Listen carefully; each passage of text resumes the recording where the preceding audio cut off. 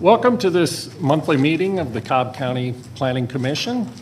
The Planning Commission is an advisory board to the Board of Commissioners. We hear zoning and other land use related matters, and we make recommendations to the Board of Commissioners. The Board of Commissioners makes all the final determinations on all the cases, and that's typically 2 weeks after our hearing on a Tuesday at 9 a.m. Before we get started, I'm going to ask Brian Johnson from our County Attorney's Office to come up and lead us in the Pledge of Allegiance. Please stand as you're able. I pledge allegiance to the flag of the United States of America and to the republic for which it stands, one nation, under God, indivisible, with liberty and justice for all.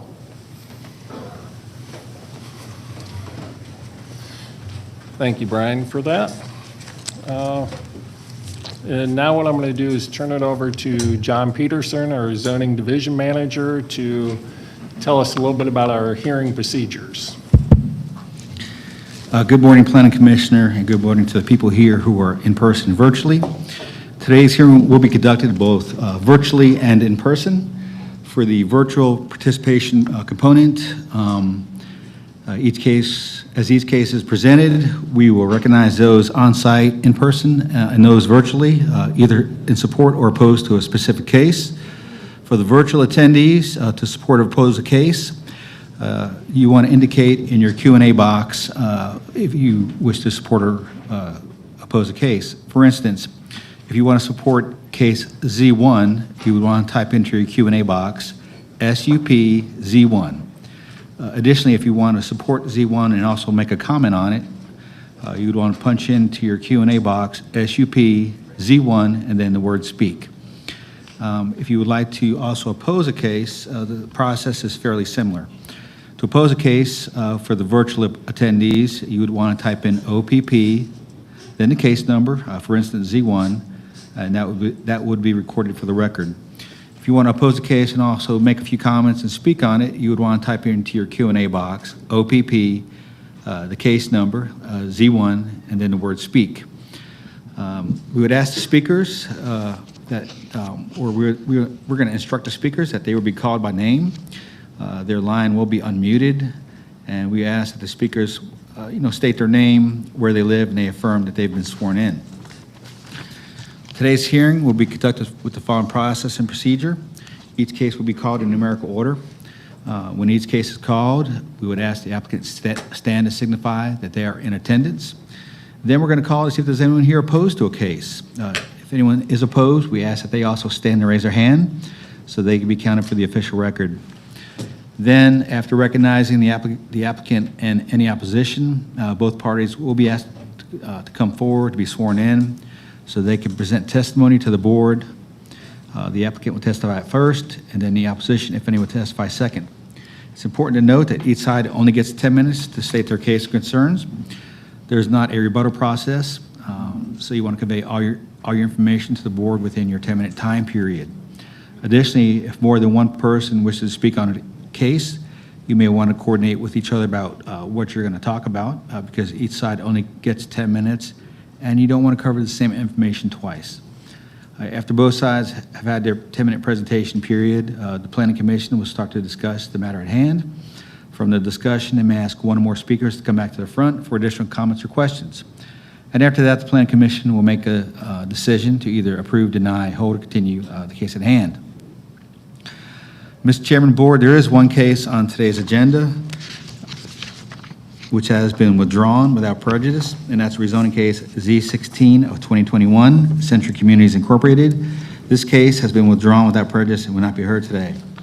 Mr. Chairman and Board, we did get an email from an applicant earlier this morning wanting to withdraw rezoning case Z24 of 2021, Wukon Jai. The applicant does want to withdraw the case and without prejudice, Mr. Chairman and Board. Okay, I think that's in District 1, so turn it to Fred. Yes, and first, thank you, John, and staff for following up with the applicant and getting some response out of them. And based upon that response, we'll go ahead and move to allow the withdrawal of the application. Okay, I have a motion. Do I have a second? Second from Stephen. Any further discussion? Is that withdrawal without prejudice? Oh, that's a good point. Yes. Okay, without prejudice. Any further discussion? Okay, not seeing any. Call the question. All in favor? And that motion for withdrawal carries 5-0. All right, thank you. There are a number of cases on today's agenda which have been continued or held and will not be heard today. First case is rezoning case Z13 of 2021, Curley Family Homes LLC. This case was continued by the staff until the June 1st, 2021 Planning Commission zoning hearing. So Z13 of 2021 will not be heard today. Rezoning case Z22 of 2021, Orphe Noral. This case was continued by the staff until the June 1st, 2021 Planning Commission zoning hearing. So Z22 of 2021 will not be heard today. Rezoning case Z27 of 2021, KCG Development LLC. This case was continued by the staff until the June 1st, 2021 Planning Commission zoning hearing. So Z27 of 2021 will not be heard today. Mr. Chairman and Board, we did get a request this morning to continue another case. The applicant would like to continue rezoning case Z23 of 2021, which is 5912 Mapleton Parkway LLC. The applicant would like to continue that case until your June zoning hearing date. Okay. No. Mr. Chairman, good morning. My name is Park Huff with law firm of Sam's Larkin Huff. We request that this be continued to next month after our dialogue relating to the case. Okay, and I just had the opportunity to check with the Mapleton Improvement Coalition. They expected to be in opposition, and they said they think it's good that it's going to be held. So I'll make a motion that we continue Z23 till the June hearing. Do I have a second? Second from Deborah. Any further discussion? Not seeing any. All those in favor of the motion? That carries 5-0. Thank you. Thank you. I would like to ask the people in today's audience that if you have a cell phone, please turn your cell phone on mute, as the ringing does interfere with the broadcast and presentations. Any person wishing to speak before the Board of Commissioners must file a campaign contribution disclosure statement. If within 2 years immediately preceding the filing of a rezoning application, a campaign contribution totaling $250 more was made to a current member of the Board of Commissioners. Additional information about this requirement is located on the table in the back of the room. And I want to remind applicants, opposition, or any interested party that information is due to this board the Wednesday prior to this hearing. Any information submitted after the Wednesday due date may or may not be considered by the board at their discretion. With that, Mr. Chairman, Board, I'm ready to start the consent agenda. Okay, go ahead, John. Cobb County Planning Commission zoning hearing consent agenda for May 4th, 2021. First case on consent is land use permit 14, Shiloh Hills Christian School. Request a temporary land use permit for educational programs for 3- and 4-year-olds in land lots 210 and 211 of the 16th district. The property is located on the south side of Hawkins Store Road, on the north side of I-575, east of Bells Ferry Road. Staff recommends approval for 24 months, subject to the site plan submitted subject to the site plan submitted March 3rd, 2021, and DOT comments. Is there anyone here opposed to LUP 24? No. Mr. Chairman of the Board, let the record show there's no one here in person or virtually opposed to LUP 14 of 2021. And that completes the printed consent agenda, Mr. Chairman of the Board. Okay, and just to make sure, there's nobody here in opposition to LUP 14, right? You accidentally had said 24. Oh, Okay, excuse me. we don't see any?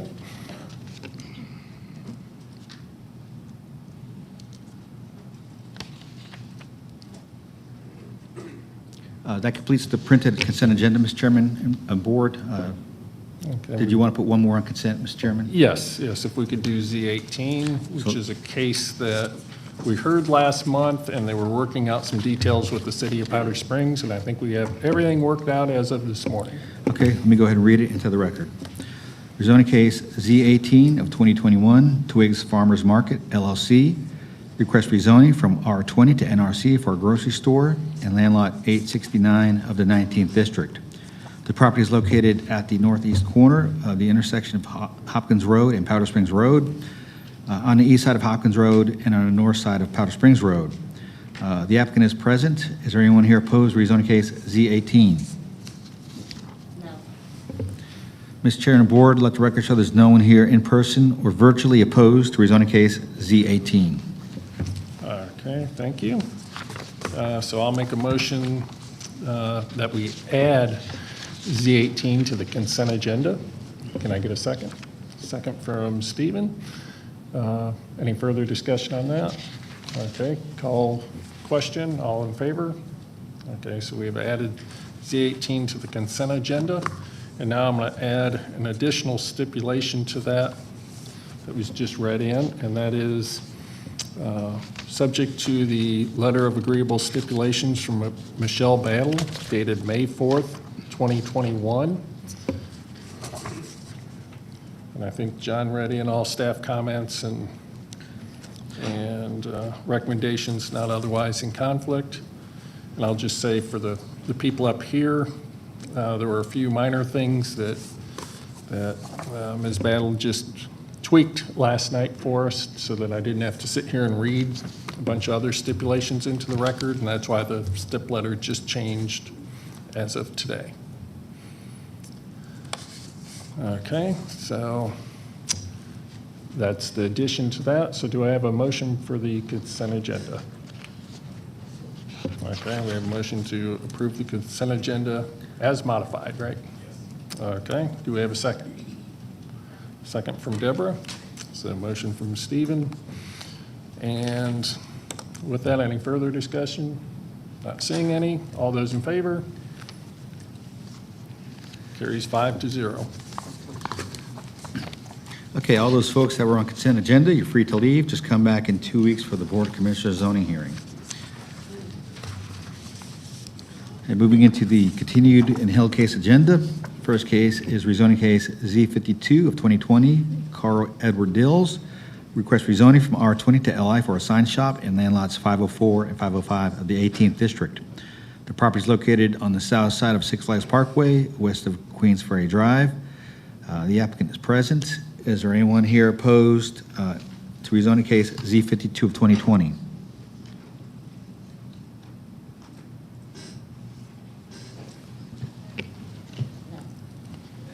Mr. Chair and the board, let the record show there's no one here in person or virtually opposed. There's one. Okay. Mr. Chairman and board, there's no one here in person opposed to this rezoning case. There is one person virtually who's opposed to rezoning case Z52. So at this point, we're asking the applicant to come forward to be sworn in to make their presentation. Okay.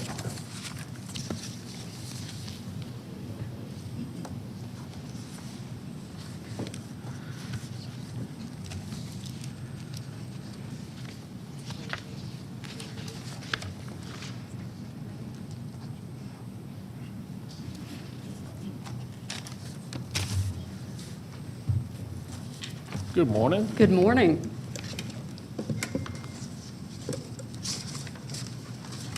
Signal Signs currently occupies a 66... Just before you get going I'm too sorry. far, could you give us your name for the record? Angela Hughes. I'm with Gaskin Surveying and Engineering, Okay, thank you. representing Signal Signs. Okay, go ahead. Currently, Signal Signs occupies a 6,600 square foot warehouse manufacturing space located at 440 Six Flags Parkway. The applicant has purchased the adjacent parcel 436 Six Flags Parkway and proposes to rezone that parcel to LI. The application proposes the addition of 10,080 square feet of building space for a total of 16,680. Our proposed breakdown of the parking calculations, the building space, is 3,300 square feet to be designated contractor or special use, 10,200 square feet of warehouse storage space, and office space of 3,360 square feet. That gives us a total of 29 parking spaces based on those designations. This application also requests a variance for the east building line setback from 20 feet to 15 feet, and the rear or south building line setback from 30 feet to 25 feet to bring the existing building into compliance. The application also proposes landscape buffer reductions on the west side from 50 feet to 30 feet, on the east side from 50 feet to 10 feet. Since our original submittal, we have reduced building size. We have, with the client, or excuse me, my client is in the process of obtaining a sanitary sewer easement to tie into public sewer. The current building has a septic system. Okay, anything else you want to tell us, or? No, sir, I believe that's it. Okay, did you bring any elevations of what it's going to look like? Maybe you could show that to us.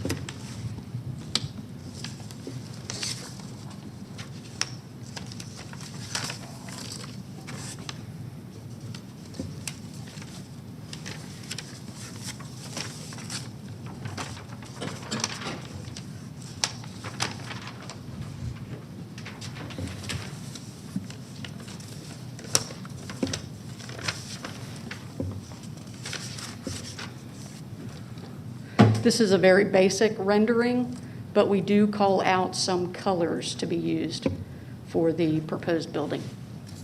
Okay, so that's an industrial-looking building. Yeah, the brick on the lower level there is a nice add-on. Did you happen to bring a site plan, and maybe you can walk us through the site plan quickly? Just show us what you're doing and why, because that's changed substantially since the last time we saw this case.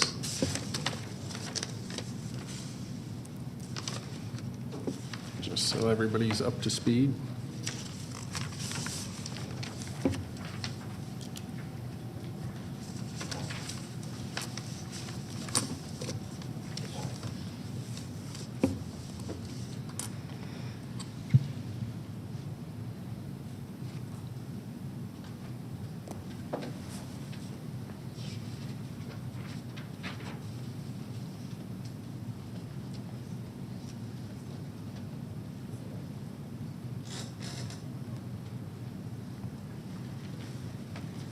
So the proposed site plan shows the existing building in the lower right-hand corner. Adjacent to that is the proposed building and loading dock. This layout allows for safe entrance and exit for the larger trucks that come in and out of the property. Okay, and we solved the problem of the trucks having to drive through vehicles. Yes. So that's we- good. We have ample space for the truck to pull in and back into the loading dock area. Okay. Okay, yeah, anything else you want to tell us? No, sir. Okay, good enough. You can have a seat and we'll hear from the opposition. Thank you. Mr. Chairman, we did pick out one more person opposed, so there's two people opposed virtually now. Okay. And they're both virtually? Our first virtual speaker is Robin Meyer. We also have Sonia Wheatley, who has indicated that if Robin speaks, she does not need, we're going to queue up Robin Meyer first. Okay. Robin, you are unmuted. Thank you very much. My name is Robin Meyer. I'm the chairman of the zoning committee with the Mableton Improvement Coalition. My special thanks goes out to all the Cobb County technical staff this morning for answering my questions. This is the first time I've used an iPad to access this meeting, so it's been a little discombobulating, but thank you all very much. And thank you also to the applicant, Angela, and her clients that have been very open to our suggestions, and this whole plan has come a long way from its first iteration, and we appreciate that good work. We would ask that we would recommend to you that you recommend approval of this application with some conditions, conditioned on the site plan that we just saw on the screen and the elevation that we just saw on the screen. We'd also suggest that the entry gate be moved 25 feet further from the road into the property so that a large truck can park in the driveway in the event that the gate is closed and not be partially in the roadway. We would also ask that a landscape review committee be established consisting of the applicant, the Mapleton Improvement Coalition, and the Community Development Department, as is a very common practice on zoning cases in our community. The purpose of the landscape review committee will be to review the proposed landscaping and fencing plans for the property during the plan review process. The landscaping should include 2 staggered rows of evergreens around the detention pond to shield it from view of the road. It might be necessary to move the detention pond a little further from the road in order to accomplish that. That there be no razor wire or barbed wire fencing visible from the street or from neighboring residential properties. And that the unpaved area between the building and the street would be planted with shrubs or trees to further shield the view of the building from residential uses across the street. Any remaining unpaved areas will be grass, and the grassed area would be subject to the county's weed ordinance requiring that it be cut to the required height. Any dead or damaged landscape materials will be replaced within 90 days. The concerns about landscaping reflect the fact that although this one part of this property is already zoned LI, then this is in a priority industrial area. The predominant continuing use of this area is still residential. And for the folks who've lived there for many years and maybe hope to live there many more years, it's important that this expanded business not diminish their quality of life. We're a little confused on the site plan about some parking, some pavement in the parking lot. It was the 3rd page of the letter that we sent you. It looks as if there are some paved areas stubbed out into the grass area, as if that's going to be perhaps, well, we're not really sure what that is. So we would ask that if those areas are actually built that way, that there be barriers placed around their perimeter such that vehicles can't drive from the paved area onto the grassy area. That there be a prohibition against parking any vehicles on unpaved surfaces, that there be no outside storage of any materials, products, or debris. Any sign along the frontage must be monument style in conformance with the county ordinance. And the final determination as to the color of the metal roof and metal walls will be approved by the district commissioner. Again, we appreciate all the good work that the applicant has done here, and we appreciate that this is a business that is growing in our community, and certainly we like it when that happens. However, the current condition of the property is not appropriate for the zoning category it's in, and certainly for its adjacency to residential properties. So we hope that with this zoning and with these conditions, the property will be not only a successful business, but an appropriate neighbor for these homes. Thank you very much. Okay, thank you, Robin. And let's see, I think Sonia said she doesn't want to speak, so is that all our speakers? That is, we are at the end of our virtual speakers. Okay, with that, we'll close the public comment portion of the hearing, and it's back to this board. In this case, I'm handling. So let me start with DOT. If we could have DOT, somebody. There's Amy.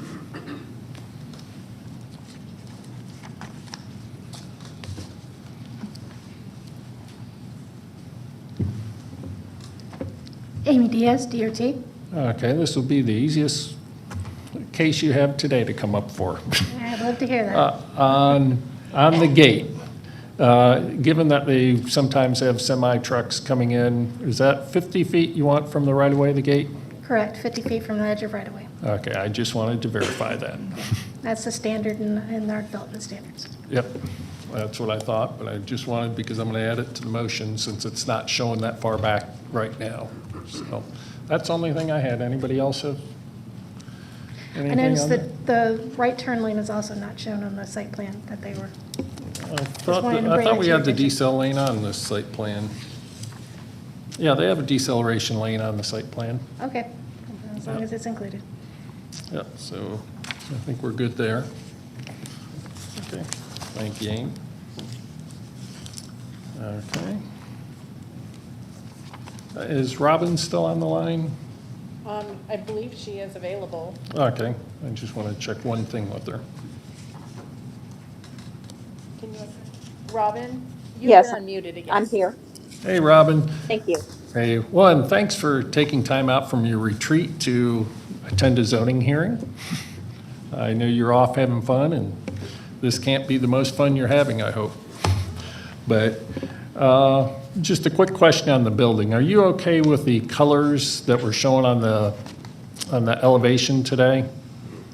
And the reason why I'm asking that is I was going to make it subject to either those colors or other colors approved by the district commissioner.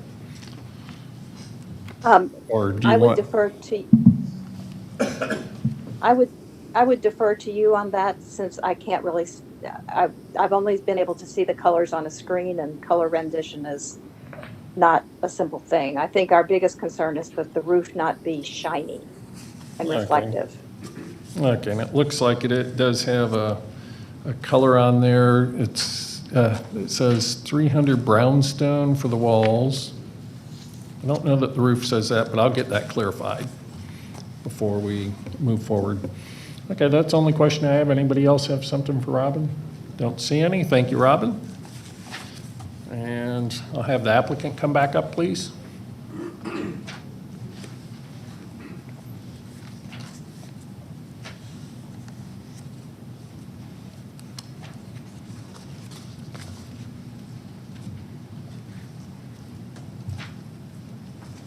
Yes, sir.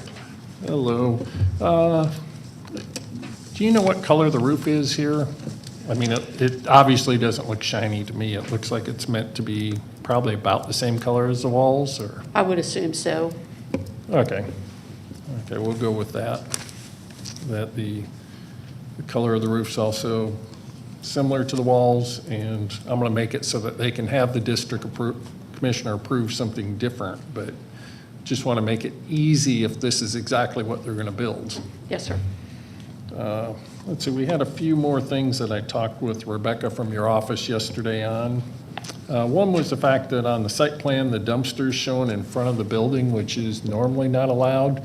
And I talked to her about possibly moving it back next to the new loading dock. Absolutely. Not a Okay. problem. Okay. So we got those.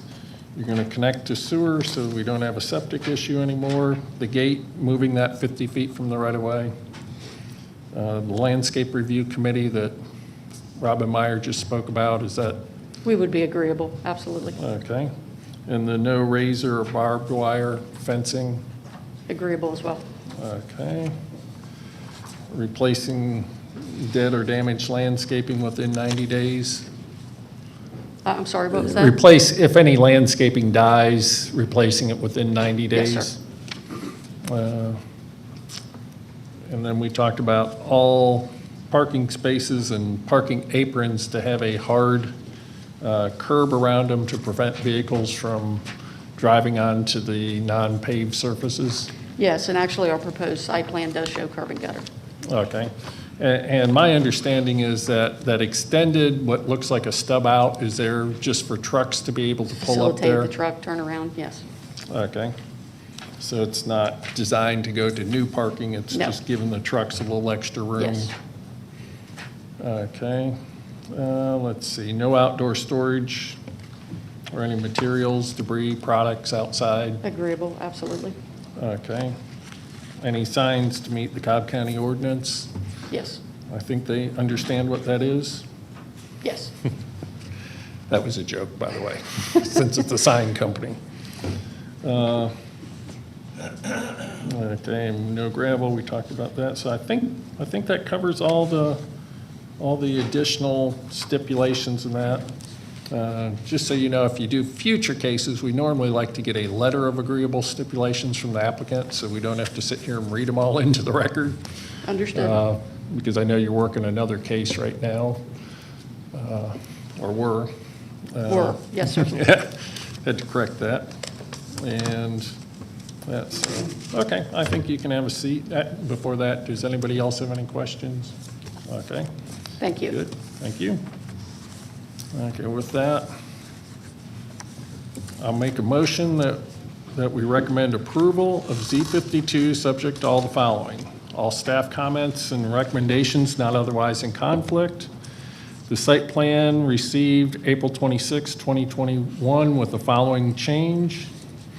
The dumpster location shown on the site plan is not approved. The dumpster to be relocated to the side of the new loading dock as far back as reasonably possible. And then, because we reduced the parking based on some calculations, use is restricted to a maximum of 3,300 square feet for specialized contractor, maximum of 3,360 square feet for office space, and the balance to be warehouse. Connection to sewer, no septic system use. The entry gate to be moved at least 50 feet from the right-of-way. A landscape review committee to be established consisting of the applicant, Mableton Improvement Coalition, and community development. The purpose of the committee will be to review proposed landscaping and fencing plans for the property, including 2 staggered rows of evergreens around the detention pond, reviewing fencing to be used, landscaping around the parking lot and building, and landscape buffers. And then no razor or barbed wire fencing to be visible from the right-of-way or residentially zoned properties. Any dead or damaged landscaping to be replaced within 90 days. All parking spaces and parking aprons to have hard curbs to prevent vehicles from driving on non-hardened surfaces. No outdoor storage or any materials, products, or debris. All signage must meet current Cobb County ordinance. No signs are grandfathered. Building architecture, style, and color, and roofing to be as shown in the rendering shown today, unless modifications are approved by the district commissioner. No gravel areas. All vehicles must be parked on hardened surfaces. All dumpsters to be in masonry enclosures with steel gates. The district commissioner may approve minor modifications except those that increase the density of a residential project or the overall square footage of a building for a non-residential project, cause a reduction in the size of an approved buffer, cause the relocation of the structure closer to a property line of an adjacent property that is zoned the same or is more restrictive in its designated zoning, increase the height of the building that is adjacent to the property zoned in the same or more restrictive in its designated zoning, change an access location to a different roadway, change that is in conflict with an express stipulation or condition of zoning, or requires a variance or violates Cobb County ordinance. I think with that, we can also add it to the consent agenda for the BOC. So that's my motion. Do I have a second?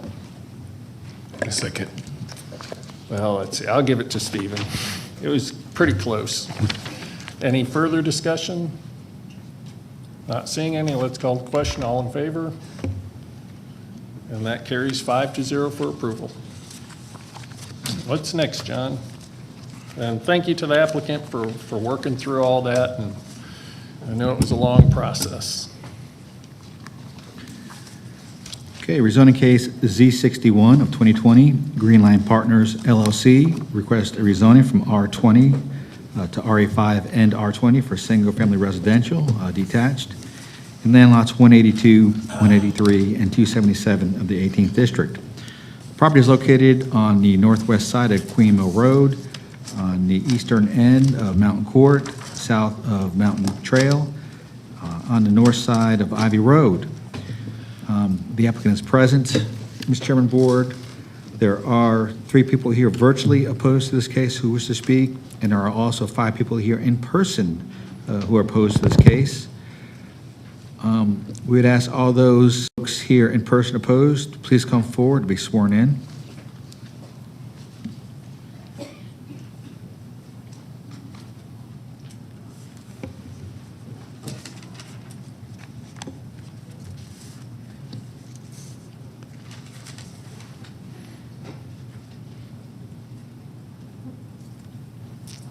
Okay, looks like we have everybody sworn in. Go ahead when you're ready, James. Thank you.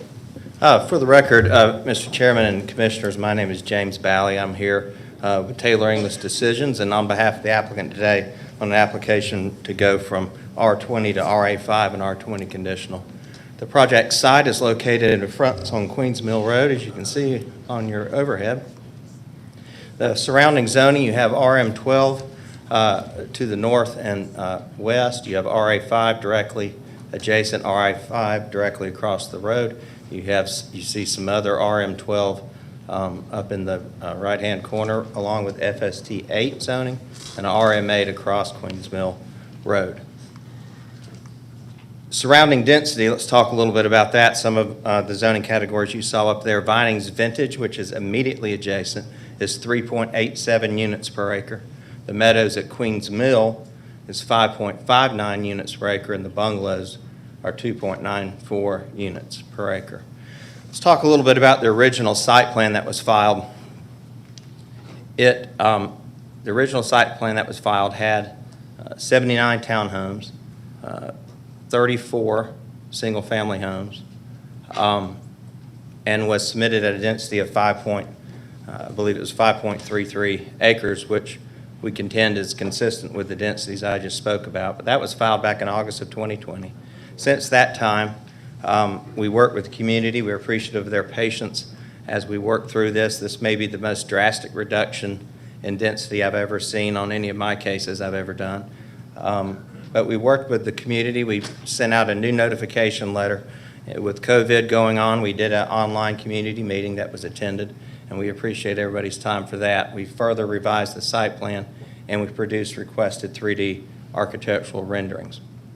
So now what you have before you is a new site plan that has 67 for-sale single-family homes, no townhomes. It's dated 4/15 of 21. So you have a reduction from 113 to 67 with no townhomes.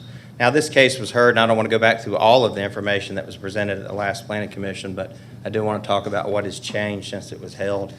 The site plan you have before you today has no exterior lots. There's open space surrounds the site and no longer needs a lot width variance for exterior lots. There was concerns about the view shed to neighboring property, so we removed the height variance that was asking to increase the height that's allowed, and we are agreeable now that the height will comply with the code. There was a setback variance on lot 15 that's been removed. There are suggestions from DOT and others to relocate some parking spaces. That has been done, and since the last hearing, we submitted a landscape plan to provide buffers to adjacent neighbors and for the frontage on Queens Mill. Some example of the proposed homes, they all have two-car garages. Material mix, you can see the sales price are expected to be $300,000 to $350,000 and up. The market is trending up in that area, and adjacent sales at the neighborhood with a higher density than this appear to be in that range. We believe we will be as well. Some additional examples, and all of the material is put in the stipulation letter. You see before you the landscape plan that's been filed and submitted as part of the stipulation letter, and if you look where the two arrows say double spaced, you will see that those are two adjacent homes on Queens Mill that we've agreed to do the double stacked landscaping to properly shield those homes, and then landscaping all around and on the frontage at Queens Mill. Let me talk to you about the stipulation letter, which I call positive variances. Only variances from the code requested on the new plan are to the interior lots. That's the only variances, with no negative effect on property or surrounding neighbors. That's a vast reduction. Positive variances are those stipulated benefits and additions that are not required by the Cobb zoning ordinance. I want to be clear. While we often like to discuss variances in a negative manner, the demands for upward deviations, which are sometimes referred to as stipulations, are positive.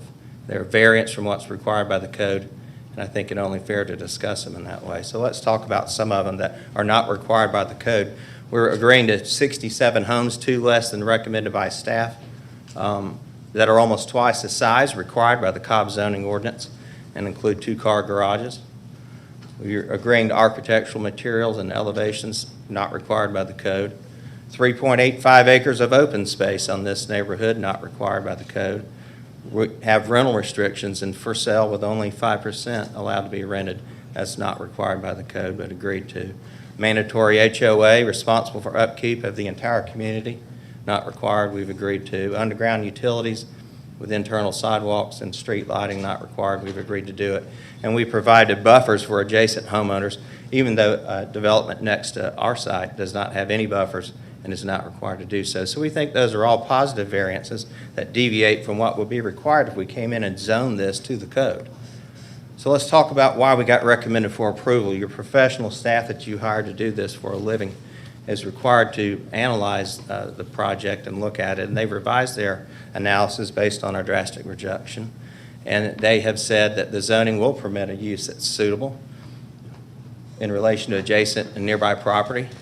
And they've noted that there's cluster homes, RM12, RA5, and FST8 townhomes in the area. We've already talked about that. So will the zoning adversely affect the existing use or adjacent property? No. Again, your professional staff says it will not, and in fact, it will be complementary to the area. Will it be a burden on schools, streets, facilities? No. Proposal will not cause an excessive burden. Staff analysis, again, recommended approval at 69. We're asking for 67. They did say, is it in conformity with the land use plan? No. But they did note that MDR is directly adjacent, and it's only 0.6 away from the land use map. Whether, and this is the important one, where there are existing and changing conditions which support approval or disapproval of the zoning proposal.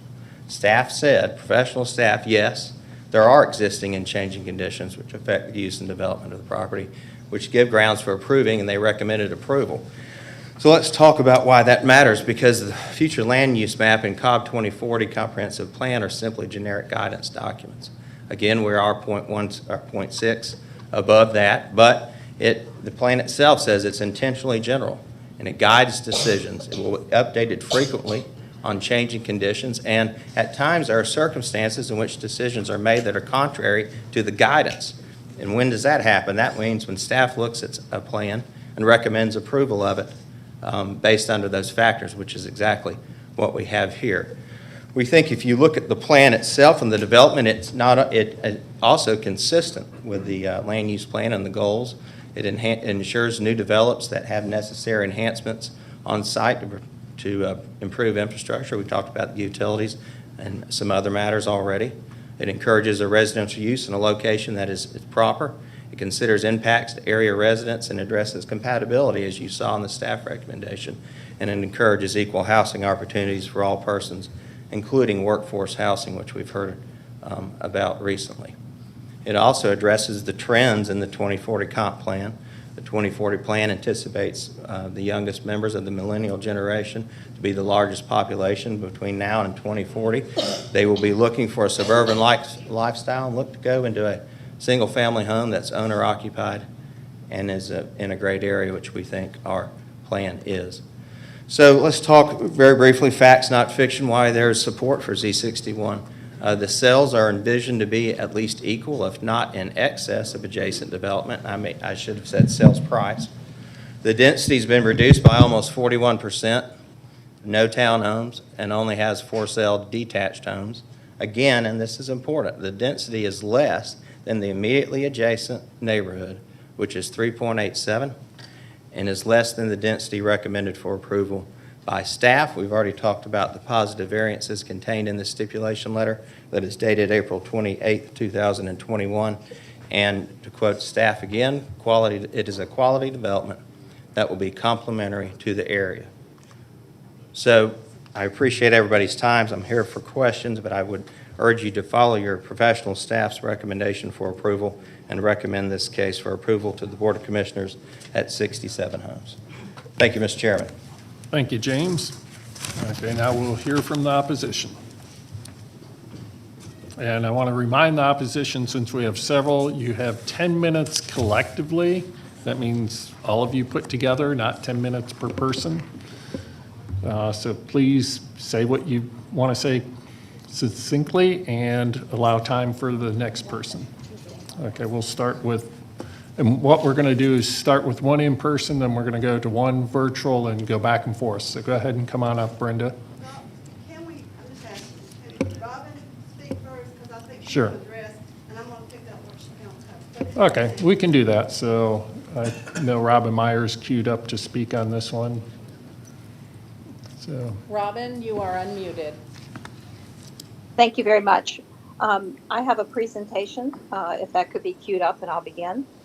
My name is Robin Meyer. I'm the chairman of the zoning committee with the Mapleton Improvement Coalition, and I also live at 6375 Queen Mill Road within the 1,000-foot notification area for this project. This is simply too dense for this property.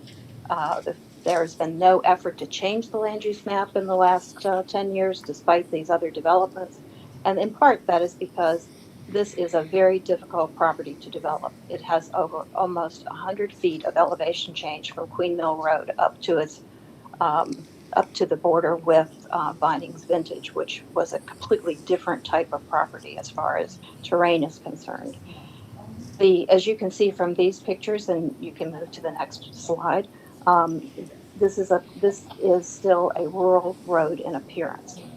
The site plan issues are really not a whole lot different, despite the fact that there's now a small buffer around the exterior of the development. It does not change the fact that from the exterior, we're going to see homes 10 feet apart, virtually appearing to be stacked one on top of the other because of the terrain. The streetscape along Queen Mill will have the backs of houses facing Queen Mill next to, for example, the Nashes, where the front of their home faces Queen Mill. It is simply not an appropriate site plan for this property. Next slide. The purchase price and the design of the homes is minimal, to say the least. If you'll go to the next slide. The new developments in our community have much richer architectural features.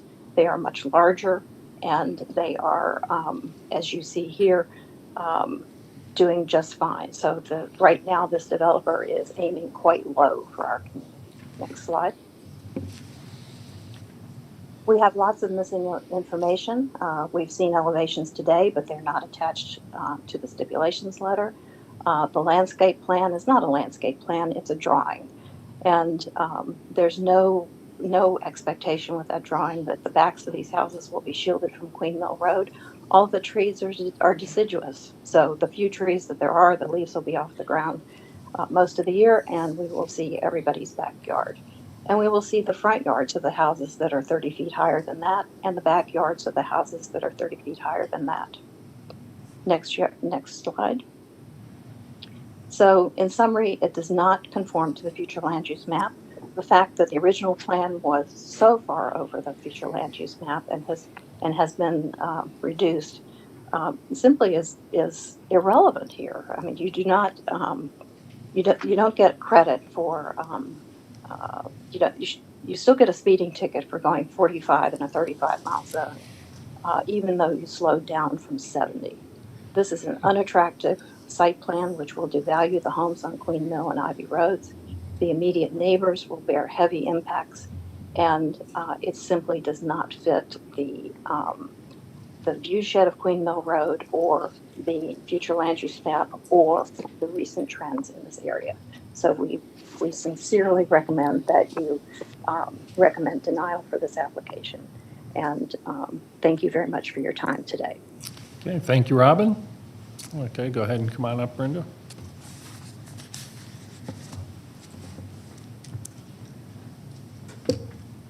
My name is Brenda Nash. I'm at 6300 Queen Mill Road, the property right beside the proposed development. This is a picture of our home now with the property beside us that's being developed. My home is the home on the right. The property that's being developed, part of it, is the home on the left. And you will notice a big hillside going up behind that home. That's what will be clear cut and homes put on. So from the road, you will see rooftops where all the trees are now. The developments that we have seen, we have had a lot of developments come in. We do welcome progress. We've seen Mount Gerizim, Ivy Terrace, Kingsbridge, Vinings Vintage. all these large subdivisions have taken their entrance road off of the Queens Mill Road corridor where people can't see it. So they go way back and build the homes back behind shielded trees, and it does not affect Queen Mill properties. That's the two that I just mentioned, the Mount Gerizim and the Ivy Terrace. And that's the kind of development that we need on Queens Mill to continue, not where we have solid rooftops from the road all the way up the mountainside. The picture here is the exiting my driveway. On the right there where you see the clover, that's where the homes will be. And all this heavy landscaping that they're helping us out by putting in is only going to block my vision from that very dangerous curve that is right there that I have to wait to time the cars to be able to get out of my driveway, which I'm not even going to be able to see the cars, and the fencing and the landscaping and the houses. Right where that little drainage ditch is, that'll probably be somebody's backyard right there. So, and I know there's got to be fencing behind that.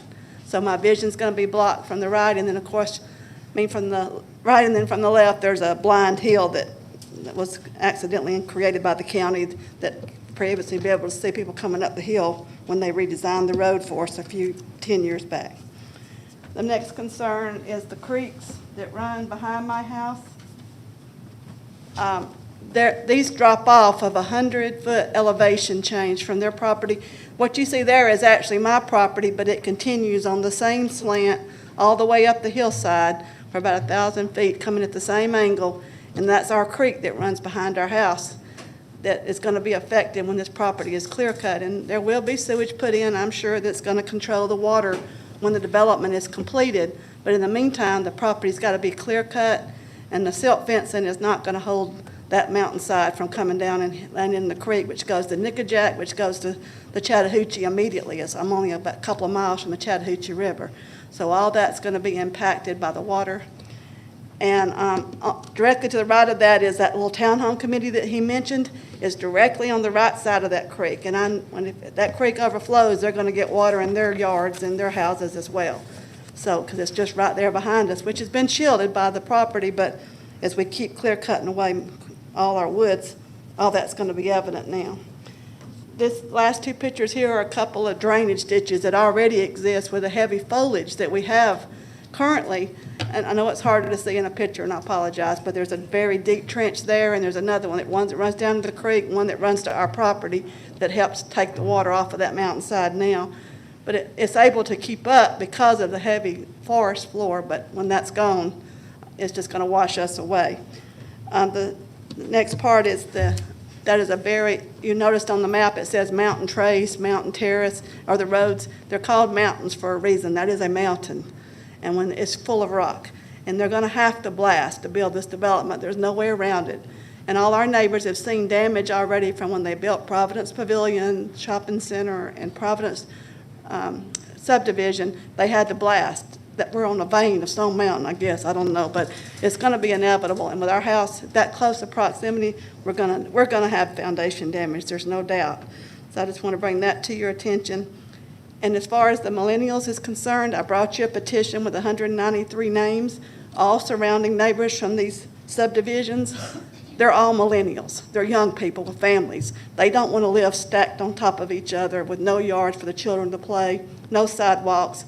This is not how they want to live, and they've signed the petition asking you to please leave this R20 so that we can keep the current serenity and peaceful lifestyle that we have. Appreciate it, your time. Okay, thank you, Brenda. Do we have another speaker virtually? Yes. Our next virtual speaker is Faye Williams. Faye, you've been unmuted. Okay, thank you very much. Basically, I was. Can you turn down the volume on your computer? Okay, I should be okay.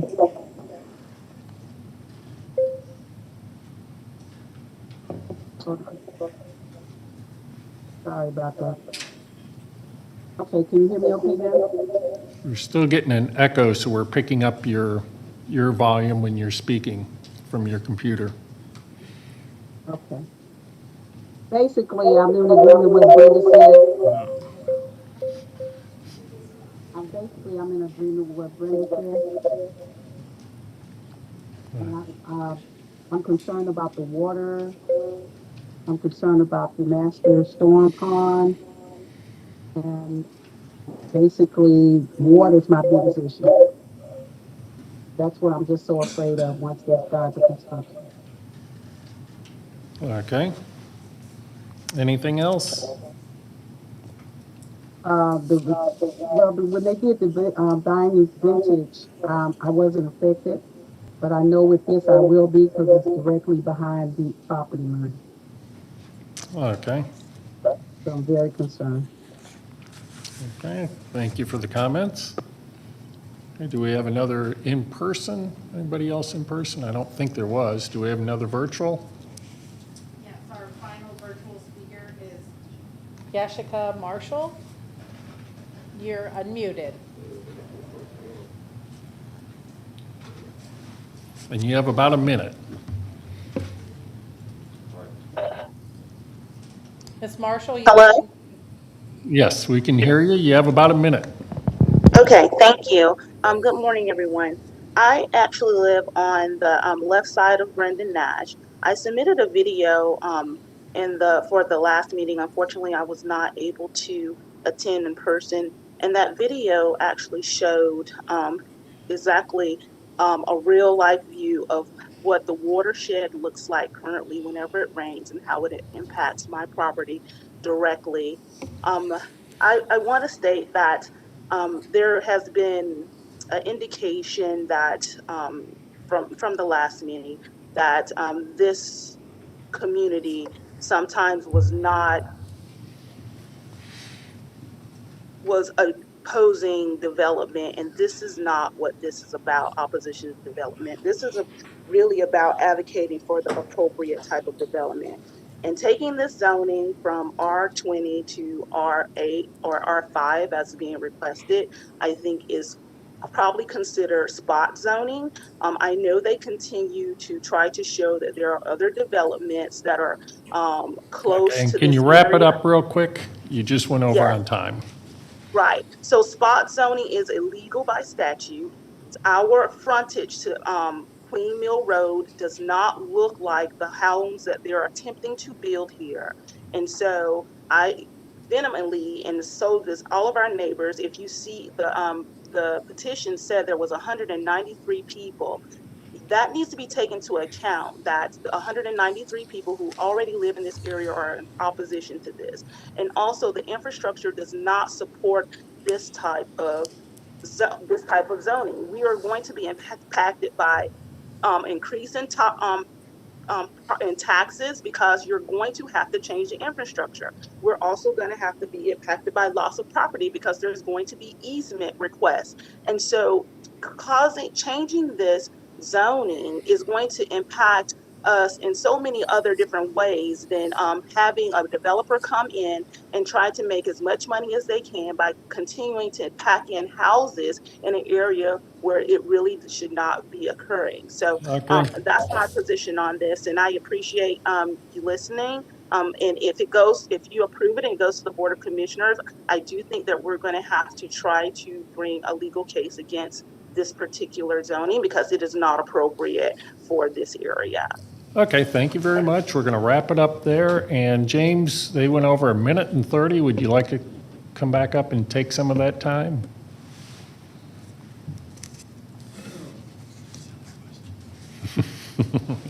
Just because you never ask a lawyer whether he wants to know. I know. Tony just said that was a silly question. Look, I understand some of the concerns. That's why we have a great stormwater staff, maybe one of the best in the state, if not the best. They've looked at this. They've determined what we need to do. We're going to do everything that they've asked to do. Georgia law is strict on erosion, and any of these concerns are all going to be addressed by professional engineers. Lennar is a national company. They're not going to go out and incur automatic and immediate liability by doing something. So we can agree to disagree on some of the other points, but I will note also that the R20 portion is staying on Queens Mill Road. The portion that you see there that abuts Queen Mill Road is staying R20 to be consistent. But thank you. Okay, thank you, James. Okay, with that, we'll close the public comment portion of the hearing, and it's back to this board, in this case I'm handling. So I think we'll look at where we left off. We spent a lot of time on this case last month. And one of the things that we definitely discussed in detail was the fact that Queen Mill Road and the view from Queen Mill is definitely different than some of the density that's pushed off of Queen Mill. That Queen Mill's very much larger estate, kind of lots for the most part with homes fronting the road. So we had asked them to take a look at some meaningful buffers. With that elevation change, I don't know that the buffers that are just shown on a plan will end up being meaningful. It can't be determined for sure from their plan, which means they didn't really meet that burden of showing us that. We also talked about coming back with something that does fit the land use plan, because while there are times where there's changing circumstances, and I've worked with James and many of the other attorneys that come through here on many of those cases over the years where we have made a recommendation that didn't comport to the land use plan. We did talk about in this particular case, given all the features and circumstances and that this property didn't seem to have any reason for varying from the land use plan, and that the land use plan has been looked at a number of times since these other subdivisions were zoned. And so we had asked that they come back with a plan that fit within, the low-density residential. Now, I understand they started out asking for high-density residential, and then, lowered the plan to medium-density residential, but, and I know the land use plan solely isn't a reason for turning it down, but it's one of the factors. And the fact that we're still over, the zoning category sought also doesn't comply with the land use plan. So not only do we have density higher than the land use plan, we also have a zoning category that doesn't comply. Let's see, we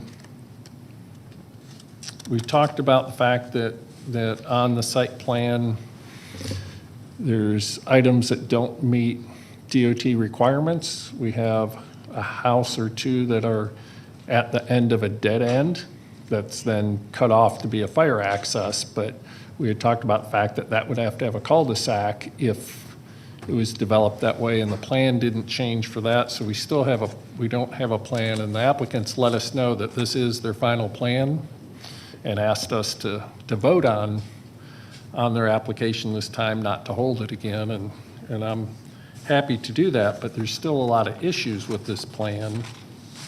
The elevations shown are decisively less than we normally see. We normally see a lot more brick and stacked stone and architectural features on them, so that doesn't quite, when somebody's coming to ask, and the applicant's right in that Cobb County ordinance doesn't require those things. And if they want to go zone or build it at R20, they're absolutely right. They don't need to do all of that. But as the applicant says, usually to try and get more density, they put forward what he likes to term positive variances. Here's why we're going to make it better for the community.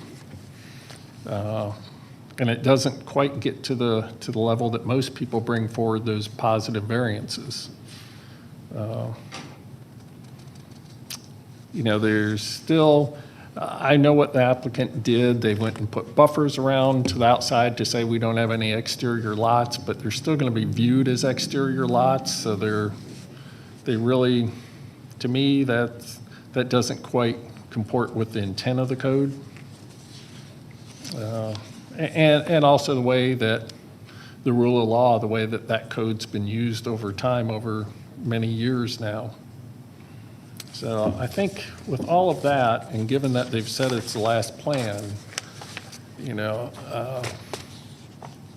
going to make a motion that we recommend denial to the Board of Commissioners. Do I have a second for that motion? Okay, second from Fred. Any further discussion about it? Okay, Tony would like to. Is James still back there?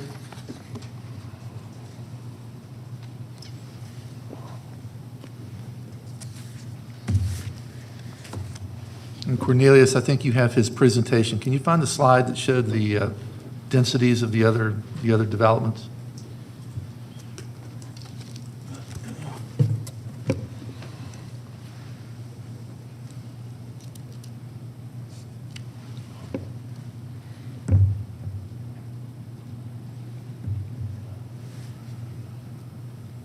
There we go.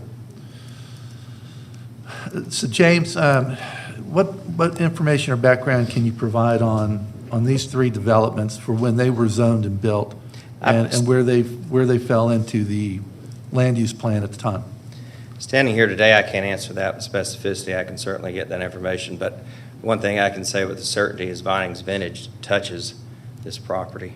I'm not sure when it was zoned, but it's 3.87 units per acre, and that's just the facts of the case. So, you can see the meadows at 5.59. That's why the original plan that was filed was not some kind of crazy idea that just came out of nowhere.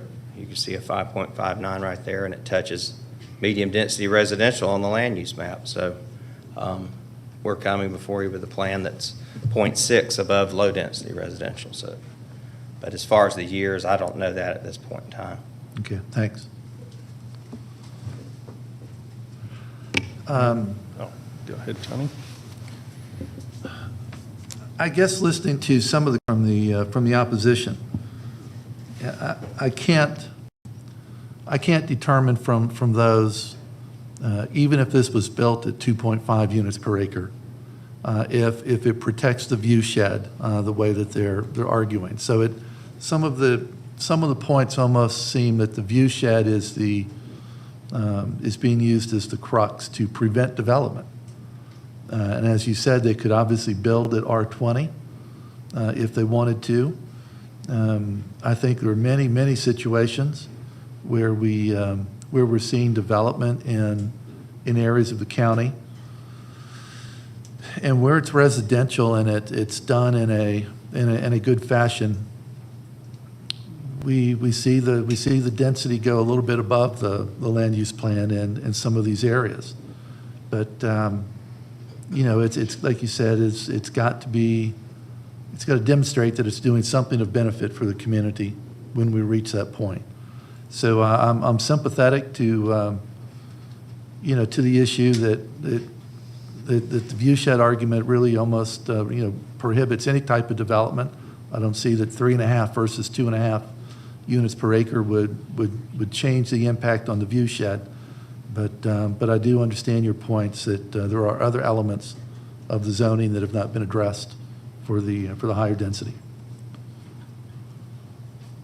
And I will add, as zoned, it would be about 1.75 units to an acre, so, almost half of what they're seeking.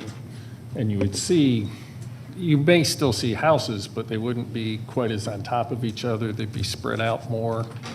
This is, a more difficult property than some, but as was shown in the presentation by Brenda, a lot of the properties, when you drive down this road, even though you have this density back off of it, you don't really see it from the road.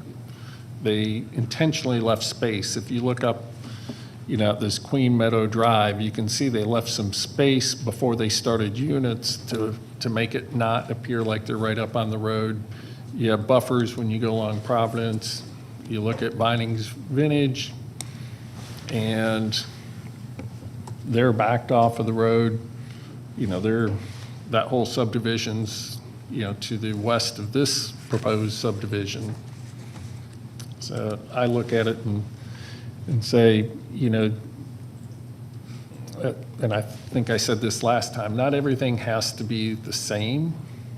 You need balance, and that's part of why we do land use planning. And the plan along here was to keep this very curvy, cut-through road looking residential, and looking a little bit country. And it has that appearance when you go through. And I think backing up houses at the density they want will impact those property owners right in that area. And that, true, somebody can come in at 1.75 units an acre, they're going to be spaced further apart. They're not going to be, they're going to be, 20,000 square foot lots instead of 7,000 square foot lots. And they just aren't going to have that same appearance as you go through. So that's, I didn't say much of that before. Are there any other comments that anybody would like to make on it? Go ahead, Fred. Just briefly, yes, it appears the neighborhoods to the immediate north and south, the spacing is just completely different on the lots. And even though there's some open space, both to the north and the south, it really just doesn't do enough to fairly compensate for the major difference that this would create along those boundaries. So for that reason and all the other reasons you previously mentioned, I support your motion. Okay, did you have something else, Tony, or? Okay, just saw your mic was on. Any more comments?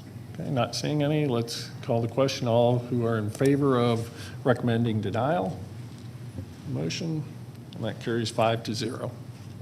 Okay, thank you. What's next, John?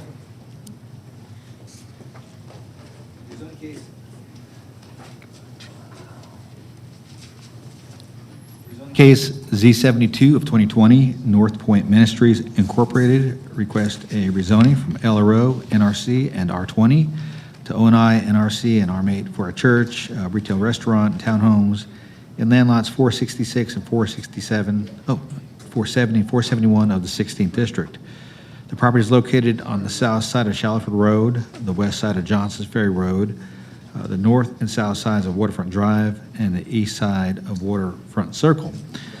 The applicant is present, Mr. Chairman, Board, and currently there are 11 people here in support of this application. There are 3 people here virtually in support of the application who would like to speak, and those in opposition for this application in person, number 12, and virtually those opposed are also 3 that also wish to speak. So at this point, I would ask the folks here in person who are opposed or in support who want to speak, please come forward to be sworn in.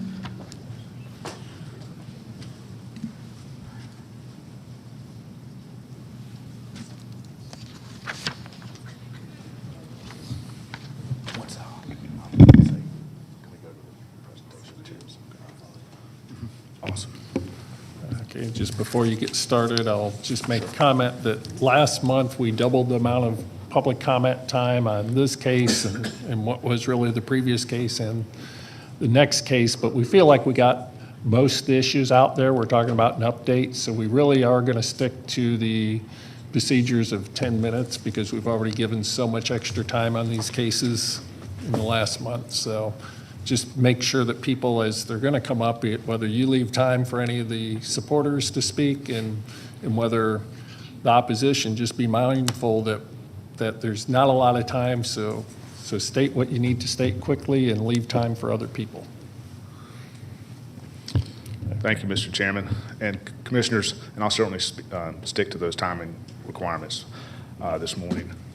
Kevin Moore here on behalf of North Point Ministries in this application for rezoning. Again, this is coming back to you after being held last month with a lot of commentary that was made. I want to be efficient in what I'm telling you and what I'm asking you today, as we have had a substantially revised plan that has been submitted, but I also want to remind you as a commission of what this area actually is, because I continue to receive communication where this area at the intersection of Johnson Ferry and Shallowford Road is referred to as a low-density neighborhood, and that's just factually inaccurate. This is the intersection of Johnson Ferry and Shallowford Road. It is, as you can see, Johnson Ferry Road running north-south, up and down, is a commercial corridor, and it's an intense commercial corridor. Kroger Shopping Center, Walmart on our side of the road, which is on the west side of Johnson Ferry. Our entire frontage along Johnson Ferry borders commercial zoning and existing commercial uses. That's a McDonald's, it's an oil change. At the corner, it's a BP, convenience store and gas station. Intense commercial uses down our entire frontage of Johnson Ferry. Now, once you move west, there is a low-density residential neighborhood. Once you move east, there is townhomes, and you'll see those as RA6 at the intersection of Childers and Shallowford Road on the other side of this commercial corridor. So this neighborhood, so to speak, has all of those intensities and densities that are a part of it, including on our south side. You can just see it on the bottom of your screen. It says SC. That's a suburban condominium zoning. That's what that is. You don't see those anymore. We phased that out. But that's a suburban condominium zoning, also almost exceeding 4 units per acre. It's detached single-family homes exceeding 4 units per acre as part of that suburban condominium because, again, it abuts this same commercial corridor of Johnson Ferry. So when we speak of whether this plan is compatible to the surrounding area, and we can go ahead and turn to that now. And I'll go over this plan, but when we speak to that, I really want to speak to the professionals in the room, the professional land use planners and professional zoning people who have trained and been educated, have issued a report and an analysis. What did they say about the compatibility of our proposed plan? They say that it does permit a use that is suitable in view of use and development of adjacent and nearby properties. The property is in an area with commercial and residential uses, including townhomes behind the Kroger Shopping Center. The applicant's proposal has been revised to make the development compatible with the area. So professionals who are educated and trained in land use planning and zoning have made that a conclusion based on their evaluation. Now, it's an opinion of theirs, but it's one that we believe and we hope that you give a great deal of weight to, given their professional status with that. As we turn to the site plan itself, the major change occurred along Johnson Ferry. If you'll remember, we had just over 4 acres of commercially proposed property. That property along Johnson Ferry, which is now across kind of the top of your screen with Shallowford Road down the left-hand side of your screen. We had proposed that for NRC zoning for a retail use along Johnson Ferry, consistent with the other NRC zonings. And this particular portion of the property is already zoned NRC, and it has a piece of R20 in it. We have removed that commercial piece of it, and in place we have added 4 acres of townhomes in keeping with the style and the residential development that we have been proposing. But overall, what we have done with this residential section is now over 22 acres, is we have dramatically increased the single-family detached component. In fact, we now have 45% or 59 of the total of 131 homes are single-family detached. You'll see that with the lots. Those are denoted here and colored in yellow, with townhomes comprising only now 55%. Those townhomes are down to 72. Remember, this started with 125 proposed townhomes for this residential portion. We now have reduced that to 72 and have increased dramatically the single-family detached portion of this development. Because as you move down on this site plan, which is really west, is where you then transition to this neighborhood. But the transition has to work both ways, from the neighborhood to the Walmart and from the Walmart to the neighborhood. And what we've done with this site plan, we believe, is do that appropriately. All existing single-family neighborhood and residentially zoned properties that we are adjacent to, we have placed single-family detached as our residential component. The townhomes are against and adjacent only to commercially zoned and used properties. Again, trying to create that step down, trying to create the transition from Walmart to neighborhood. And we've done that within our own property. We think that's appropriate to do it within our own property. And we believe we've accomplished that. All the way to the point of, at the very bottom of your screen, you'll note that we have 2 R20 lots. That's a part of this property. Originally, we had proposed it as a park for the enjoyment of the residents. They opposed that. Not often that I get opposition to a park, but I got opposition to a park in this application for that section. It now stands as R20 lots. Therefore, we've completed the transition from Walmart to R20 within our own property. We think that is vitally important. In addition, what has North Point done with this? We have continued to maintain in this plan significant community green space that's usable, functional, park green space. It's along Shallowford Road, and as well as throughout the middle of this property where we are going to be able to convert that to usable park green space. It's accessible by the public and will be usable by the public, but it won't have to be maintained by the public. It'll be maintained by the proposed church, North Point Ministries, and the mandatory HOA for this residential development. Speaking also to the term of density and what's appropriate. Yes, our overall residential density at just over 22 acres is still at 5.9 units per acre. But I want to show you again how that transition in density is occurring. What we've highlighted for you is the single-family residential portion of this property, which in this case, the single-family detached. We've highlighted that because that's what's adjacent to the existing residential.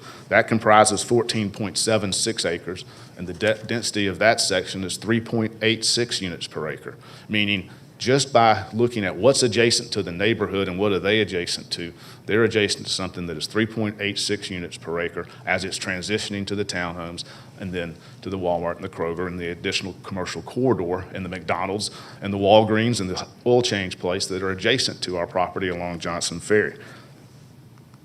In addition, we have updated our traffic study and updated our trip generation comparison because we're going to hear a lot about the JOSH and about the JOSH plan and the land use plan. But here what we have done is compared what would be built under the JOSH plan versus what our proposed development. And the bottom line, what you are seeing is the difference in the number of trips that are generated by our proposed development versus what the JOSH plan proposed development, the future land use plan proposes. That's the difference. The JOSH plan in the AM peak hour would have 147 more trips than what we're proposing. In the PM hour, it would have 129 more trips than what we are proposing. Overall, 188 more trips JOSH plan produces than what we're producing on a daily basis. That's over a 50% difference in traffic generation and traffic trips. We think that's extremely important because the idea behind density and intensity is to lessen it versus what it could be or may be even under a future land use plan. Keeping in mind that the future land use plan is simply that. It's a guide. It's a plan. It's one of the factors that can and should be considered, but it cannot be the controlling factor. Cobb County Superior Court has made that decision, ruled against Cobb County when the case was taken to court because the county said we're going to mandate that the future land use plan control zoning. So Cobb County Superior Court said you cannot do that. It's merely a guide. And I want to remind you of that again because sometimes I think we try to place too much weight on a future land use plan as opposed to looking at the circumstances of the conditions under which a proposal is being made and how it's being addressed in unique circumstances of an assemblage and a mixed-use development that we are proposing. Lastly, I do want to show you what is the view of the church. This is the church architecture that's proposed along Shallowford Road. And I want to show you this because I think it gives you the actual view that's not been circulated amongst the information that I've seen from much of the opposition. This is the church as it will appear from Shallowford Road. The majority and the mass of the building, it is a church after all, goes down the hill towards the creek behind all of this, but this is really what you would see from Shallowford Road. That we've built in design elements that make it have a residential appearance. If the coloring, if the additional bricks or the window style, if somebody wants to tell us to do something different, we're happy to do that. This is our architect's rendition of how do you make an institutional building, a church, look more residential. But it is, again, what the church is doing over and over and over again to address the concerns that have been made known to us. With that, we respectfully request your recommendation of approval to the Board of Commissioners, and we're all here to answer any questions you may have. Thank you. Okay, thank you, Kevin. And we went over 13 seconds, so we'll give that to the opposition. You did pretty good, though. Certainly. Thank you. I was watching the clock closely, so thank you. Okay, let's start with the first in-person speaker in opposition. Do you have something you need to read, John? Yeah, and while that person was coming up, Mr. Chairman, I just want to tell you that we had an update to the numbers I announced this morning. And for Z72, there are 89 people virtually who support, and there are 35 people here virtually who oppose Z72. Was that 35 opposed? 35 opposed, 89 support. Okay, thank you.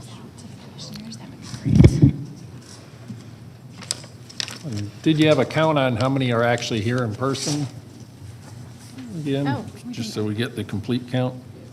Thank you. Of the opposition in person. Right.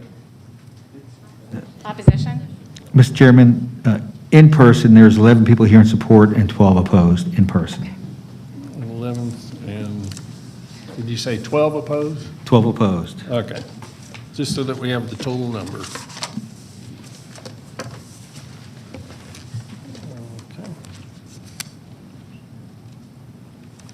Okay, go ahead when you're ready. Give us your name first. Sure. Good morning. My name is Ruth Michels.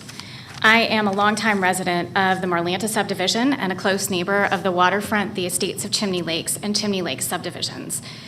We oppose the development proposed by North Point Ministries and reserve our constitutional rights as property owners to challenge any approved rezoning as infringing upon our rights as property owners.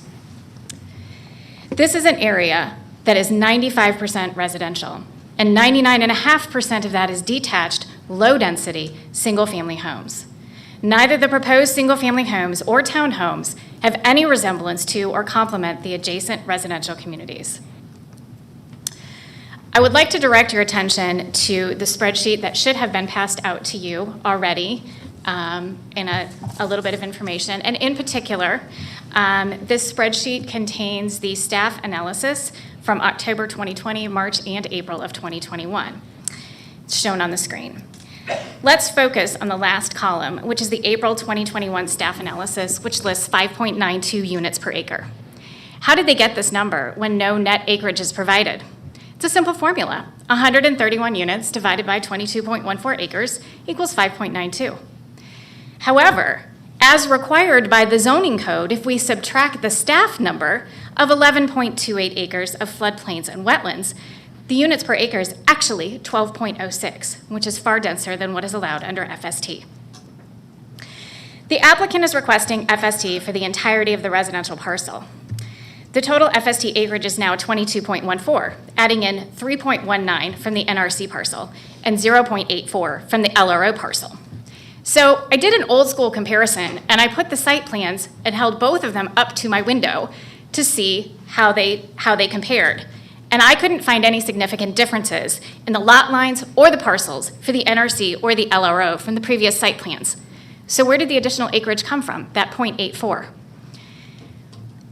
So just for fun, let's take a look at the density on the prior NRC parcel, which was 3.79 acres, minus the 0.6 that's going to remain NRC. That leaves 3.19 acres for 34 homes, for a units per acre of 10.66. Further, the 57 or 59 single-family homes, while not attached, are very, very close. In fact, 8 feet apart, since the interior setback was changed from 10 feet to 4 feet on April 27th. And based on lot renderings provided by the applicant, these lots are 4,000 square feet. So in essence, even though they're touted as single-family homes, they're actually glorified townhomes. Once zoned, the church is going to sell that 22 acres to a developer who can build any type of development that falls within the FST requirements. With a maximum of 10 townhomes per acre, there could be up to 220 townhomes based on the staff's calculations methodology. And how does that benefit our community? Second, we have several concerns with the changes in the stipulation letter. In particular, I'd like to draw your attention to 3 items that were included in the March 31st letter and were deleted from the April 28th letter. First, the limitation on the height of the townhomes was deleted. Second, the requirement that a garage cannot be used as heated living space was deleted. And third, the requirement that a maximum of 10% of the units may be leased was deleted. We also had significant concerns about the new waterfront drive. The April 6th traffic study, for which we had to make an open records request, does not address the new site plan with the addition of approximately 20 new residences and what looks to be a drive-through restaurant. The rerouting of Waterfront Drive, as currently presented, actually will make traffic worse, particularly for residential Manor House Drive. Cut-through traffic and safety concerns are already a problem, even with speed bumps. This hasn't been addressed in any of the traffic studies, nor has any dialogue occurred between the applicant, the planning commissioners, and the neighborhood. DOT staff already acknowledges the stacking issues, preventing access to the left turn lane onto Shallowford Road at this new intersection, because the entrance to the church and the residential parcel is very close to the intersection of Johnson Ferry and Shallowford Roads. So there's going to be two choices for residents and churchgoers. Wait at the light at the new intersection to get into the left turn lane onto Shallowford Road, or just turn left from the residential development or right from the church onto the new waterfront and take Manor House Drive to Marlanta or to Lassiter to get your child to Shallowford Falls Elementary or Pope High School as fast as you possibly can. Further, church traffic and non-Sunday traffic for the applicant's other church events, some of which are shown on these photos, will also lead to significant cut-through traffic on Manor House Drive, accessing the church via the new waterfront. And what types of church events require additional parallel parking on Waterfront Drive, since the site plan already has more than 2.5 times the required parking? Again, how does this benefit our community? And don't even get me started on the stormwater and flooding issues. I've included some pictures that were taken in the aftermath of the storm yesterday, and we have video we could show as well that shows just how bad the flooding already is in this area. I'd like to enter into the record the documents and the spreadsheets which provide information regarding the numbers used, along with the relevant pages from the October, March, and April staff comments and the March and April stipulation letter. The applicant's revised site plan still fails to address the concerns we have raised in numerous meetings and in the April 6th Planning Commission hearing. We question the accuracy of the zoning staff comments regarding density and the acreage on the site plan, and we respectfully request that the Planning Commission recommend denial of Z72-2020 as presented. Okay, thank you. Now we need to hear from one of our virtual speakers.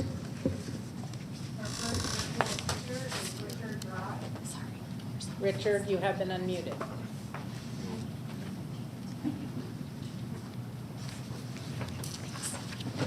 Are you there, Richard?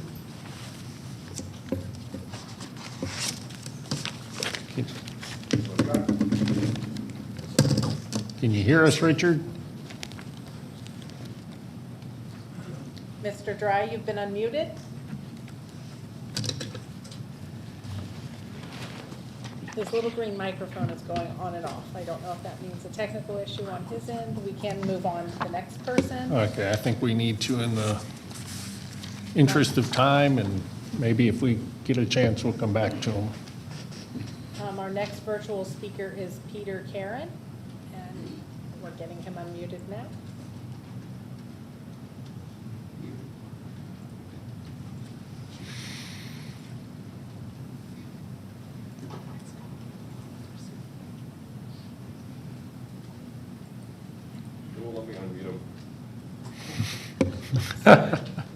So we can go back to Richard, but then our final virtual speaker who had registered never logged in today. Okay, so let's see. I think we'll go to the in-person. Okay. And then give them a little bit of time and we'll come back to them. Make sure you leave them some time, Jill. I will. Give them a little bit of time to work through their issues and. Good morning, Commissioners. My name is Jill Flam, and I am the East Cobb Civic Association's case manager for Z72.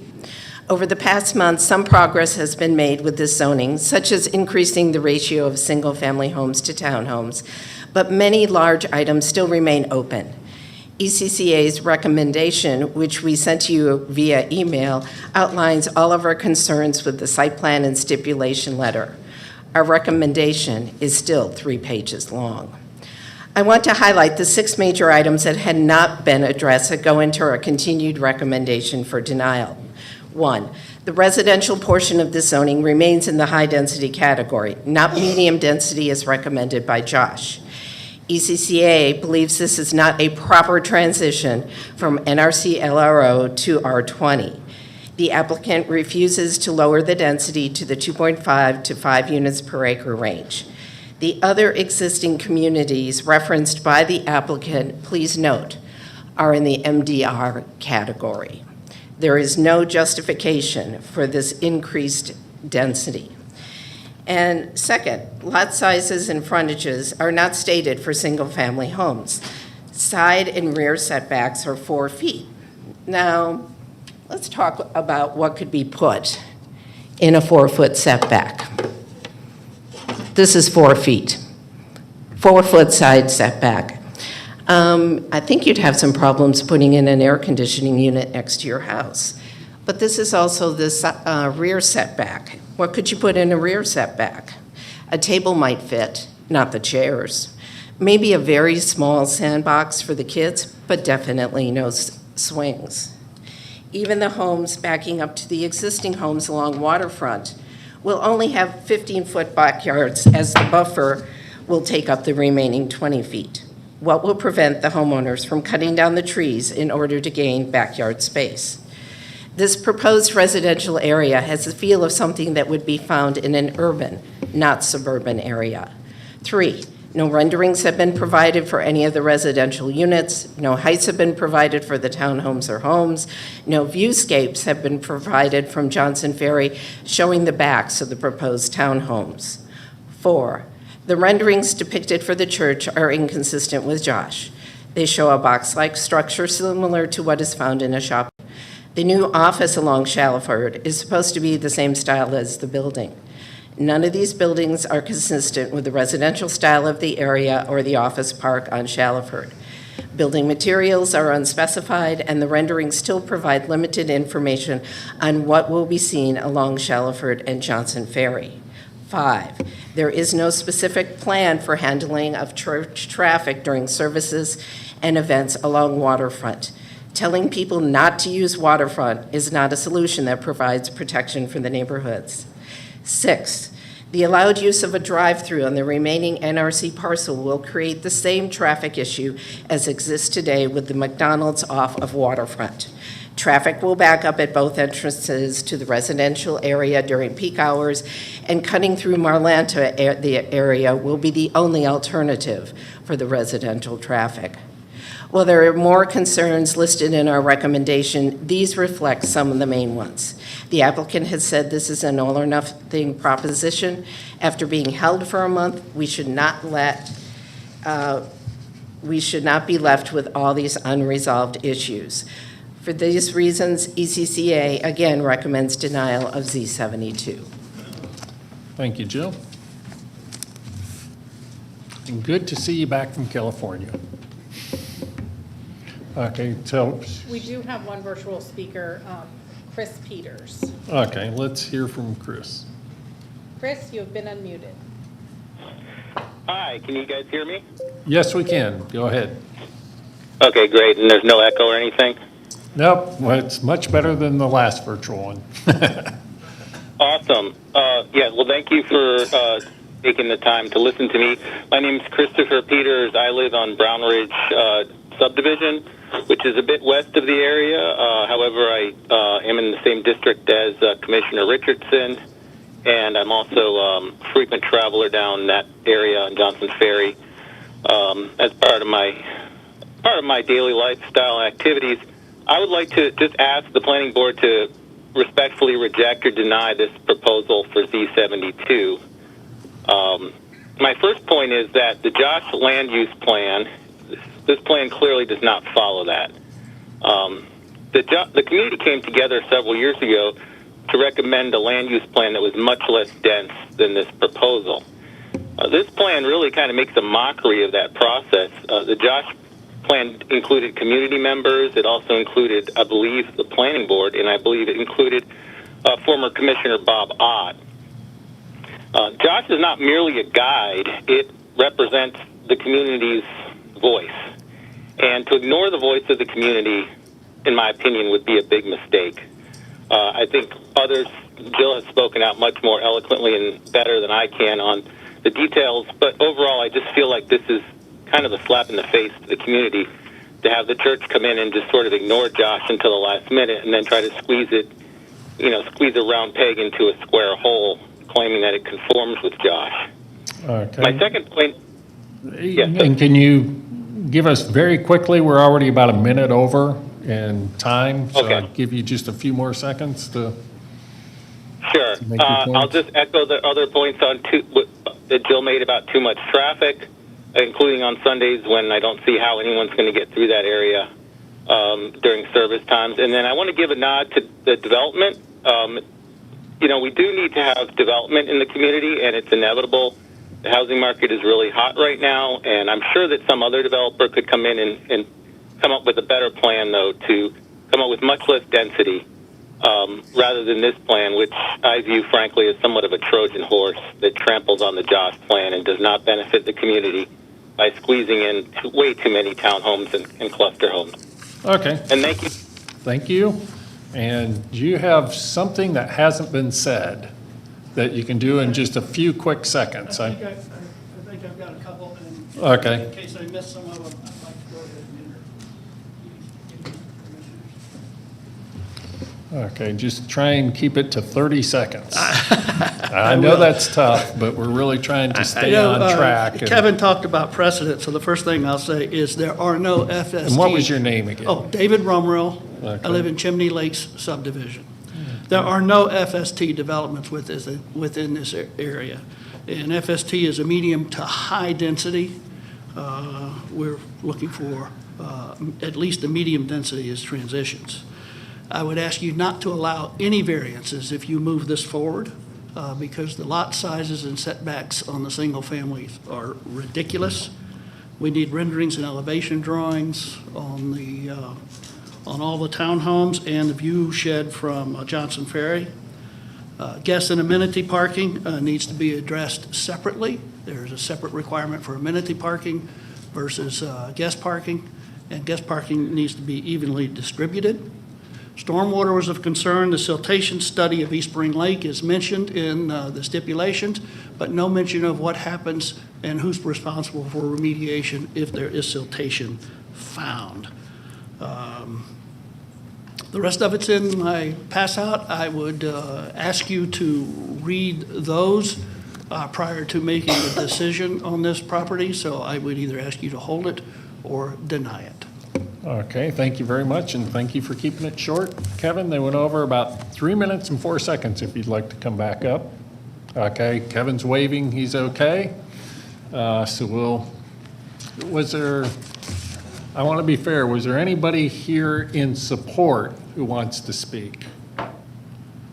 Just want to make sure. Okay, I'm not seeing anybody, so we're going to close the public portion. And it's back to this board, and Tony's leading the charge on this case, so I'll turn it over to him. The charge, all right. So first, for this zoning and for many of the others, some of the comments regarding planning staff. We have great staff in our planning and zoning department. Their role and their review is different than ours. They don't collect over 800 emails the way that I have on this particular zoning. They don't go out and meet with community groups the way that all of the commissioners here do. So staff's review, I don't want to call it technical. They do have professional training and such that they're applying, but it's different from ours. And when it gets to this point, this is when we apply and begin listening to the community and collecting that data and collecting that information and those thoughts. And that's the distinction between what we do at each level in the zoning process. So with that, this property, if you looked at the Josh plan that we showed, last month, this property is located almost exactly in the center of the Josh area. It is in that, but it also means that it's not just the center geographically because of the size and the scope of the development that's possible here. This is also really the centerpiece of Josh, and it deserves a lot of attention, and it deserves a lot of high-quality, thoughtful development. The current plan represents several substantial changes, as noted. There are other changes that were not noted, for instance, by adding more single-family detached. That spreads out that area, that deletes the opportunity for common open area. So if you looked at the plan that was presented, you'll note that the walking trail and the pathway that was on the south side of the creek area has been deleted in favor of single-family lots. So there are trade-offs on the type of development that you use and how that impacts open area available for the whole community. An interesting tool that we tried this time, in addition to emails, because when you have that many emails, you can certainly form a thought in your head as to support and opposition. This time we tried a survey, so I know many of you out there, participated. We put a survey out on the street electronically through social media yesterday at about 11 o'clock. And as of today, this morning, as the information keeps rolling in, we have over 900 responses to that survey. Many of the questions are going to take a little more technical review to really kind of discern what they mean in relation to some of the other questions. But the number one takeaway from the survey at the moment is that as we sit here, we have 59.9% of the people who responded rated the changes, the improvements that have been done as being in the correct direction. And another 13.1% rated them as a 4 out of 5 in terms of heading in the right direction. So at that stage, we do have 75% of the community indicating that this plan is headed in the right direction. I think the opposition that you heard here today indicates it is not yet in a good place for recommending approval. There are many, many deficiencies and issues that need to be resolved. But I do not want to understate the fact that this has been a significant improvement in the plan and a great step forward. The Josh plan that's presented, originally when we started this, we had about 18 acres listed for residential. And the Josh plan provides for medium density residential, which is already a substantial step up from the low density residential in the surrounding area.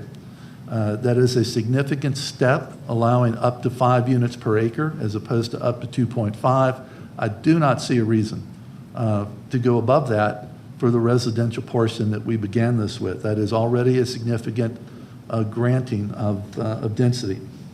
No hardship has been explained or presented why it needs to go above that, and I think we need to try to stay within that 5 units per acre for that original residential area.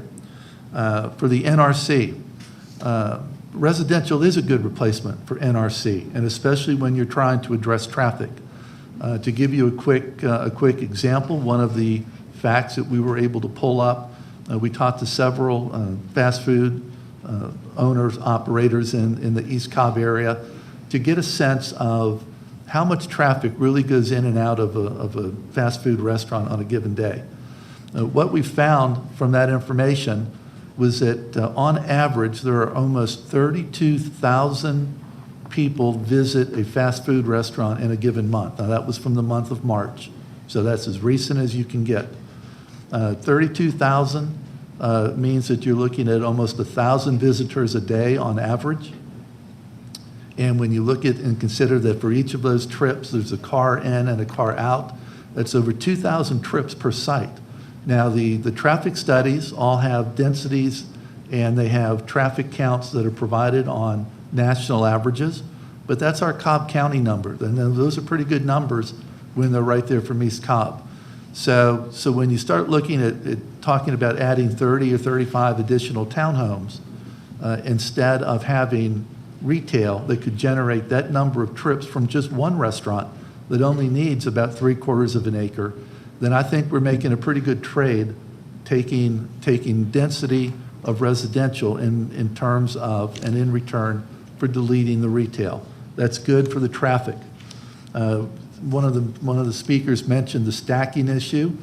That's exactly what we're trying to prevent. One of the issues and one of the reasons why we even began looking at relocating waterfront was to eliminate those stacking problems and the backups that occur in the current location. As noted from one of the other speakers, the facade of the church is an improvement, but it does not yet represent that residential transition, that residential style architecture transitioning from the existing big boxes to the other residential. So that needs a look. lots of the other details noted on the zoning, and things that were removed or not added back to the current stipulation letter.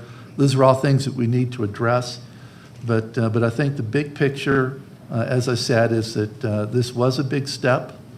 There were several major improvements with this plan over the previous plan. And I think as long as we have motion and movement to improvement, this plan deserves a little more time to continue on that direction.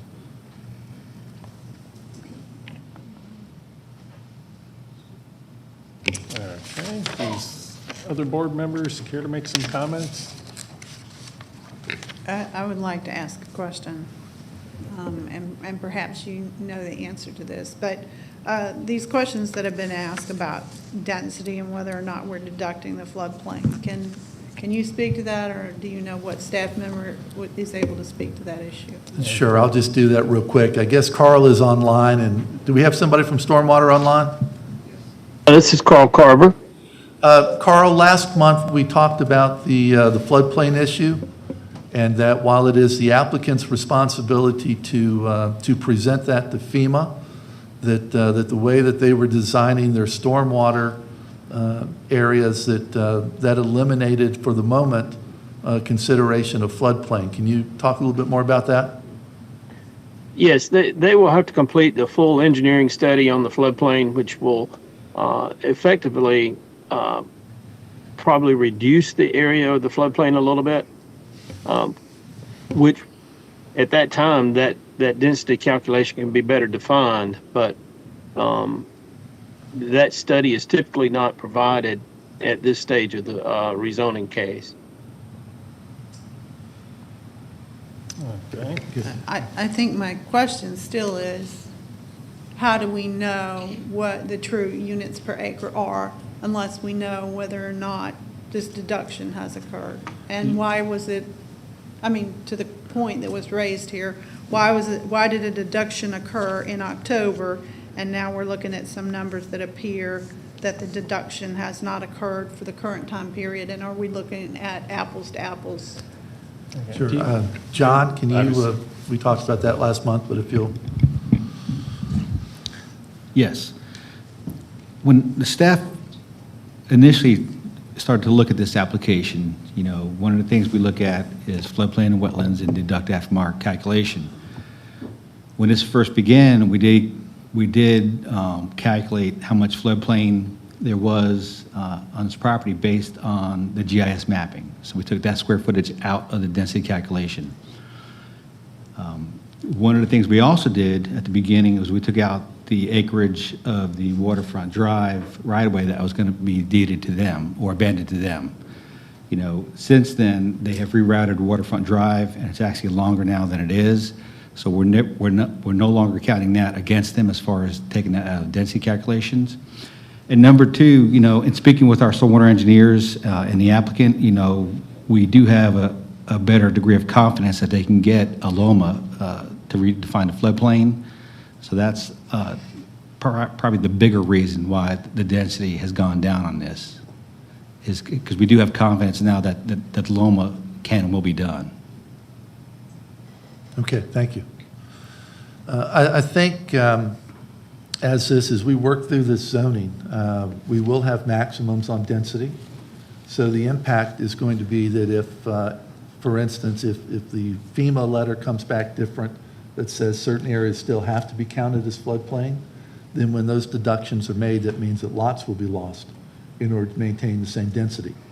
Does that make sense? I mean, because the number of homes can be adjusted down based on site plan revisions as they go through engineering. That's not an uncommon situation.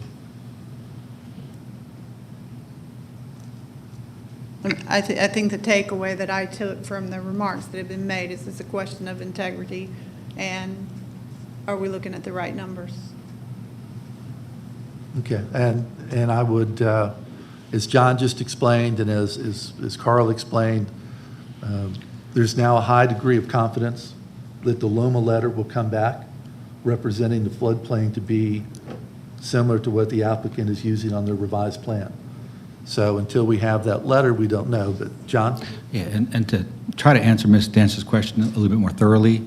You know, say this board and the Board of Commissioners stipulates that the maximum density for this property be 5 units per acre.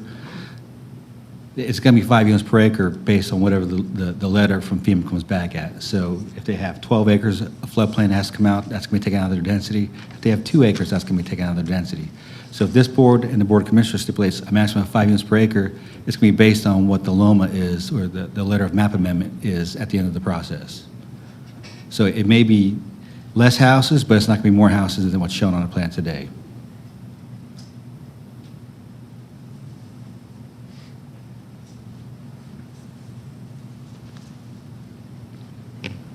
You have more? No, any other Okay. comments or discussion from the commissioners? I was going to bring Kevin up to ask him a couple questions. And maybe you were going to do the same.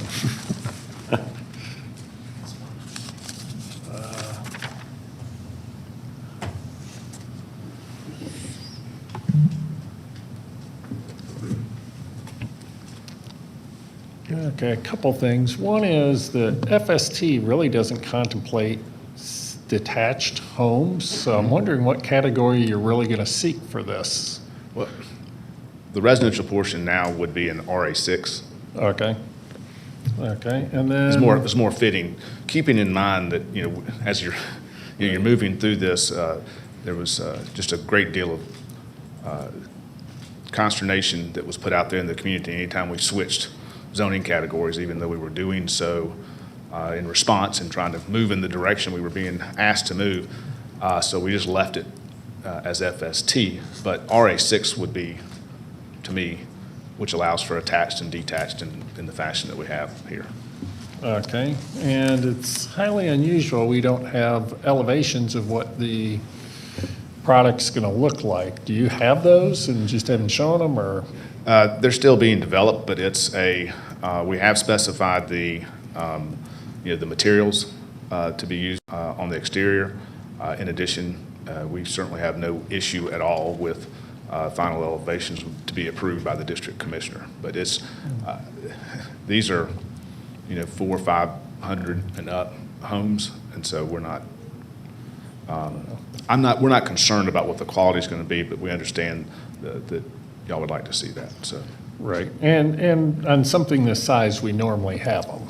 You know, I understand when somebody comes through and they're doing 4 units, it's a lot of ask for them to do all of that up front, and so sometimes we leave that till later, but something this size, I would really expect to see them. The other question I have is there's near the bottom of the residential development, it looks like a stub street. That's correct. Are you proposing private streets here? Oh, yes, absolutely. Okay. Okay, so these are all going to be And private? it's stubbed intentionally so that there's not another access point to the relocated waterfront. Right. Right. Yeah, normally we don't like to see stub streets usually. It's acceptable under the standards for if it's a private street. For private streets. Yes. Although we often want those developed to public standards, not saying always, but often. Let's see, I think somebody commented that, and tell me if this is correct or not, that this was the final plan and you wanted us to move it forward, or is there still, are you okay if it's held? We've never made that statement. Okay, okay, just wanted to check on that because I didn't want to end up doing it and you really don't want it held anymore, so that's good to know, and everybody knows it now.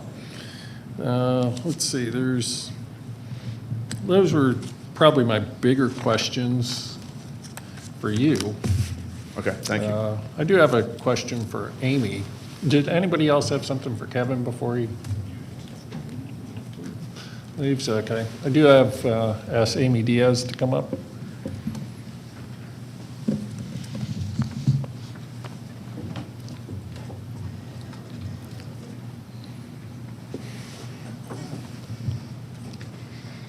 Amy Diaz, DOT. Hey, Amy, there's been some talk again today about whether it's a good idea to relocate Waterfront Drive the way it's being proposed, or whether it's better where it is for the existing people who use the road, not necessarily talking about for the new development, but for existing, have you gone through the traffic study? Last time you didn't have all the traffic study to Right. answer that, so. I have gone through the traffic study, so if you see where waterfront is today, people can connect through to basically that roadway. Yeah, there. So that connection exists today. They're just moving it closer to Shallowford Road. Based on that, I wouldn't, when you're looking at what's internal at least, I wouldn't anticipate that that internal traffic is going to change all that much, because that connection is there today. It's just being moved up the road just a little bit, basically. But it's going to be harder for them to, say, come up Johnson Ferry and make a left into Waterfront once it moves, isn't it? Yes. Now, the impact of the queuing from Johnson's Ferry at Shallowford on that intersection is something that we're taking a look at. And actually, we're asking the developer the traffic study to look at the queue analysis there to make sure that that's not impacting it. Right. That's been my concern. People won't have a hard time making a left off of Waterfront or a left onto Waterfront if it gets moved harder than what they have today. Yes, and because of the queuing from Shallowford Road, then yes, I believe it will be more difficult. However, will they still be able to make, I mean, it's a signal either way. Right. So they should be able to make it as long as queues aren't blocking the intersection. Okay.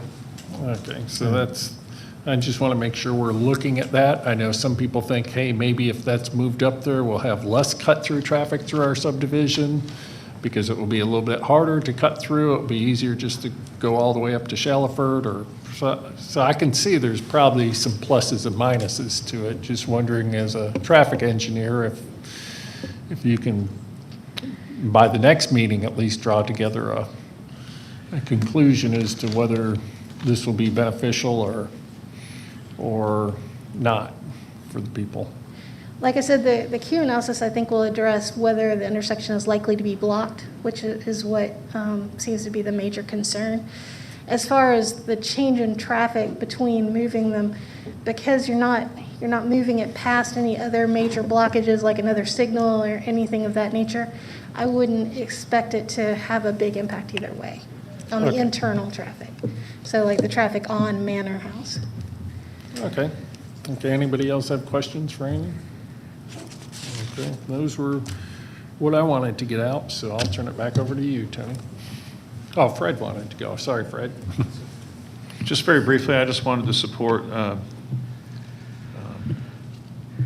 Planning Commissioner Waybright's comment regarding limiting density here for the residential to 5 per acre, and I think we're still where we are last month. We're talking about what might possibly or what might probably happen with a determination of floodplain and the change of floodplain lines and maps in the area. I think we need to get that done. And finally, with this change to the floodplain, with so drastic a change, I think we need to seriously consider very stringent stipulations, as have been done in the past in some zoning cases, to consider making the developer strictly liable for any downstream damage done within a certain distance of this project during the development phase.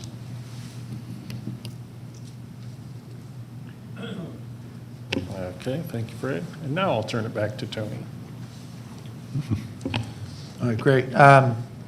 And Commissioner Blount, I would note that the stormwater staff comments are a full page long with 21 bullet points on things that they're addressing. So our staff is trying to manage that, but those are good points on the responsibility issue. We have questions, and we haven't resolved all of the issues. However, as I noted, this is a significant step forward. We're seeing progress, and based upon the survey results that we have, the majority of the community feels it's progress in the right direction. So I would recommend that we continue this until the June hearing and allow the applicant to continue making improvements to their plan. So is that a motion to hold? It's a motion to continue hold. Are we going to call it a hold? Yeah. We'll call it a hold. Okay, do we have a second? Okay, second by Stephen. Any further discussion? No. Okay, all in favor of the motion to hold? And that carries 5-0. Okay, thank you, and we've been going at this for a little over 2 hours, so I'm sure there's some people who would appreciate a break right now, so let's take a 10-minute break and come back. Thank you.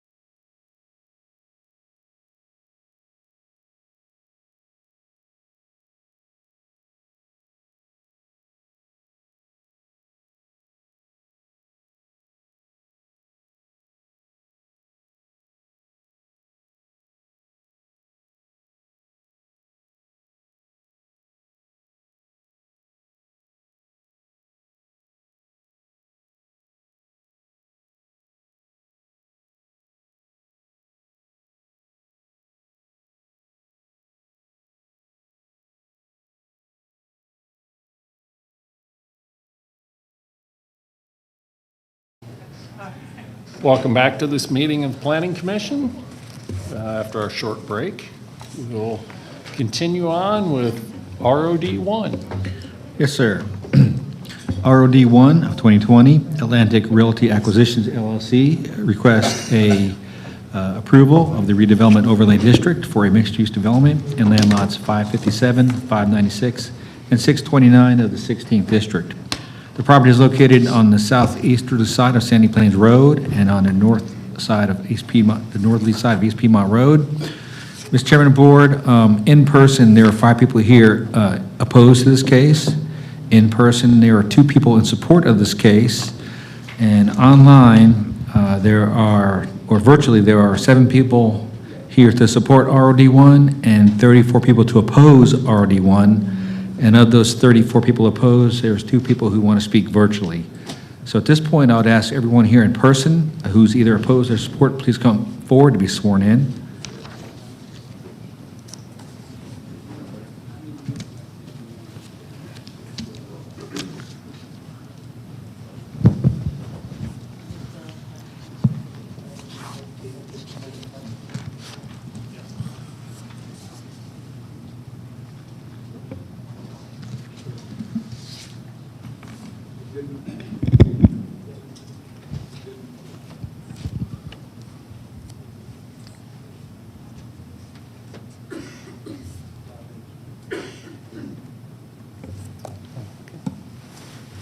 Whenever you're ready, Kevin. Thank you, Mr. Chairman. Commissioners, again, this case was presented last month, and I will apply the same rules as Mr. Chairman, you instructed on the previous case, and that is I'll try to be very efficient and not repeat presentation, but simply update where we are, because certainly for this proposed redevelopment, there's a fairly major update, a substantial update, one that the applicant, Atlantic Realty, after the last Planning Commission hearing, undertook a real hard look at what would be possible here economically. This is a redevelopment site, and economics do play a part in any type of redevelopment like this. It is far more expensive to redevelop than it is to develop a raw piece of land. It is likewise, if you're redeveloping in this environment, and what works and what doesn't work is also very, very relevant. Typically, you only look at this from a land use standpoint or a planning standpoint, but our request of you is to also look at this as this specific category and specific property has been identified for redevelopment. And so once that term comes to play, we believe all of that should come to play as part of it, including the economics. But to that end, Atlantic Realty did something I never thought they would be able to do. As this site plan shows, previously this area was proposed for a multifamily building, market rate multifamily building of 125 apartments. Of course, that had been reduced from prior and initial plans. That has been removed. The number one criticism, the number one concern, in fact, one of the opposition groups who's still apparently going to speak in opposition, the name of their group is opposed to multifamily apartments here. That's the name of the group. It's been removed. Atlantic Realty removed and deleted that aspect of its plan and instead proposes fee simple townhomes, for sale townhomes. Now, the prior plan had a total of 44. The proposed plan has a total of 106 townhomes. Also included in our stipulation letter is a rental restriction. These are for sale townhomes, a rental restriction of 10%, because Atlantic Realty, again, is speaking towards what its intent is and putting that in writing as it relates to this townhome portion that's replaced the market rate multifamily portion. In addition, the senior age-restricted building previously was at 125 units. That has been increased to 176, as well as the building has gone from a proposed 3 stories to 4 stories to accommodate that. Again, those numbers on balance, what you've added are an additional 60 proposed townhomes, and you've added an additional 50 senior age-restricted units, but you've taken away 125 market-rate apartments. And so there has to be some way to balance that out economically, and Atlantic Realty has done that, and I think they ought to be congratulated for it, and that I think has gone a long way to it. What's also been deleted from this plan was an additional retail building that was located here, and the community town green space that was also here was part of that prior plan. Things have to go away if you're going to make those type of significant changes, which we were being asked to do. The mob mentality that existed, throwing darts at this proposal for redevelopment, demanded this.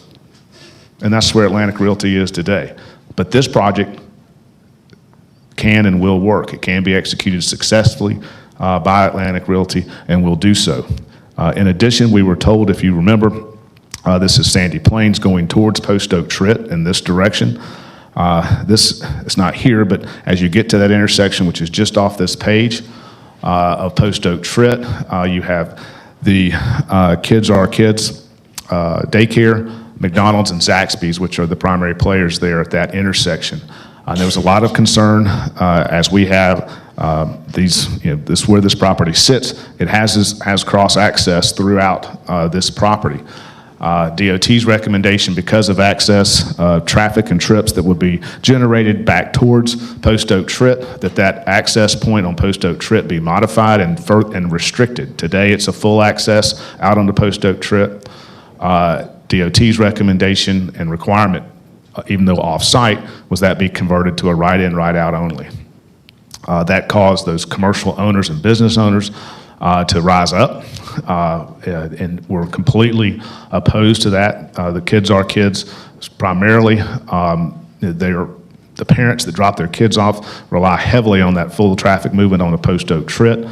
It would very seriously impact their traffic flow, as well as both we heard from Zaxby's and from McDonald's. High concern about that. What we have done is make a change.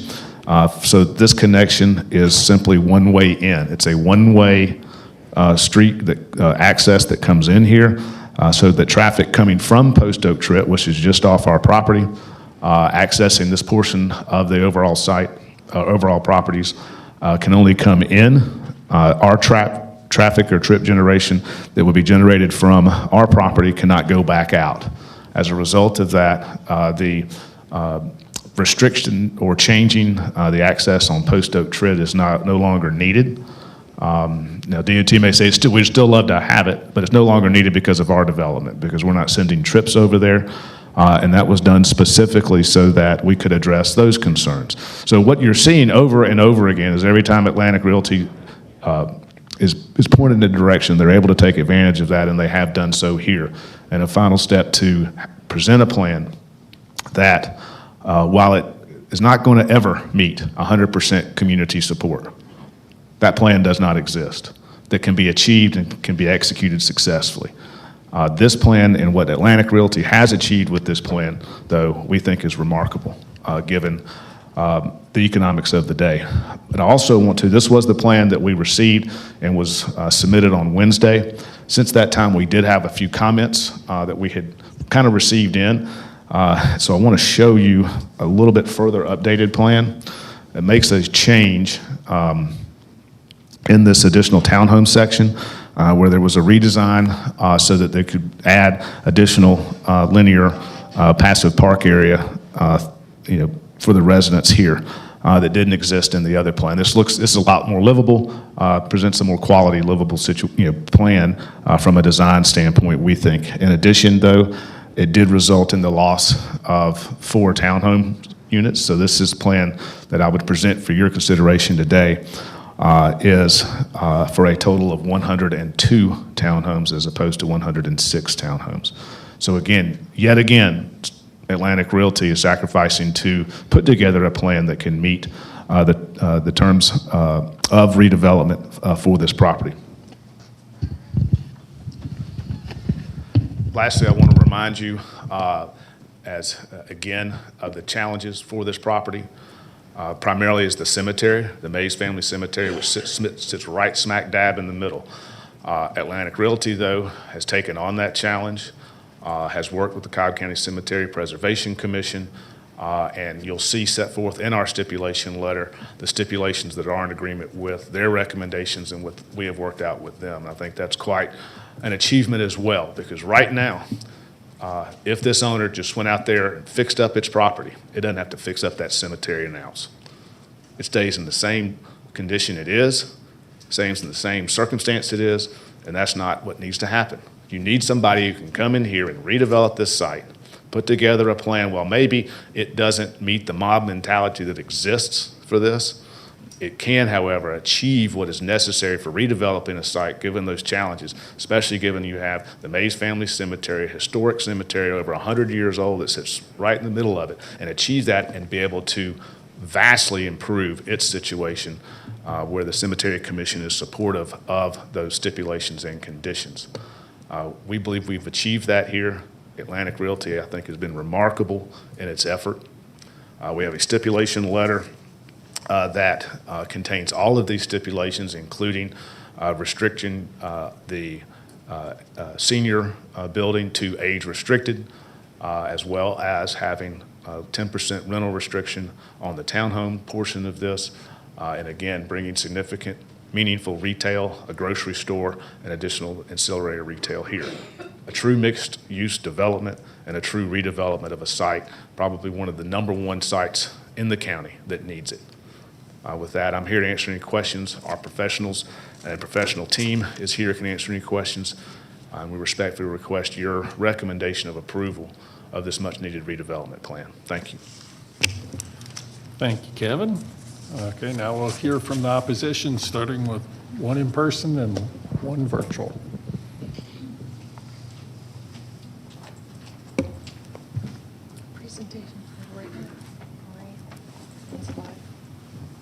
Good morning, my name's Maureen Rittner. I'm part of the mob that represents the opposition to this development, which I take offense to. Last time I presented in front of you, pretty much just my traffic concerns, which still are the main reason why I'm here today. No matter what we develop back there, it's not going to please everyone, and it definitely seems as though this development has split our community pretty significantly. But in this screenshot, I spent some time trying to identify what I feel is a lack of a clear and safe traffic pattern coming out of this development. As the previous lawyer had indicated, that the Post Oak Trail is now a one-way in, which is going to force all traffic through the development out through the orifices of anything that's on Sandy Plains. This increases the U-turn density, like there's 4 now, at East Piedmont, at Kinjack, at the new signalization coming in front of the Dunkin' Donut, and then at Post Oak Trail. And if you can see, it's just going to cause all sorts of traffic headache. And again, just to remind you that the DOT or the GDOT has a LOS of F in this area, 41,400 daily traffic. We have 41 mile per hour when it's a 45. That's a daily average. During the 8 to 5, it is a 38.2 miles per hour during 8 to 5 on a daily basis. My concerns is mostly safety, and I live off of Kinjack, and without us even having a consideration to offset that light at Kinjack to force a better out from the property is irresponsible. Unfortunately, I live coming out, and yesterday I was almost in an accident just coming out because of U-turn and somebody coming out of the bottle shop. So if anything, I ask you to either hold or to deny this without any kind of clear traffic consideration. So thank you very much. Any questions? Thank you. Okay, next virtual speaker. Our first virtual speaker is David Stafford. David, you are unmuted. Thank you and good afternoon. My name is David Stafford. I live in the Pine Valley subdivision off of Piedmont and Shaw Road. After seeing the most recent proposal by this developer, it really became abundantly clear that their project is not for the benefit of our community and the betterment of our community. Their focus is really on the highest profit that they can gain at our expense. The offering is only for the high density housing, which is so out of character for our community. We, the quote unquote mob, are for progress and for development and also for the removal of the blighted property that exists currently, but not at the expense of adding the overabundance of townhomes and unneeded senior apartments to this area. This plan offers nothing of benefit to the residents of Cobb County. The plan offers no destination for Cobb County residents, as so many other developments around Cobb do. There's no green space for our children and our families to enjoy. There's no formidable or meaningful retail that would provide places for us to spend money. The proposed small grocery is an imprudent selection that, based on the allotted square footage, can really only be filled by a Sprouts given their average size. But with 4 very successful public supermarkets, all within about 2 miles of this exact intersection, if the prescribed grocer in this space does not find success, then we'll be stuck with a very awkward space to attempt to fill. And whatever would end up in that space would certainly be more of an afterthought of a business and absolutely not a destination for our Cobb residents. Our property values continue to rise. We see $400,000 to $800,000 homes being built and existing homeowners investing in their properties within a stone's throw of this dilapidated lot. The shopping center across the street is in progress upgrading its storefronts and fascias to show off its style and commitment to the Cobb community. We have the opportunity to hold out for a developer that has enough vision to provide diverse retailers and restaurants that are focused on our community, that honor a pedestrian style experience, and that creates a destination for our residents, whether day or night. The Atlantic Realty has left our residents on both sides of this issue unhappy, wanting something better, and kind of wondering, how did we end up here? The anything is better than what's there now crowd has seen their interests now stripped away. There's nothing positive in this proposed project for our community. This is not the only developer and will not be the only one to bid on this property. This is the wrong developer for this job, the wrong zoning for this area. We deserve better than this. We have the opportunity to vote against this today. Planning Commission members, I urge you to vote against this. We deserve better. Thank you for the time. Thank you. And we have another in-person speaker.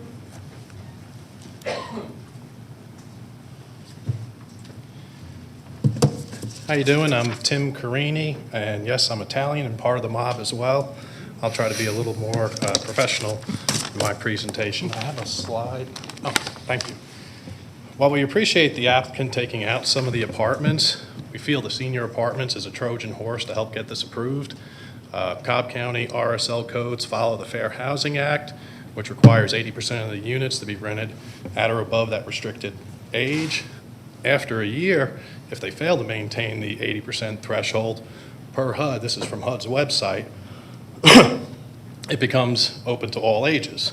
So we went from 250 apartments to 172 apartments in a single-family community. Next slide, please. ROD code section 12D, building height to be designed to provide compatibility with adjacent usage. This is a 4-story building. The nearest 4-story building is Kennestone Hospital. This does not conform to ROD code. Per this elevation map with the site plan laid over it, where they're planning on putting the 4-story building is closer to East Piedmont, which per the county appears at or above street level of East Piedmont. So this 4-story building is going to appear even taller over our community. Next slide, please. I love your name, by the way. ROD code section 12, use limitations, subsection E. At least 20% of the proposal's land uses must be non-residential. Property is roughly 510,000 square feet, not including the private cemetery, which can't be developed and is not part of this development. So per the ROD code, 20% would be roughly 102% square feet must be non-residential. Currently, it has 19,500 square feet of non-residential, and per the applicant's 428 stip letter, they will have a maximum of 40,000 square feet. Does not conform to code. Next slide, please. ROD Code Section 12, Use Limitation C. Design of the entire project must be consistent with Section 427 of the Cobb County Community Standard, or Cobb County Development Standards. In the essence of time, I'm not going to read through all of them, but a few of them. Create a more urban environment where people can live, work, shop, and be entertained and recreate. Does not conform. Encourage a compatible mixture of residential, office, commercial, entertainment, and open spaces. Does not conform. Provide, minimize conflicts between pedestrians, vehicles, and bicycles.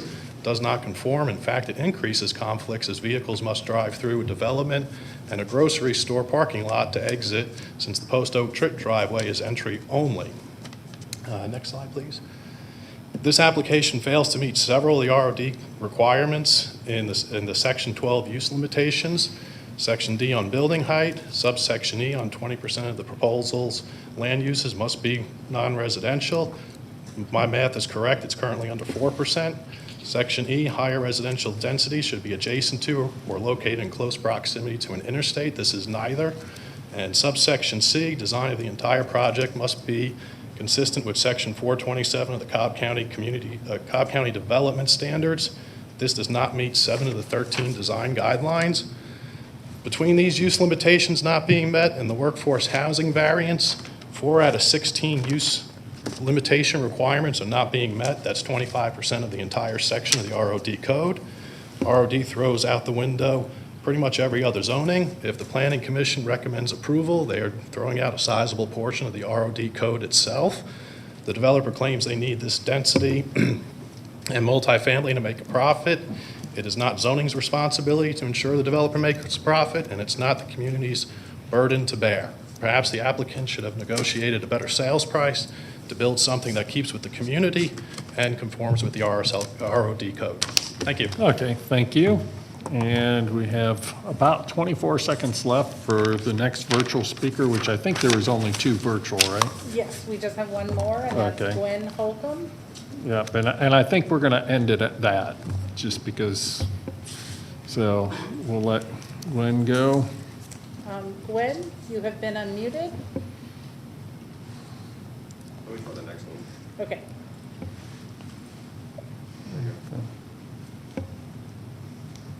Gwen, you have been unmuted. Okay, not there. It's, And that was our only other virtual? yeah. Okay, go ahead, the gentleman who was trying to come up. We'll give you the 24 seconds then. Could you put the picture that Mr. Moore had up in the beginning? The site plan? Yeah. Okay, you able to do that, Cornelius?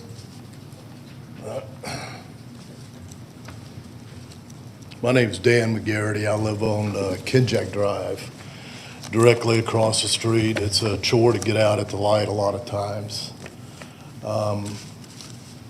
That's the mob. The mob overruns what exists.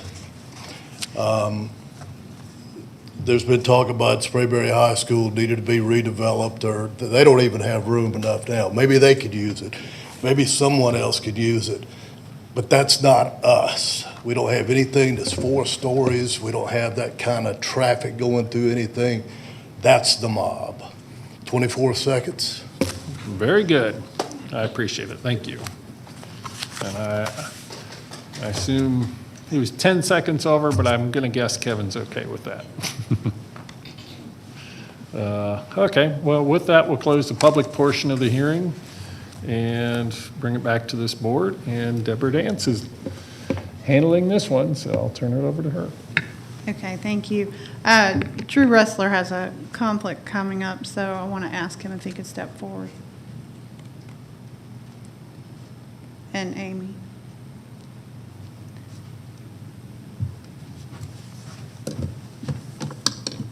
Drew, if you could speak to, because I know this is the supplemental plan, if you could speak to DOT's analysis of it that would supplement what y'all had previously provided on prior plans. Glad to. And can we put up the site plan as we speak through that? Drew Ressler, Deputy Director, Cobb DOT. Thank you this morning for having me come out to speak to this. So DOT, the county received the STIP letter and revised site plan on last Wednesday evening. And within that plan, there are two primary, what we would call fundamental changes in this plan in the STIP letter. The first is at the Kinjack signal. So you see it there at the top of the page.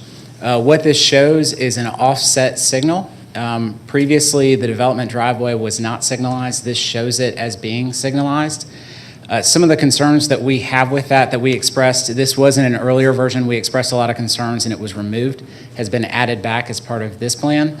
A couple of the concerns, because that would be offset, doesn't line up with Kinjack, that means it would have to operate split phase, where the Kinjack side goes, stops, the development side goes, stops. Additionally, the width of that intersection, so the length along Sandy Plains, is increased over what it is currently.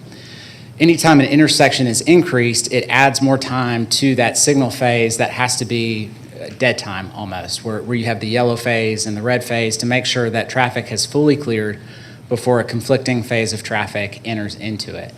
So we had provided comments previously on this configuration. Again, the development had changed away from that. This shows it coming back. We've not seen a traffic study that addresses those concerns, so that we would ask that be looked at and addressed. The other fundamental change was the access road, and Kevin spoke to that. So when the development originally came in, we took a look at all of the access points of the development, and referenced here is the one at Post Oak Trip.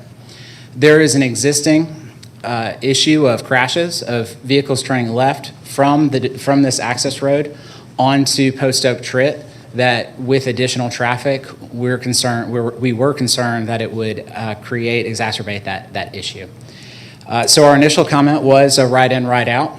Given some of the accessibility concerns, we took a step back, looked at that a little bit more, and said, the left in is not problematic. What's concerning is the left out from the access road onto Post Oak Trip. And so our most recent comment was that this be a left in, right out driveway, that it would not allow the northbound left from the access driveway onto Post Oak Trip. This, we don't have any analysis on. We don't have a traffic memo that explains what this does to the site and to the site traffic. But some of the concerns that we have are, so currently, just very briefly, thoroughfares and access roads can play together, where a thoroughfare would allow for more of that throughput, allow those 40,000 vehicles a day move from north to south. The access road provides that opportunity to balance out the accessibility concerns, where it's providing that interparcel access, centralizing location points on the main thoroughfare, and allowing more of that turning movement to happen on a lower speed, higher access roadway. By creating it only one way in, it removes the ability, it affects that relationship between the access road and Sandy Plains. So not only does that affect the accessibility for those parcels to the north, it affects it for those parcels, the Waffle House, the Dunkin' Donuts, the parcels within the frontage of the development, because that traffic is no longer able to access directly to Post Oak Trip. It has to go out onto Sandy Plains and then turn at Post Oak Trip. And so we would ask that would be analyzed as well. So at this point, those are our concerns. We can only speak to them qualitatively because we don't have a traffic study or a traffic memo that addresses those. But qualitatively, we do have concerns that it would affect the efficiency of Sandy Plains and Post Oak Trip in the area. Okay, and to this point, you have not had a discussion with the developer, a follow-up discussion regarding these concerns? Not since Wednesday night. when this Okay. was submitted. And Ms. Rittner raised some questions about U-turns. When y'all looked at this proposal before, did you consider U-turns and the traffic impacts? And can you comment on that? We did look at that. So Sandy Plains recently was improved to be a four-lane median divided within the last few years.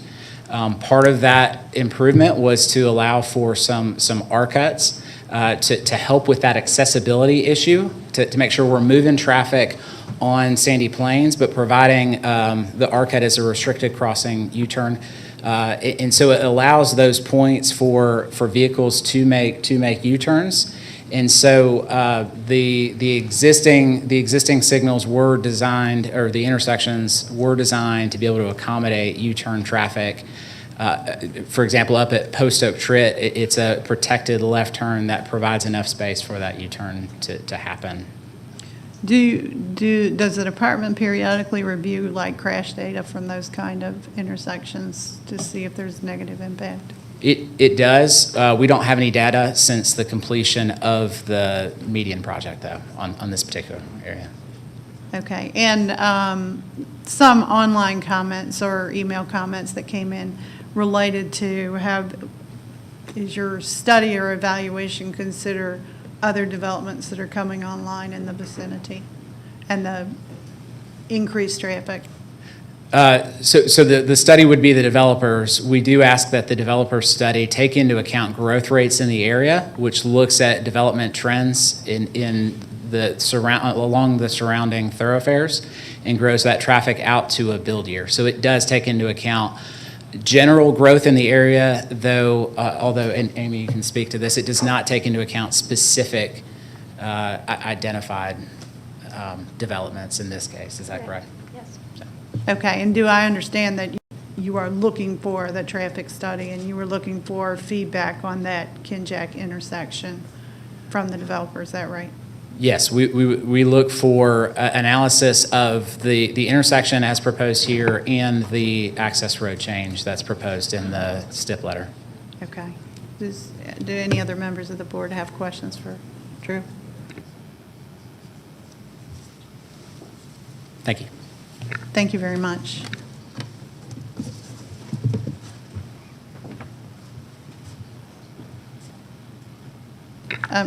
Can I just have Mr. Moore come forward a second?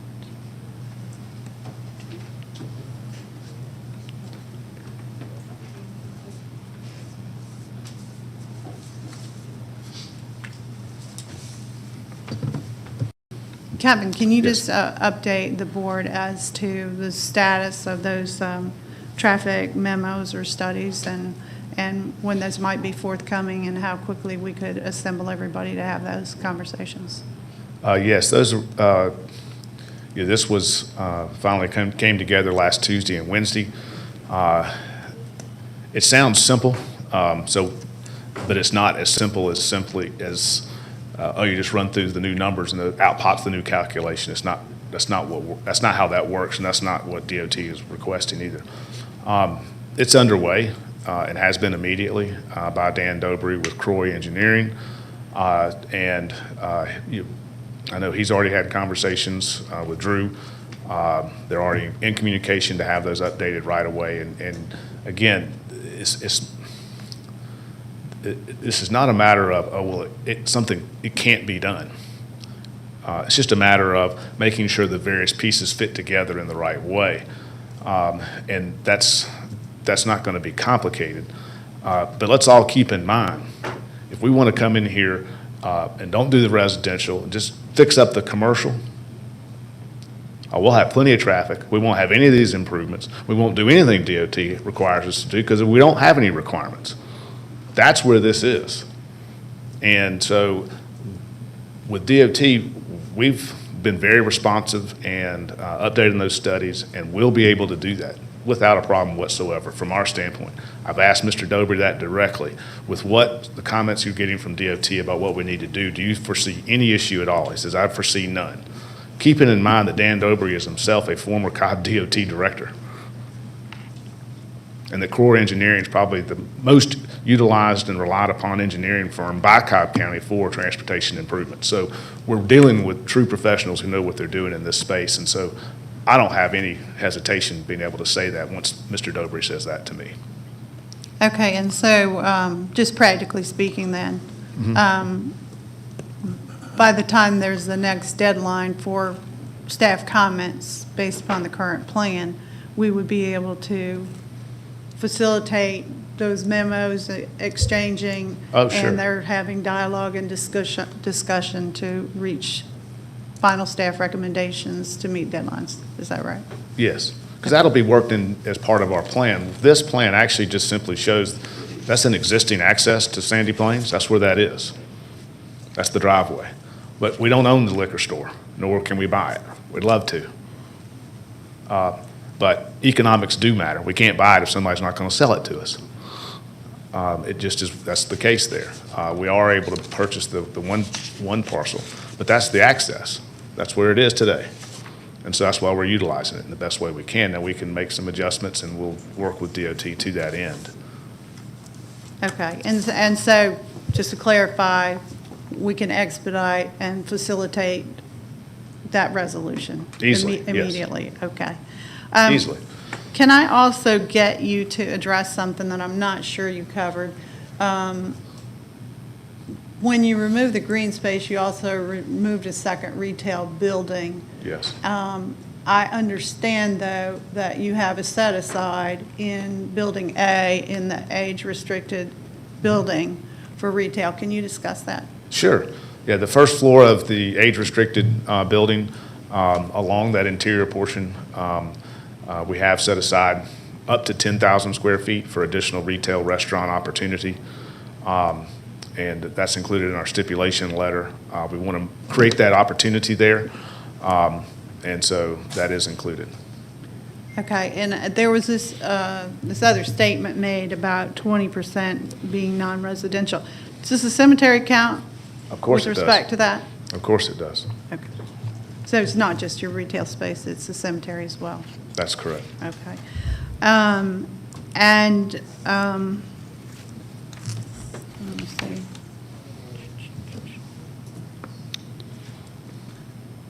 Oh, one other question. The argument was raised that your age-restricted community is merely a Trojan horse, and that you, well, I'm not going to put words in anybody's mouth. There's Sure. a question as to whether or not your true intention is to have that be age-restricted housing, apartment housing, or not. Can you address the federal regulations versus the zoning regulations, stipulations that we could agree to? Sure. And I'll do it as succinctly as I can. I come at it from the Fair Housing Act. That's a federal law that kind of overlays on top of all of our housing laws. Any housing laws you pass are subject to and are must comply with the Fair Housing Act. What does the Fair Housing Act do? Essentially it outlaws discrimination in housing. That's what it does. When you age restrict any housing community, which we do in Cobb County and other communities do, we have we even have an ordinance for that called residential senior living. That's a form of discrimination. That's age discrimination. We are discriminating when you build an age-restricted community because you're saying this class of people or certain demographic of people can live here and these others cannot. So what the Federal Fair Housing Act does, and I'm not trying to be a professor here, but what it does is simply tell you how you can age discriminate. It says, we'll allow you to age discriminate, but if you do so, here's how you do it. Now, the Cobb County zoning ordinance for RSL, residential senior living, allows these types of age-restricted communities like we're proposing here. But RSL in Cobb County even specifically says it's to be age-restricted, how? According to the Federal Fair Housing Act. That's in the zoning ordinance. And we have built in Cobb County's approved RSLs of this type and other types, all with that exact same fabric of what has to occur to make it age restricted. And we haven't seen an issue. Atlantic Realty doesn't see an issue. They do not intend under any circumstances to be a wolf in sheep's clothing or a Trojan horse. This is we're doing it by zoning ordinance, doing it by zoning stipulation to say this is an age restricted building or component part of this that will be age restricted to those 55 years of age and over, but we just have to comply with federal law. That's, I don't think that's something that we should stipulate out of as compliance with the Fair Housing Act. Cobb County has recognized that in its own zoning ordinance, and it's worked simply fine. But your stipulations, you're in agreement that your stipulations would also say that that's the full intention, right? That's right. It says it's age restricted. Okay. Correct. And can you just describe a little bit the kind of amenities or features that would be specific to an aging population for that Sure. facility? Sure, and we've included that as well. This age-restricted community, when you build one, especially when you build one like this, which is age-restricted senior, some people call them senior apartments. Name them what you are. They're leased units for seniors and seniors only. From the front door to the back door to the bottom to the top, they are designed and constructed specifically to meet that demographic, and even more so. These specific types of communities, and we have different types of senior communities. You have some where they're detached homes, some where they're maybe attached homes, or some you have like this, where it's a senior apartment type community. This, of all of them, other than assisted living, ages the highest. The average age of this community will be approaching 70 or greater. And as a result, that's who the people are that want to live here, and that's why the amenities, the pool, the amenities that are offered, the programs that are offered, the rooms, how they're designed specifically, all of those things are designed for that demographic because that's who this is marketed to, that's who's going to live here. Okay, and, very good. I had asked you on the break if the developer would be open to having a sit-down with opponents, and some staff members that are particular to some of the issues raised, and your indication was that Of course. that we can facilitate that and do it in quick order, right?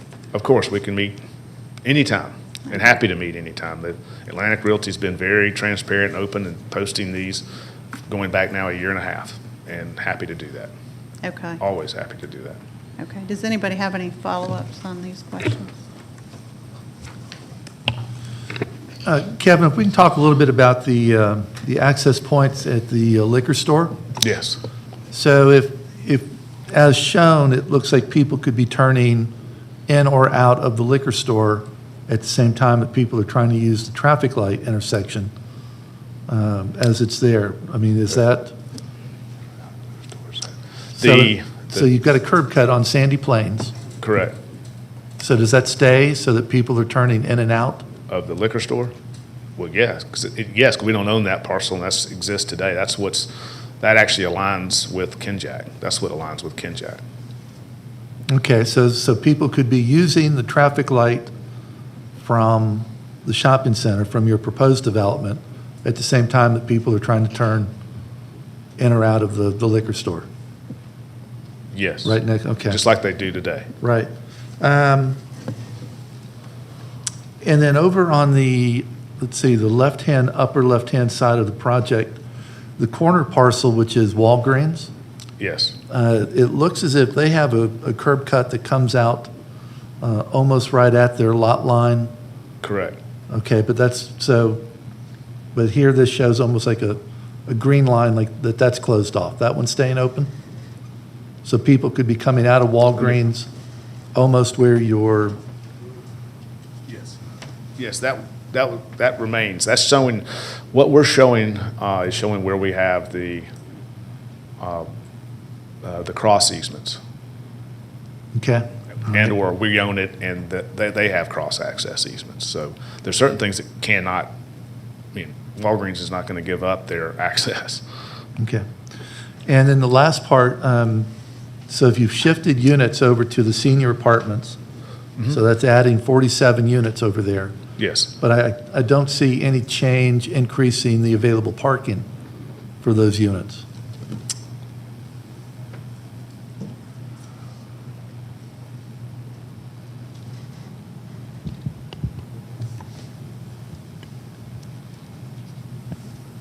Our plan shows the parking data for it.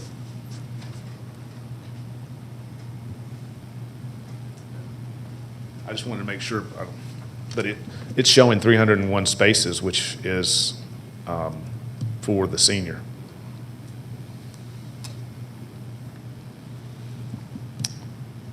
Okay. Which is 172, 1.75.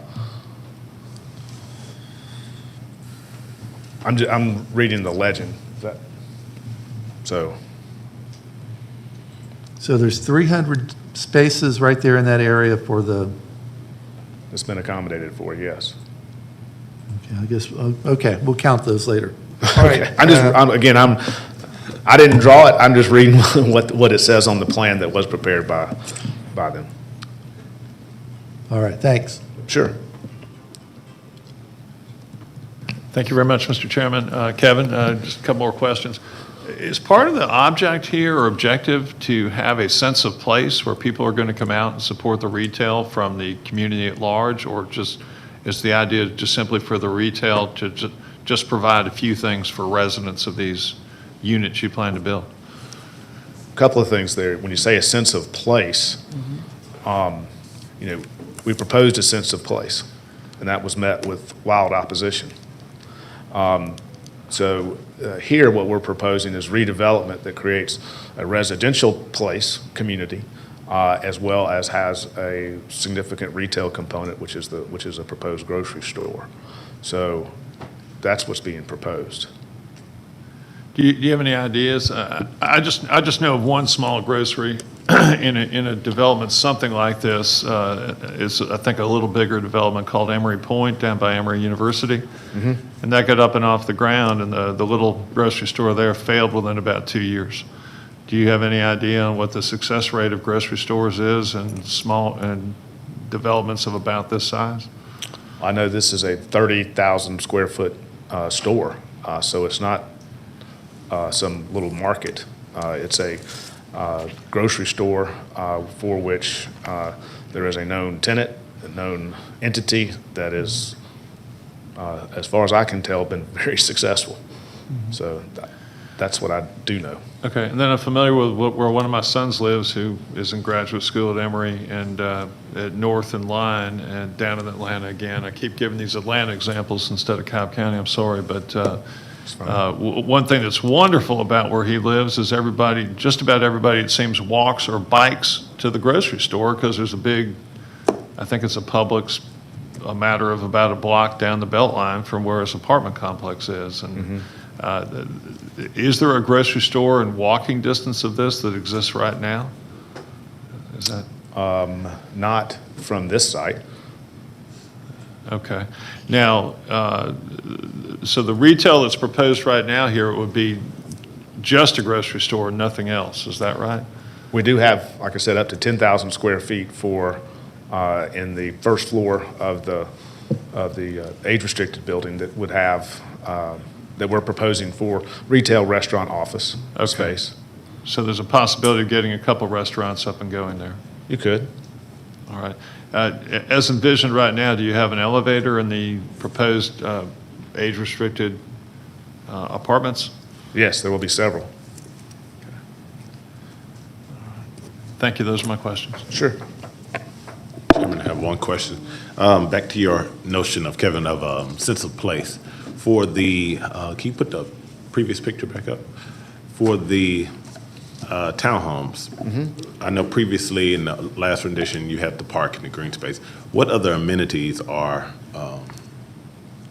proposed for the townhomes? Right, for the townhome residents, we have proposed, passive park amenities in both sections of it, so to speak. That would be for those residents.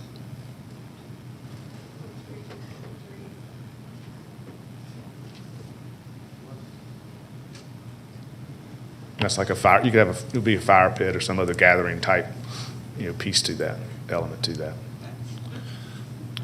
One follow-up there, Kevin.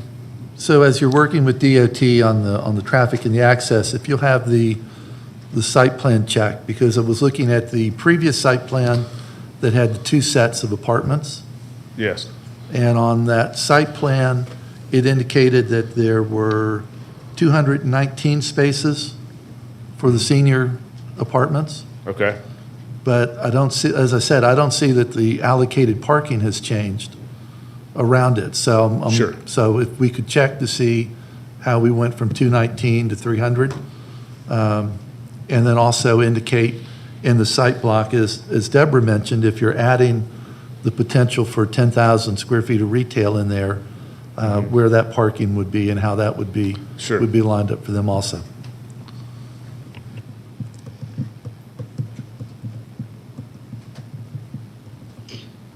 Is there anything else for Kevin? Yeah. Thank you. Okay. Okay, thank you, Kevin. At this moment, no. No problem. I have a follow-up for DOT. If I could have Amy come up. Tony drew my attention to something that I think he figured out first, but it would appear if we do this offset light intersection, there's going to be two different driveways trying to come out of, I guess, the lower side of this, the bottle store and this shopping center at the same light signal. How in the world would that work? Would you have to do two separate lights to get out of each of those entrances, or? Well, to clarify, the turns as you can do them today out of the development driveway are right in, right out only because of the raised median project. So those Okay. those left turns don't overlap in the current condition as they do on the site plan. What can be done is the offset signal basically takes the signalization away from the bottle shop, in this case driveway, so that it's not controlled by the signal any longer. It's certainly not ideal because the bottle shop driveway would still be within the intersection, but it would keep it from having two approaches being controlled at the same time. Okay, so this sounds far less than ideal. And the other thing I wondered is, normally when we have like a zoning case and you have some of these old legacy driveways, we're often saying, hey, we want you to add a decel lane.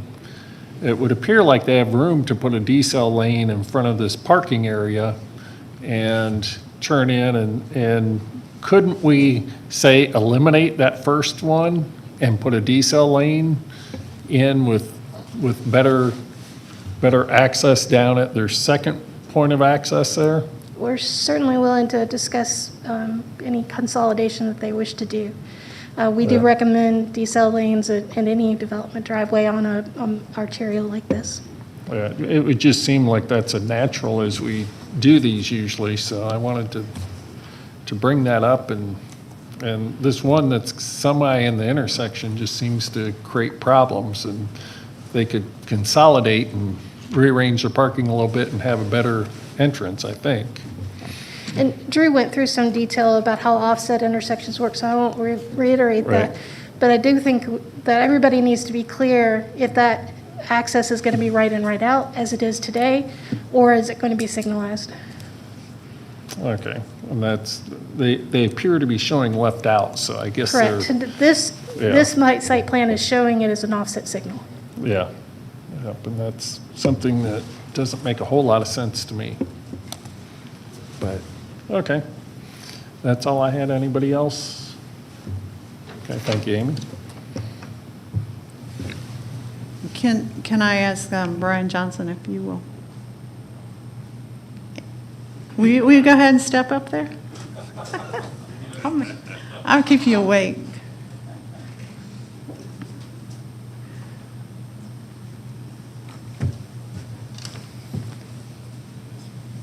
Brian Johnson, the County Attorney's Office. Okay, good.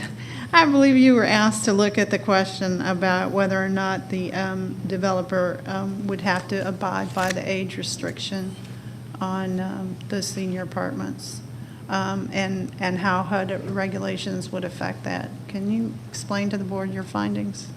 Well, it is a federal regulation that would supersede our zoning, and the stipulation would restrict it to 55 and older. There was a question or a statement about there was a one-year period, but from my reading and interpretation, that's only for transitional, like when you're going from an existing dwelling and they're going to transition from multifamily into senior, where you have a year to reach a goal of 80%. This would be new online development, so that one-year requirement really wouldn't apply here. Everything would be 55 from the get-go.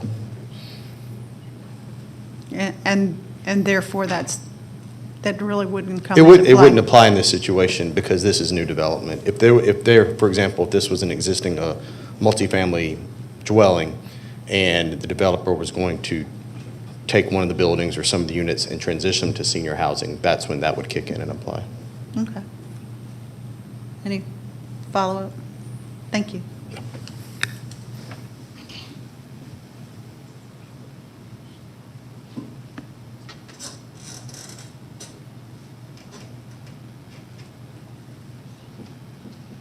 Can I get Jason Gaines to come forward, please?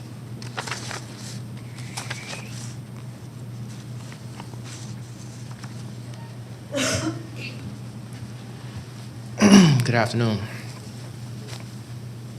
Hey. Jason, you heard the comments that this was not compatible, or the plan was not compatible with the ROD.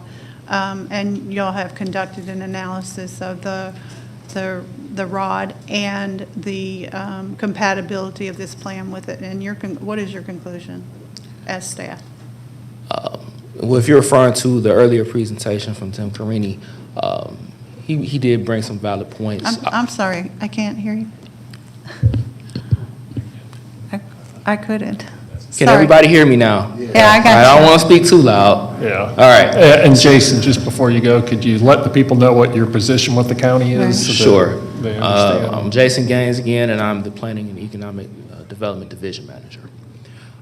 If you're referring to the earlier presentation from this morning in regards to the point-by-point analysis, there were some valid points there. I would say that a lot of the criteria as laid out in the code was somewhat qualitative. Of course, the 20% is quantitative, and I think the compatible building height is pretty, obvious when you can look and say, okay, it is compatible or it's not. But the rest of it is somewhat qualitative and somewhat subjective. So it does kind of make it hard to analyze it based on a conceptual plan. That's why when we talked yesterday, I made several references to, if approval were to be granted, then it would go through a full-on review of engineered plans through our site plan review team and also through our commercial building division. So that's what I would say in regards to those earlier points that were raised. So, but in general, does this proposal qualify under the ROD based upon your experience and expertise? Well, that's somewhat subjective because we've not done one. This is our first ROD. But does it meet the letter of the code, letter by letter? No, it doesn't. But I think that was known pretty much from the beginning. And also, as Mr. Moore previously stated, previous versions of this site plan were, I believe, more in line with what the spirit and intent of the ordinance is. But as Mr. Moore mentioned, his client has worked to try to meet the desires of the community while still bringing redevelopment to the site. So, again, it just depends on how you look at it. On one hand it does, and on the other it may not. Okay, well, what was staff's recommendation? Our original recommendation was approval based on several conditions or Okay, stipulations. has that changed? No. Okay. And can you confirm that, based upon staff's analysis, that the schools have weighed in on this issue? Yes. And what is the school's position? Their initial position was that there was sufficient capacity at the schools that would service the site based on the previous plan. But of course, with us just receiving this last Wednesday, they did not have an opportunity to opine on the current rendition of the site plan. So have you asked, or will you ask for that? Absolutely, yes. Okay, and is parking adequate for the site plan?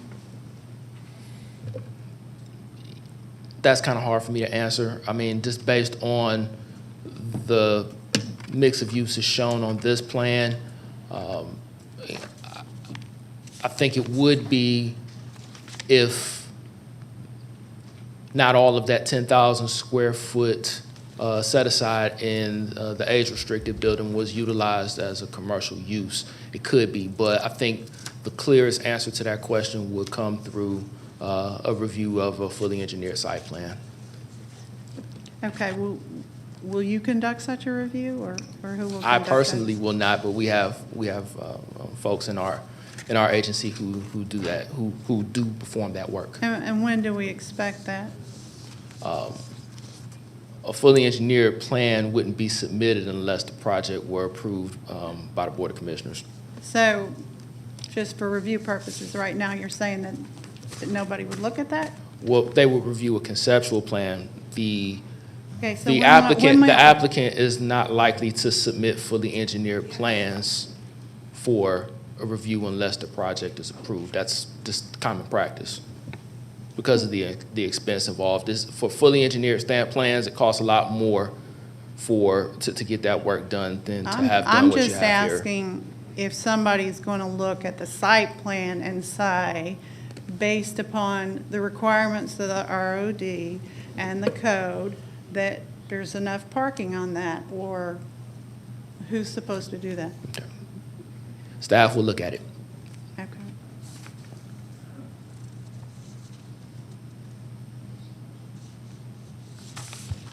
All right, I don't have any further questions. All right. Thank you. Anybody else? Anybody else? Thank you, Jason.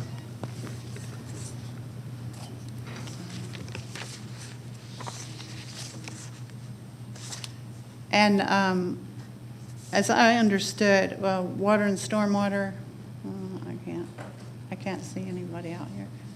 Are they available online or whatnot? This is Carl Carver with Stormwater. Hey, Carl. Did y'all have any updates based upon the new plan that was submitted? No, ma'am. They're still reducing the impervious, which is a lot better than the existing conditions out there, which is somewhere around 90% impervious.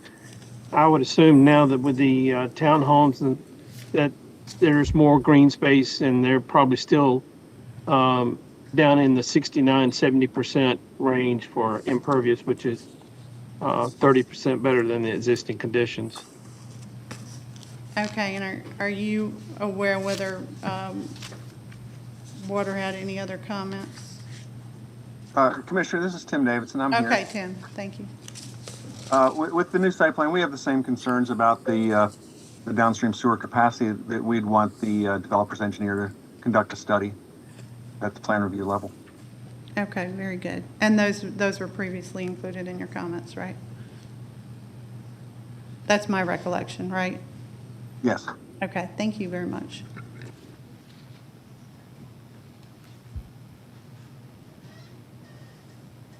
You asking to open it up for comments from us at this time, or? Well, if you want to have comments, that'll be fine. Okay, I just didn't know, usually we let you go first, or you can ask us to go first. Okay, well, I can go first. And I think I finished with the staff questions. Let's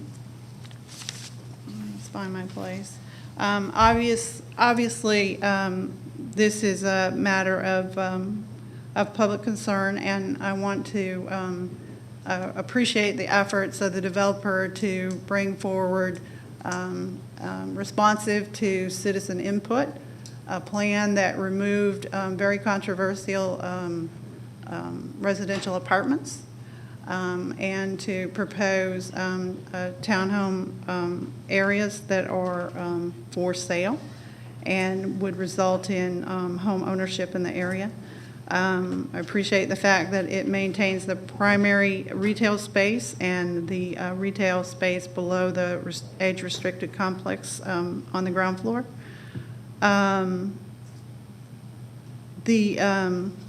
Obviously, today we've revealed that there are questions. that remain as to access and DOT, but the representations are that those matters can be addressed in what I would consider to be an ongoing facilitative way, and that the parties are agreeable to meeting to get those things resolved. The citizen response has been mixed throughout. Some are opposed, some are in favor, some say let's hold it again. I'm sure others will be critical of a plan to hold it again, but if we are moving forward with a plan to bring this to a final resolution and to send it to the Board of Commissioners, that seems to be well conceived. So I would make those comments, and then I would make a motion to hold this until the next meeting, but with some very specific instructions to, they're instructions, but they're in the nature of things that have been agreed upon by the developer anyway. First is that the developer would submit updated traffic plans immediately and schedule meetings with the DOT to facilitate these discussions about two very critical issues that relate to the site. And that those issues would be resolved within 2 weeks so that staff's recommendations as to those issues can be fully incorporated and ready by our agenda time for the next meeting. I would also ask that the developer submit a site plan modification prior to the next meeting that addresses any traffic concerns that are discussed and that are where the solutions are proposed, and also the addition of green space. And in saying so, I appreciate the fact that the developer has come forward with, just from yesterday, a proposal to add green space into the townhome area, but there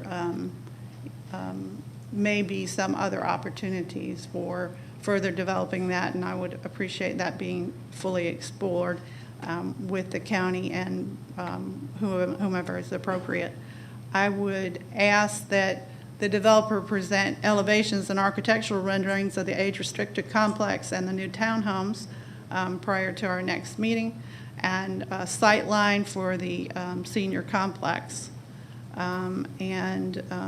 Subject to those recommendations, I would also request a meeting to include 2 representatives of the proponents of this plan and 2 representatives of the opponents of the plan to meet with the developer's council, and with the district planning commissioner and the district commissioner to facilitate a discussion and to make sure that all of these issues are out in the open. And that would be my motion. Okay, we have a motion to hold with some direction. Do we have a second? I'll second. Okay, second by Stephen. Do we have further discussion? Okay, go ahead, Tony. I'm sorry, I'm always looking away from you. You got to catch him while he's Yeah, looking yeah. your direction. See, that's He's way brighter than well, with that said, this site bears a lot of resemblance to one that we looked at last year, which is at the intersection of Sandy Plains, 92, and Mabry Road. So an older shopping center bordered on 3 sides by major roads, access to the shopping center restricted because of medians, and it's suffering the same situation of not being viable for many commercial uses. I heard Mr. Moore's comments about the applicant, not the applicant, but the owner could simply fix it up and use it as it is. I think if the access to this site was adequate, somewhere in the last 20 years, the owner would have done just that and would have fixed it up and put it to use. So the overall access to this site continues to concern me. Restricting access from Post Oak Trit.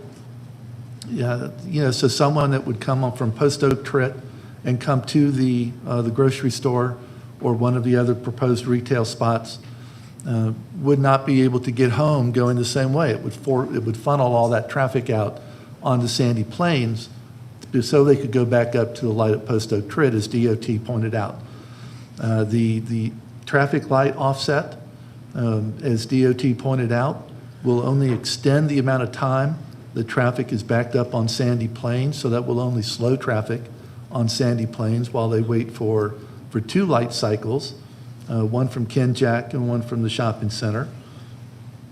And I'm sure they perhaps have some creative ideas. They've certainly tried to address some of those concerns with this most recent site plan. And they may have some creative ideas for solving the access, but as long as access is restricted and limited to this site, I don't see much future for a project with this kind of density. Okay, did you have comments, Fred? Okay, none. I'll make a few. I'll say, last time I brought up the safety issue of traffic flowing through the site.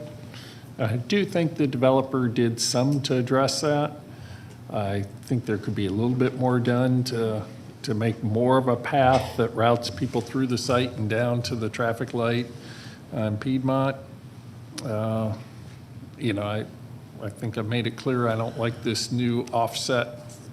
I think that just creates more problems than it solves. I do think access is the #1 issue here.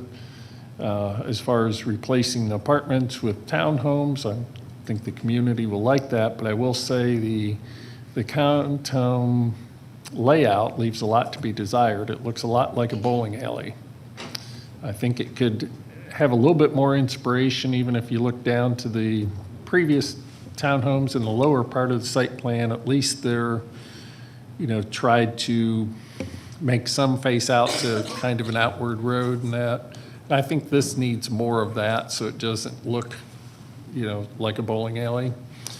I have concerns about the one-way in from the Post Oak Trit way, in that I know people are going to try and go against what's allowed and go out what is the in, and that could create problems. The other thing is it appears like just below that there's a driveway that connects into that then connects to that road. So are we going to funnel people through parking spots and driveways by making it so you can't just go out? So I don't really think that was a solution that addresses the real problem. I still think,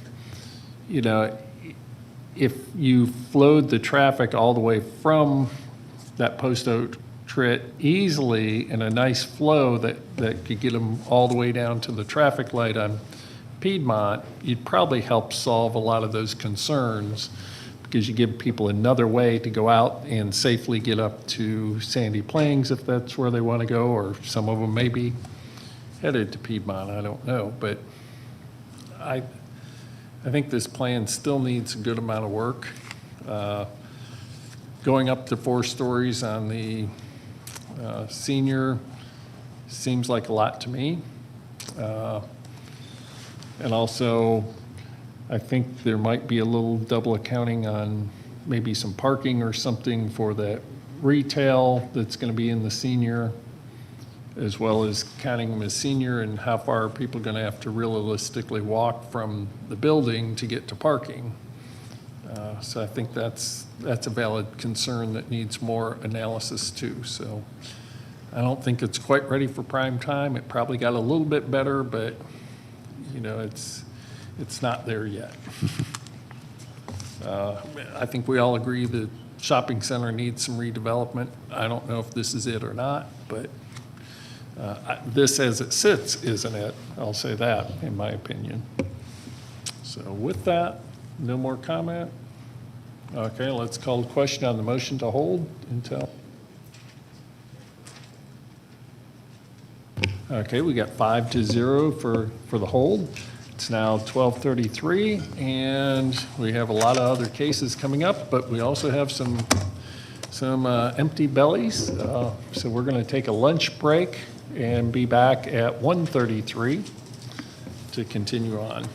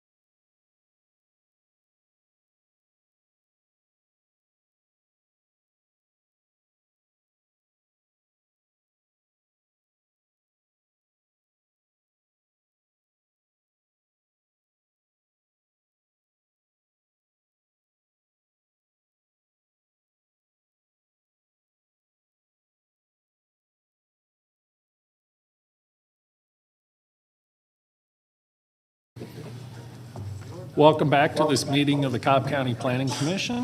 Hopefully, we've all had a chance to get a little nourishment and some more energy because we have a lot more cases to cover.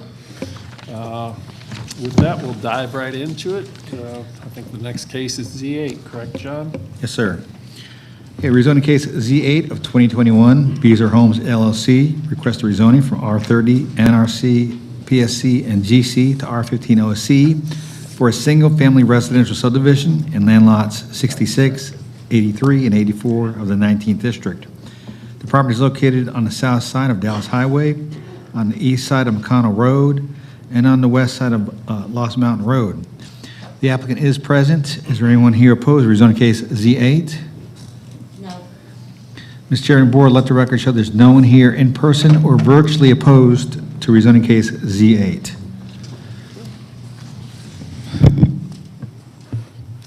I know you take that as a positive. Yes. Okay, Today go for ahead. certain. Thank you, Mr. Chairman and Commissioners. Kevin Moore here on behalf of Beazer Homes. This is an application where we've had two prior public hearings and presentations on plans as they have evolved each time, and we present the third version of this proposal and proposed site plan for this tract that is 33.76 acres located on Lost Mountain Road at its intersection with Dallas Highway. The new plan is before you. Two key component changes that we were requested, but one was the lots along Lost Mountain Road, which you see is on the right-hand side. That's Lost Mountain Road. Those lots have all been increased to a minimum of 75 feet in width. So that's a lot width that is consistent with what we usually call straight R15 or straight R20 standards. Both are minimum 75-foot lot widths, and that's what's been accomplished with those lots all along that back up to Lost Mountain. Also along Lost Mountain, we have included the room for buffering and sufficient room for that, as well as included rooms for our decel lanes and left-hand turn lanes. As a result of the continued changes to these plans, just to give you a little slight history lesson, we started with R15 OSC, Open Space Community, proposed for 70 homes. That was then reduced down the prior time to 60 homes, and now this is a proposal for 57 homes, so it dropped another 3 homes. The density for this proposed R15 OSC Open Space Community Single Family Detached Residential Subdivision is 1.7 units per acre, which, as you know, is an average R20 subdivision is usually around 1.75 on average in terms of its density. Please keep in mind we have an RSL to our south that is over 2 units per acre, beautiful RSL. We met with them. We also have a conservation subdivision that is across Lost Mountain from us, and then you have our 30 tracks on McConnell, off of McConnell Road, which is to our west. McConnell Road is the small road that is on our left-hand side of our property, running up in court and then intersects with Dallas Highway. You'll also see what we've tried to do is congregate as much of the open space as we possibly could along that side. We've heard from residents there. At a minimum, it's over 100 feet of undisturbed open space area, and then you can see it grows well beyond that on the site plan. A lot of that is geared towards some comments and discussions we've had with residents along McConnell Road who really were focused on making sure that, or asking that as much of that frontage along McConnell Road for as far as we could would be left undisturbed. Knowing, of course, we could put houses there under any kind of other type of residential development. Here, we're proposing not to do that and pull those in under the OSC arrangement. With that, this site plan does have 41% open space. That is preserved and dedicated open space, and now sits at 57 lots and 1.7 units per acre density. So all of those things have fallen in line with the comments that we have received over the last couple of months. And again, we believe this is a great proposal. I do want to remind you as well, because that along our southern boundary, what we have included in our stipulations and that we had proposed with the adjoining RSL, which is called McConnell Green, where we increased the rear setback to those lots to 50 feet. So a 50-foot rear setback. In addition to that setback, we have a 10-foot landscape buffer or buffer that's outside of that. So that's 60 feet of that. In addition, the first 40 feet of our rear setback we have proposed to be undisturbed during construction and development, so that you have a great deal of buffer type area or setback type area to create separation between the senior development adjacent to us and this one. So we've really focused on being attentive to that and sensitive to the various concerns we had from different areas. And with this proposal now, it brings it in line with R20 density, also bringing in line what you see from the road being Lost Mountain, what are really standard R15 or R20 lots that would be almost at the intersection of Dallas Highway and Lost Mountain, where you have commercial, very well-established commercial uses. I'm here to answer any questions you may have and would respectfully request your recommendation for approval of this plan. Thank you. Thank you, Kevin. And since there's no opposition, we'll close the public portion of the hearing. And I appreciate you keeping that short, Kevin. Turn it over to Fred. Thank you, Kevin. You can just stay up there. I have a whole bunch of questions. Sure. Let's start with along Lost Mountain. How big is the buffer between the back boundary of the lots and Lost Mountain Road?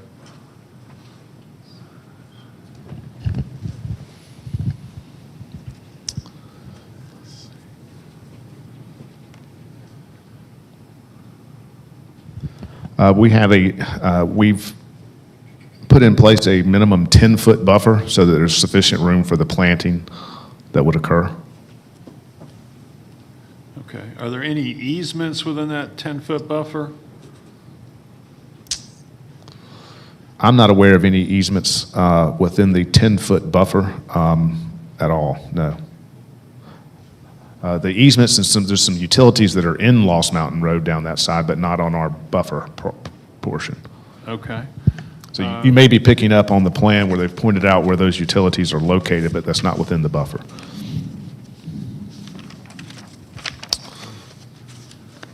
All right. Are there any plans to connect to the, my understanding is there's a plan to bring a 10-foot bike trail down Lost Mountain Road to what would be the back or the northernmost part of this property? Is there any plan to have connectivity there at all? Per Cobb County DOT comments and recommendations in our plans, we will have sidewalk, curb, and gutter along our Lost Mountain frontage that will be installed by us. And we're, because of there is a DOT project for this segment of Lost Mountain, we're also required to coordinate that with them. Obviously, we don't want to by coordination, it just means we make sure whatever they're doing, we tie into, and the timing of that's appropriate.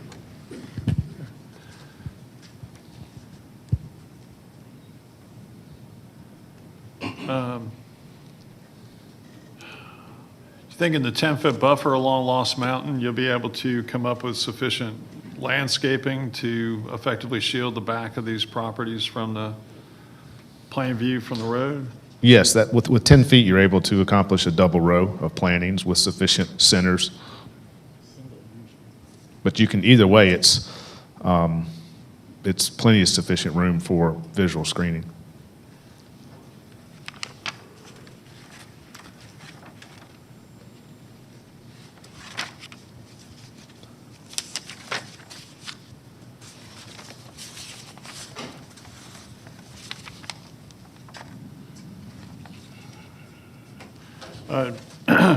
I noted that in your proposed stipulation letter, you agreed to the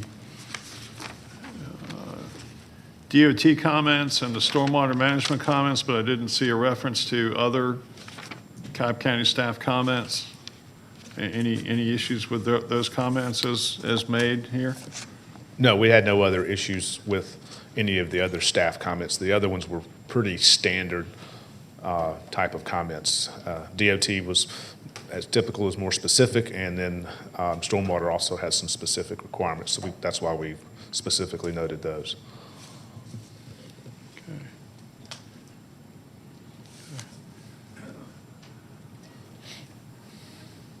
Any problem with, in some other stipulation letters you provided, and including, I went and checked, just for the record, I went and checked Kyle Farms stipulations and plat, since I viewed that as the most similar product in the area. Do you think this would be a product that would be somewhat similar to the Kyle Farms product? As far as home product, I think it'll be similar. These are, single-family detached homes. Kyle Farm has a couple of different, what I call pod types in there, but they'll be very similar to that in architecture and feel and look. Are you okay with the front of each of these units being stone, stucco, brick, or other masonry? Or I think cedar shake is your standard language you sometimes use? Is that acceptable, or is that a problem here? That's not a problem here. Okay. I would prefer that since you're asking, then if we could, would be the district commissioner to have approval of final elevations with materials, so that there's some flexibility there. We have a lot of, it depends on when you're catching it, but the market is responding a little bit differently these days than they were even 4 years ago to materials, but that direction with the ability for the builder to make sure they're meeting what the market's responding to. That doesn't change the value, price point, quality, or really materials, just the mixture of it. Okay. And then I discussed with you your fact that in your proposal, my recollection is you had proposed 2,400 square foot minimum homes, and my question was, given the current spike in prices, might you be able to come up with a slightly more affordable price point if we gave you the option to take that down to maybe 2,200 square feet? And that's acceptable for the applicant. Okay. So that would be This gives further flexibility. All right. And offerings. All right.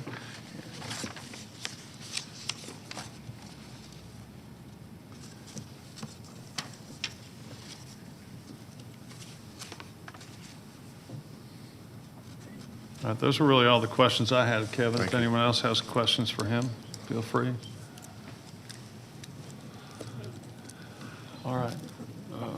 All right, then, I'll go ahead and make a recommendation. You can have a seat, Kevin.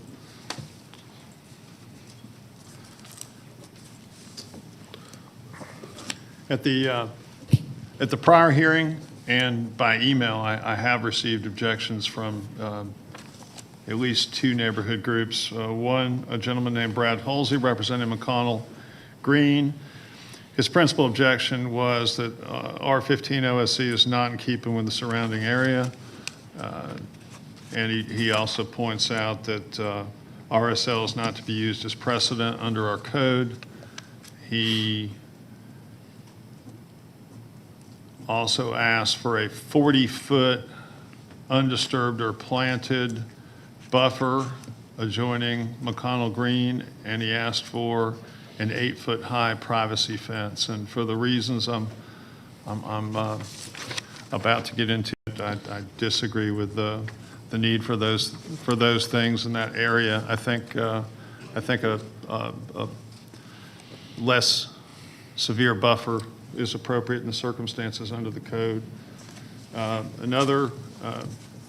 Pam Roach made an objection letter, asked that Kyle Farm, as with Kyle Farm, lot sizes should be at least 16,000 square feet to the west, that it match R30 with 30,000 square foot lots, that there be no buffers in the setbacks, and buffers to include berms and evergreen screen plantings. And I certainly agree with point 4 there.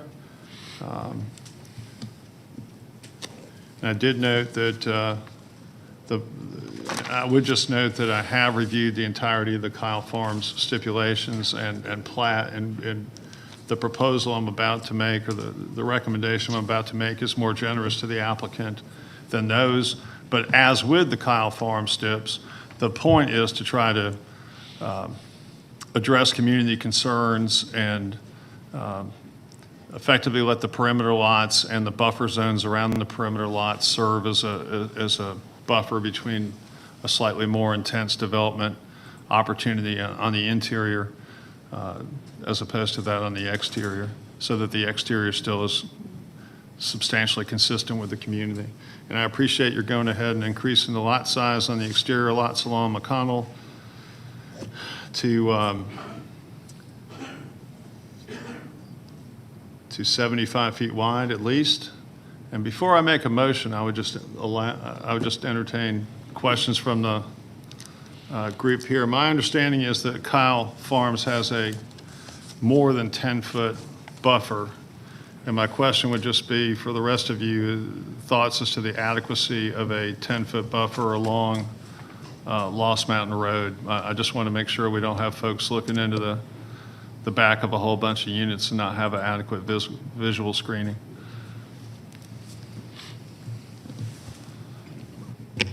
Okay, I'll jump in. You know, with these lots being larger now, it probably wouldn't be too hard to make a 20-foot buffer, would it, Kevin? Now that you have these wider lots, they're pretty big. They look fairly deep. You know, so if you felt comfortable, you could probably bring that up to 20 feet without making any big changes here. And that 20 feet really does allow a full 2-row planting, you know, fully staggered.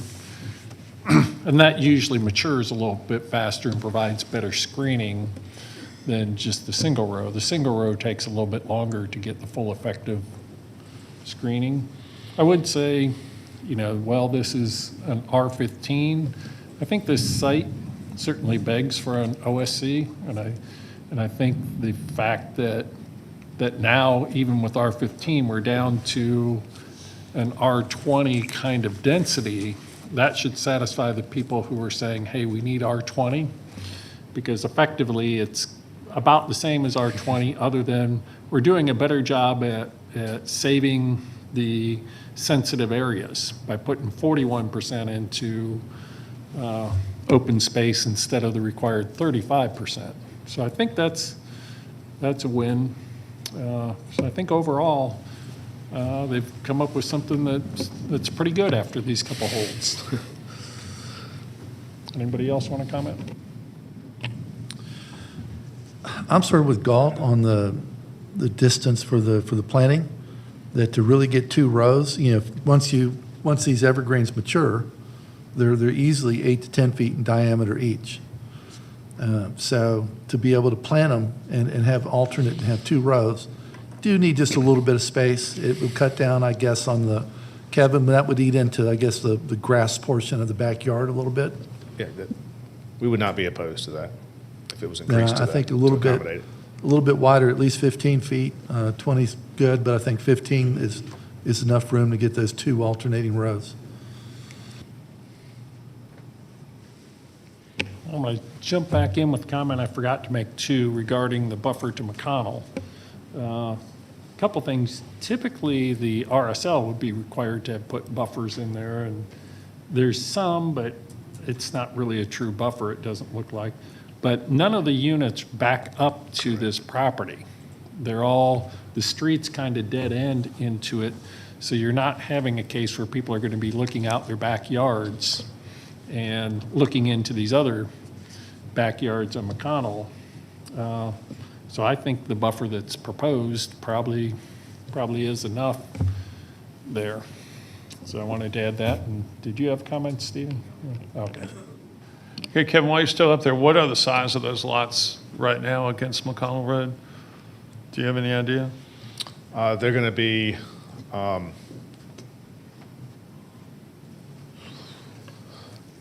against McConnell Green along the south portion of the property? I'm sorry, I apologize. I said McConnell. That was erroneous. Lost Mountain Road. Oh, okay. Those are 75 wide. How deep are they right now? So those are Yeah, those lots are in excess of, I'm trying to look and see what I have there. So those are 75 by, looks like they're close to 15,000 square foot lots. I'm not good with math in my head. I went to Georgia. Okay, so we could lose the back five times 75, if my math is any good, is somewhere around 375. So we're not going to hurt that in any way. They're comfortably going to all be over 14,000 square feet. Oh, yes. Even with the, even if we go to a 15-foot buffer there. correct? They're deep enough for that, to accommodate the buffer. Okay. All right. Let me go ahead and make my recommendation now. My recommendation is we delete this to R20 OSC, and then we add the following conditions. All staff comments, including fire, site plan review, water and sewer, will apply. He's already got that. I'll get to that, though. All utilities must be clearly marked so as not to endanger homeowners and their contractors and invitees. The landscape buffer on McConnell Road needs to be the landscape buffer on McConnell Road that is shown on the plan is open space. What I want there is supplemental plantings over the southernmost 500 feet of McConnell Road in order to provide a further visual buffer, given the fact that that area near McConnell Road is going to be developed. There's no need for it on the northern end, just the southernmost end on the McConnell Road frontage, or not quite frontage, almost frontage on the project, right? The aspect of the project nearest to the McConnell Green and continuing down McConnell Road for 500 feet needs to have a landscape buffer there provided so as to not to disturb the feel of the more rural, less intense feel of that currently exists on that road. Boundaries between the open space and the lot lines must be and remain clearly delineated, and covenants must provide for same. Along Lost Mountain Road, there must be a 15-foot buffer with a double row of tree plantings, evergreen tree plantings, so as to provide adequate visual screen.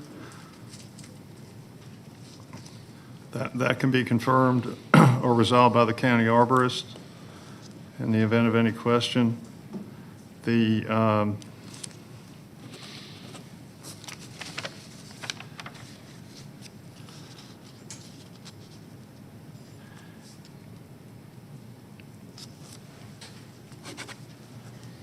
Any perimeter lot, and I define perimeter lot here as being within 150 feet, any portion of the lot being within 150 feet of either Lost Mountain Road or McConnell Road, not of the other development to the south, but of those two roads, will be defined as a perimeter lot. If any portion of the land within that lot is within 100 feet of those two roads, it shall be at least 14,000 square feet and shall be not less than 75 feet wide.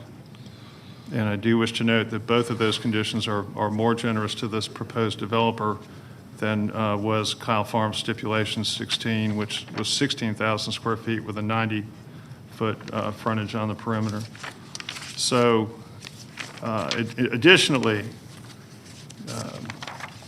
to the extent not in conflict, the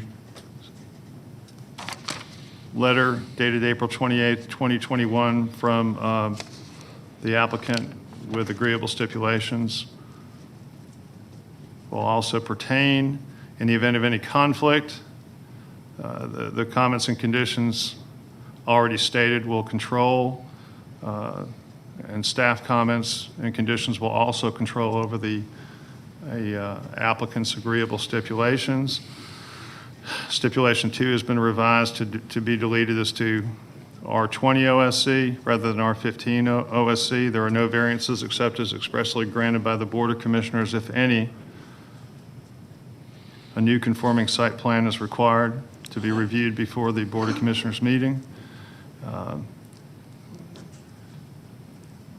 We'll just say at this point that paragraph 3 of the agreeable stipulations is revised, or I'm revising it here by motion to only allow up to 54 single-family detached residences. That's still a significant increase over what has been. We've agreed to a change in paragraph. Your agreed stipulation 4 by your agreement has been changed to 2,200 square feet instead of 2,400 square feet. In paragraph 5, in addition to the traditional style architecture, it'll be required that exterior finishes for the fronts of the houses will be hard coat stucco, brick, stone, stacked stone, masonry, or cedar shake, or a combination thereof, except to the extent any variation is authorized by the district commissioner.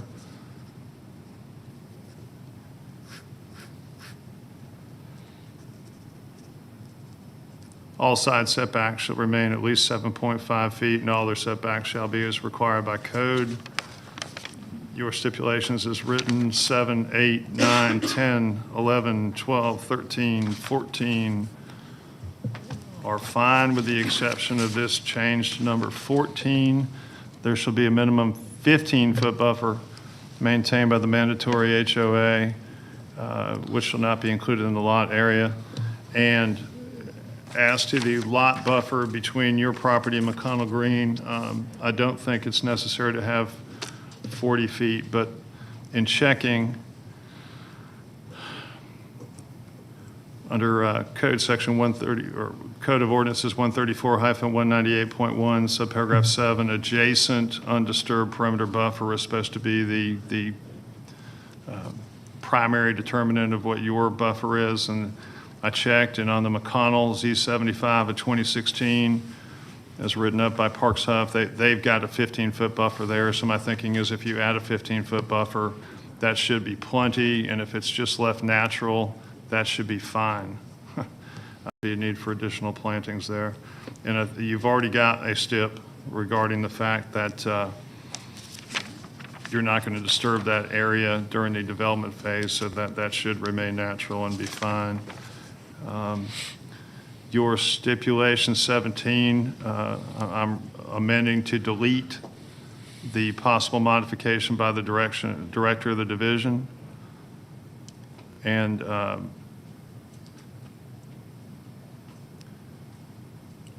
same with number 19.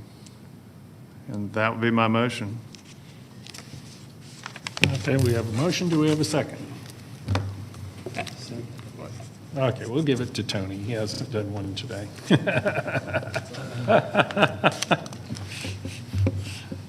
Okay, do we have further discussion? I'll just throw out a couple of things for further discussion. One is, you mentioned cedar shakes. Normally we say cedar style shakes because typically now they're cement-based product instead of actually cedar. So you may want to revise that. Yes, please, if the clerk could please show my motion as being revised to that would be fine. Okay, then, when I was trying to get to the math, because Kevin had said 57 homes brought us down to 1.7 units per acre, and you dropped to 54 homes, and that's considerably under, what you typically get with R20. I wondered if there's a reason why you were going 3 homes under, or? I think realistically with the other conditions, that's always going to get to, but if, since it's up to, I'm fine with up to 57. Okay, and were you giving any lot size variances for internal lots that are 13,000? I think it's 13,500, is that right, John? It's 13,000. 13,000, okay. I'm not, however, the district commissioner can consider that upon review of the final proposed plan. Okay. I'll say, I probably prefer the 41% open space because you're protecting those sensitive areas more and giving them a little bit on those interior lots, but I'll leave it up to you. So, any other comments? Okay, let's call the question. All in favor of the motion? Raise your hand. We'll give you a 5-0 on that. Okay, what's next, John? Kevin again.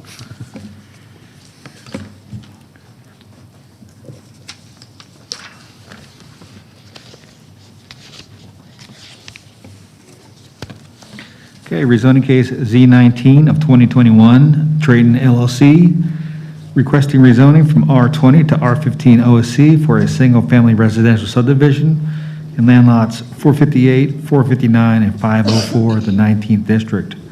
The property is located on the south side of Macklin Road and on the north side of Gaydon Road, west of the intersection of Macklin Road and New Macklin Road. The applicant is present. Is there anyone here in person opposed to rezoning case Z19?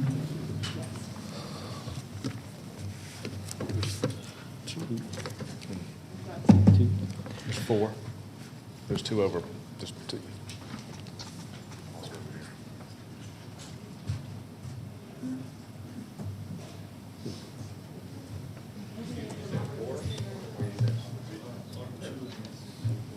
Oh, okay.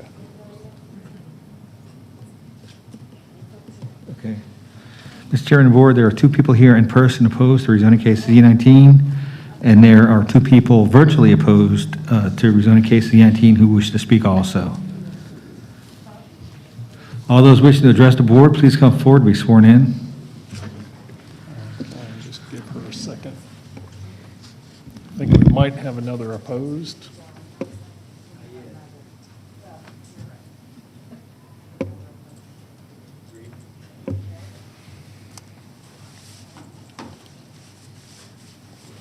Mr. Chairman of the Board, there are actually 3 people here opposed to rezoning case Z19 in person. Okay, thank you, John.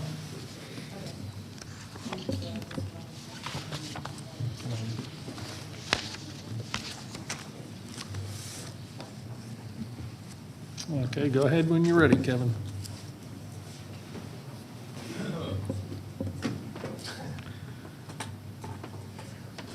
you want to do your, can you let him do this? Yeah, this.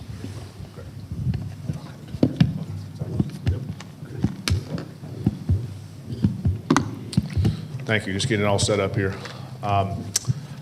This application has been filed by Trayton Homes. It is almost 59 acres that's located along Macklin Road and also stretches and has frontage on Gaydon Road on the south side. So Macklin Road runs east-west, and you can see that on your screen, the aerial of this property, and then Gaydon Road is across its southern boundary.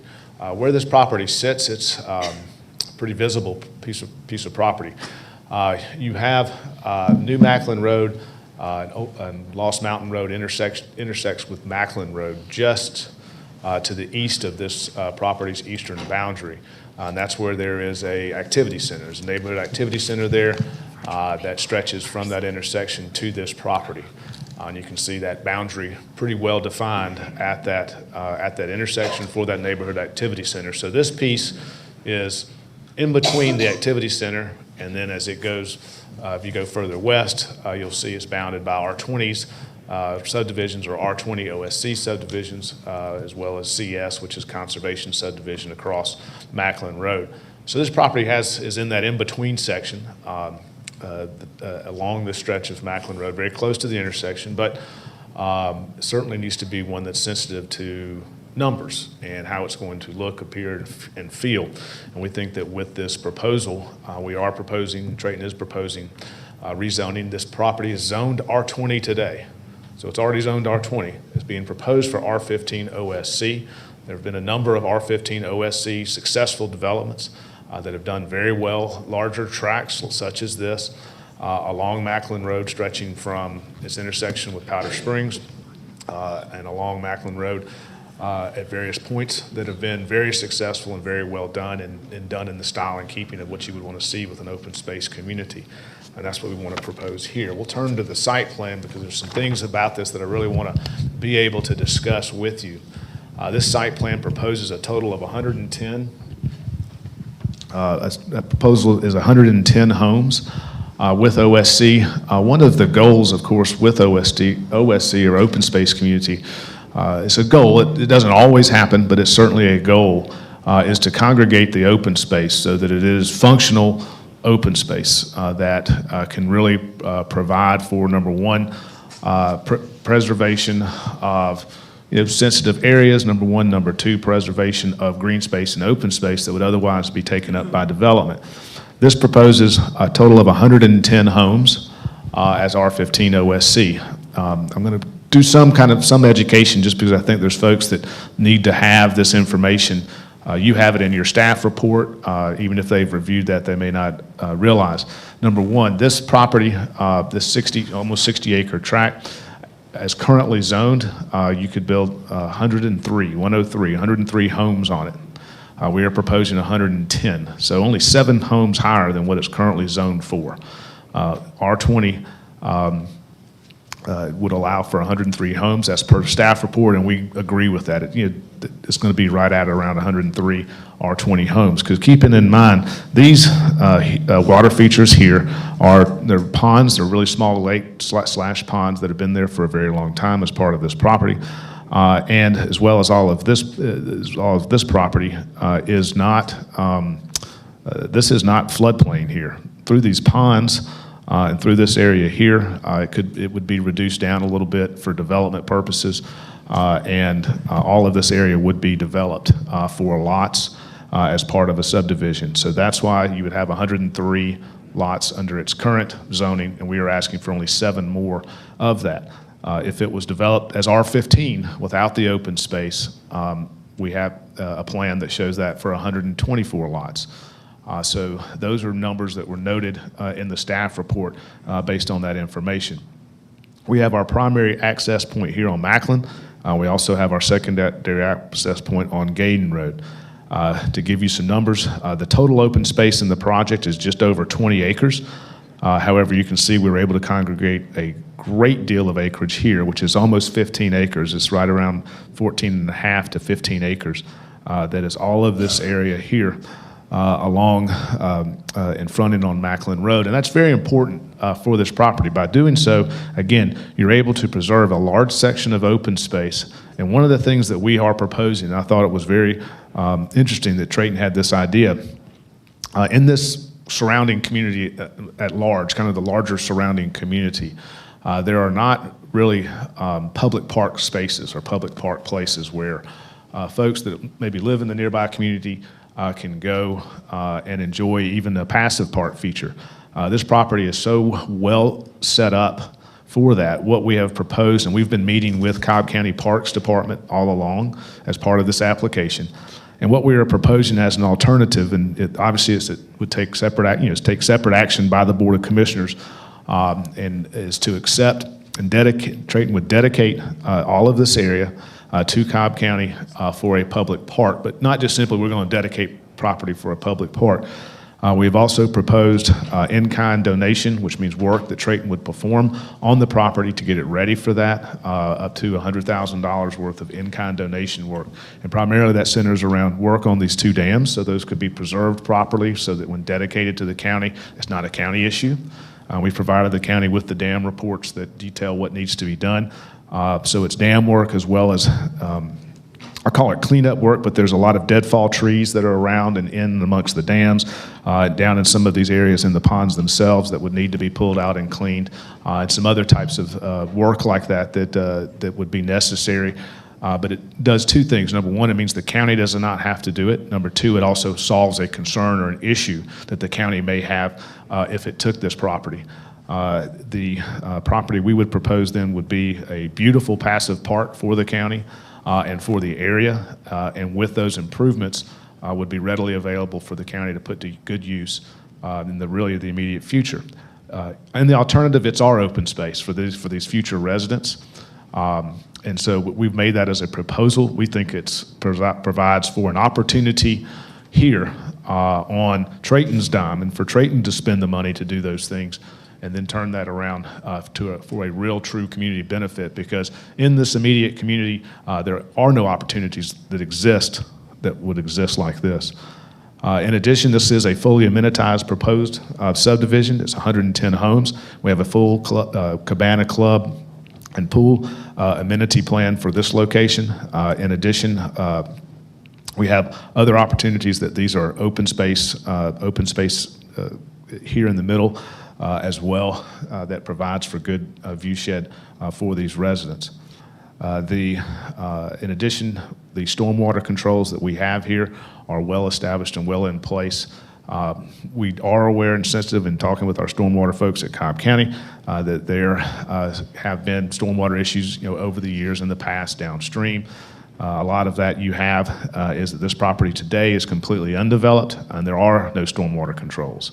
What would happen here, especially with how we have this arranged and with the stormwater management, we're actually now being able to control the stormwater, so it actually improves, not degrades the condition of stormwater downstream when you have no controls, especially when you have Macklin Road forming right here. There's no controls for that stormwater that's released through these ponds and so forth today.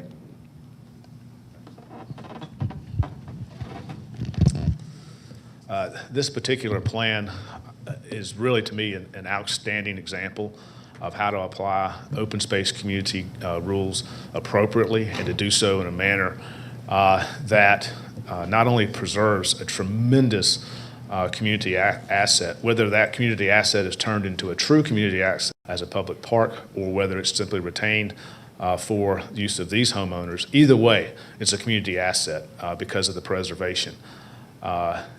You get all of this, plus these stipulations that we have put together, requiring the homeowners association, requiring the buffers and the plantings that go along with open space community, that require the types of buildings and the homes and so forth that go into this proposal. All of this comes with being able to do a plan like this at R15 OSC at 110 homes, which again, I can't reiterate enough, is only 7 homes above what the property would be developed for if we didn't come before this board and there was no input whatsoever. It just makes too much sense from Trayton's standpoint. This type of proposal, creating that level of open space becomes a real asset for not only the sale of their homes, but the future of this neighborhood, as well as providing for the future of the immediate and surrounding community to use that. I'm here to answer any questions that you may have and respectfully request your recommendation of approval consistent with your staff recommendation for approval as well. Thank you. Okay, thank you, Kevin. Now we'll hear from the opposition.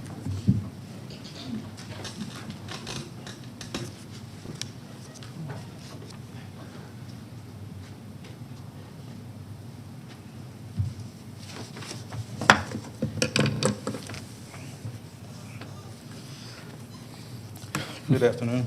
Hello, how are you doing? Good, good. Thank you. My name is Kevin Hansen. I have lived at the registry at Old Lost Mountain for over 14 years now. And I'm here to kind of represent the opinion and thoughts of the residents of the registry, as well as the residents on Gaydon Road who are affected or will be affected by this. So we would like to submit that there is, in our opinion, no reason to rezone this area because there has not been any evidence that the area was improperly zoned.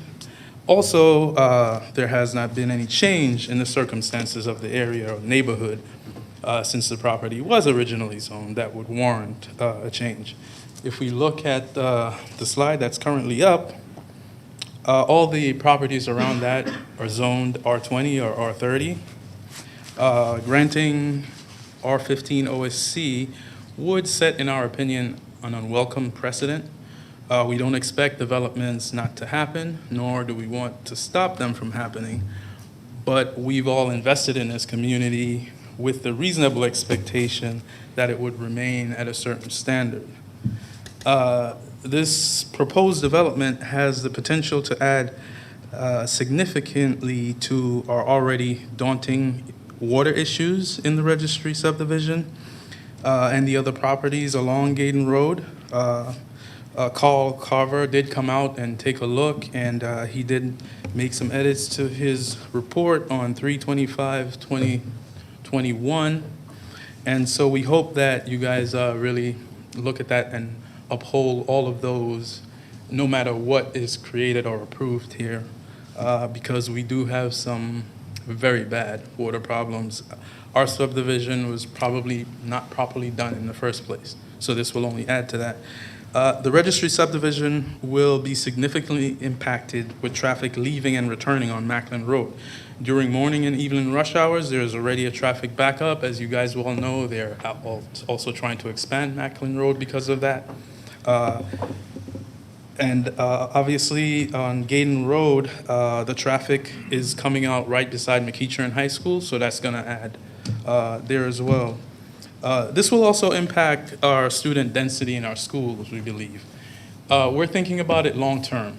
Granted, this one subdivision probably won't, right? But when you add 2 or 3 or 4, now you're talking about something that's going to have a real impact over time. And so that's the way we're looking at it.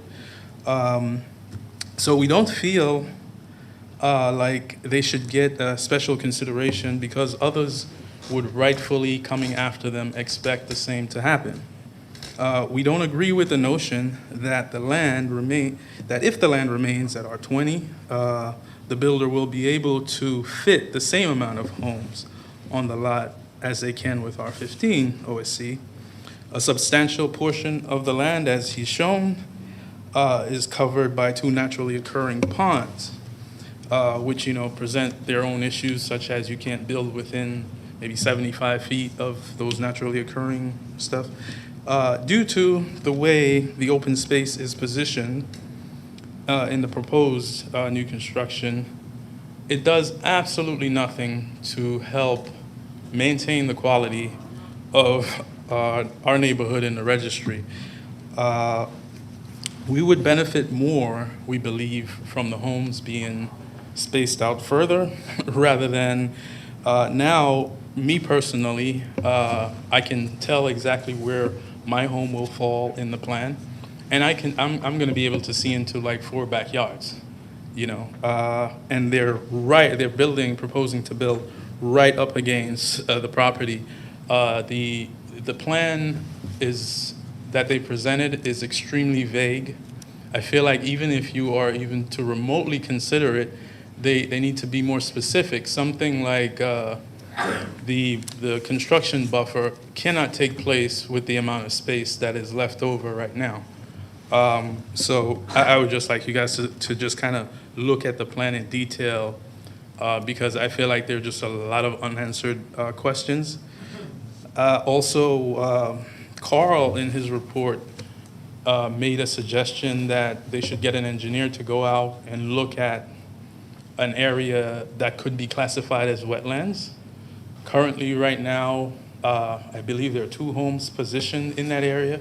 So those 2 homes possibly cannot be there anyhow. So I just feel like overall there's some holes here. As far as the proposed park goes, we don't necessarily see that as such a great benefit. We have probably a 6-field soccer field about a half a mile down the road on Barrett Parkway. We have a park on Powder Springs Road. We also have Silver Comet Trail, which runs forever, which is only like a mile away. We see that more as a long-term burden on the taxpayers rather than a benefit to us. Thank you. I appreciate you for giving me the time. Thank you, Kevin. Okay, do we have a virtual speaker? No, our virtual speakers came in first. Okay, well, then we'll have the next in person. We don't know how to do non-virtual, come on.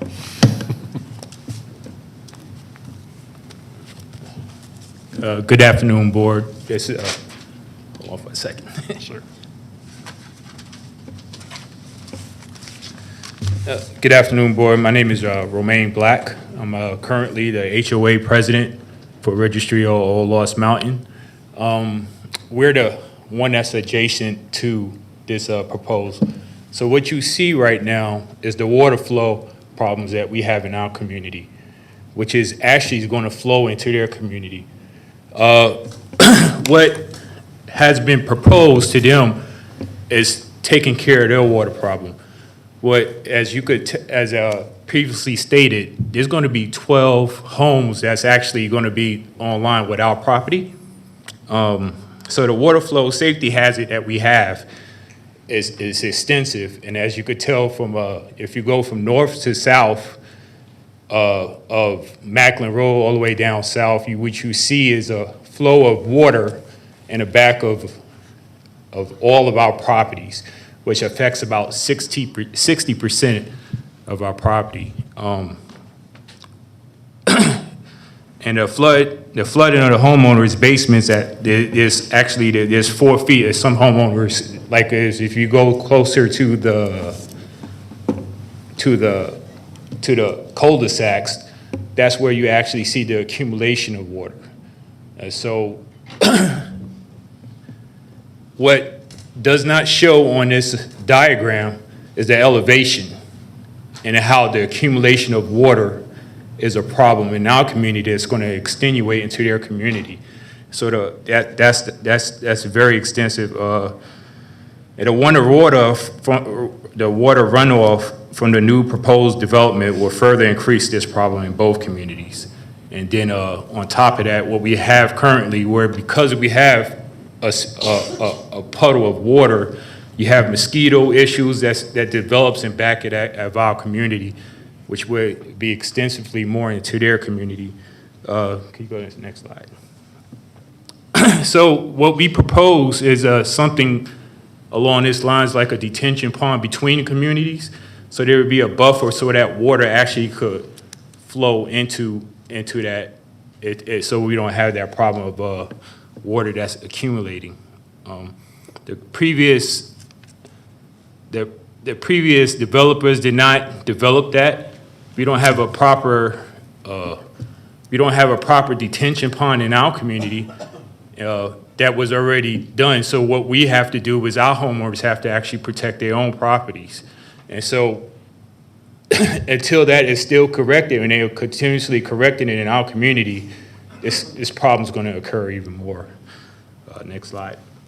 I think we talked about the traffic point where they're talking about already on Macklin Road. They're enlarging the two sides of the road. They are enlarging the road itself. So what the problem is that what you see is that there's going to be a backstop of traffic all the way from the intersection of Macklin Road and Old Lost Mountain.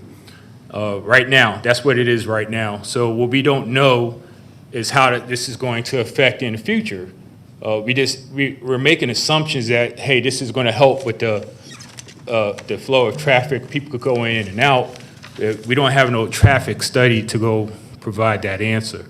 I know what they did, or what they're doing right now currently, or they are enlarging the road to increase, to make the flow of traffic going. But right now, because we have this community that's 120, right now it's proposed as 110. I think they said it was going to go to 120 now. 110. It's going to be extensive traffic going in that area. So, and go to slide 4, please. Okay, and I'll ask you if you can kind of speed it up. We're over on time now. Okay.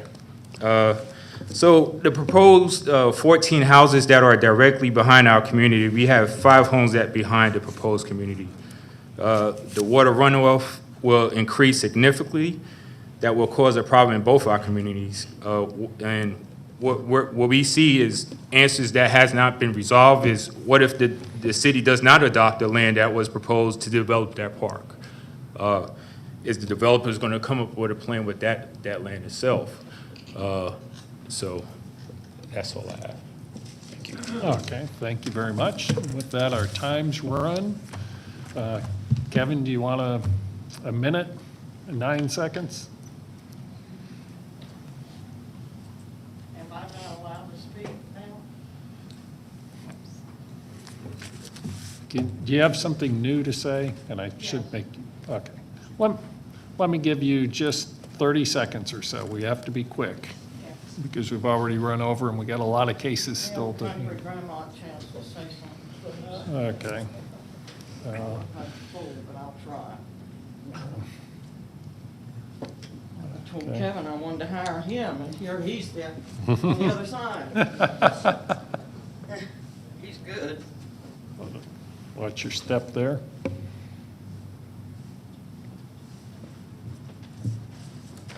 Thank you.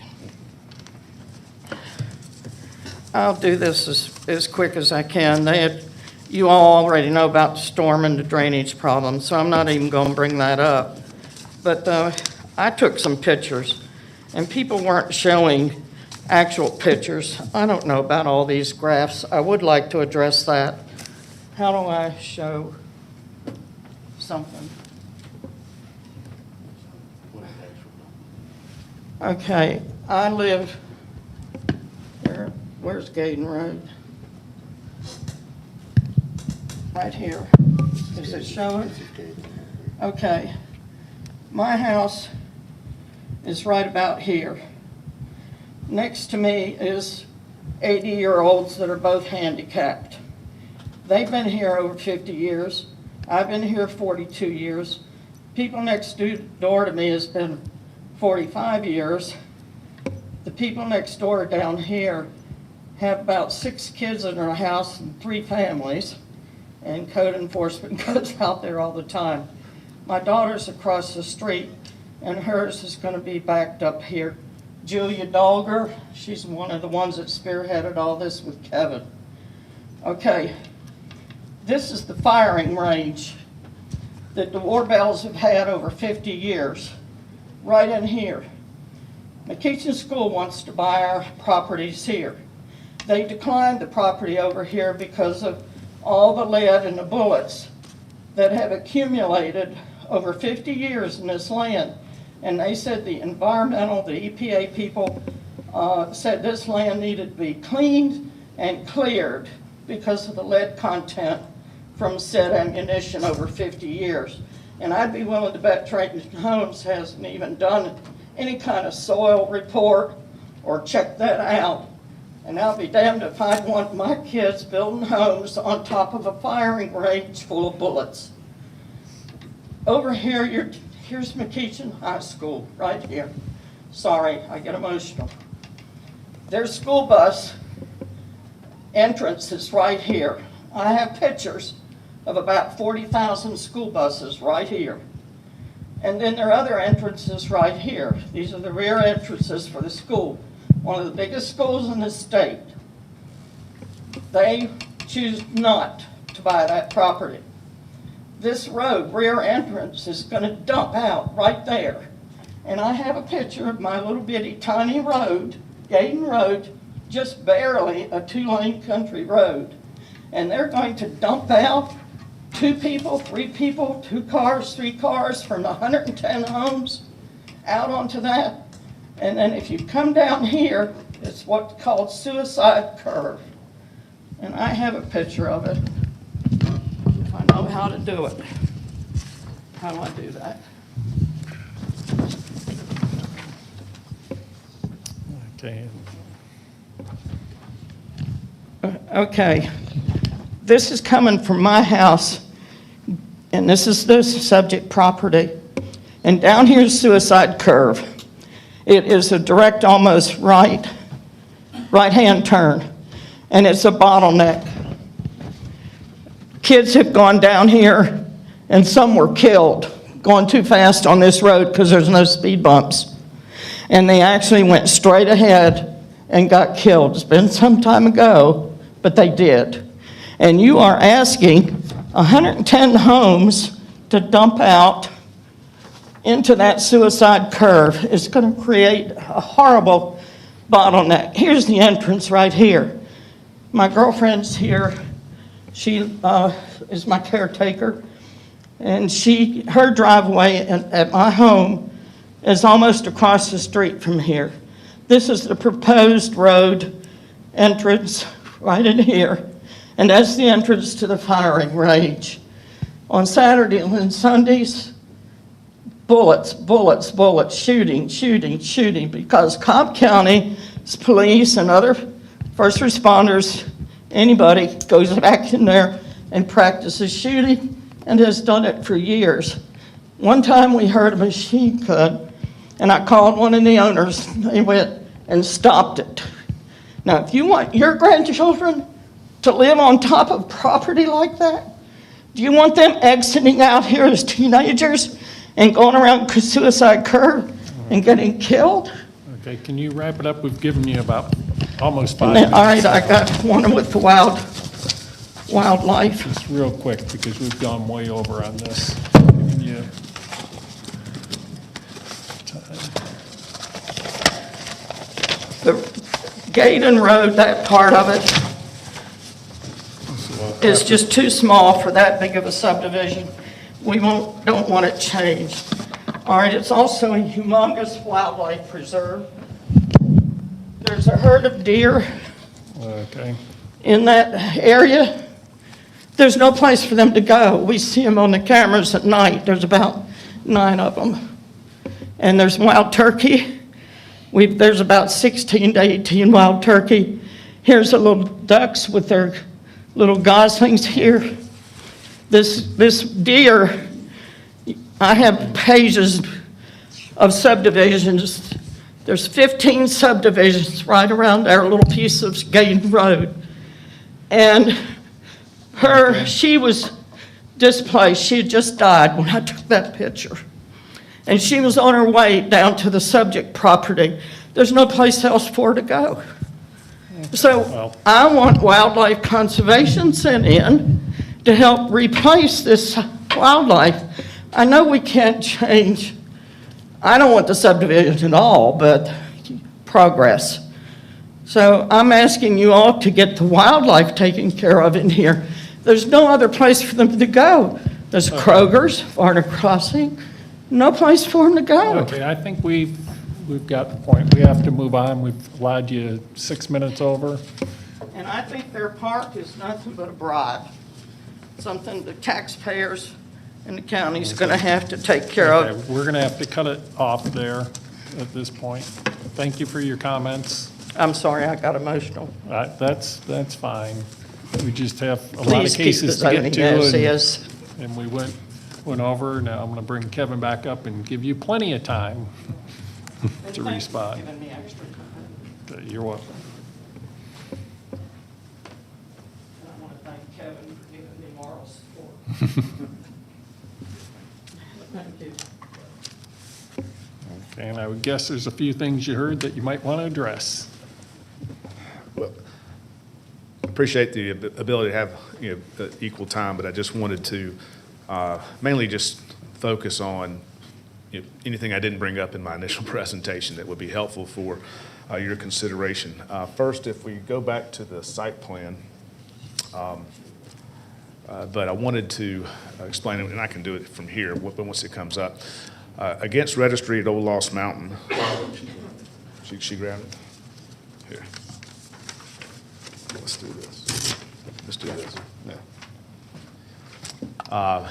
You heard a reference a couple of times to the lots, 14 lots that are adjacent to their R20 OSC subdivision. Please note that that is an R20 OSC subdivision, and that's along this left-hand side of our civil site plan. All of those lots intentionally are 75 feet in width per this plan, okay? And also have a 35-foot rear setback. What does that do? That tells you those match the exact specifications for R20 lots. 75 feet in width with a 35-foot rear setback. Now, they're not of that size, but that's just because they're not as deep. But in terms of their width and spacing, I wanted to be sure that you were aware that that was part of this plan, and it's shown on this plan, and it's specifically noted that those lots are that wide. And that was done intentionally, obviously, given the OSC's guidance on how to do that. So we wanted to make sure I brought that to your attention. On the other aspect, what I don't want to have happen is that in an effort to do something good, dedicate a true area for a true public park. It's not just a giveaway, it's a true public park that they're truly paying for, and adding some good value to that, that's how somehow turned into a negative. It is not. We're not proposing that as anything other than an alternative. What we've said is, if the county wants to do this and thinks it's a great idea, then Trayton is willing to do that. If not, it's just part of our open space. It's part of an OSC, and I want to make sure that the folks understand, if a plan like this is approved, a zoning is approved for open space community, what we designate as open space must remain as open space, preserved perpetually as open space. You can't come back and develop it. It is preserved that way by deed and covenant and zoning. And so that's what would remain there. That's why we think it's a great thing to do. Either way, it was just part of the conversations. There was a good deal of interest from Cobb County Parks because this property is so ideally situated and provides such an opportunity. But if this is, and other people we've spoken with in the community greatly supported it, thought it was a fantastic idea. Either way, for us, for Trayton, it doesn't affect our plan. It's just a different way to do that open space that could benefit a lot more people than simply the residents that lived here or that will live here. We're asked all the time, what are you doing for the community? In this instance, it's meaningful what's being proposed for the community. Whether the county wants to do that or not is up to the county. But we certainly shouldn't be targeted for making the offer when it came from a good place and a good faith to do that as part of this overall development. Lastly, I just want to remind folks that we're talking about a difference in 7 houses here. And we're certainly happy to look at some issues. Again, we've reviewed the stormwater comments that have been made by Mr. Carver. And as you see in our letter, we agree with them, and we're taking those on. So from that standpoint, we believe we've addressed everything that has been brought to our attention with this project, and would respectfully request your recommendation for approval. Thank you. Okay, and with that, I'll close the public portion of the hearing, and stay right there, Kevin. I have a question. There was, and we've had it come up 2 or 3 times, the firing range and the lead and all of that. Right. Yes. I've known about it, having been around for a good number of years here in Cobb County and grown up. If you're from this area or anywhere near this area in West Cobb, you know about this property as a firing range and has been used so for a very long time. The Werbell family, who has owned it for ages, is ready to sell, and it will no longer be used for a firing range, obviously. But Trayton has completed both its soil testing, environmental testing, and geotechnical testing for this property, and it is not an issue for their development. Okay. Okay, and is there some type of cleanup they would be doing with that, or? There's no type of special cleanup that's necessary for here, for that.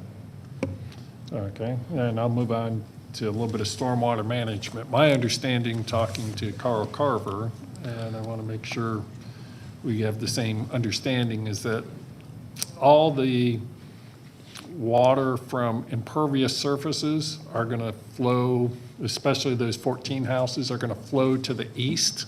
Correct. So you're probably going to have to elevate those houses or do something, depends on your engineering when you get it done, but that's the plan. Anything that you're putting in as impervious, which means the house rooftops, the concrete driveways, all of those kinds of things, all that water is going to be captured and go to the east, not go down to the common boundary. That's correct. Okay. We have to take all the water that comes in within our boundary and goes east to the stormwater management. Right. From there into the system. Yeah, but I think there's been some concern that you're going to be sending water west. No, we're having to go above and beyond minimum requirements because of the water that this property receives from the registry. So.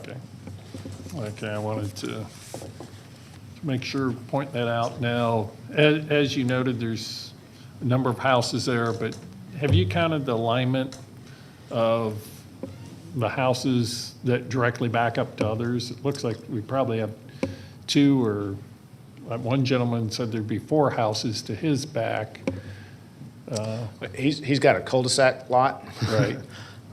But also, if you're looking at just the registry line, which is that left-hand line on your site plan that's on your screen right now, the top half has got home, is where the homes are located in the registry. The bottom half is where their open space is.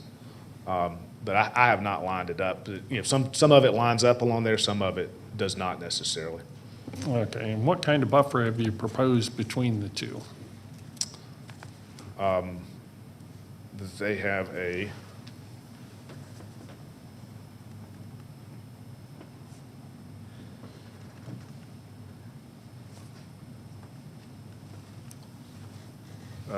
we're showing the 10-foot buffer.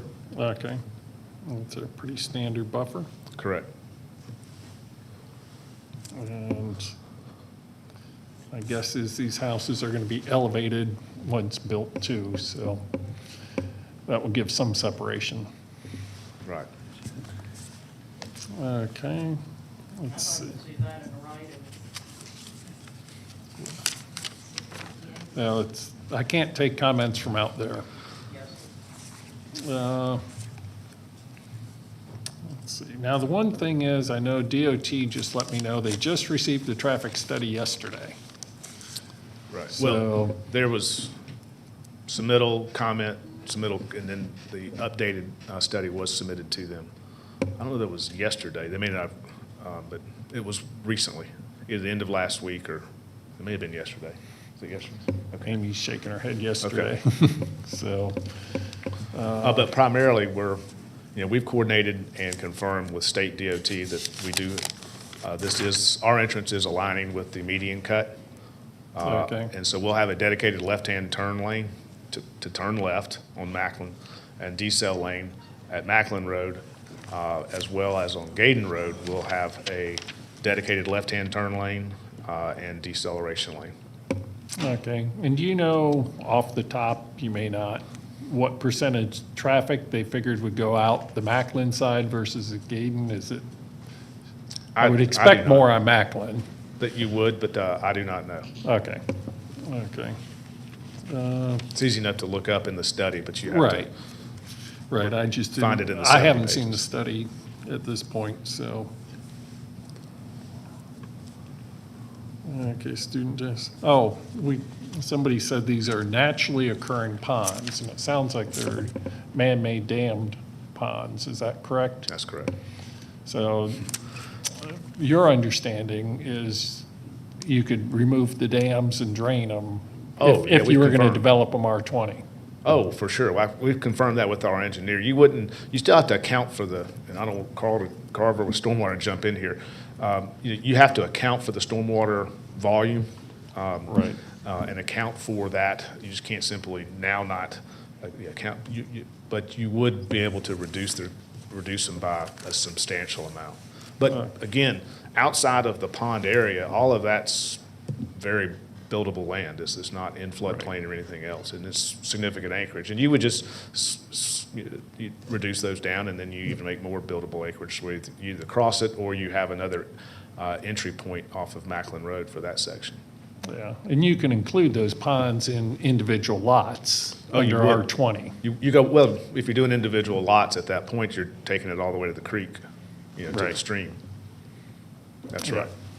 And so I want people to kind of understand that, because you look at it right now and say, hey, there's all this water, you can't build there.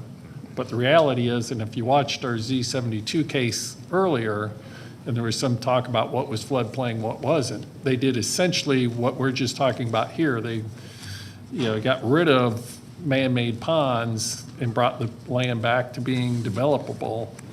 And that's what could occur if they went with just the existing zoning. And that's why potentially they could get the number of lots, 103 lots with R20. And they're asking for 110 with R15 OSC, but the R15 OSC preserves that property. So I want to make sure people understand that piece of it, because I know if you just look at it, you think, oh, they can't put houses where all that water is, but they can put those in those 20,000 square foot lots, and it will be a whole lot less water, too.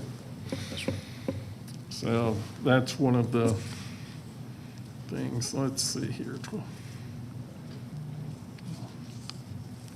Just going down the notes of some of the things people asked to make sure I don't miss something here. If I had any more questions, I think that's probably the questions I have for Kevin. Does anybody else have questions for Kevin before I have Amy come up? Okay, go ahead, Fred. You've indicated you're only adding 7 lots. That's compared to a current zoning of what?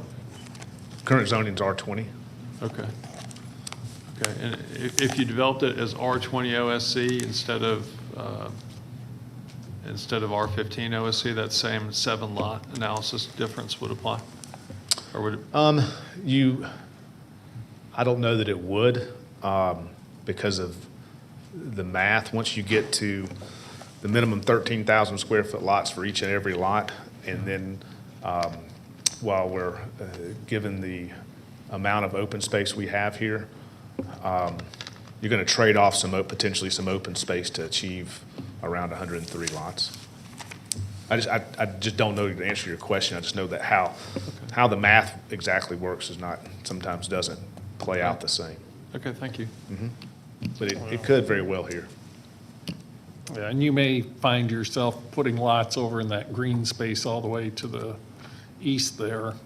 You could. Yeah. With an R20 OSC or something. You could. Okay. I guess that's all the questions for you, Kevin. I'm going to have Amy Diaz come up with Cobb County DOT.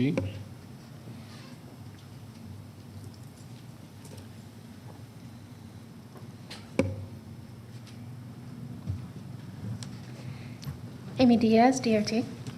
Okay, and I know you just got the traffic study yesterday. You haven't had time to review it or anything. My question's kind of, do you expect there to be any big earth-shattering things that would be different from 110 houses to 103 that they could potentially build anyway without doing a whole lot of, I know there's certain things that are going to be required, the decel lanes, the turns, which I think they have on the plans already, but do you really expect that we're going to see something that's going to say, oh, we can't give them 7 more lots, or? No. Okay. Thank you. That's kind of what I figured, because we're not looking at a very big delta of change between. Rule of thumb, you would be looking at 1 extra trip during the peak hour, the peak hour, the PM peak, per home, and 10 per day per home. So that would be 7 extra PM peak trips and 70 extra trips per day. So, and that's out of over 700 trips per day with 100 lots, or, well, over 1,000. Over 1,000. Yeah. So, I know there's always little things that come out that say, hey, we need to make a system improvement here, or we need you to realign this a little bit different, but the entrances seem pretty straight aligned on these roads. There's no sight distance that you know of or any issues like that? Not that I'm aware of. There was a citizen that mentioned the curve that she's concerned with. Sight distance is obviously something that they'll have to meet as part of plan review. Right. And I think the curve, if you look right now, I think the curve she's talking about is actually past all of the property and way away from where the entrance would be. It is. I don't know exactly what the distance is, so I don't know whether it's beyond the sight distance limit, the minimum sight distance. Right. But I do know Gaydon Road is a relatively low-speed, low-volume roadway, so that distance is shorter on Gaydon Road than it would be, say, if it was over on Macklin. Sure. Okay, because I just want to make sure we don't have any big DOT concerns coming on this one. No, that- from my preliminary review of the traffic study, they haven't identified any additional additional project improvements other than the turn lanes that we were already requiring. Okay. Okay, that sounds good. Anybody else have questions for Amy? Amy, that was based on your preliminary review. When will you be done with the complete review? Based on when you got it? We should be able to complete it within the next week, and then have that for the BOC, assuming it goes on today, or for you guys if you hold. All right, thank you. Okay, any other questions for Amy? Okay, thank you, Amy.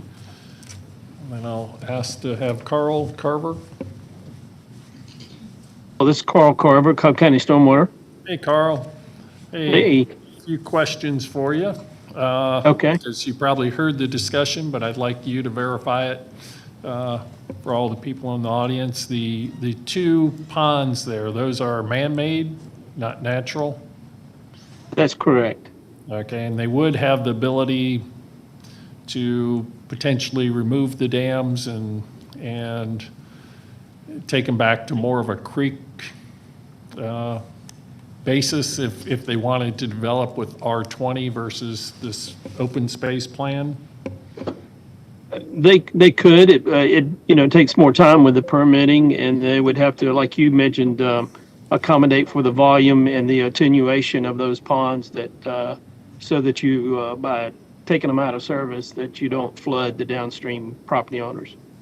Right, right. But potentially they could do something like that. It takes some real engineering. Correct. Yeah. Okay, so that was the first question I had for you.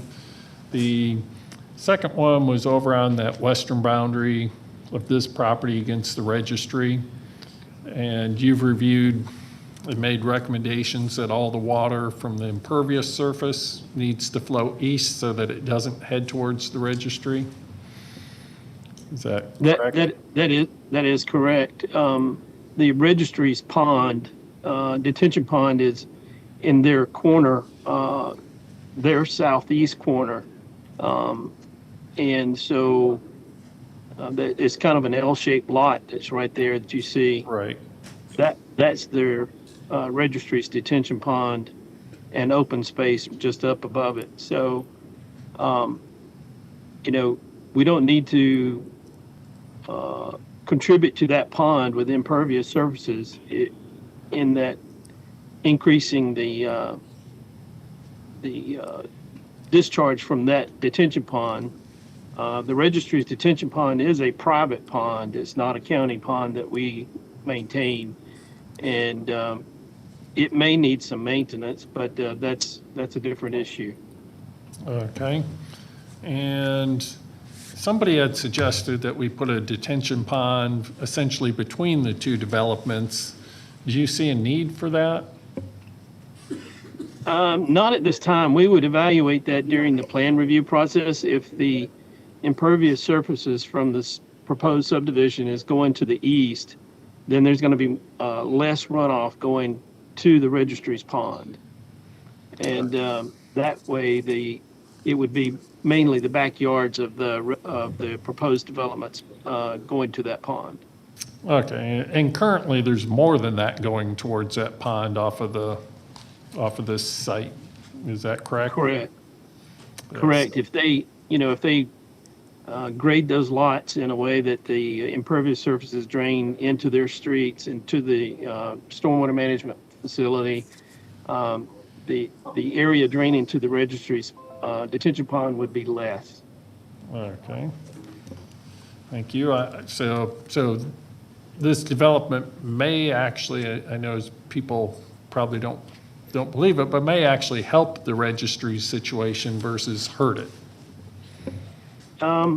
Yes, as far as the drainage area going to it, I do think that the registry's open space and downstream of the registry, there may be some wetland issues.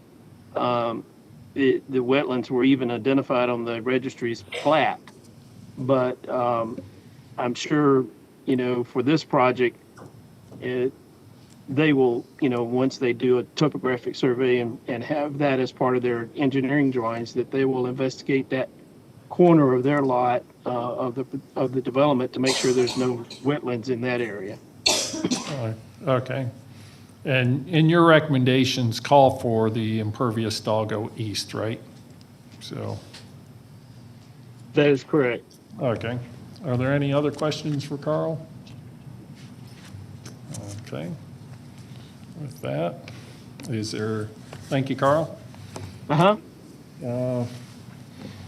Is there any other discussion before I make a motion, or? Okay, go ahead, Tony.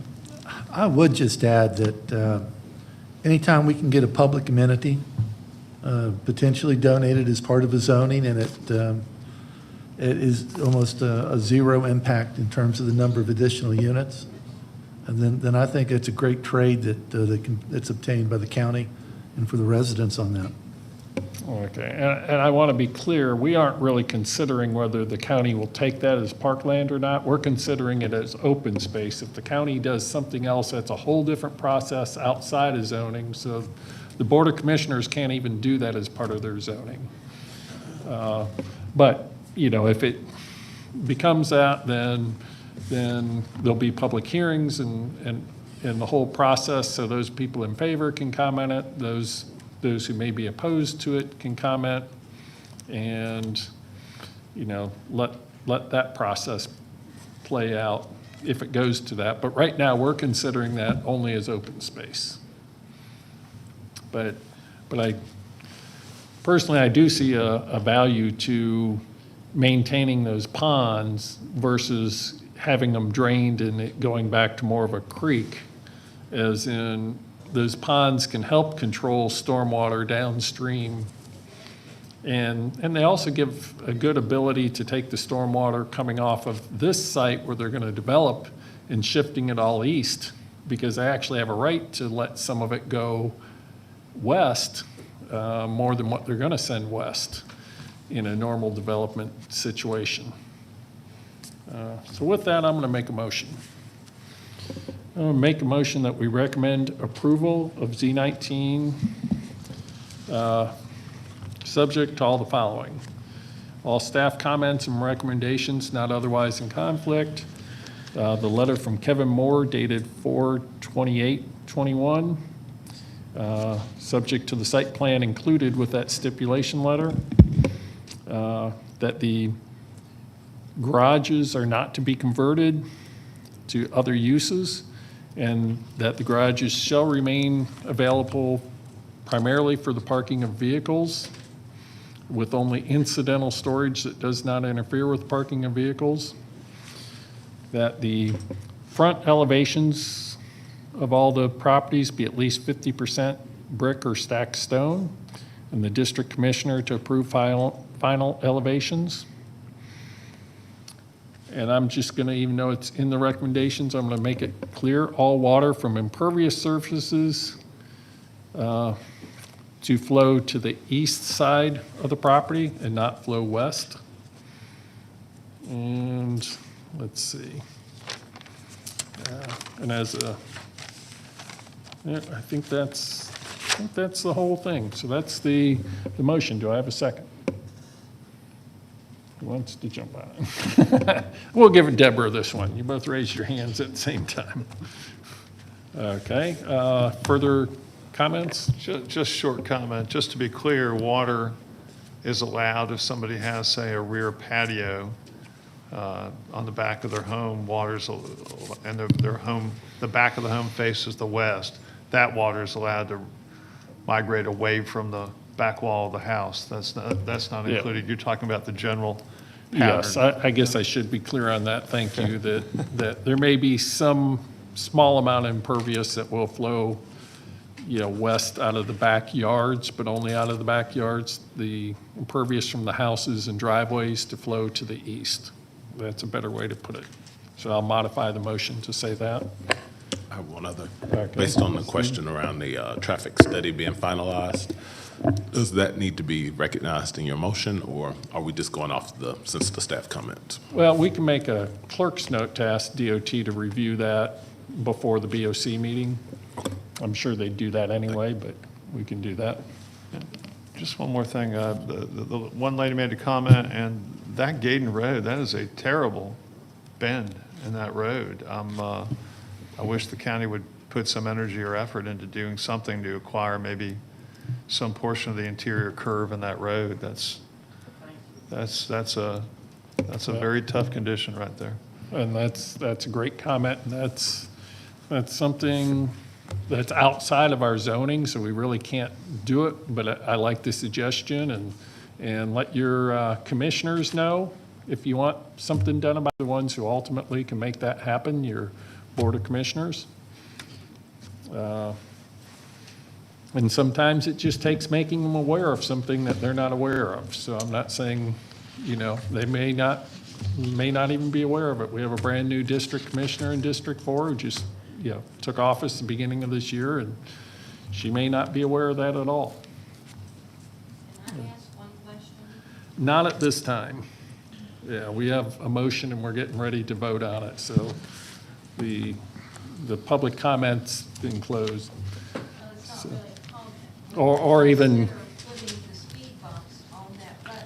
that would be something to talk about with the district commissioners and also DOT, but my understanding is that road probably would not qualify for the speed humps because of the classification of the road, but DOT and Amy Diaz, who you saw come up, she may be able to assist you a little bit with that.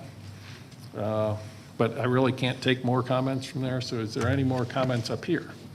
Okay, with that, we'll call the motion. All those in favor of the motion signify, and that carries 5-0 to recommend approval.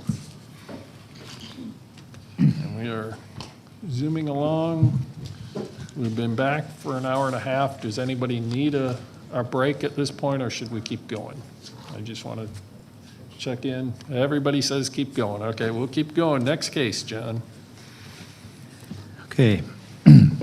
Rezoning case Z20 of 2021, Cobb County Board of Commissioners request a rezoning from R30 to LRC for retail and/or office in land lot 225 of the 20th District. The property is located on the east side of Mars Hill Road, south of Stylesboro Road. The applicant is here. Is there anyone here opposed to rezoning case Z20? No.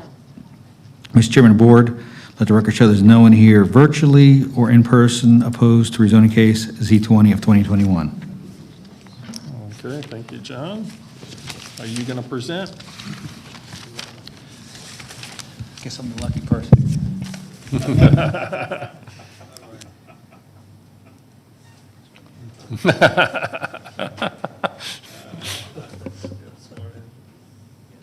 I think John's been leading us this whole time and he wasn't sworn in.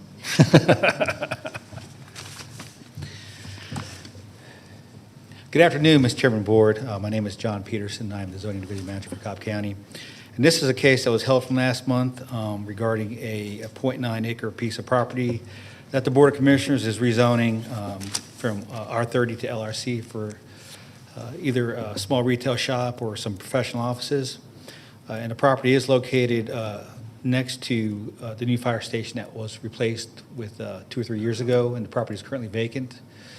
And I believe one of the questions from the board why we held it is you wanted to find out why the zoning category was picked as it was picked. Right. And when a property is declared surplus by the Board of Commissioners, it goes through several committees. And one of the committees is a committee where the community development staff sits down with a couple of real estate agents that work for the Cobb County, the district commissioner, the property management agency director or support services agency director, one of those two, and we kind of discuss what would be the most viable category for the property with where it's situated. And this one was picked for LRC since it's at the end of a node, and the desire was to keep the area low intensity going south on Mars Hill Road. Okay, thank you, John. Anything else you want to tell us? That's it. Okay, no opposition. We'll close the public portion. We'll let Fred take it from there. Thank you. And I had indicated last month that I was not the one who made the recommendation. The recommendation came from kind of above and from the committees that John just mentioned, that I was comfortable with the RLC, that the suggestion had been made by our chair we might be better served to have it be a different category such as NRC with a series of conditions and stipulations similar to those we had placed on a former bank building on Powder Springs Road. Just in the interest of curiosity, I drove by that former bank building on Powder Springs Road, and it's still sitting there with a for lease sign, so I'm not sure that I did that fellow a whole lot of good, but I'm comfortable with the request made by the Board of Commissioners, and I move to grant them the zoning they seek. Okay, we have a motion. Do we have a second? Okay, we have a separate second from Deborah. Further discussion? I'll just say, I personally don't think this is in the best welfare of the county. I don't think that a step down all the way to LRC when it's a very, very rarely used category is appropriate, especially in, we can't follow the land use plan on this property because it's in what we call PI, which is public institutional, and there are no zoning category recommendations for that because that's property that's owned by government. And government's exempt from zoning, so we can't really follow that. So really we have to look to follow what would be the most logical land use category for it, and that would be a community activity center, which is our second most intense commercial planning category after our regional activity centers, which are basically Cumberland and Town Center, our two malls, and that fall at the intersections of major freeways. So this is the next step down, and you find your community activity centers usually is where you have your big box stores and things of that nature. And this particular property, I'll say this, several years ago I brought up whether this should be a community activity center. To me, it seems like it should be a neighborhood activity center instead of a community. And I was shot down by the people in the district at the time saying, oh, this is absolutely a community activity center. And if you envision that kind of intensity in an area, you certainly don't envision that you need to take a vacant, what's essentially an out parcel to a Kroger shopping center and highly restrict the use of it if you've already envisioned that this is going to be an intense area. And our land use plan does talk about, and zoning talks about finding balances, that we have to have transitions. And, I'm not saying put this general commercial or even what we call CRC, which is the community retail commercial, which is more intense. But typically our transition is an NRC. Sometimes it's a LRO, but it's, we've really across the board used LRC when the property is really deficient. There's something about the property that you find putting, really restrict items. So I can't support this zoning. I'll leave it, Tony. Tony can comment now. Galt, thanks. As a rule, whenever we're rezoning property, we look to find appropriate uses for the property, and we look to put property in service, not to create a dead zone or a vacant property or something of that nature. We've certainly seen a zoning earlier today where property was vacant, and it ultimately, they can tend to create problems. The flip side is that if an applicant came to us with this property or a similar property and requested LRC and said, here is the specific use that I want to put on this property, we would probably run it through the consent agenda on something like that. So it's a bit of a conundrum here because you have two different goals. I think what's missing from this is the idea of what would the property be used for. As Commissioner Boulogne mentioned, Overly restrictive zonings tend to discourage uses. So I'm not sure where this one's headed, but with that said, I think there's nothing that it doesn't create a harm to the existing neighbors, and we have to consider it. Okay, thank you. Any further comments? Okay, we'll call the question. All in favor of the motion? Okay, that's 3 in favor, all opposed. That's 1 opposed, me opposed, and Stephen is abstained from it since he's had to step out. Okay, what's next, John?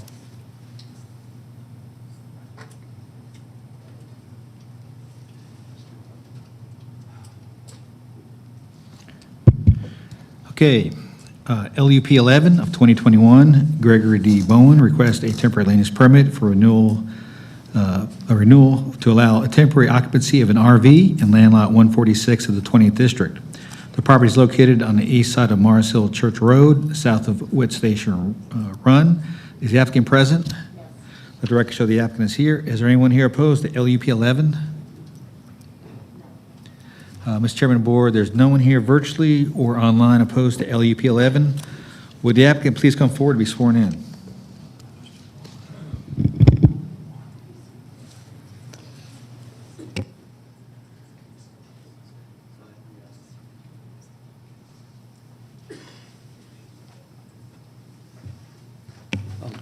Good afternoon, gentlemen, and thank you for your time taking me here.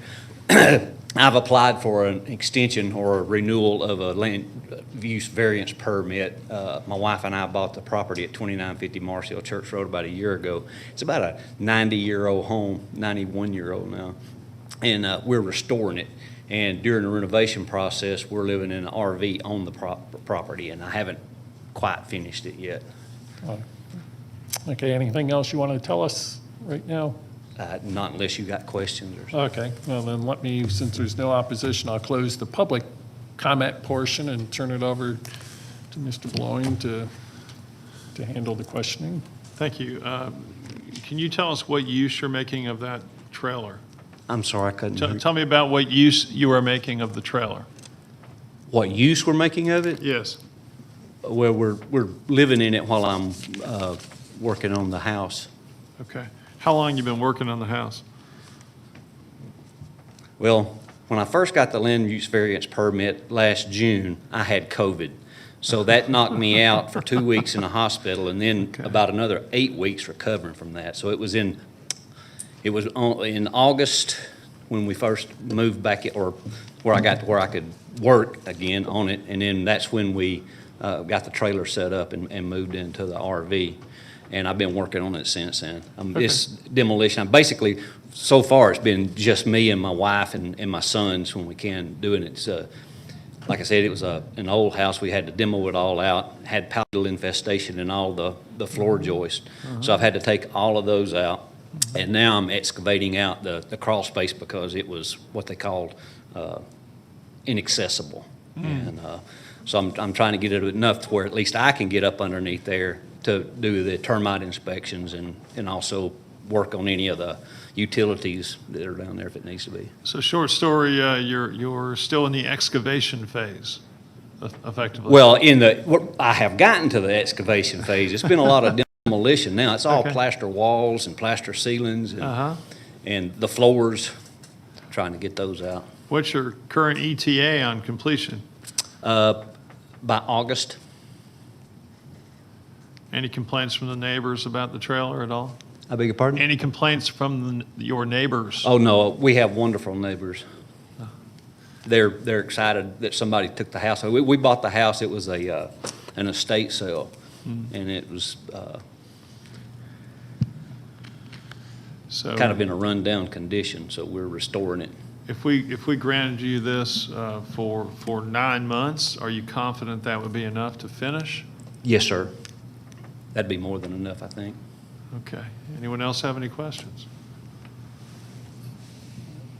I'll just comment, I'm glad you recovered. You Oh, look well, great. thank you. So, okay. Well, with that, I guess you can have a seat. Thank you.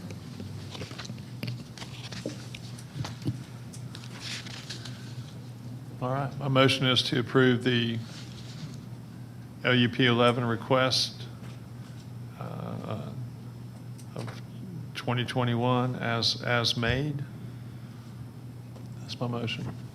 Was it made for 9 months? I'm sorry, revised to 9 months, limited to 9 months from, I think he asked for this 6. this has to go before The BOC.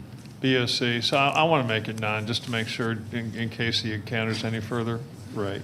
something or other. Sounds like he's got issues, so let's just make it safe and get it done once. Sounds good. Is there a second to the motion? Okay, Tony seconds.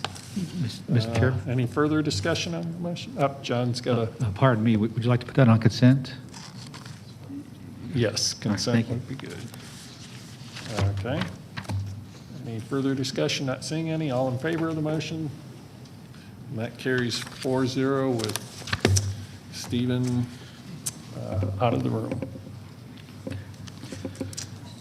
Can you make this next one as short? Just kidding. Steve's gone. Yeah, that's been our problem.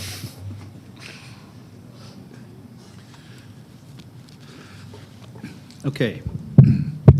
SLEP 2 of 2021, Diamond Towers, request a special land use permit for a cellular tower in land lot 256 of the 20th District. The property is located on the southeast side of Kennesaw Due West Road, south of Frank Kirk Road. The applicant is present. Is there anyone here opposed to SLEP 2?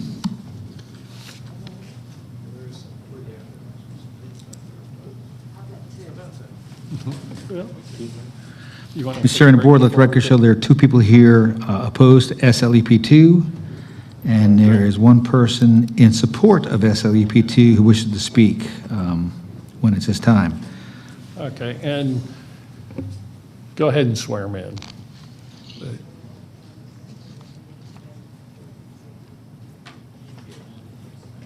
And I've just had a request to take a brief break before we get going, so let's break and return at 3:30.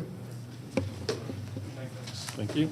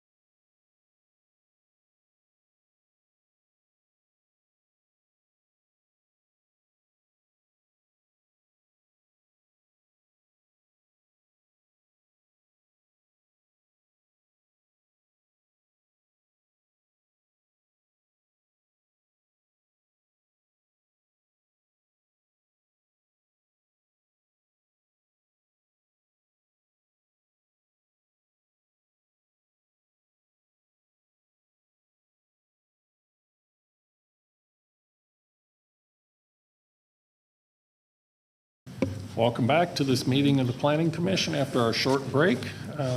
We just read into the record SLUP 2, so we're going to pick up with the applicant doing their presentation. Whenever you're Good afternoon, Commissioners. I'm Bebb Francis, 112 East Pecan, San Antonio. In a moment, Tom Vineski, Senior Vice President of Diamond for Site Acquisitions, will address you on why this tower is so critical to resolve a significant gap in AT&T's voice and data service. And the reason that gap is occurring is, frankly, let's see, how do I advance it? The right one, I'm sorry. Is because, frankly, there's an incredible demand for wireless, as you know. And just to give you an idea, the statistics are showing just in 3 years, over 300 million Americans will own smartphones, not just cell phones, smartphones. Additionally, now 62.5% of residences are totally wireless. The landlines have been cut. And I thought this was an interesting statistic. 3 out of 10 of us now admit that we're online continuously. So how does that affect your residents and all these incredible and exciting developments that you're approving and working through? Well, Cobb County residents are requiring seamless wireless connectivity. And the statistics show that the average household has a minimum of 5 to 7 wireless devices. And that's probably light if you think about your iPhones and your tablets and so forth. Plus, earlier in the day, there was a discussion about the influx of millennials. Well, millennials and new residents are requiring the Internet of Things, wirelessly connected thermostats, Ring doorbell systems, incredibly connected requirements. And I would hazard to say it's probably 50% of all of us watching this presentation over the last year have had at least one telemedicine visit.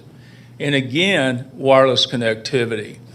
Now, we cannot forget E911 alert requirements. Over 85% of E911 alerts and calls are wireless devices.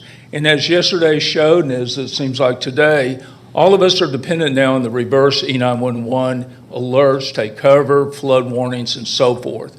But your county is way ahead of the curve. You're asking your citizens, sign up for your wireless alerts. And if you notice on the next slide, you're actually telling your residents how to download that and say, be connected, let us alert you. And also, we have now realized after Hurricane Harvey that social media is a valuable public safety tool. No longer is it used solely for upcoming events and so forth. You have 30,000 Facebook followers. Amazing. And I pulled up the one for Marsh just to show you use your Facebook account and your Twitter account, which has, I believe, 16,000 followers, for emergency alerts. Now, additional benefit, and Tom will address you on the benefits and how this site was selected, but this tower is also going to be FirstNet compliant. It's the first joint venture with AT&T creating a platform for public safety participants solely for their benefit, which yesterday showed how critical that connectivity is. And I'd like to introduce Tom Vineski to carry forward. Thank you for having us. As Bev mentioned, my name is Tom Vineski. I work for Diamond Communications. Diamond Communications is a build-to-suit provider for AT&T Wireless. We build nationwide for AT&T. Over the last year, we built over 300 towers for AT&T, and we're in charge of this one here. The process is that AT&T gives us a search ring. That search ring is 1/10 of a mile. In this location, it was on Burnt Hickory Road near the pond area, which happens to be the low point of that area. But it's as much as that search ring is only 1/10 of a mile, it covers a larger area where there simply is no coverage for AT&T. What we do is we go out and first we try and find existing structures. We would rather use an existing tower, an existing building, a water tank, anything else that would have the height. In this area, the height that AT&T wanted us to use was 200 feet tall, and that 200 feet tall would cover the area. In the search ring, there simply was no existing sites in that 1/10 of a mile radius, so we looked what was in a mile. There were no existing towers within 1 mile of our site. The closest tower was to the west. It is 1.17 miles to the west. AT&T is already on it. So I'm going to show you the coverage maps in a little bit, but this just shows you how we took the ring and then we expanded it. We went to the north to try and find the nearest property that we could. Now we were looking at raw land since there was no existing tower spaces. We looked at raw land properties that could support and meet the code to cover and to place a new tower. We were able to find the Thankful Baptist Church and able to lease property from them for this site. We did look from, even at this site, a mile from that site, what was there, what other towers were there. There is an existing tower further to the north, almost a mile to the north, up on the mountain. That one is in the coverage area of AT&T and too far to the north to cover what we wanted. And again, I'll show that to you on the coverage maps as we get to it. Trying to be cognizant of the 4 minutes I have left. Once we found the site, then what we did was we had to design it. And we realized that a 200-foot lattice tower with a light is never going to work in this area, nor would we ever propose that in this area. What we decided to do was stealth the site, make it look like a tree. What we're doing is making it look like a pine tree, so we cut down the height to 150 feet. That is the minimum height necessary for AT&T to get the coverage objectives that it wants, but it's still nowhere close to the original 200 that they wanted. It still fills the holes. And also, if you try to make a 200-foot tree, I think it's going to draw more attention than 150 feet, where the adjoining tree line in this area, it tends to be around about 100 feet. So the site itself is located in the rear of the church property. We're accessed down a 12-foot wide gravel path. We have our public utilities are also running, not path, but road coming down. We have the public utilities coming to the site. The site itself only uses power and fiber. Our access road is off the dirt portion, the triangle portion of Frank Kirk Road. The site itself, we have leased a 100 by 100 foot compound, but we're only fencing 60 by 60 feet with an 8-foot high chain link fence. So that's there. The site itself is also designed to have a what's called a bend point. Towers don't generally fall at like trees. They don't come down straight down. We engineer them so that they bend. If there is a significant windstorm event or much higher than anything that was seen yesterday or anything like that, the tower itself will bend like a straw. It doesn't simply collapse. So that is engineered. There's an engineering letter signed by an engineer of record in Georgia for the 50-foot bend zone or fall zone. As you can see, the tower itself, we wanted to show you the top without the point on top, just so you get an understanding of where the antennas are. The 150-foot top, there is a lightning rod on top as well, which gives a total height of 159 feet, but the top is steel, is only 150. The antenna, the tree itself is at a branch density of 2.5 branches per foot. I'm going to show you a picture of an existing one that we built just to show you exactly what it looks like. The first, in the 2 minutes I have left, this is a letter from AT&T discussing why the site is needed, the coverage areas that were needed, but it's most visually seen on the service maps. At the center of the picture is our proposed site. This is without our coverage. The site that's ends in 2341 is the Thankful Baptist Church, location 150 feet. The green area is the area where we're getting less coverage. The red area is from other existing sites. On the map, you'll notice a site that's marked directly north to us that says VZ. That's the tower on Bowdoin Mountain with Verizon. As you can see, it's currently in the orange coverage area of the existing AT&T site located slightly to the northwest of that. We were also asked to look at the school to see if the school had property there, again, since it would fit under the zoning code. Unfortunately, the school itself is in the red, better coverage area from that same existing site. So any other large properties we could have used were already being covered. So if the tower is approved, it would fill in the hole here. So we go from here to here. And it fills in coverage for the area all along the main roads. It covers down to Burnt Hickory, covers everything that we would need in that area for AT&T to give coverage to people who are currently underserved. That area is very rolling. There's a lot of trees. Signal gets blocked all the time. So this would drastically improve the coverage. This is the engineer letter that we discussed. We did do neighborhood outreach. We sent over 90 letters. I received 4 phone calls after that. I sent 1 email in regard to those, and I had not heard anything back. This is an existing monopine that we built in the woodlands in Texas. This is 130 feet tall. The only difference between this tower and the one we would build is we would do an extra trunk simply to lift it up. The trees in Texas just aren't as tall as the ones here. So that's an actual picture of one we built, just built that last year in the woodlands. And I'm out of time.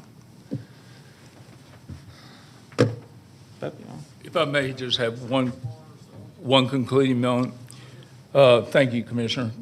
Very quickly, and I'm sure Brian has worked with you and your staff on the interplay of the Federal Telecommunications Act and your decision-making process. And as you know, as you make these decisions, you're not able to take in the effect of radio frequency emissions. But I always like to show the audience and people watching that there's been thorough analysis by the World Health Organization, American Cancer Society, and USDA that there's no increased health risk.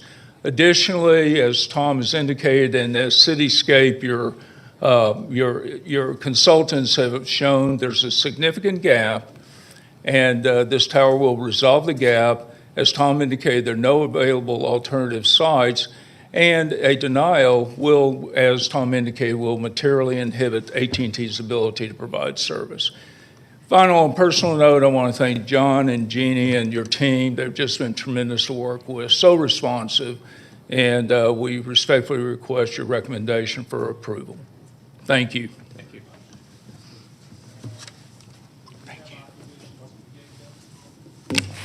Thank you. Forgot to turn on the mic. With that, we'll hear from the opposition. They went over a little over a minute over, so we will give that same time to the opposition if you need it. So we're going to make sure you get equal time. Hello, my name is Ricky Stevens. I am the son-in-law to the landowners Greenway and Bronner. You get it on the screen here for me. As you can see here, we are next to the church property that has the tower going in. As you can see here, the house will be 382 feet from the tower. So our property line is 86 feet from the tower that's going to be built. So we do not want the tower to be built. We know that there's health issues with the tower, so that's what we say. We do not want it. That's what I got to say about it. Okay, that's all you have? Thank Okay, you. Great. You kept that brief. Is there other people who'd like to speak? Not seeing or hearing any. We don't have anybody virtually. Up here's somebody coming. And we have no virtual people. I just had confirmed. We have one more.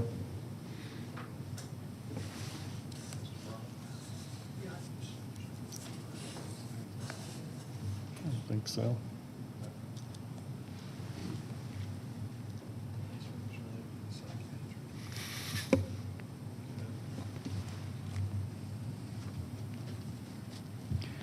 Good afternoon. My name is Billy Bronner, and I own the property that joins where they're going to put this tower. The tower is going to be 86 feet off my property line, approximately 300 feet behind the house.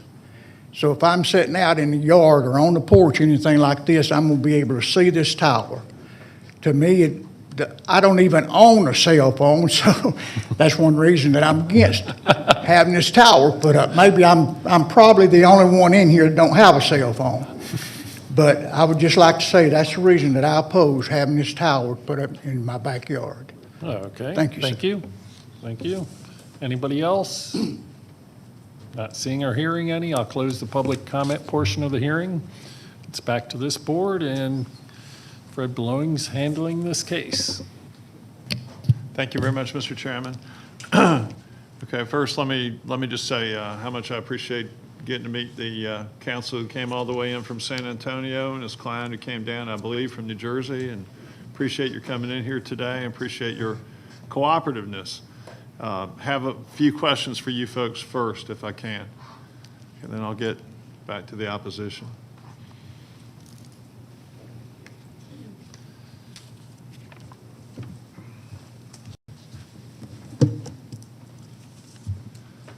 Okay. My understanding is there's a Verizon tower or cell on the, near the water tower on Beaumont, approximately 0.88 miles away to the north. Correct. And you showed that on one of your presentation slides here as VZ Correct. on the chart. Yes. Okay. It's directly north of the center of, you'll see the VZ mark. That is the tower. Okay. It's 118 feet tall. Right. The tower itself is 118 feet tall. What's the base elevation of that tower, though? That ground elevation is probably at least 100 feet taller than we are. Okay. From my look at the county maps, I showed it at 1,300 feet elevation, roughly, the top of that mountain there. Yes, I said taller than we are, not Okay. not in general. And I showed the base elevation here at your proposed site, GNL 02341, as being approximately 1,100 feet. Right. So Okay.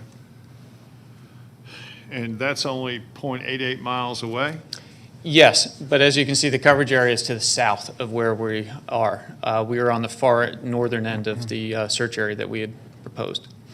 So my understanding is further respecting that VZ site, that that site or tower is available if AT&T sought to add a cell there. Correct. But as we go back to the coverage map from AT&T, you can see AT&T's existing site, the very dense red area directly to the east of the Verizon site, and you can see that the Verizon tower itself is in that coverage area, in a pretty strong coverage area. So now we're duplicating that coverage. And it simply doesn't fill the hole to the south. My understanding further is that when a tower is already starting at a base elevation of about 1,300 feet, that the real issue is what is obstructing the signal coming from and coming to that tower, correct? No, actually, it's a combination. What you can get besides, yes, certainly terrain is a feature. Yeah. Hills are a feature, trees are a feature, but you also have existing sites as a feature that you don't want to get. You don't want the sites to interfere with each other by overlapping too much. You're looking for more of a honeycomb rather than trying to get the sites to be on top of one another. You made a statement in your application that there should not be any harm to adjoining property owners regarding the property values or respecting their views based upon there being a monopine place. Do you have any literature or professional real estate opinions to support that position? We have not supplied any, but we have provided those in the past. And I believe the harm also, besides property values, was also talking about the break point of the tower, that it would always fall on, if it were to bend or fall, it would fall on the Thankful Baptist Church property. Well, now you're talking about the Herbst opinion, the affidavit or statement provided by Herbst in a letter. Is that what you're referring to in that regard? Yes, that, Okay. that's the Sabre is the tower company itself, talks about the bend. Okay. You agree with the opposition that there is R20 property within 86 feet of the center of the tower, proposed tower? We show that dimension right on this page, and it is 86 feet from the center to the property line, correct? Okay. And how wide is the tower such that we can measure a distance from the edge of the base of the tower to the adjoining property line? The tower itself base will probably be about 8 feet for a 150-foot monopine. The steel is about 8 feet wide. We're in a 60 by 60-foot fenced compound. So there would be less than 80 feet from the edge of the base of the tower to the adjoining No, property? that measurement is from the base of the tower to the property line. The 86.3 is from the center of the base, correct? Yes, so I'm not understanding your question, I'm sorry. So you're saying, okay, so you're saying it's 8 feet wide, so roughly 4 feet. Subtract 4 feet from that to go from the edge to the property line? Sure. Okay. Let's talk about this 50-foot engineered fall zone radius, just a bit, if we could. Yes. Just to begin with, precisely where in the tower would the breaks be? That would be on the signed and sealed engineering drawings, which would show where that bend would be. I would assume it would be towards the bottom level. Do we have those sealed engineers drawings here? We have those. I don't believe they were part of our submission here. That is something that we supply at a building permit time. We usually provide the geotech analysis, the foundation design, and the tower design. But we have used these sealed engineering letters, and they are designed to do that. So so I presume, just simple math, it's 150 feet tall, it's going to be at the 50 and 100 foot marks roughly? Well, I don't believe it's going to bend like that. It could be engineered at the 75-foot mark, and then it would simply fall again within that bend within that radius. It's meant to bend, not break. Okay. You've got one segment of the tower, also includes a 9-foot lightning rod at the top, correct? Correct. So the total height is 159 feet? Yes. Does the FAA not count lightning rods when it considers the total height of the tower that it's going to allow? So the FAA does generally include that. Our FAA approval we submitted for 155. What we were intending to do was to reduce that lightning rod height just to make sure that we had that.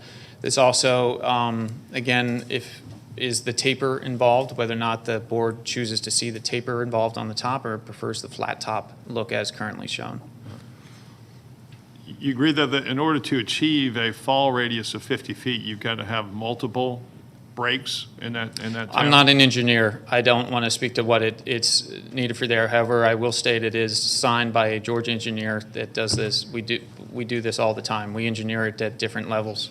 So I'm looking at it right now, and it's up right now, and it's signed by an Amy Herbst of Sabre Industries in Sioux City, Iowa. She does have a Georgia Registered Engineering stamp. That's her stamp, correct? Correct. And what she's telling us is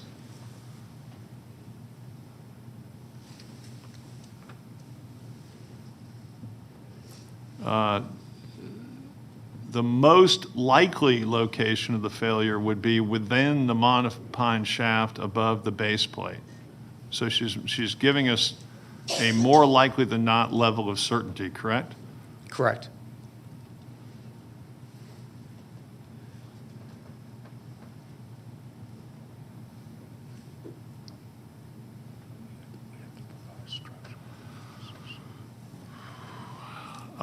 And then she states above in paragraph 1 that the tower is being designed to withstand a basic wind speed of 107 miles an hour with no ice, but only 30 miles an hour with 1.5 inches of ice, correct? Correct. And that is federal and state guidelines for that. We don't set those. They simply have to comply with the state guidelines.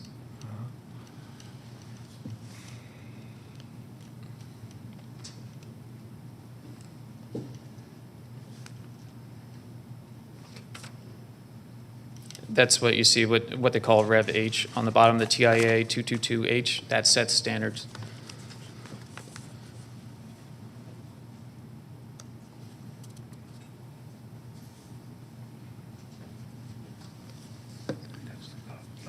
That fall zone, according to your engineering drawings, including overall site plan C2, a part of that fall zone would be outside of your proposed fenced area, correct?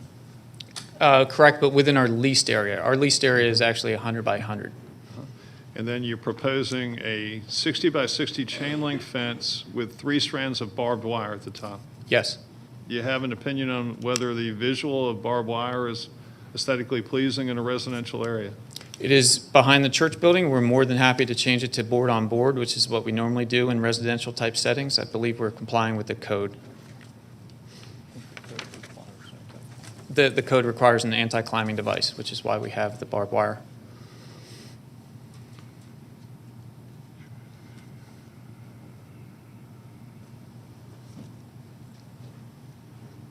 On Plan C2, I note, site note 3, tower dimensions shown are for the tower center location. Contractor to obtain copy of tower erection drawings from Diamond Communications construction manager prior to drilling foundations. Caissons or caissons and tower shown on this plan are illustrative. Correct. As part of the building permit process, again, we do the geotech design, which we actually have drilled for the geotech, and then we have the tower and foundation design, which is finalized and submitted as part of that process. Okay. Tell me about footnote 4, talking about site located within FEMA flood map area within flood zone X. Can you tell me what the significance of that note is? That means that it's flood zone X and that it is not in a floodplain. Okay.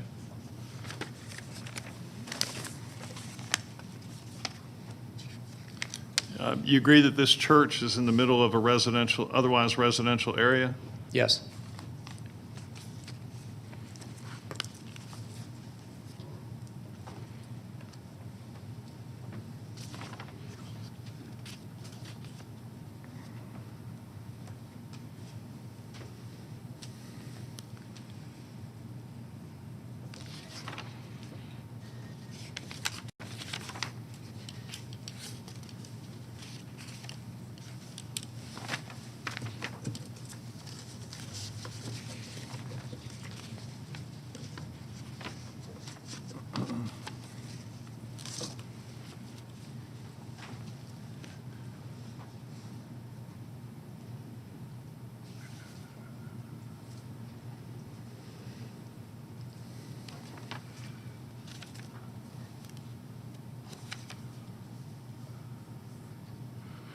Your application proposes no special landscaping for this site, is that correct?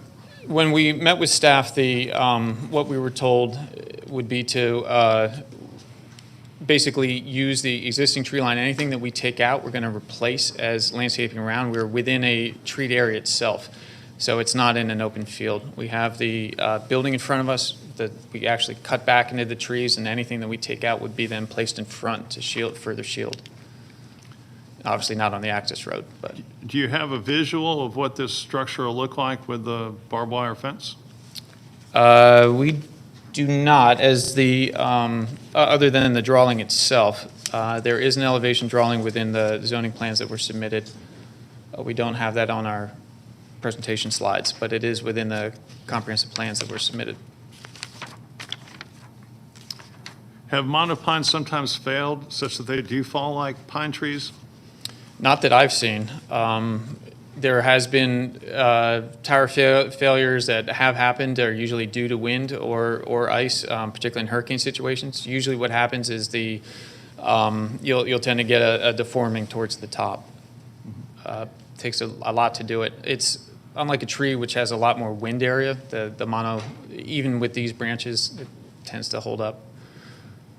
Your reason for not wanting a pole with a light at the top is due to the adverse aesthetic impact on residential area? Is that the reason? In general, but it's very hard to stealth and put a light on top of the tree, so that's why we didn't do that.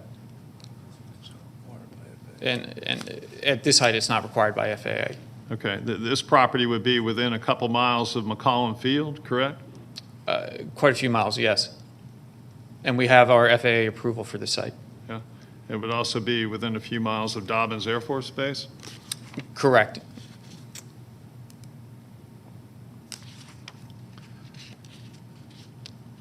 When AT&T initially requested you folks to find a site, their initial request was within a 100-foot area of a point near Bearden Lake.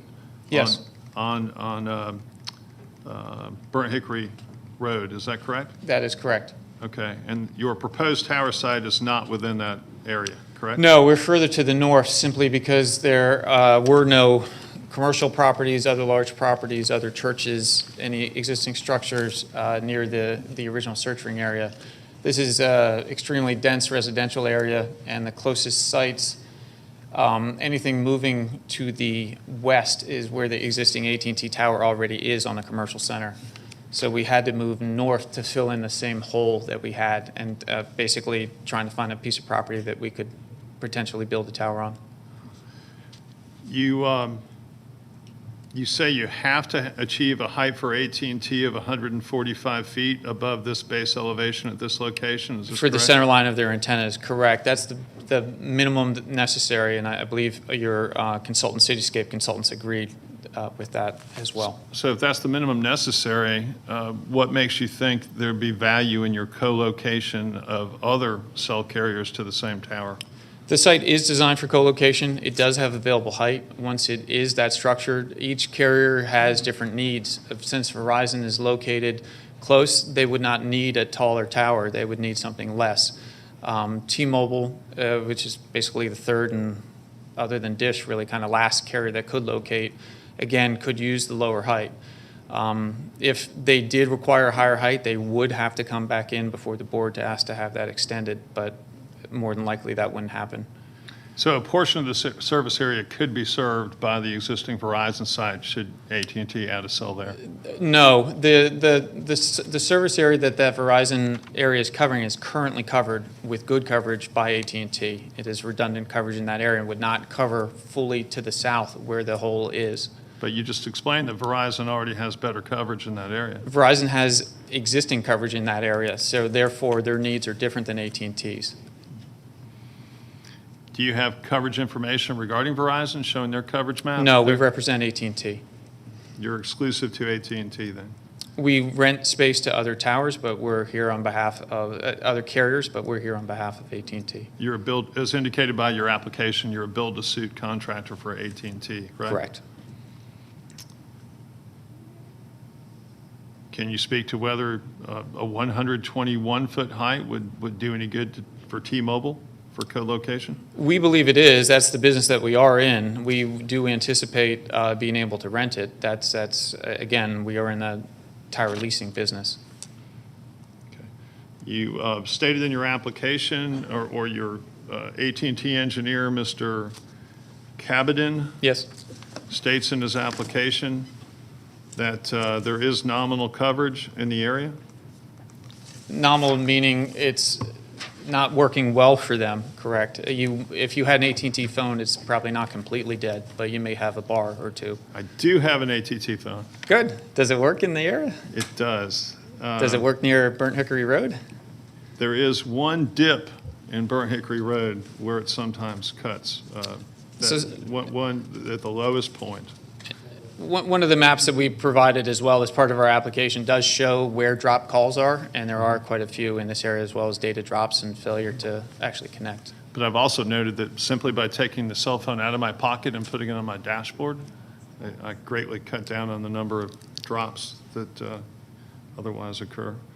The affidavit provided by Mr. Cabadid stated there was a required mounting height of 200 feet. That was the original search ring area, correct. If they could, they would do it, but we encourage them not to go that high. Did Mr. Cabadin provide any new affidavit? No, he stands by the number. He would rather have 200, but again, this is the minimum height necessary. 200 would fill the last part of the hole to the south, but there'll probably be another search ring area down there.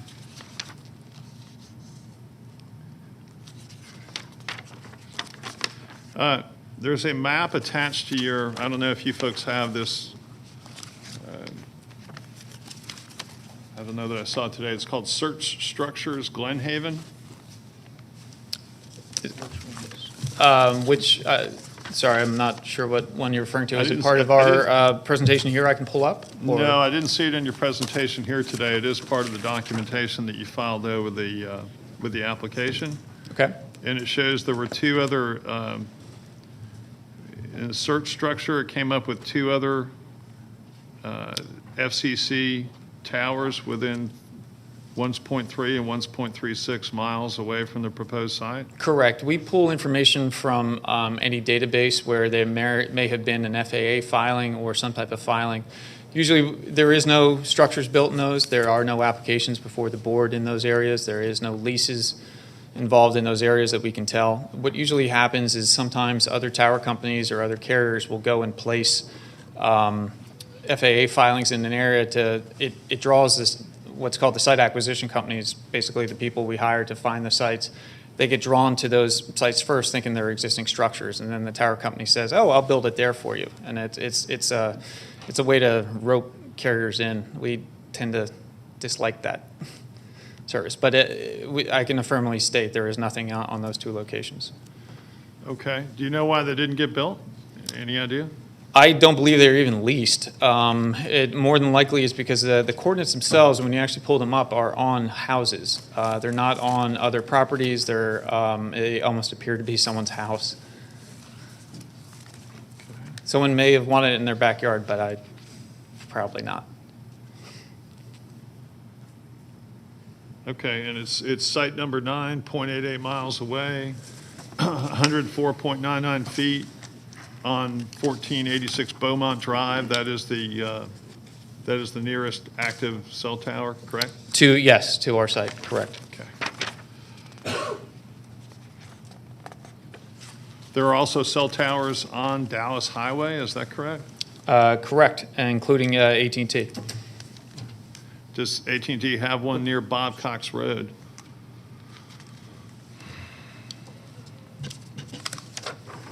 I'm sorry, can you say the name of the road again? Bob Cox Road and Dallas Highway? Would you be referring to site number 26? I don't know. I can't read what's in front of me here. That's 4001 Dallas Highway. It's a 200-foot self-support by American Tower. I believe that's the one AT&T is on. As you can see from the coverage map, the lower left corner is Dallas Highway. You can kind of see the road going through there. That's the existing AT&T site on Dallas Highway, which corresponds to that site number 26 on your list. Can you explain why the coverage map is showing such poor coverage so close to Dallas Highway? I believe it's on Dallas Highway. I'm referring to the one marked. I can't read that far with my glasses. Blue's basically bad coverage, right? Yes. So the hole exactly where we're showing, and that's where the searching area is. And then once we fill it, it's the area is rolling, and every time you have rolling terrain with heavy treat area, it simply blocks coverage. So the further you get from the existing sites, the more interference it runs into with ground conditions. And the southernmost end of this blue, we see just above where it says Dallas Highway Southwest, in between the two 120s there. Do you see where I'm talking about? I should probably come over there and point to you, but you see that there's basically a big U-shaped or a big Y-shaped piece of blue in this low coverage area? Yeah, more than likely that is a ravine or a drop or some type of lake. As you can see from the even the search area itself, it's right next to that small lake. Okay. Simply, it's a low point. All water drains downhill. Everything's draining that way. You're back to Burnt Hickory. I was down near Somerset. I was just using this as an example of a low area where the coverage holes tend to be. I understand. Can you go back though to the prior? Here? You'd agree that very near to Dallas Highway, you're showing or light coverage there. Yes. Is that correct? Yes. And that would be a considerable distance away from your proposed tower site, correct? Yes, it would not fill in the hole to the north either, though. As we go back to where the hole is, you do have worse coverage to the north, and you have the coverage gets less as you go to where we're placing the existing tower. Okay. You state that the proposed tower, and this is on your letter of February 1, 2021 to the Cobb County Planning Commission and Board of Commissioners, you state that the tower will have a minimal, if any, effect on property owners or potential purchasers, correct? Correct.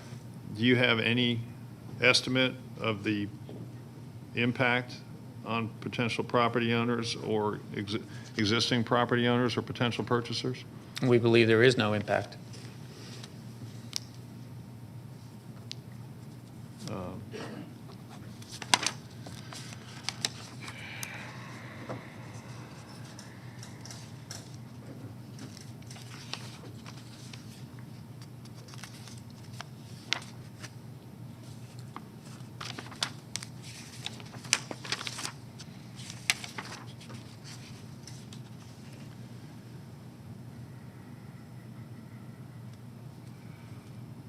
Tell me about the 20 kilowatt Generac generator you intend to put here.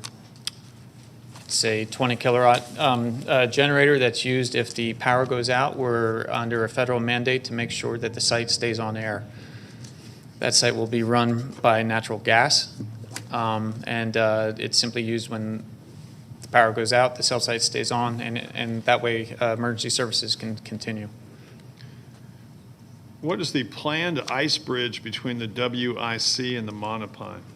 So the WIC, the wick, is where the fiber comes in from the street. The ice bridge has the cables carried. It's basically a cable holder that runs from the existing backboard to the tower itself. The tower itself has a hole cut in it where the coaxial cables and the wire cables go in.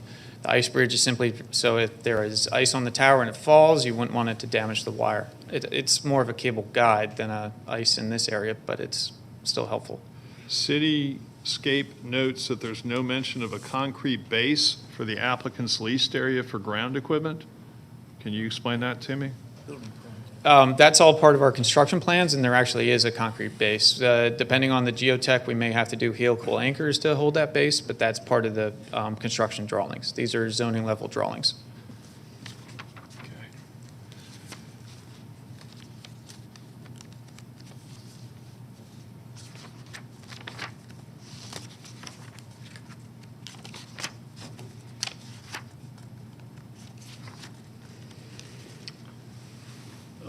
The Cityscape consultant's drawing does show the proposed 3-carrier array as being AT&T at 145 feet, Future at 133 feet, and Future at 121 feet, correct? Yes.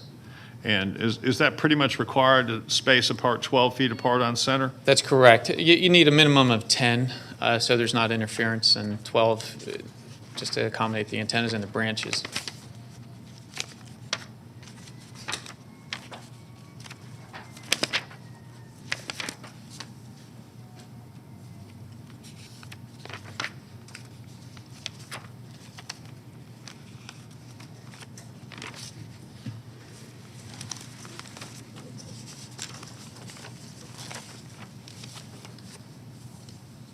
Explain to me about NEPA, what that is. So our site is, any cell site is actually highly regulated by the FCC. We have to conduct the NEPA, which is the means that we get approval from Fish and Wildlife. We have to do phase 1 investigations, floodplain investigations. We have to reach out to any tribes in the area. It's actually harder to permit a cell tower than a Walmart in a typical area. Once we have to get the approvals from each one of these departments, including all federal departments as well as Indian tribes that may be interested. Then they're compiled into an actual report, and that also includes historic. Georgia State Historic also renders an opinion. These all then get sent to the FCC, and the FCC then issues us an approval for the site. Doesn't mean it can be built without zoning approval. It's simply the federal part of the process. What is SHPO? So that's the State Historic Preservation Office. Here they looked, and there are no nearby historic structures or anything that we would need to change or mitigate. Okay, thank you. And then you have a comment on the last page of a letter that you signed that's in your application. It's or in support of your application. It says the only difference between the monopine concealment tower proposed by Diamond Towers 5 in SLEP 2 2021 and the Woodlands Tower is Diamond SLEP 2 2021 monopine tower will have an additional 20 feet of trunk. Correct. Can you explain that? So this tower is only 130 feet tall. Okay. And rather than add more branches to the bottom, we're simply moving the main points of the tower up.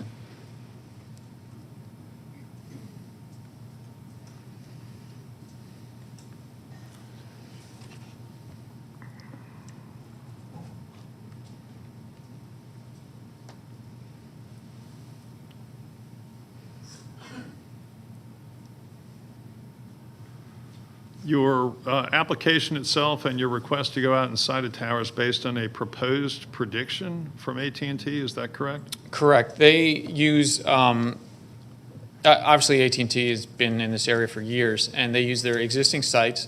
They see the traffic flow that goes on them. They see where the drop calls are, where there's capacity issues, where there's other issues, and they fill those holes.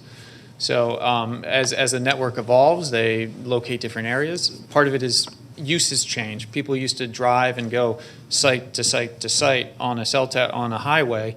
Now people stay in one spot. They don't move. They use their phones all day. They tend to use data-intensive uses such as videos and other things that draw capacity out of the site. So that causes different areas. One thing that we've had to do over the years is that people stop at traffic lights and all check their phone.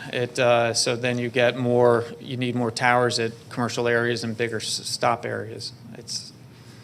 This search ring has actually been around for 2 years. They both go on drop calls and also where they think it's going to get even worse as subscribers sit and things change. So they try to get ahead of that. This is a language I took from your application. The proposed location resonates the establishment of better site-to-site dominance in terms of coverage. I believe that's the language from the ARF engineer. I don't tend to write that way, but yes, that what I believe what he's trying to say is that you need going back to the map, you need a strong enough site so you're not overlapping. You want each site to fill each hole so that any user in that area goes directly to that site. It doesn't think that the site up on Bowdoin might be better and get a slightly worse signal going to that one. It goes to the dominant site in each area. Okay, just a couple more questions. Boosters, can you tell me what boosters are? Boosters on coverage radios, I'm not sure the question.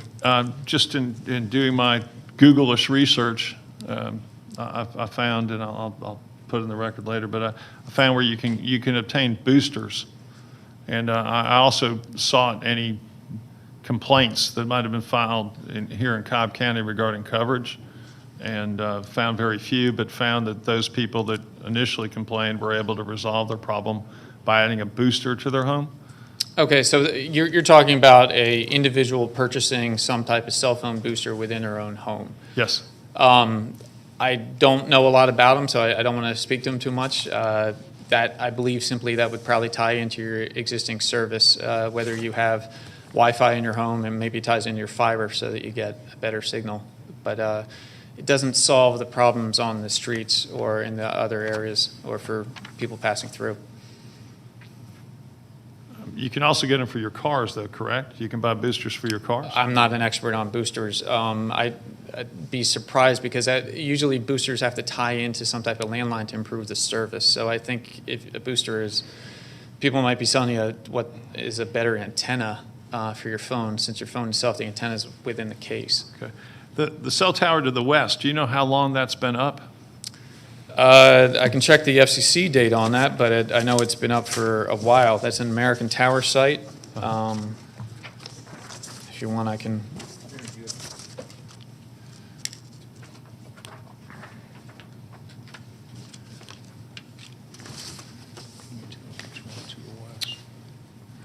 To the west.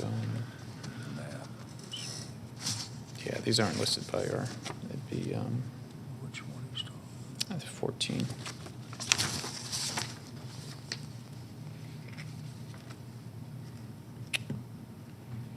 The FAA is from 2001, so more than likely 19 years. Yes. And same with the Stylesboro Tower that's up right at Stylesboro Road and Kennesaw Due West Road? It's number 10. That's from 1999. Okay. So whatever condition exists today has, in all likelihood, existed for 19 or more years? Probably. Okay. And then you... Well, actually, I do want to restate that. People's needs have changed, and phones are, as you saw from the earlier charts, many people in 1999, I think a cell phone was a luxury. Now I believe that they're, other than our neighbor, many people do have them. So I believe the use has changed, and particularly over the last year, use has skyrocketed incredibly as people stayed home. Right. So I do think that's why there is an extra capacity and coverage issue that is new and relevant. And so you did address the pandemic impact. Do you have an understanding whether at present more people are going back to work rather than working from home? I think it depends on the area. I know myself, my own particular office isn't going back to Labor Day, and I know my kids are still using logging in by Zoom.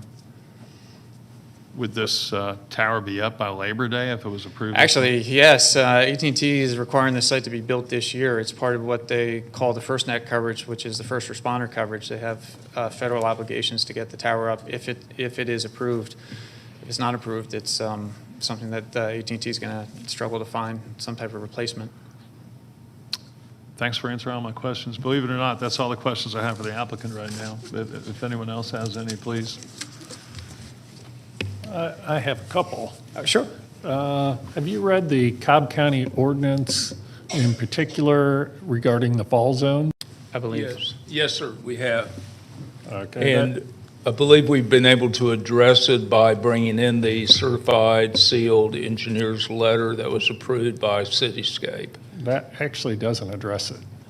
The The fall zone only contemplates one fall zone, and obviously that has to have multiple fall zones, or multiple break points. It only contemplates one break point, and what we've traditionally done is taken from the base to the first break point, and everything else has to be accounted for in the fall zone, which I think pretty clearly means that you guys don't fall within the property and fall within there. So there's an issue with that, and As the last paragraph states, it does say that the pole deforms. I believe the break point is actually towards the middle, and it simply bends on itself. It's not going to go over the extra 75 feet. It's simply going to bend down. So you're still getting everything within that 50-foot area, which is signed and sealed.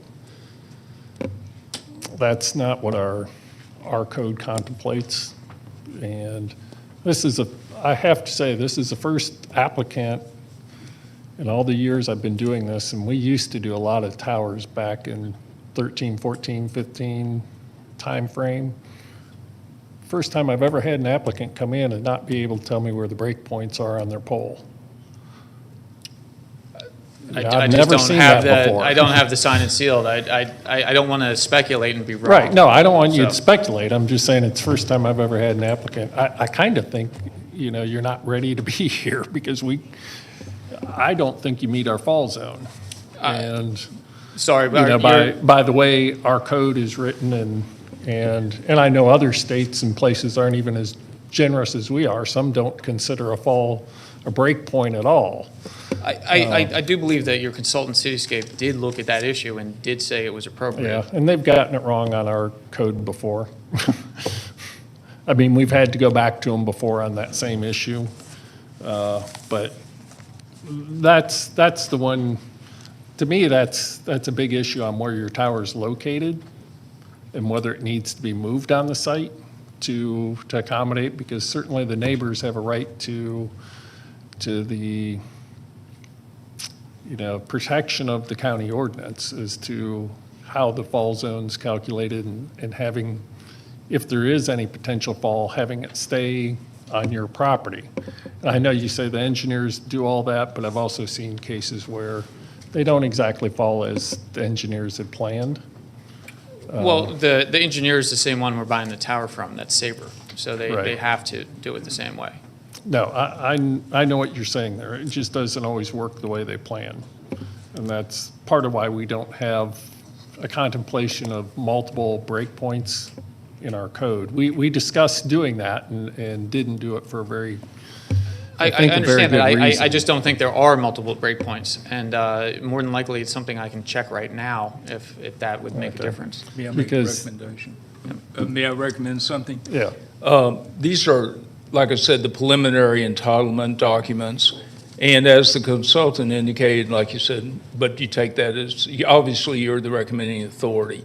Why not a condition that an approval, the building permit application and structural analysis shall identify the exact breakpoint? That's really what happens when they design the tower and they come in to your engineering team with the foundation drawings, the complete specs on the tower, have them designate exactly where the break point is so that it'll accomplish a 50-foot bend zone. And that way, we're not speculating, because the tower specs have not been created yet. They're saying that they will be created and submitted with the building permit application. But- Isn't that more of a way to do it? Except for by our code, even if you put that point right in the center, Yes, sir. because we basically take the longest piece that could fall over. So if you have a 150-foot tower, it's going to be 75 feet plus, I believe we require 10%. So you're going to be in the 80-some feet. Right. Fall zone. And that's the way we calculate it. It's Could- not whether it's going to work its way down or anything, because we could have specified a bigger fall zone if that was the case. And that's what I'm saying. It's mathematically, a 150-foot tower under our ordinance can't have a fall zone of 50 feet. It can if they over-engineer, as you know, obviously you've had Yeah, I know, experience. but I'm saying under our code, it can't. Well, the They code- may engineer it and say this is the way it's going to work, but our code contemplates the thing falling. It says, well, actually, it says notwithstanding the above provisions, in cases where the tower is designed with a break point, the fall zone setback may be reduced to the equivalent of the measurement from the base of the tower to the break point and may further include a safety factor up to 10%. So what I'm saying is that we're committing that we'll have a 50-foot. So the engineers will design and over-engineer the base of it to the point and submit it in with your tower specs to that point that will create a bend zone, and it may be 125 foot. So Tom and his team has to over-engineer the base to create that weak point, if you would, at 100, so I'm figuratively saying 125 foot to create that 50-foot bend zone. So we are actually in compliance because it's saying that a fall zone may be reduced equivalent measurement from the base of the tower to the break point and may include a safety factor of 10%. So recommendation for approval can certainly require that we comply with that. And we're actually saying wherever that is, that Tom has to re-engineer the tower and pay for it all the way to 130 feet to create it. But then we also consider the tower itself as a potential break, because then you have 130 feet that can fall and break. Well, but you So have we sealed consider them engineers. both. Yes, sir, but I'm just using that as an example. Yeah. It may be able to accomplish it at 100 foot. Right, but we then you have a won't- I'm sorry. 100-foot tower that could break, as well as a 50-foot off the top that could break. Well, but you have, the purpose of you're having that section is a sealed engineer, Georgia professional engineer saying, with the tower specs, they'll be providing your building inspection department. These designs, we put our signature on and our seal. It's engineered to have that bend point. And it's actually a pretty thorough discussion of what's going to be required to accomplish that 50-foot radius. Yeah, I just don't think you can meet a 50-foot radius under our code with a 150-foot tower.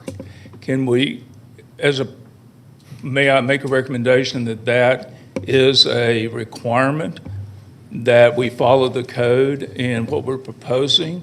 And therefore, if Tom, your entitlement then would require Tom to come in with a building permit application with tower specs that establish exactly what you're requiring. Now, you may be able to meet it if you put the break point in the center. Then you have 75 feet and 75 feet. You add 10% to that, and you're right about the distance you are from the property line. Yes, sir. So you may be able to meet it, but it's, So- we don't have that information here to tell us. if I you're gonna meet understand, it. but if that is the worst case, then we do meet it, because the 75 plus 7.5 would be 82.5, and we're 86. And you're So, 82 from the side of the tower, but close enough. Half a foot. Would it satisfy you and the commissioners to make that a requirement? We follow the code and what we are committing to as a condition for the building permit approval. We're saying we will establish, and if when your team analyzes and says, no, your tower specs don't create a 50-foot fall radius, we go back to the drawing board because we don't meet your requirement. Yeah, I think probably to meet our code, it would be specifying that a break point be at 75 feet, because that's the only place that you could have both sections meet the fall zone. That's a great point. And like Tom said, they're designed, they can be designed Right. by wall thickness. Yep. So literally, they can be designed all the way up to the top with a 10-foot bend point, if that was Right. a requirement. Very expensive. But we've seen them fall over. I mean, you can go online and see where the whole Oh, tower has absolutely. just fallen over. And you've also seen the amazing picture in Houston when you had that awful blast downtown, and the actual photograph, the only thing standing was the monopole. So the other safeguard we've got, and I go back, is your building inspection department's not going to approve it until they know our tower foundations are to spec, the concrete tests and so forth, and the tower specs. But you will have Diamond on the hook saying you cannot, whatever your building permit, your entitlement has a requirement. You have to submit an application that validates in a sealed engineer's letter a bend point at 50 foot. And if the county team says, no, you're at 60 foot, that's not good enough, you got to go back or the building permit will not be approved. Otherwise, right now, we're speculating because we're not Right. engineers. And that's the 75 problem. foot, 25 We don't have foot. the information here. I think that's my point. I've never seen an applicant show up here without that information before. The difficulty we have is coming in with a fully engineered, they're very expensive, like several of the items you've seen today on designing things and designing drainage systems and so forth. To come back in with a full set of tower specs without entitlement is if we were to come in with tower specs and then get turned down, that would not have accomplished. So that's why it's really a building permit. It should be like several of the development issues you reviewed today. Say those are requirements at the building permit process. I'll say we've always looked at it at this level to make sure that that tower's placed in a place that's not going to potentially put people in danger and potentially damage other people's properties. So I don't want to keep going on it. Well, I appreciate the question and the dialogue. Okay. Looks like Tony does. All right, so trying to keep track here of the various heights. So you said there is a bend point design, correct? The tower's engineered with a bend point, And correct? do we know what that bend point is, where it is? We have a certification that the bend point, that it will not go any more than 50 feet from the base. No more than 50 feet from the base. Correct. So that means there would be 100 feet of tower above the base that could fall over. Again, it would be over-engineered for that design, or as mentioned, the actual bend point may be at the 75-foot level, in which case it would be 75. Okay. We do not have with us today the tower and foundation drawings. Those are engineered drawings by Sabre. We have the representation and sealed certification by the engineer that we do this all the time. We engineer these bend points all the time, and so that's what their statement is, and it's an engineered signed letter stating that. Right. Okay, so I understand that the engineer gives us the bend point. I think with Chairman Porter. He gives, the letter states basically a fall zone, and that fall zone is 50 feet, that the tower will not exceed 50 feet from the base. No matter what happens to it, there's nothing going outside that 50 feet. That's what the letter's saying. It's not saying that the bend point's at the 50-foot level. It's saying that the fall zone area is 50 feet. That's how it's actually written. That doesn't comport to our code. Yeah, that, I just don't, yeah, That doesn't give us information to analyze it within our code. That's what I'm saying. And as I said, I've never seen an applicant come in here without it before. I think what we're just trying to get to is that if we're looking at a site plan. Yep. and we're trying to make sure that it does not impinge upon the neighbors. Yes. We're trying to determine precisely where that tower might fall and how far it would be to or from or over the property line. So I can affirmatively state, based upon the Georgia engineer's letter, it will not cross the property line. It will not fall outside the 50 feet from the base. That's what the engineered letter says. So it does, and it even doesn't fall outside of our leased area.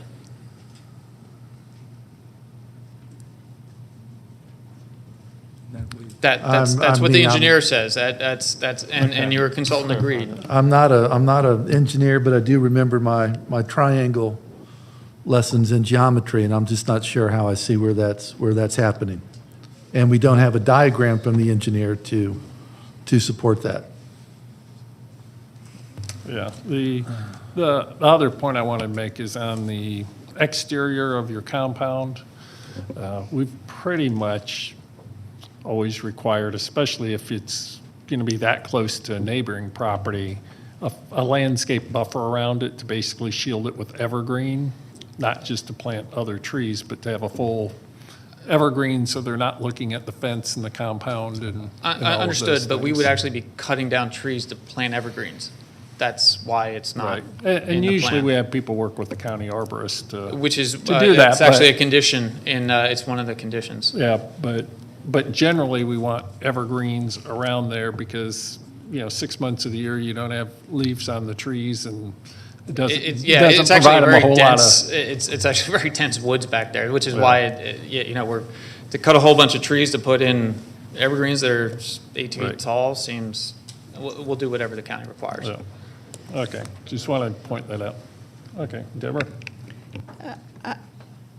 If we're considering not taking action because we don't have information that's before us, our standard legally is that we must have substantial evidence to turn something down. So if there's an option to say, produce the engineer, produce a supplemental report, then I think that would be helpful to answering our question and us not using words like, obviously, that we're speculating or that y'all don't have the answer right now. That just seems a point of fairness.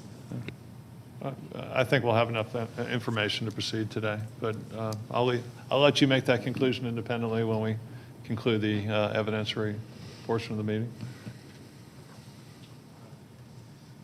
Okay, and I think you're probably ready. I think we've asked all the questions we want to ask, right? That's just So, this recording. Let me get the opponent back up here. If I could get the two opponents back.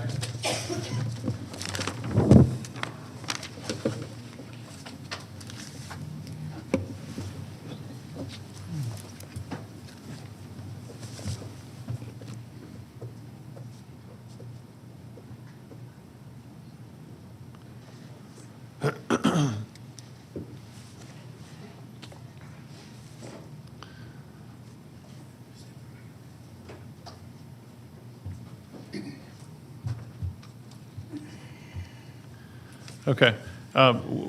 Basically, what's your problem with you saw a picture of it, 150-foot, 155-foot monopine. What's your problem with looking at one of those?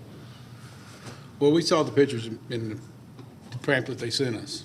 We've Which- already seen all the pictures of it. What's your opinion of it? We don't like it. Okay. It looks like a fake tree. We saw them all over Alpharetta. Looks like you need to put a deer stand in it. Do you contend that it has any, or We would think have? it's going to hurt our value of our property is what we're afraid of. Okay. That's all I have for these opponents. I just wonder, have you seen the ones that are just a white pole up in the air? Yeah, well, I mean, I've seen all of them. Okay, do you think that's better than the fake tree or worse? Oh, that'd be worse. Okay. Oh, yeah. Okay, just wonder, because some people have different opinions of that. So We worry about the just- health issues of it. Okay, and that's, And the just so value of you our know, property. the federal government has said we can't consider health issues. I know people We worry have about the all value of that, our but, property. but we're not allowed to consider that under federal law, so we just can't. Right. We It's worry about not the that I value of our don't property. understand, but we just can't factor that into whether it gets approved or denied. Right. So, okay. I think- Okay, good enough. Okay, thank you. You can have a seat. All right, thank y'all. Let me ask somebody from staff, since staff made a recommendation.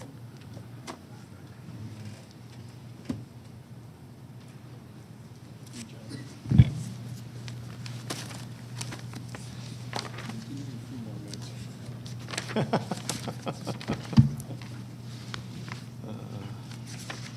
to find the staff analysis.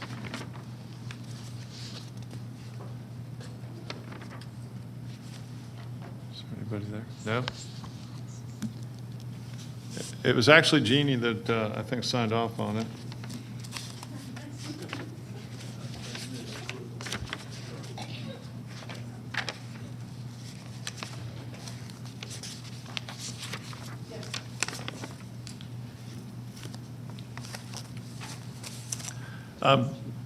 Can she testify from there? Is that okay? Has she been sworn?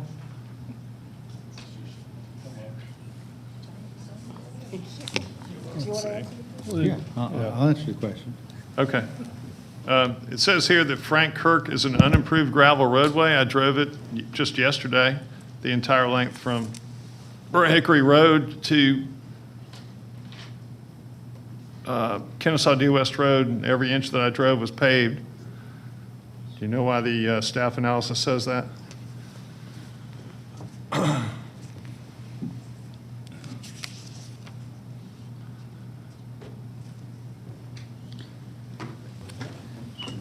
Could it possibly be the thing between Frank Kirk and Kennesaw Due West? There is a little dirt road coming off the Yeah, side. there's an but- abandoned part of Frank Kirk there.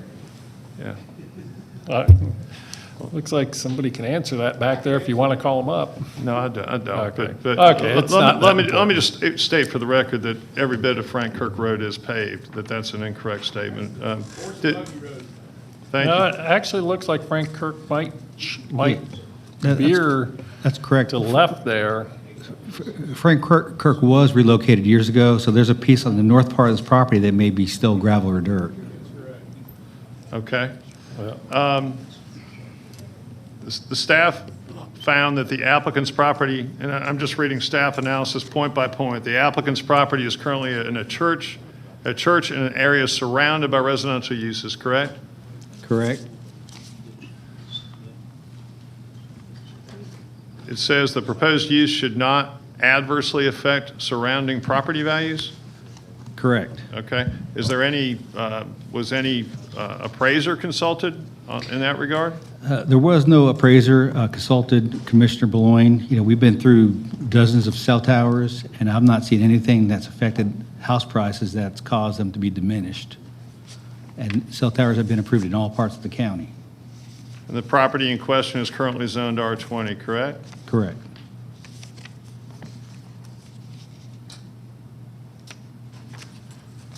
All right. Thank you. Those are all questions I have of staff. I have a few documents I want to put in the record.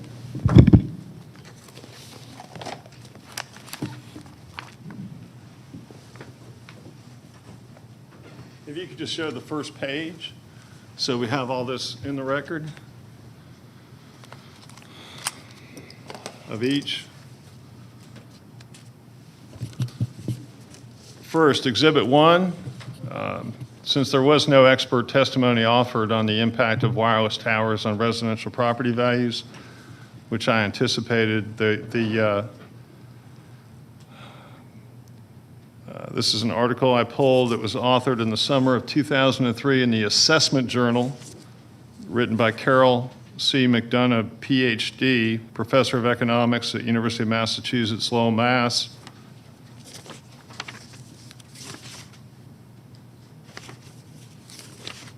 In it, she concludes that aesthetic and health concerns about electrical lines and towers lead to a reduction in valuation of nearby residential properties. Therefore, proximity to a residential tower to be considered, needs to be considered as a negative amenity that may reduce residential property value. However, the severity of aesthetic impact may be mitigated by screening and concealment of wireless towers. That was her conclusion. The Environmental Health Trust, Exhibit 2. The title indicates cell towers lower property values. Over 90% of home buyers and renters are less interested in properties near cell towers and would pay less for a property in close vicinity to cellular towers. Documentation of a price drop of up to 20% is found in multiple surveys. Exhibit number 3.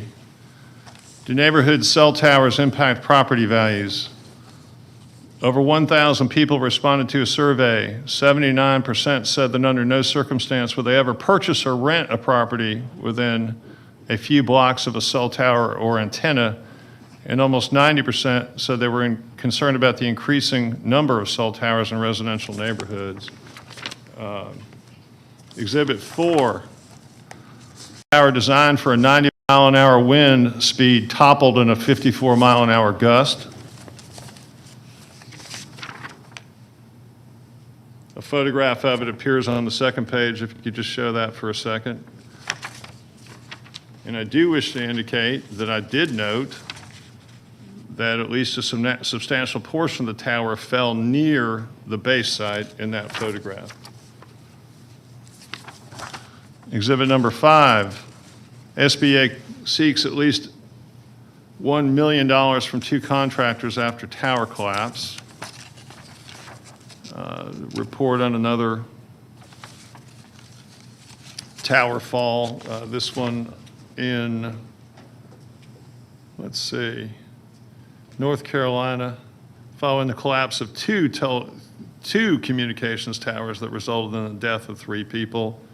One was there also reference a Clarksburg, West Virginia incident in that report. Exhibit 6, corroded anchor may have contributed to a South Dakota tower's collapse. The source of the article and the HTTP site are located there, and these are all articles I've pulled within the last 2 months. Exhibit 7, pilot is killed after his aircraft crashes into a Lubbock, Texas tower. Now, granted, that was an 814-foot tower. I wish to note that as well. Exhibit 8, cell tower falls. Cell tower can fall or collapse due to weather, fire, fatigue, bad construction. So, and references here also, it's a 2015 report. Was retrieved in 2015. It appears from a 2013 report. It says a Bensalem, Pennsylvania communications cell tower which sat near Woodlands offices and apartments sparked evacuation after it erupted into flames. Exhibit 9 is a Wikipedia list that I pulled on April 4, 2021. It's supposed to be a comprehensive list of every cell tower collapse by Wikipedia.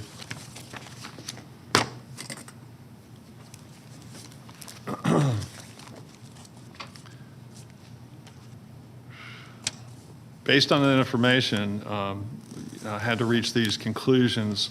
Our code section 134-273, subparagraph 3, subparagraph A, is referred to as setback and separation. Subparagraph 1, all towers and antennas in excess of 70 feet must be set back a distance equal to the full height of the tower from any adjoining residential boundary, or as safety concerns may dictate. So it appears to create an either-or test for us to follow. Conclusion 2, in any residential zoned district, any tower over 100 feet in height shall not be located within 4,500 feet from an existing or approved tower that is more than 100 feet in height, unless the applicant presents evidence that not allowing it would have the effect of prohibiting wireless service. If so, the Board of Commissioners shall consider mitigation of negative effects. Now here, the tower in question, or the approved tower in question, is just over 4,500 feet away. So we're not absolutely prohibited when there's a 100-foot tower 4,800 feet away or 4,600 feet away as opposed to 4,500 feet away. But I think that should still be an important consideration in our findings and review, that there is another tower available to this applicant roughly 4,600 feet away. And there's been no showing that the Verizon that's on that tower has any service deficiency in these areas. Conclusion 3, the applicant for the SLEP is required to carry the burden that the applicant has complied with all requirements and that the application is consistent with all policies and allows the county to consider all relevant factors. And I believe the applicant has failed to meet this burden. In fact, the applicant's application itself is actually in many respects contradictory and inconsistent and does not allow us a sufficient basis to conduct a complete statutory or analysis under the code. Conclusion 4 regarding the fall zone. The proposal of a 50-foot fall zone does not comply with our Code of Ordinances, Section 134-273, subparagraph 5. That requires the base to break point plus a 10% safety factor. So whatever the break point is, if it's 75 feet, there would have to be roughly an 84-foot, 85-foot distance for a fall zone. So the fall zone chosen here is insufficient. While our code does not absolutely require a safety factor of an additional 10%, if we're not going to allow for or require an additional safety factor of an additional 10%, when are we ever going to do it but in a residential neighborhood? Conclusion 5, barbed wire is not attractive. Barbed wire plus monopine plus gravel plus generator does arise to the level of a nuisance in this context, that near to another residential property. At a minimum, the applicant has failed to meet his burden to show that there is no nuisance and no adverse impact on property values. It's more likely that there is a 10% reduction in the value of the immediately adjoining property would result, though again, my review of the literature indicates that other properties located 400 to 500 feet away would not experience a comparable reduction in value. Conclusion 6, the applicants failed to meet the burden of showing why 2 other cell towers applied for were not built, or has not explained that. It's just curious to me why 2 others in this immediate area, perhaps because it's in a residential area and largely contrary to our code, I don't know. In conclusion 7, the applicant has failed to provide a drawing or sufficient report that shows how the designated multiple breakpoints function as required, or would function as required by 134-273-5. And by saying that, I'm not implying they could ever meet that requirement, because I agree with the chair, as we discussed at work session, that our code contemplates a single breakpoint, not multiple breakpoints. The elevation here is low for the base of this proposed structure, 1,100 feet above sea level, while the tower on Beaumont that was shown as a Verizon site, to which access is available to this applicant, or rather to AT&T, is less than 1 mile away and is over 100 feet tall, and it's at a base elevation of well in excess of 1,200 feet, and I estimated at roughly 1,300 feet by review of our county topo maps. And there's been no sufficient showing that Beaumont tower could not remedy or mitigate any perceived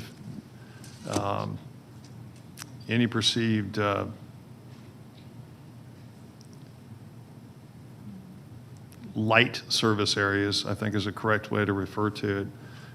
The applicant does not provide sufficient info to conclude that there is no nuisance, and we've talked about both the visual and noise already. Our code in our ordinance strongly disfavors putting cell phone towers in the middle of residential neighborhoods. So anytime an applicant comes in and seeks to put a cell tower in the middle of residential neighborhoods, they meet a very high burden. Conclusion 9, the supporting documents speak of a 200-foot tower requirement are thus not sufficient to support this application. Conclusion 10, Frank Kirk Road is not a gravel road. We've discussed that already. It might be not a terribly important point, just it was interesting to me. Conclusion 11, accessory structures to be located below ground in order to, our code contemplates that our in a residential area that our Board of Commissioners is supposed to consider requiring accessory structures to be located below ground in order to mitigate the negative impacts of the proposed facility on adjoining parcels from a value standpoint and otherwise. The lack of as-built elevations prevent that consideration. Conclusion 12, there's no evidence that the true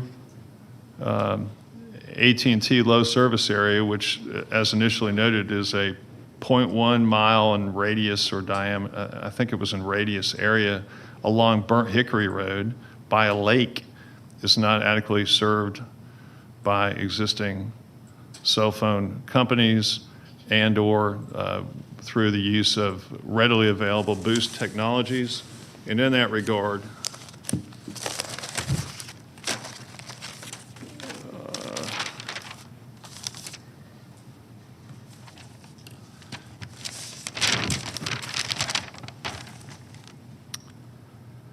at https://www.signalbooster.com, which I checked today at 2:32 p.m. It indicates the 21 highest rated, or no, I'm sorry, I found an article by Uber Signal called the 25 best cell signal boosters for 2021. So it's not a rare thing. It's not a matter where folks can,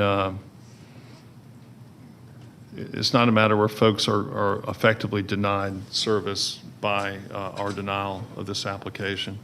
So for those reasons, I recommend denial of the application.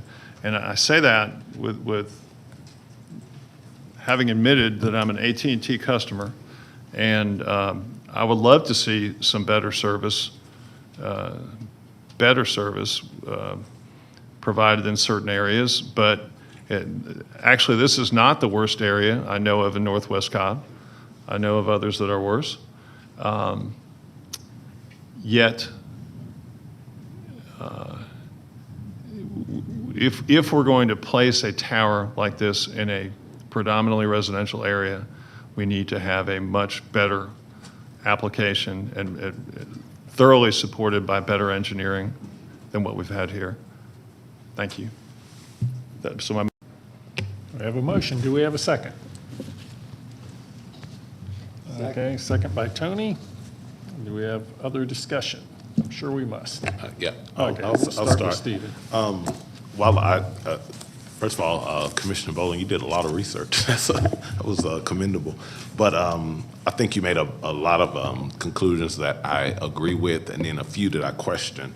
One being that going back to the property values, while what you submitted into evidence, I think is exactly, are from very credible sources. I think there are other sources that say that it doesn't, right? A Valbridge study that's out there that says that it doesn't. And so I think that because you can have conflicting arguments on that point, that would be one that I'd have to call into question. Also, I think you had a conclusion about the existing tower and the distance from the proposed site here to the existing tower. While close, it still it's not prohibited by the numbers provided. And so that was another conclusion that I just want to, for the record, talk about what doesn't jive out, whereas some of your conclusions were spot on. And so just wanted to state that for the record. Who's next? Did you want to comment, Deborah? I do and I don't. Okay, well, give us the part you do. I'm troubled. I understood, based upon our advice prior to this meeting, that there are certain federal standards that we should address, and we should itemize in writing an analysis of this issue in accordance with those federal standards.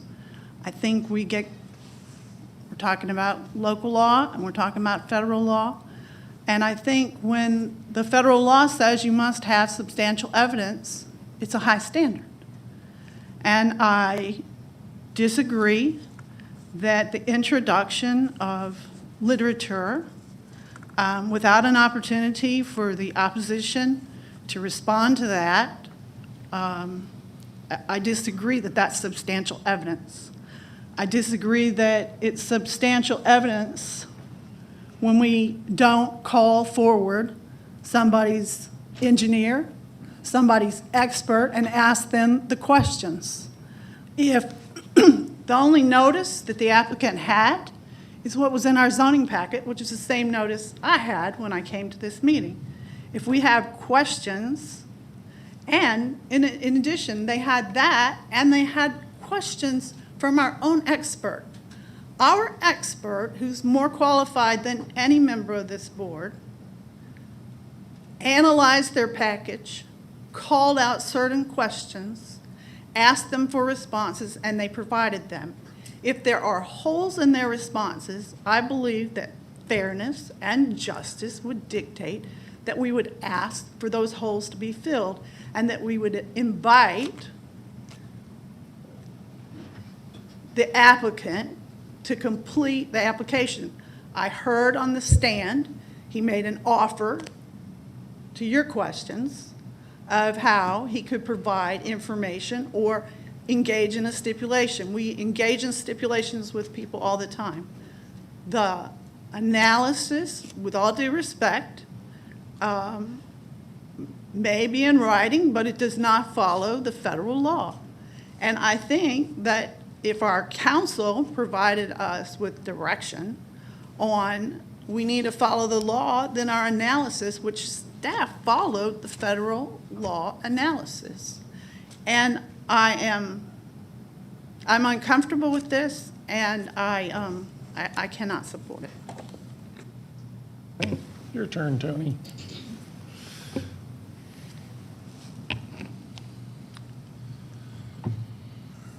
I mean, we've heard both sides. If we have an opportunity for additional information, I think we have to factor that in. I certainly, my indication dealing with the engineering and the safety, and I think that's a factor that this board can consider. And I think we've shown and discussed that the safety information is incomplete. Now, if that was available and wasn't submitted, if it was available and wasn't in the package that we've been provided, I don't know. But I think that is a gap in the information. How we treat that is still up for grabs, whether that's a denial or a continuance. But I think that is our responsibility to the public, is considering safety. I'm going to jump on with probably 2 or 3 phases here. One being, I would have been curious to know if they looked around Dallas Highway for a site that they could fill most of the gap that way, and then also possibly go on that Verizon tower. That still means another tower, but it may be in something that's a little bit more commercial, because they still have a gap towards Dallas Highway.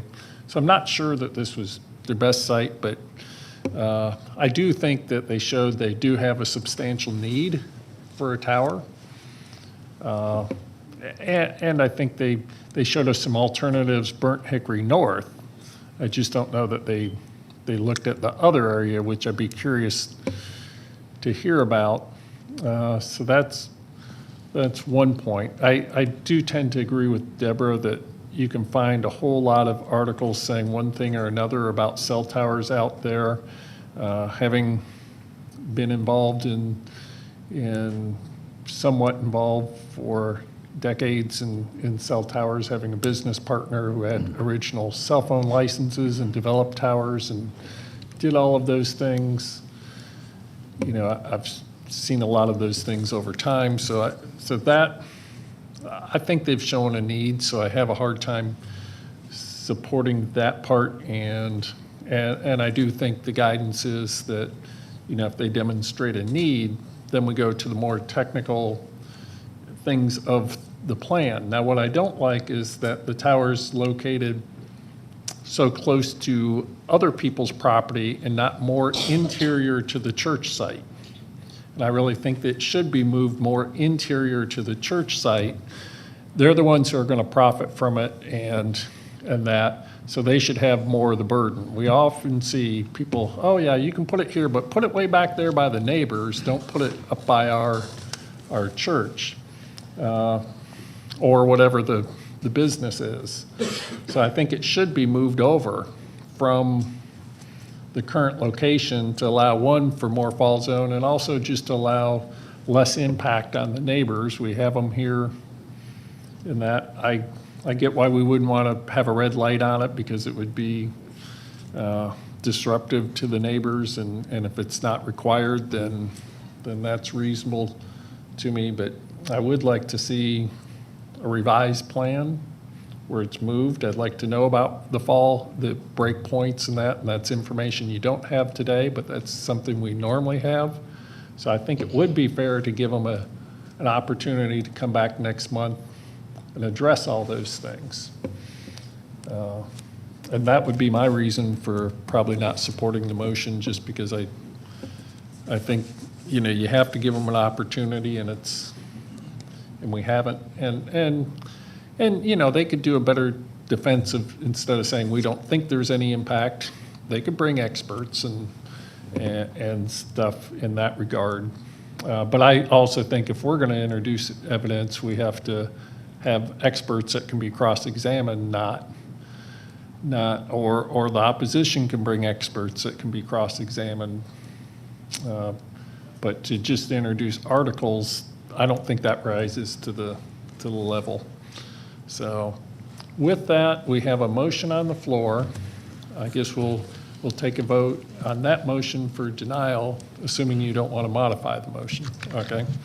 Okay, so we'll take a vote on that. All in favor of the motion? Okay, we have one in favor. All opposed to the motion? Okay, so that motion fails with a 1-4 vote. Do I hear a substitute motion? Yeah, I move that we hold this case and continue it to next month. Okay, and do we have a second? Okay, Deborah seconds the motion. Let me just note that we were just advised at Planning Commission work session last week that we had under what council called a shot clock. Having looked it up, we have to act within 150 days. The application was made on February 2nd, I believe. We have 150 days within which for the commission to approve or deny the application.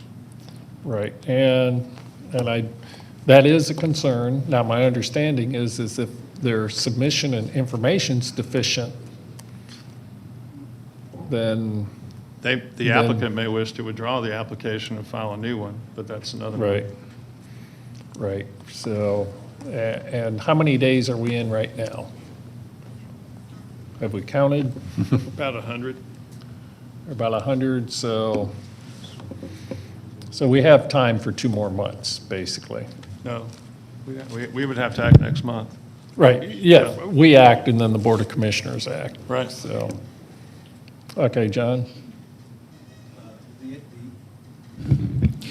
The applicant just informed me that they're willing to waive the shot clock to allow another 30 days of review and bring the information that y'all need.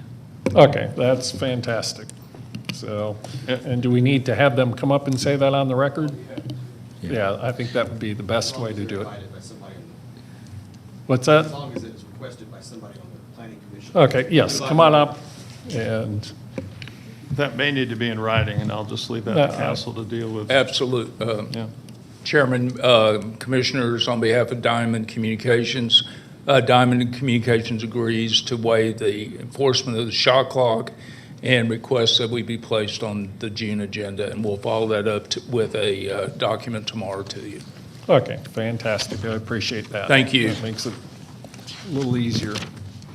So, Can- So you have a motion on the floor. Can I Yes. comment? Sure. I would like to add to that motion with specific direction that evidentiary matters all be presented at that time by both sides. Okay. First of all, we have no staff.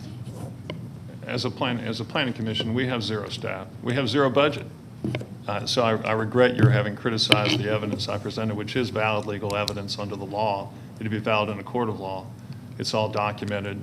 It's all demonstrated in terms of the current evidentiary code, which merely requires a reference to the site. Additionally, I do wish to point out that the opponent who showed up today, who I've never spoken to prior to today's hearing, indicated they thought that their property value was diminished. And under Georgia law, a lay applicant can testify as to value. Yes, and maybe we'll let our county attorney's office dig into that a little bit over the next 30 days to decide if what was presented is valid evidence for us to present or not, and also give counsel and the applicant an opportunity to review it and respond to it if they'd like. So I think that gives everybody a fair shot anyway with it, and we'll see what they have. So any more comments before we call the question? Okay, all those in favor of the Mr. Chairman, motion to I can give hold? one. Oh, John? Just we're all clear on this, can you give the applicant clear direction of what issues he needs to address in the next 30 days? Okay. I think one was to have the fall. Yes, the no, the tower break fall, point. The break point finished, to possibly move the tower over a little bit. to Yes. Put landscaping around the tower. Yes. Yes. I assume they're allowed gravel driveways to the tower? They Is that- typically are gravel. What's that? They typically are gravel Yeah, driveways. yeah, which typically isn't allowed, but we allow it on such a low volume use. But I also noticed, and this isn't to the applicant, but maybe it's to code enforcement, it sure looks like there's a whole lot of parking and driving going on unhardened surfaces on this site. You know, they're going out to that gravel Frank Kerr off of dirt and parking on dirt. So I think that's something that probably needs to be addressed with the church. But that's not relative to this application, but just a side note there. But, okay, so we have that. Let them review, you know, whether there's an impact on value and bring us some evidence to support their statements, because quite frankly, they aren't any more qualified, I don't think, to say that than maybe somebody else saying it does. And that, so. And I mean, quite frankly, we have retained an expert. Using that expert to present expert testimony would be appropriate, in my opinion. Okay, and we normally, I don't think we've had them travel here in the past, have we, John? Except for a training session that we did with them, but not for an actual hearing. Yeah, just for a training session. I believe he lives in Cobb County now, so I can ask him to attend. Okay. Maybe have this case brought up to the front so he doesn't have to sit here all day long. Okay, and it's probably going to be pretty close to the front anyway, because it will be a continued case, but we Correct. can look at doing that, or you guys can look at doing that. Okay. Shouldn't say we. So. Under the code, the applicant should also prepare and submit drawings showing visuals. We frequently call them renderings. Yeah, well, renderings or elevations of what the structure is going to look like and what all proposed buildings there, accessory structures, are going to look like. Yes, and that's something we normally have received. We've also often received kind of renderings of what the tower is going to look like up in the air with the existing trees around it, not some other site, but actually taken from this site and showing, what it's going to look like. And we've had applicants in the past fly a balloon up and then take pictures from various spots around to show, here's where you can see the balloon, here's where you can't, at the height of the tower. So that may be something that we can do.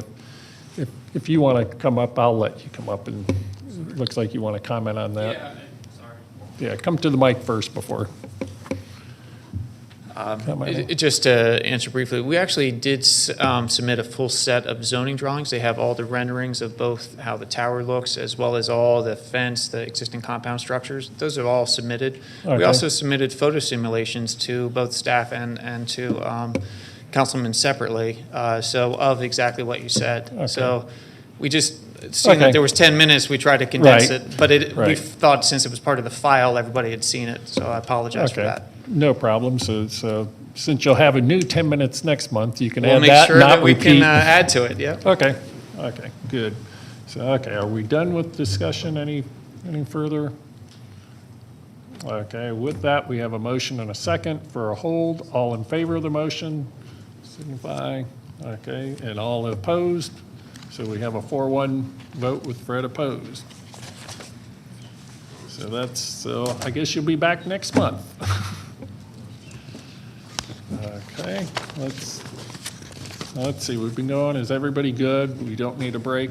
Just get through this and get home?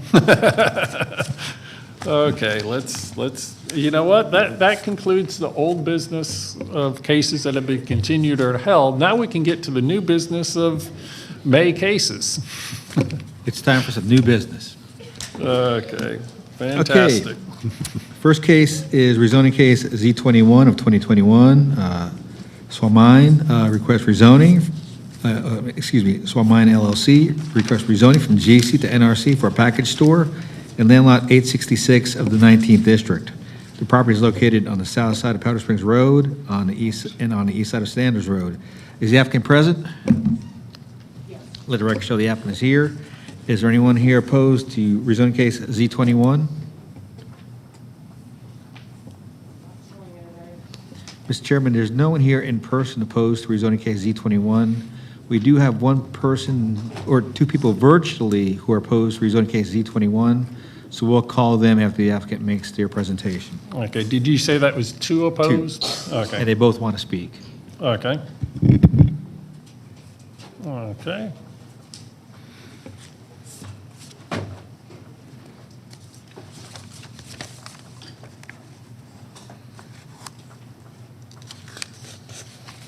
And this will be the last case I ever handled. This last District 4 case, that's what I mean. Good evening, sir. My name is Maulik Patel. I'm the owner of Swamini LLC. And I was trying to present my application. I'm trying to apply the rezoning my property, which is located on 2991 Powder Springs Road. Well, the reason doing the rezoning the property, I was trying to make an addition of my property so I can make a package store because it's a big property and I was trying to extend the property so it's actually help and develop the community and try to raise some job and try to make a community doing good, try to serve the community. And the last applicant meeting, they suggest me some recommendation, which I'll already put on the site plan. They always, the recommendation for the desal line, we already put on that. And they want me to do the sidewalks around all the way from the Sanders Road to the end of the property. And also they want me to do the curving girders, which already been put on the site plan.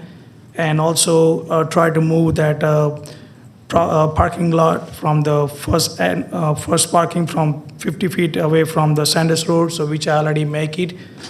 And also donate 5 feet to make it the line straight for the Sanders Road to the county, so which I already make it, but I'm ready to any more recommendation I'm ready to do that.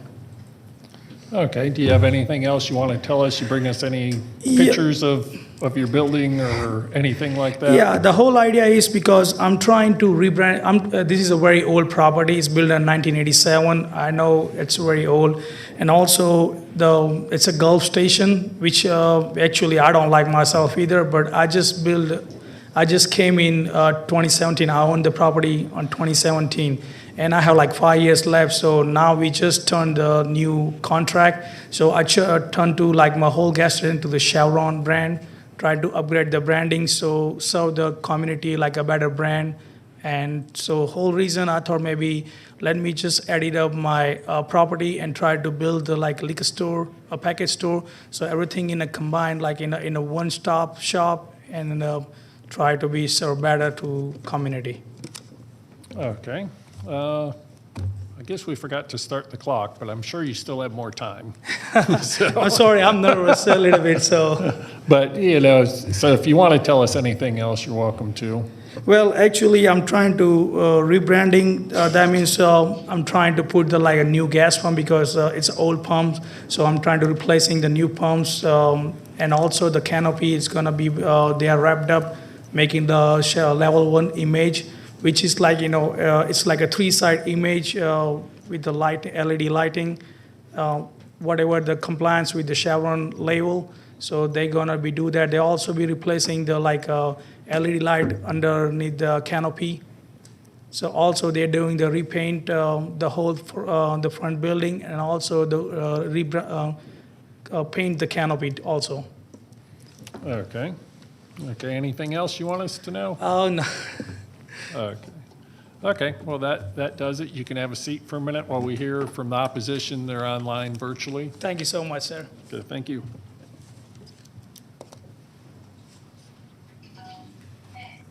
Our first virtual speaker is Shannon Joy. Shannon, you're unmuted.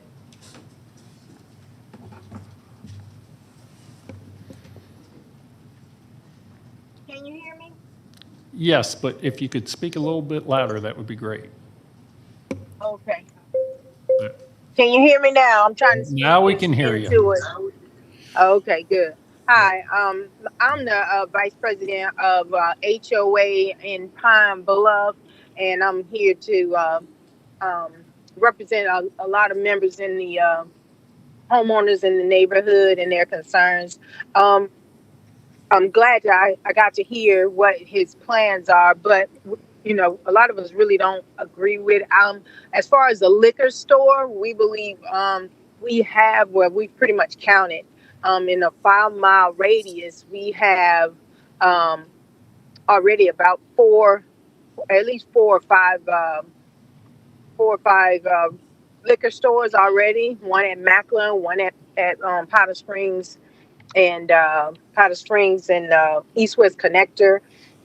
I mean, those are just two. But also, as far as the rebranding that he was talking about, I mean, that sounds good, but we have a racetrack on the corner. We have was a QT, and they changed it to Seven Springs right there on the corner of Powder Springs and what is that, going downtown Powder Springs, that road right there.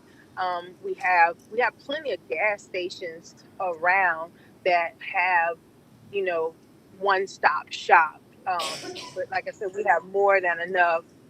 So we are opposing the that store. I mean, honestly, I've seen that store. It is pretty old. I mean, they might could just clean. I was just thinking they could probably just clean up and fix up and renovate what they have there. Would probably be better than adding additional liquor store. I'm done. Okay, thank you. I appreciate the comments. Okay, we have another virtual speaker. Our second virtual speaker is Carolyn Cooper. Carolyn, you're unmuted. Thank you. Can everyone hear me? We can, loud and clear. Awesome. Listening to Mr. Patel, I think it's a great idea to fix up the gas station and the existing convenience store, but I am opposed to including a liquor store as well. As our vice president of our homeowners association has mentioned, we've got about 4 package stores within a 3 to 4 mile radius of the same area that he's talking about. So I don't think we need a 5th package store in the same area. It's just, unfortunately, that doesn't add any value to our community. And it's getting to the point where that when they come in our areas, and I'll just say, you know, neighborhoods of color, they tend to want to put a package store on every corner. That's bringing down our property values. It's not a necessity. I understand he wants to rebrand, but to me, if he would really bring up um, the the look of the gas station and convenience store and maybe renovate that, that would be awesome. But a package store is not wanted nor needed in our community. We have enough. Okay, thank you. Do you have any other comments beforehand? Okay. Okay, thank you. Okay, with that, I believe that was all the opposition, so I'll close the public comment portion of the hearing.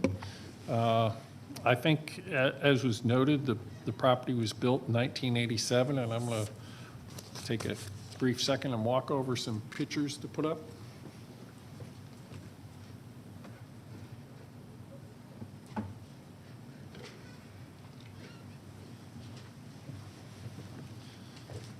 Because, you know, the typical life of a gas station is about 15 years. You know, so this is well exceeded, more than double what you typically see before it has a major remodel or tear down. This first picture kind of shows an interesting, some different colors, this metal thing out front that says Food Mart on it. In talking to the applicant, he's going to tear that down. It just doesn't look as bad in this picture as it does when you're there in person, but it doesn't quite make it. Okay, go ahead to the next picture. That's just kind of the current pump island, and my understanding is he has 3 kind of sets of pumps there, and with the rebranding, they're going to put in 4 sets of pumps there, as well as, you know, redo the canopy, not tear it down, but kind of rewrap it in the chevron look. There's also some diesel over there on the very far side of the picture, and I apologize, some of these pictures aren't the best because it was pouring rain when I was there. So go to the next one. Wanted to show the current pylon sign and the condition of it. It's really not in the best condition. And it's been let go long enough that it probably, if you just get up there and scrape it off and paint it, within a year or 2, you're going to be back to a rusted sign again. It's just really been there a long time. Next picture. This is kind of the other end. This building's a little funny. It curves around like an arc. So that's a little hard to see. Then the next picture, you can see the style of the building, straight like concrete block. And then they have a lot of signs in the windows, which I did let them know that that's a code violation to have those windows all covered up like that with signs. And then we go to the rear, we have some fencing that's not in very good shape. In that, so I just wanted to show that. And ask DOT to watch this next one, because I'm going to have you comment on this. They have their dumpsters not in dumpster closures right now, which would be a new requirement. But currently, when the trash trucks pull in, the only thing I can see is that they would have to back out onto Sanders Road after emptying the trash cans. There's not like a turnaround for the trash trucks. So that's kind of the pictures. Now, I will say this. We had an application in February of 2017 on this property before Mr. Patel purchased it later in 2017. The property looked far worse at that time. So he has done work to clean it up. He put a gate up to prevent people from going behind the building, which was a big dumping zone. So that's a plus. He's done some painting over time, it would appear. It looks better than it did then, but you know, it's still an old station that's a little tired and needs some help, and I'm glad he's headed in the right direction with his rebranding and some of those things that are going to be required. So, you know, that was a bit of it. You know, we talked about, it sounds like the contractors who are doing the rebranding are in the process of working on getting sign permits and that. I don't know if John has any idea of the status or if they've actually applied for them or not. Okay, he doesn't think they've applied yet, so that's good. I was trying to figure out if they needed any variances with their new signs or not, so that it could be kind of handled here versus making them head to a separate process through the Board of Zoning Appeals, but we don't really know at this point. Now, you guys, this aerial really shows the funny kind of stair-stepped that the building is over here in this area, right through there, and then you see the curve. It's definitely a unique building. And that, but I would say that the overall site's underutilized. And I would say a package store, just to add a package store, a little less questionable. If we can do it and upgrade the whole property, that may be more of a win for the community. John, I have a question for you. His desire is to go through zoning and then apply for the liquor license before actually building anything. Is that a process that if they don't physically have the building there, can they get a liquor license, or do they have to build the building first? It's typically done the first way. So they apply for it first before it's built, but they submit some plans that show where the front door is and the building in general. Okay, I just want to make sure that that was a normal part of the process and we weren't sending them down a rabbit hole or something with that. You know, I do know there, you know, as people have noted, within a 3 to 4 mile radius, there are other package stores. You know, one of the things that we don't get into in zoning is really whether we need another one of X, whether it be a dollar store, a gas station, you know, whatever the thing is, we look and say, is that use a reasonable use for the property? And, you know, and along this stretch, it's a 4-lane road, lots of traffic. There's plenty of other commercial uses along this section of the road. So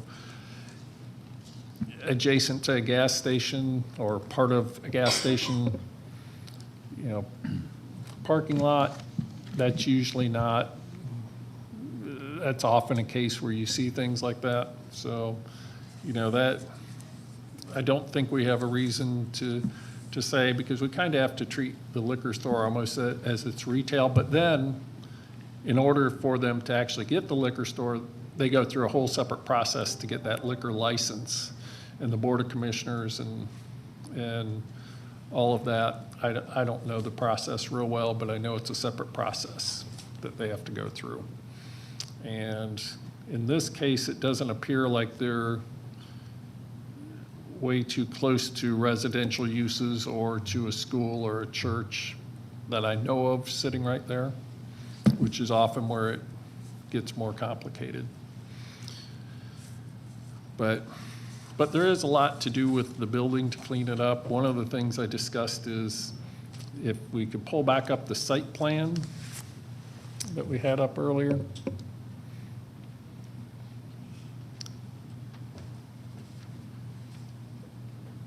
You know, the proposed building's taking out a little bit of the existing building, but it still kind of leads that weird stair-step thing. And I talked to the applicant about possibly just taking the wall straight across from the addition to where this building starts to curve and just filling in that area and making it look a little bit more like a straightforward building or something along that line. And it's kind of weird because you walk all the way past these stair steps to get into the building right now, which creates some areas where this time I didn't see any loitering, but with the previous application, there were people just hanging out in there loitering, and it made a weird thing. And certainly we don't want anything to encourage loitering around a liquor store if that's what it becomes, or in that.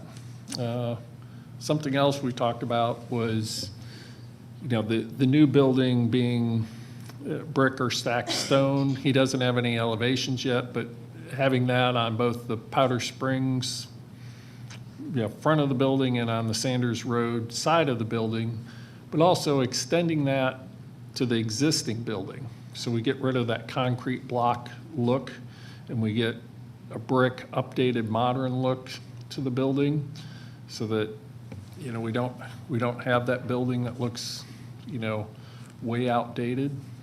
So I think that could be a win for the community with it. The upgrade that he's doing as part of the Chevron repackaging on the canopy, and that to me is a plus. One of the things, and we didn't really talk about it, but once I went back and looked at my pictures of that pylon sign, it was kind of as bad as I thought it was. It's just old and out of date, and I think it's time to replace it and bring something into the that complies with current county code, which would be a monument-based sign. So with that, that's kind of my thoughts. The wooden fence certainly needs to go and be replaced with something non-wooden, because those fences look great the day you put them up and immediately start looking bad right away.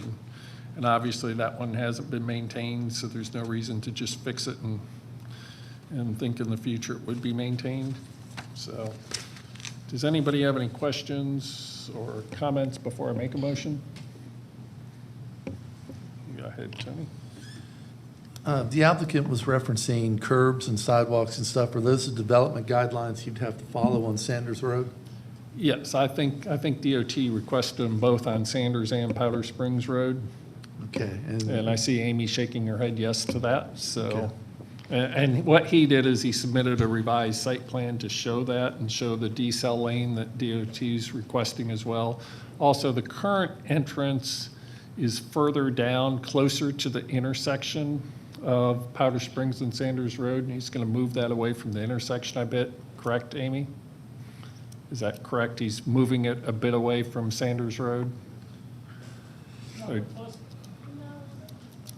Okay, why don't you come up, Amy, and that way you can tell me, because maybe I misunderstood what was being said.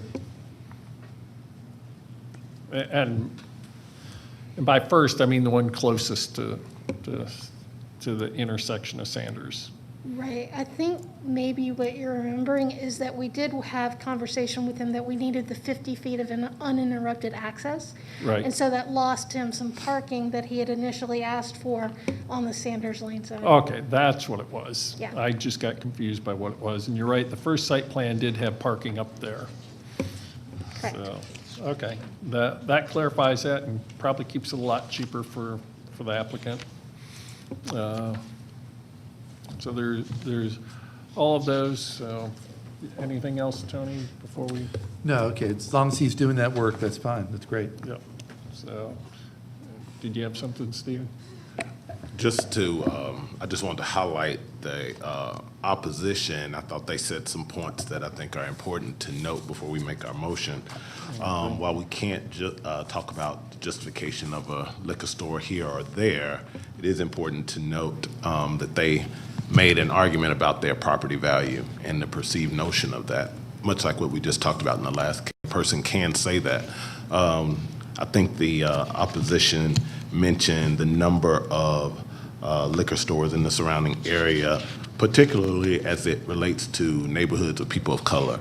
And so I think that's just very important that we note here for our body before you make the motion, excuse me, that's something that we are aware of and it's for the record. Yeah, and one of the things that over the years legal counsel has told us, we often hear we don't want another dollar store. And, we've kind of, or we don't want another fast food, or we don't want another gas station. And we've been told, we're really supposed to consider, is that use appropriate for this property, and not take into account, because we're not there to get involved in competition between different groups. And quite honestly, often it's the competition who comes in and says, we don't need another. I don't think these two are the competition whatsoever. I'm not saying that, but who testified earlier, but, we have had it with the competition. And I do think in this particular case, it's, they were talking about 3 or 4 stores in a 3 or 4 mile radius, which isn't necessarily on top of each other. And the Board of Commissioners will decide, or at least the process for getting a liquor license will decide. I'm not sure if they all have to go to the Board of Commissioners or not. I don't know. Do they all go to the Board of Commissioners? So the Board of Commissioners will decide whether they get a liquor license in a separate process. But whether, this is a retail use, whether it makes sense to add any more retail to this shopping center, I think, I have a hard time saying we shouldn't add more retail to it. And that's really what it falls under, and would you say that's correct, John, that we should consider this as a retail use?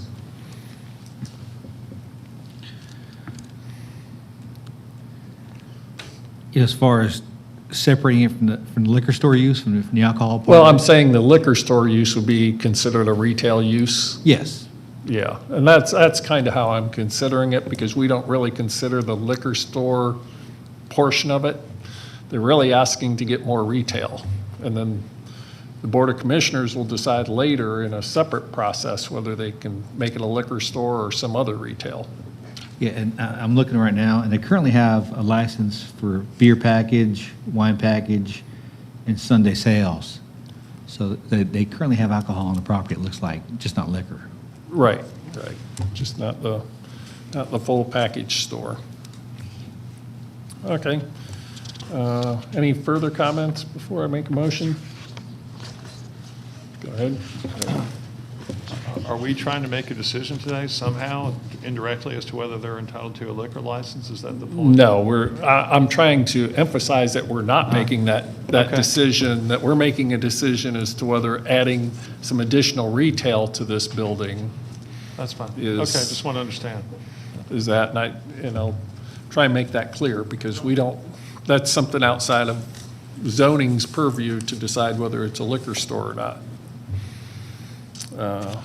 So with that, I make a motion regarding Z21 to recommend approval subject to all the following. All staff comments and recommendations not otherwise in conflict.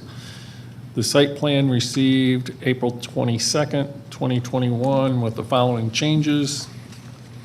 The area on the front between the proposed building and the existing building may be enclosed. I'm not requiring it, but suggesting that would be a good idea, and that he could do that. And also dumpster enclosures be added behind the building and have sufficient paving to provide turnaround capabilities for the garbage trucks. Addition of stormwater management if required, because I don't think it's shown on the plan.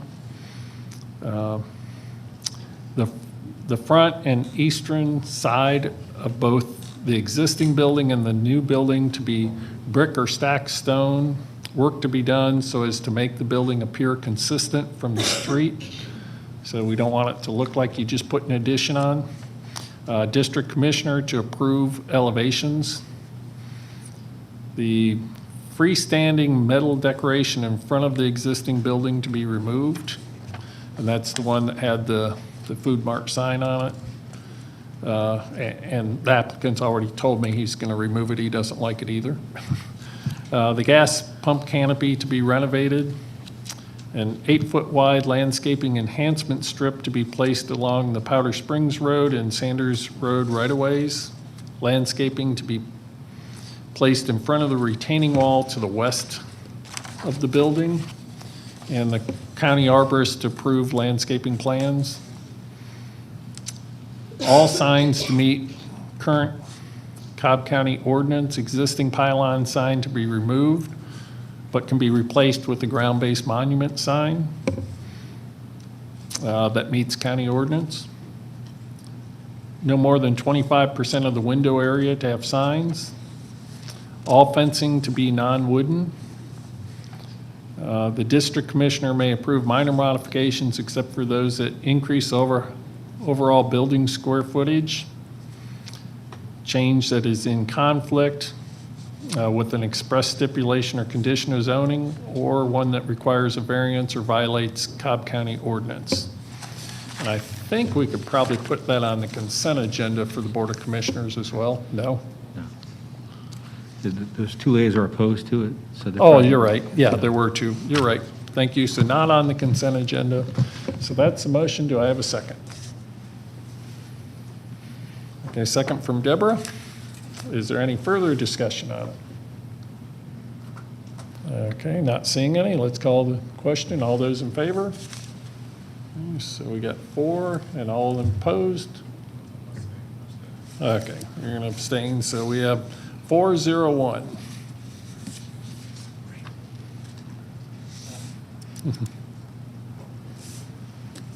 Okay. What's that? Okay. And I guess since we've been going at it for several hours now, we're going to take a few-minute break before we get to the last couple cases. So let's be back here. Let's try and keep it to 8 minutes, which will get us back at 5:50.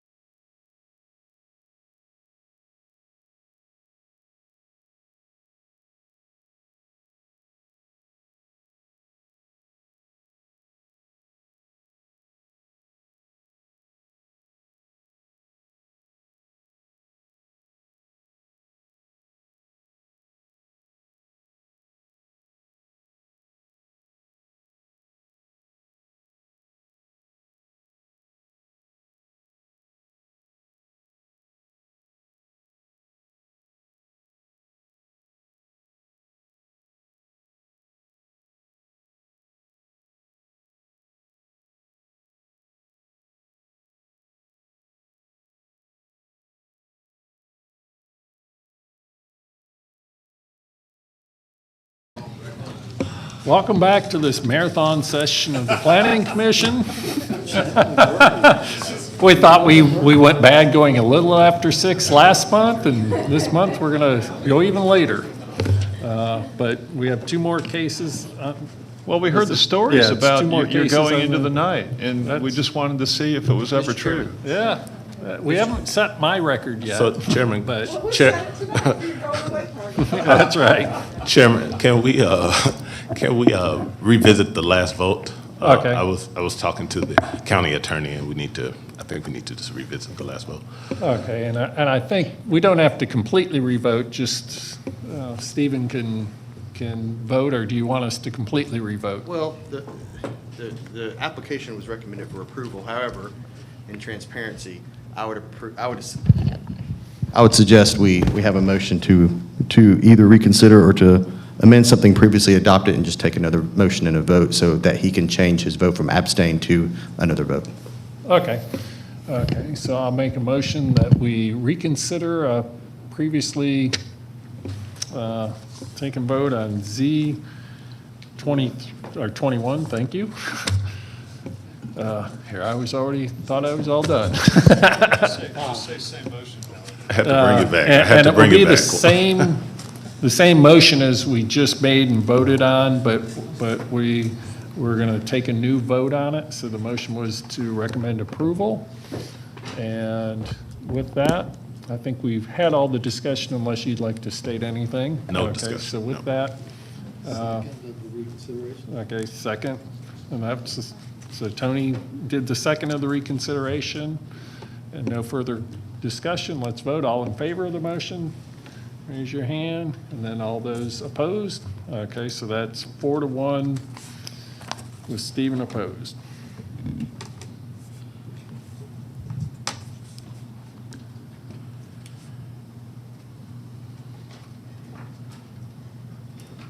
Okay, and now we're on to new business, or the next case. Yes, sir. Rezoning case Z25 of 2021, the Furniture and Mattress Warehouse LP, requesting rezoning from GC to NRC for retail office in land lot 642 of the 16th district. The property is located on the south side of Piedmont Road and on the east side of Bells Ferry Road. Is the applicant present? Yes. Let the record show the applicant is here. Is there anyone here opposed to rezoning case Z25? Mr. Chairman of the Board, there are 3 people here in person that are opposed to rezoning case Z25. Additionally, there are 3 people here virtually that are opposed, with one of those 3 people wanting to speak. So at this time, I would ask the applicant in opposition in person to come forward to be sworn in.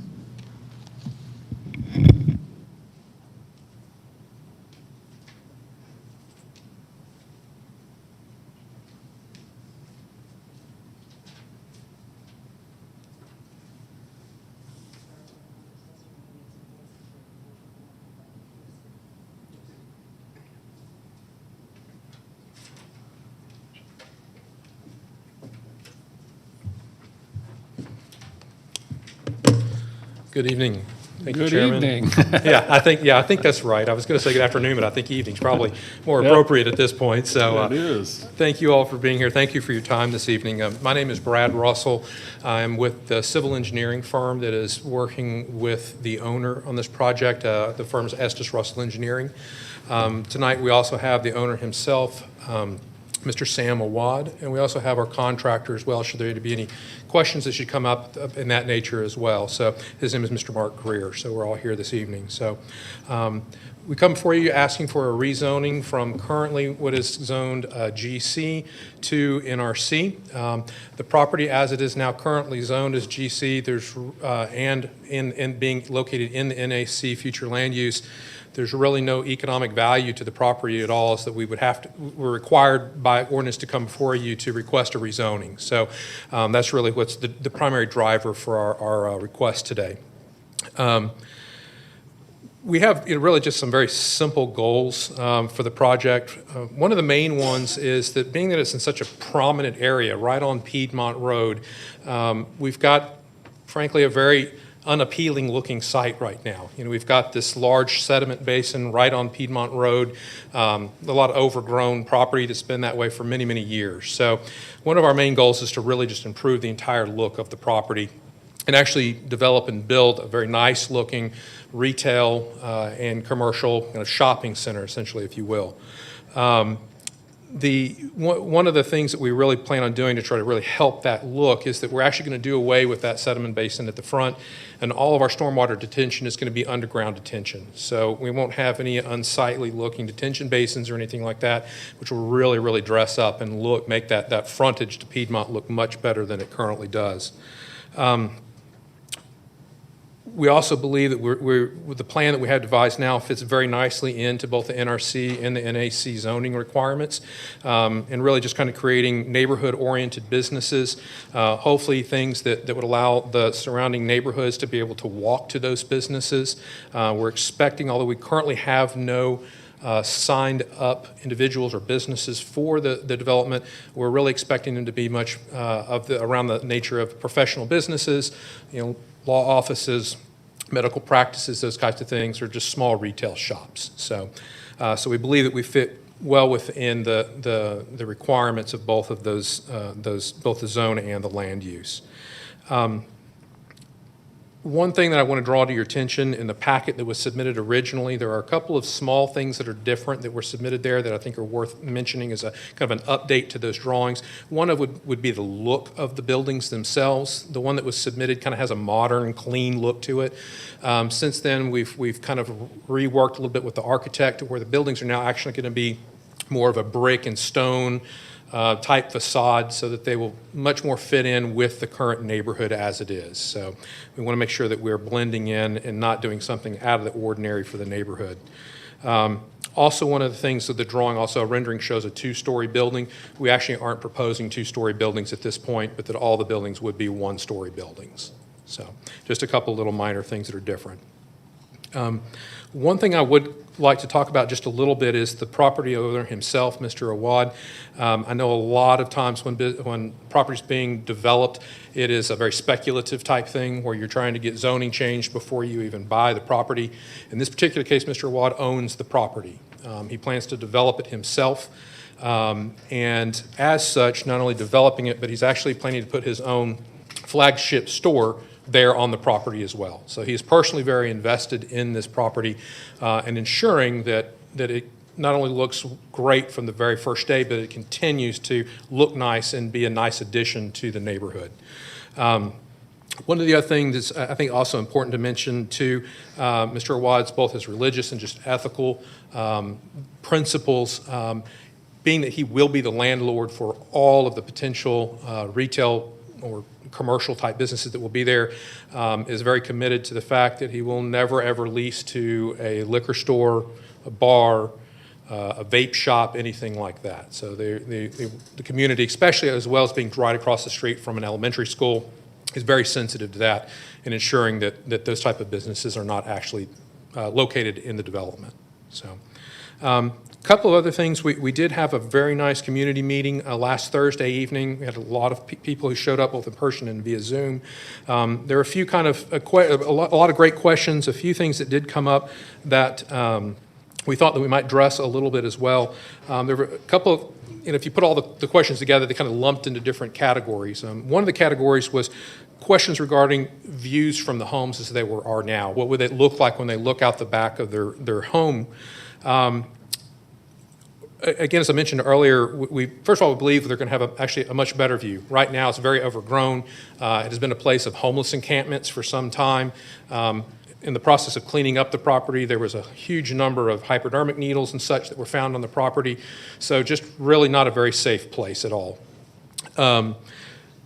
Also, additionally, when we designed the site, we really made sure that we took very special care that we were not only meeting the setbacks, the rear setbacks, we actually exceed the rear setbacks. On one of the sides of the property, we exceed it by about 8 feet. On the other side of the property to the south, we exceed it by about 38 feet roughly. So we're quite a ways from both of the property lines. We also, as you've seen on the site plan, we also have a 20-foot landscape buffer which we'll be planting. We've retained a landscape architect who will be doing that design to ensure that we have adequate screening from both of the residential neighborhoods that we back up to. The Kendrick Farms subdivision on the west currently actually has a privacy fence and evergreen screen trees that are planted along a good portion of that side. So we'll actually end up having a double row of screen trees from that subdivision. And then I'm probably going to pronounce it wrong, but the Delacour neighborhood on the south of us is the side that we will actually have a 60-foot property line set back from the back of the building to the property line. So you'll have the 20-foot landscape buffer plus an additional roughly 38 feet there as well. One of the other questions that came up too was stormwater, of course. A couple of things that really we believe will improve the stormwater situation here is, first of all, as I mentioned earlier, we will be doing underground detention. So there won't be any risk of having above ground detention basin, especially with an elementary school across the street where kids, heaven forbid, could end up getting into it in one way or another. It'll all be underground. So we'll actually be capturing all the stormwater on the site and detaining it. Second, right now, if you're standing on Piedmont Street looking at the sediment basin that's on the front, very, very steep incline that comes up and then it levels off. We're actually planning to bring that grade down, which means we'd have a lot less slope and a lot slower speed of water that would have any runoff that would happen is going to be at a lot less speed. And finally, as you may be aware, in January of this year, Cobb County has started requiring the first 1 inch of stay-on volume for all sites. This is one of the first sites that I understand will be utilizing this. We've been working with Mr. Carver very closely on developing that. So we're actually will have less stormwater being released because we will be capturing and never letting the first inch of stormwater that hits the site ever leave the site. So we will be infiltrating it into the ground.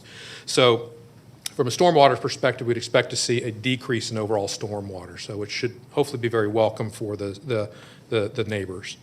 One of the other questions that came up was traffic. We have been working with DOT to do a decel lane on the Bells Ferry side, which should help allowing people to be able to get over and then turn in from Bells Ferry.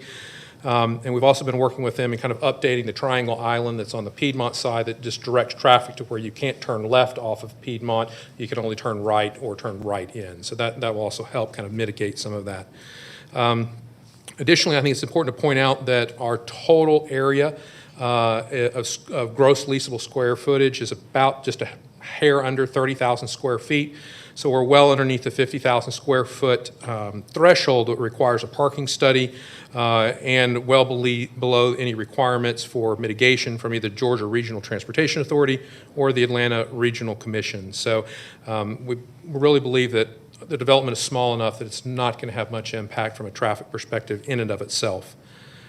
Finally, the last thing that came up, one of the questions was, in part of the building, one of the buildings will have an 8,000 square foot light automotive section. So the question, of course, came up was, well, what does that mean? The business that Mr. Awad owns is been in Cobb County for about 13 years now, and it's called Joker's Audio. You may be familiar with it. And essentially what that light automotive is really auto accessories. So this would be installation of things like tint, alarm, reverse cameras, new touch screens to meet the new technology needs with Apple Play and all those type of things.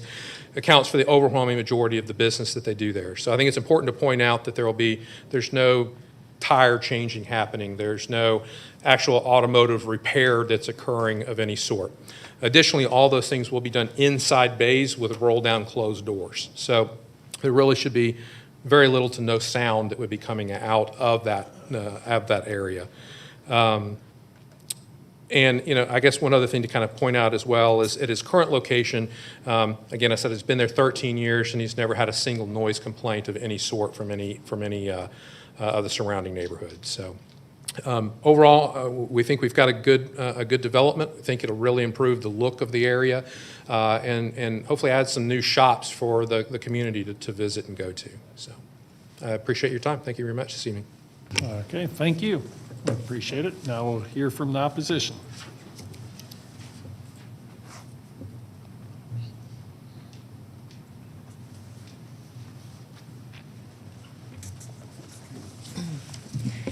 Good evening, Commissioners. My name is Tulin, and I'm here with the Bells Ferry Civic Association, as well as representing area residents.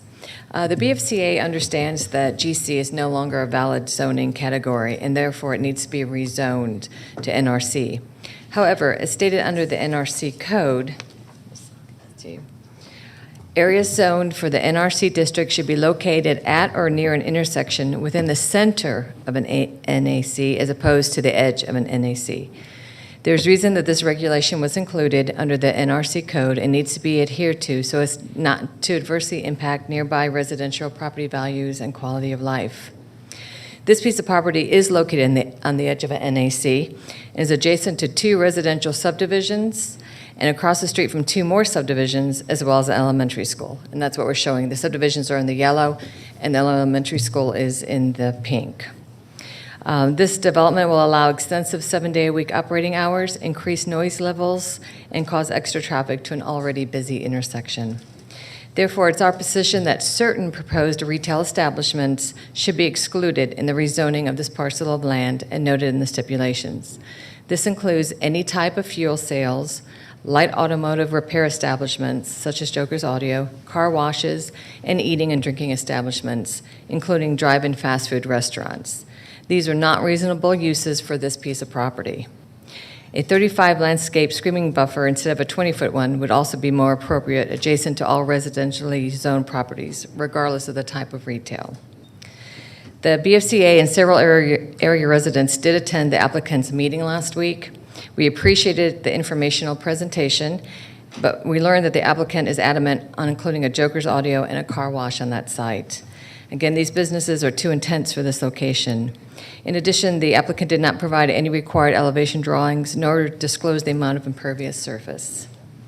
So overall, the BFCA agrees that this parcel needs to be rezoned, but we are only in agreement if the above-mentioned stipulations are included that state which businesses are too intense, since this development is on the edge of an NAC and adjacent to several neighborhoods, and you never know if the applicant will end up selling it and who will own it next. So it's best to have this all down in writing.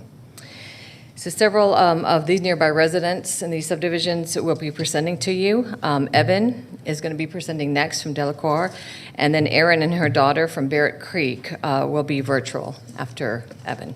Thank you so much. Okay, thank you. Come on up.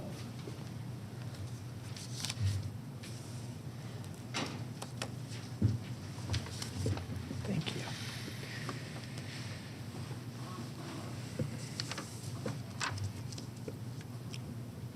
Greetings, and thank you for your time. I'm Evan DeYoung, and I live in the Delacroix neighborhood. I'm speaking on behalf of our residents and our homeowners association, having consolidated our residents' concerns in order to keep our presentation brief and concise. We're grateful for the desire to invest in Cobb County and promote it being a wonderful place to live and do business. We believe and support that it is necessary to rezone the property in question away from GC. However, our residents find the current proposal for rezoning to be incompatible with the personal enjoyment of our private property and for community needs. Can you go to the next slide, please?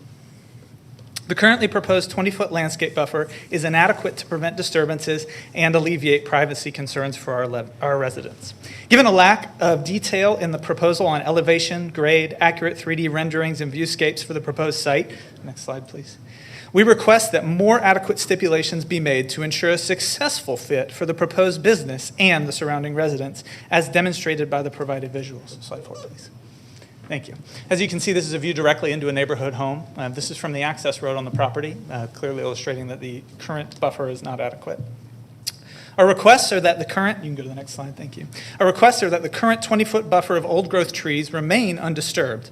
An additional 15-foot evergreen landscape buffer be installed within 6 months of a land disturbance permit being issued.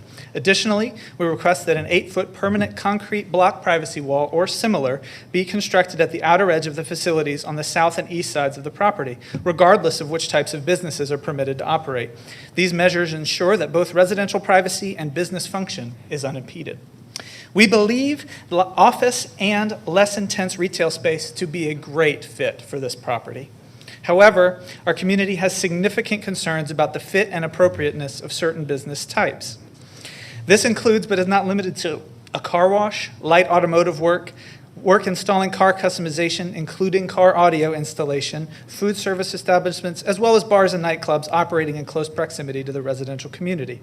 The current plan does not adequately consider environmental factors such as sightlines, noise, smells, waste, vermin, and increased traffic through the development in a way that will not permanently and adversely affect long-term property value and personal enjoyment of private property for our residents, as well as conducting appropriate business activities for being next to a residential community. Although we agree that the property needs to be rezoned, I'll echo what Tulin mentioned around Chapter 134, and I will not quote it to you again. Given the location of this property and the location at the edge of a neighborhood activity center, we believe it to be a poor fit for both the letter and intention of these requirements set by the government. Stephen Rooks is the Homeowners Association president for the Village at Kendrick's Farm, which is a 55 and over retirement community along Bells Ferry Road and is adjacent to the site requested for rezoning. I'll be sharing remarks from their neighborhood focusing on traffic flow at his request as he is unable to attend the meeting for health reasons. You can go to the next slide, please. As you can see, denoted by the yellow number 1 on the screen here, you will see that there is currently no right turn lane onto Bells Ferry Road to East Piedmont Road when you're heading northbound. This causes traffic to back up Bells Ferry Road daily. You can see in the yellow number 2, only eastbound traffic will be allowed to exit onto Piedmont Road from the north exit of the proposed development. This further exacerbates existing traffic challenges for this area. And you can see by the yellow number 3, this section of road denotes the neighborhood entrance. Currently, traffic backs up as far as a mile from this intersection, blocking not only the exit from the proposed development, but the exit from the Village of Kendrick Farms as well. This also blocks access to Bristol Lane, the Barrett Creek subdivision. Additional traffic from a development projecting 168 parking spaces and a drive-through car wash with a majority of traffic exiting onto Bells Ferry Road will make a major problem far worse.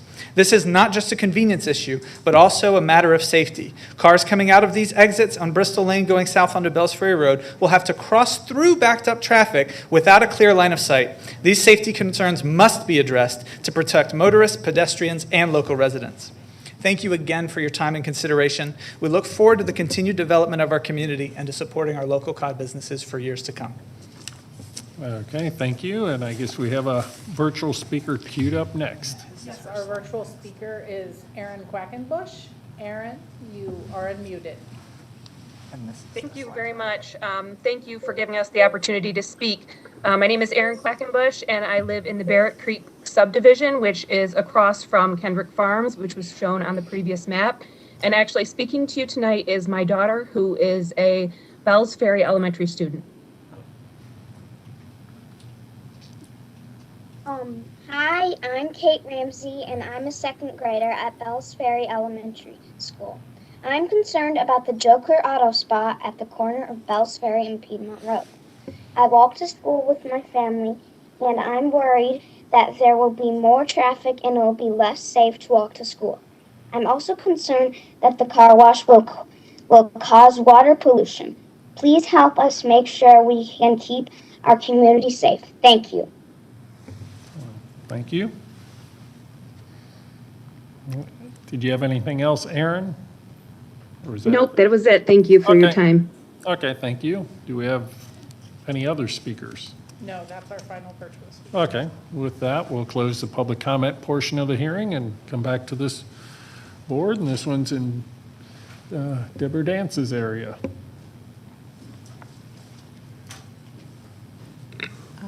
Yes, if I can get Amy to speak to this first.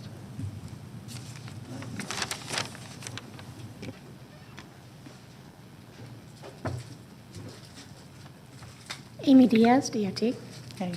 Can you just share with the board what y'all's recommendations are for? Yes. Yes.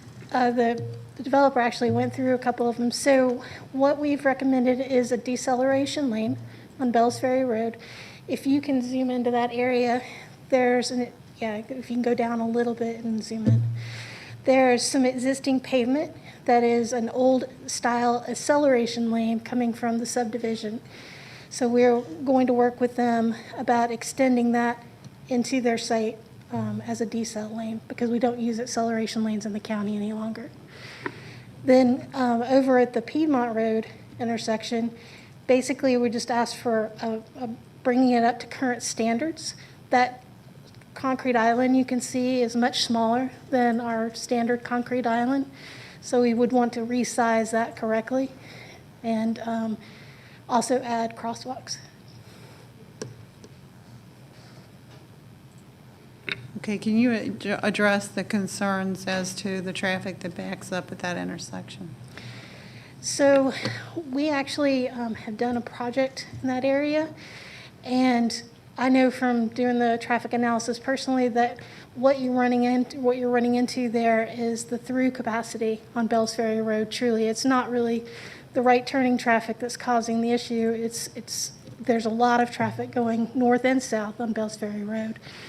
The only way to really address that would be additional capacity on Bells Ferry Road, which of course has pluses and minuses, both from the DOT perspective and from the perspective of the people that live in the area.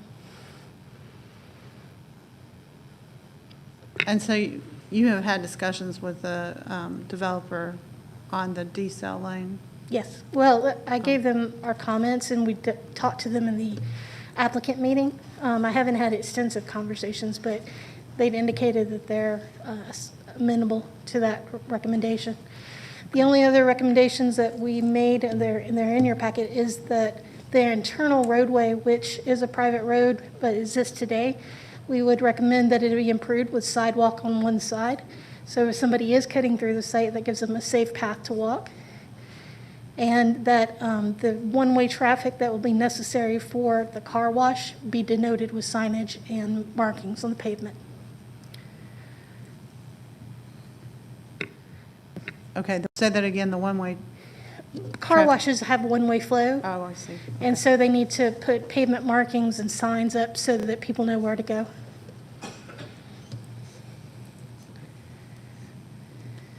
Okay, and have you actually looked at, we're looking at a aerial, but have you actually looked at the plan for the site? Yes. Okay. It's under the 50,000 square feet of commercial that we would have required a traffic study. Okay. Anything else? Anything? Okay, thanks. And is Carl Carver still on the line? Yes, ma'am, I'm still here. This is Carl Carver with Stormwater. Hi.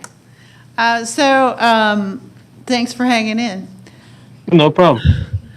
So you heard the discussion that, what y'all have talked about, that detention pond and things on the site. Can you tell us what's going on and what your recommendations have been?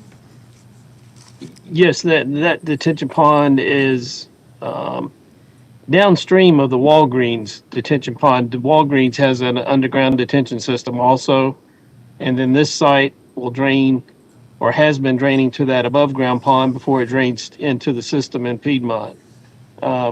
With them taking it out and putting it in an underground system, that should work fine, especially with the new requirements of the runoff reduction. This will all be, carefully evaluated during plan review because they will drain into the system in Piedmont and can't exceed that capacity. But y'all have had some preliminary meetings, is that right? Yeah, we had the applicant meeting, and I think Mr. Russell has called me once. Okay. Does anybody else have any follow-up? Nope. Okay, appreciate it. Mm-hmm.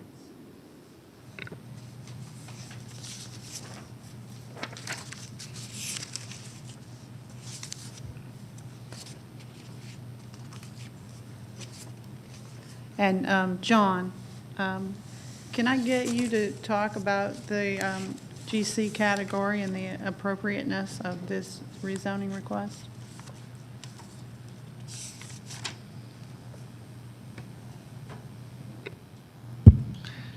Yes. The GC zoning that's on this property was probably done in the 1980s, I'm going to guess. And around 1991, the Board of Commissioners changed their land use plan to kind of make GC and some other categories grandfathered categories. So after 1991, applicants had 5 years to develop their undeveloped general commercial property. And this is one that apparently did not develop. So, you know, when the board changed the land use plan from a community activity center or whatever it was in the past to a neighborhood activity center, then that immediately put the GC in a grandfather category, so they could not develop it until it was rezoned consistent with our land use plan, which is why they're asking for NRC right now. Okay, and have you evaluated that request and the appropriateness of the uses that they've proposed? Yes, the staff has found that these are appropriate uses for the area. Say they are, is that what They you are. Okay. Do you have any response to the opposition's comments that they are not? Of course, you know, there's probably going to be a difference of opinion. You know, the NRC zoning code does have a purpose and intent section that says it should be located near the center of a commercial activity node. And this is definitely not the center, but also keep in mind the word says it should be. It's not, it shall be. So there's plenty of examples of NRC zone properties with these type of uses at the ends or near the middle parts of nodes. It's nothing unusual in staff's view. Okay, thank you. Is Sam Awad here? Yes, ma'am. Do you mind coming up and sharing with the board your business model and what you're trying to accomplish here?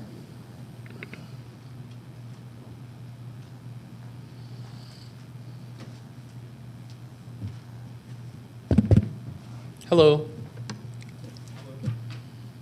You want me to touch base on the business? Just go ahead Yeah. and state your name for the record, so it's. My name is Sam Awad. Okay, thank Yeah, you. just share with the board. I attended the public meeting or the meeting y'all facilitated last week. I thought it was helpful for you to share what your vision is and what you're trying to accomplish, particularly a description as to what light automotive means and what you're trying to accomplish in the community. So the nature of our business is car accessories. It's wheels and tires, like custom car wraps, window tint, alarms, touchscreen units, things of that nature. It's basically, you know, just an upgrade to factory vehicles. So that's really pretty much it. I know the example that I gave at the last meeting was if you can picture, you know, a Costco or a Sam's Club that does, you know, tire changes. We don't do anything like that. We're the exact opposite. It's not a high volume repair shop or anything like that. We don't do any car repairs or any mechanic work or anything like that. It's not a tire change place. It's a car customization or an accessory upgrade for vehicles. Okay, and the concept that this would be your flagship store, what does that mean? We want it to be better than our other two locations. So we have one location that's been in Cobb County for almost 13 years now. And then our other location, it's in Cherokee County, and it's been there for a little bit over 2 years. And so we're looking for, you know, a really, really nice location, updated. The other two locations we lease, so we're looking for a, you know, just a really nice location that could be our flagship location. And you have ties to this area? Yes, ma'am, most definitely. So I went to Kennesaw State University. I graduated with my master's degree. I actually taught at Kennesaw State University also. I filled in for a teacher that was on maternity leave. And then after that, you know, I've been running my businesses. I have more than one business. I have basically the car customization business, and then I also have a furniture company in Cobb County. So I have 3 locations in Cobb County as well that are also furniture businesses. Okay, and when this board originally looked at the application, I think there were some concerns that were raised about, it looked like there were bays that opened to the back of one of the subdivisions, and I understand that's not the case, is that right? No, ma'am, not at all. So there's going to be bays on the, I don't know what side, but nothing on the back that's going to be visible from, you know, anyone's backyard. And the representation was that all work is performed indoors with the doors closed, is that Yes, ma'am. correct? So as to noise, are there representations you can make as to the impact on the community? Like Mr. Russell said, we've been in business for 13 years in Cobb County. We haven't had a single noise complaint. Neighbors, online, anything like that. And the car wash, you have concept plans for that as well right now, or is that just in the dream stages? No, we have plans, or we're working on plans. Like I said, this is We know we'd like to do a car wash there, and we have plans, but we haven't really sealed the deal on anything just yet. Okay. Does anybody have any questions? I was going to ask two things, and I guess I jumped in. Did you want to go? Okay. There looks to be paved around behind the buildings.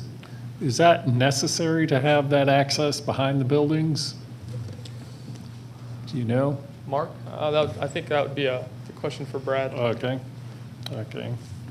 Feel free to come up. What's up? I'll sit over here. They got plenty of access from the front. Yes, to answer your question, is required for two things. One is fire access, so that fire trucks could reach all the way around the building if needed to. It's also intended to be able to have access to dumpsters that would be located towards the back ends of the buildings. Okay, now I don't see dumpster enclosures and that on your site plan, at least I didn't note them. That's Are they correct. there, or? They will be, yes, they will be enclosed dumpsters as well, and the Cobb County required detail for closed dumpsters. So the intent would be that the dumpster enclosures themselves would mimic that of the building design so that they would be consistent with the same type of facade and look to them. Okay, okay. Normally, we like to see the enclosures on the plan, so we know where they're going and. Sure, people my can apologies. comment. I'd be happy if we have the plan as part of the, I can certainly show where they would be located.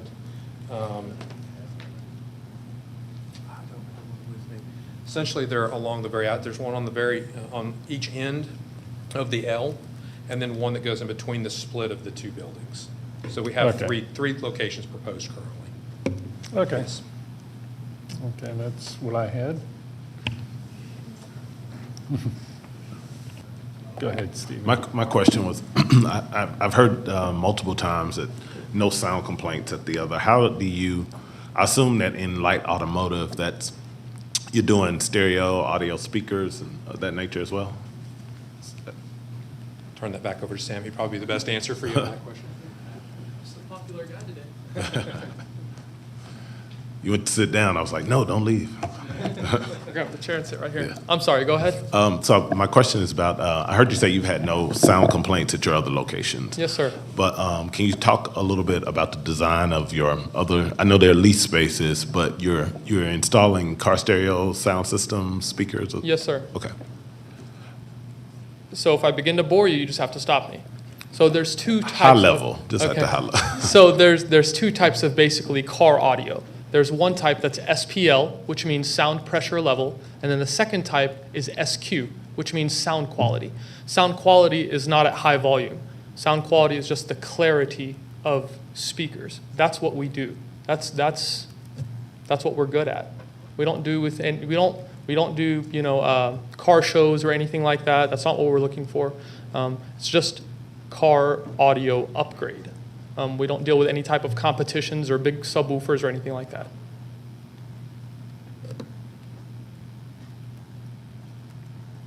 Oh, come on. I just had to. I'll sit down. No, I'm gonna ask some questions about the elevations and that kind of stuff. Are y'all in a position to have elevations and discuss how that, the grading would occur? Or is that? It probably is very, sorry. I could address that in very rough terms. We haven't proceeded into any type of final grading as of yet. In general terms, as I mentioned earlier, that very high ramp, I guess, if you will, for lack of better words, if you're standing on Piedmont looking towards the property where that current sediment basin is located, our intent is to bring that level down, closer, not exactly to, but closer to the actual elevation of the private street that runs through the property. So that would be about the closest I could probably give you in terms of, we haven't gotten to the point yet of specific elevations. So when you hear the citizen concern that they want to know what it would look like, is there a way to show them what the sight line would be from their to what you're proposing for each of the developments? We don't have those, right at this point. That would require another walkthrough with architecture and having those models actually developed and completed. So we don't have those models right now. Okay, but I certainly took from the meeting last week that good relationships with the neighborhoods is important to the company and to this development. Good relationships with the neighbors is Yeah, important to this. absolutely. Yes, absolutely. deal. Absolutely. And that's why I wanted to clarify earlier too in my comments was that the building facades themselves are going to be designed. I think we showed some pictures last week as well, some general ideas of stone and brick, stucco facades. The buildings are not, a pre-engineered metal building type by any means. So they're intended, our design intent is to be a much nicer finish to the buildings than something like that. So. Okay, thank you. Anybody follow up? Let's see, John Peterson, setbacks, dumpsters, do they have to abide by the normal setbacks? No, dumpster enclosures do not have to meet the building setbacks for the main buildings. There's a 5-foot setback for dumpster enclosures, but they do have to be to the rear of the building. Okay. One concern, again, just with shopping centers, one of the issues, especially with multi-tenants, is that you wind up with, different dumpsters and different sets. And, your neighbors are going to be complaining because even with the rubber lid, when the truck lifts up the dumpster and sets it back down, it's that metal banging up and down that the neighbors hear. And if each tenant has their own dumpster, then you can have trash being picked up 5 days a week at all sorts of different times. So precisely where would you anticipate dumpsters here? And will that be like a common dumpster for the entire shopping center that the Yes. landlord will maintain? So we're proposing, as it's right now, I apologize, I'm trying to get a drawing pulled up here that I can show you. We are currently proposing 3 dumpsters that would be shared amongst the different suites. So certainly not individual dumpsters per suite by any means. And I believe I might be able to show this to you. If I can put this over.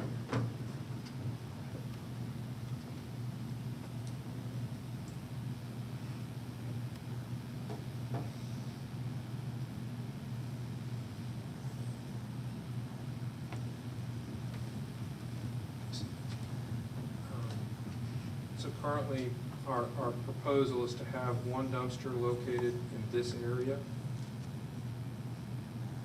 one that would be located in this area. Could you maybe hand him the mic? Yes, I'm sorry. Just so that Apologize, sorry about there's that. people at home who want to hear. We can hear you, but I Yes. know it doesn't pick up for everybody. Is that okay? Great. Okay. Sorry about that.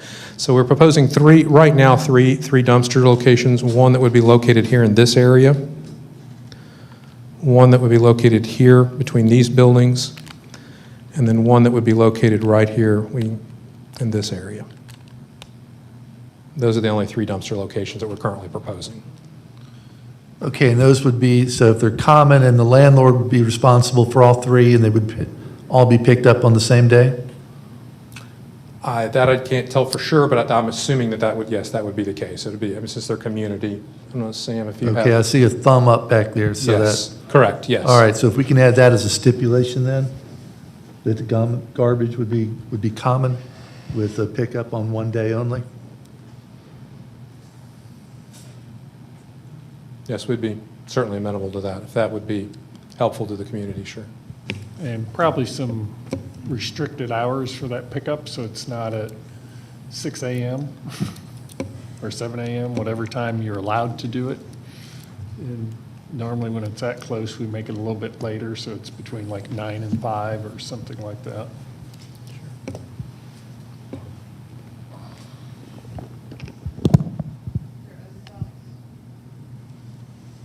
Do y'all have other thoughts? Thank you. Thank you, Mr. Chairman. Thank you, Deborah. Do you have just a graphic that shows the current topo on this property? Just so we can get a good feel for the lay of the land between you and the neighbors? Because you indicated you were going to be lower in the grade generally of this. I think right there is the Yeah. topo. Okay. So we got it. Can you see that okay? Okay. I have a survey as well, if that's Okay. easier to see. So you have parts of this property currently that are sitting slightly elevated relative to the neighborhood we just heard from, Delacourt, right?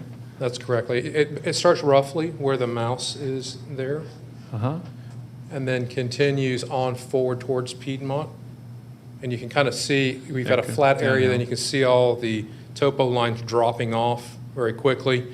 It almost makes I believe whoever was before, and I think it may have been when the CVS was built and they were kind of preparing the property. I think they kind of built that, and it's almost like a table that they cleared off at the top there.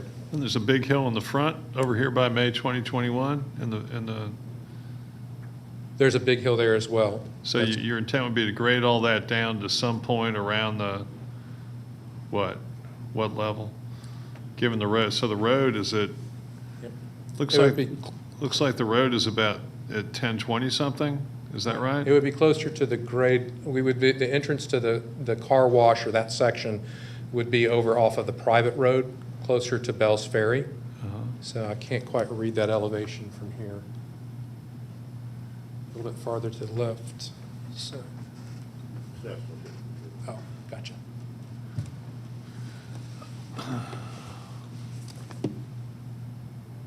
1024 here, or 1014 here.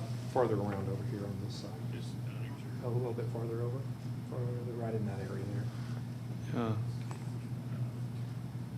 So at this, yeah, you're at about 1030, just a few feet into the road at Right. that end on Bell's Ferry, Right. right?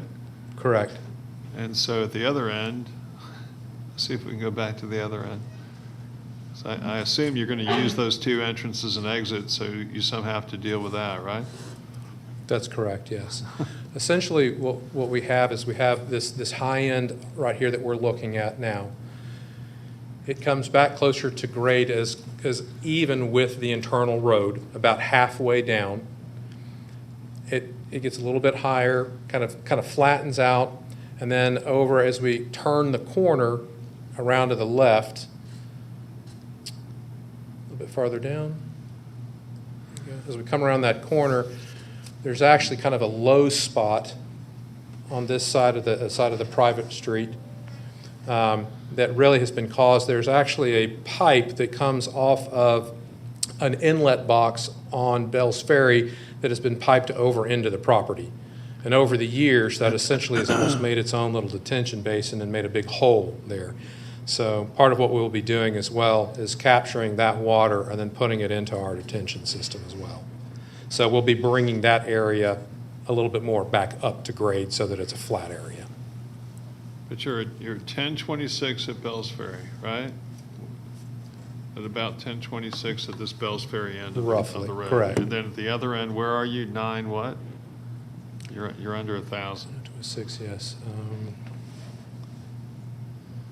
What is that contour, that line right there? Is that right above your mouse? Yes. Right about 992. 992, correct. So you've got a deal on this property with a drop over the course of that driveway. Somebody's going to make me do math of, is that 34 feet? Yeah, it's about to be that correct. Okay. So will your buildings then be at different elevations? They will be, yes. So as you're coming on this side of the property, on the site plan, there is a bring this back up here real quick.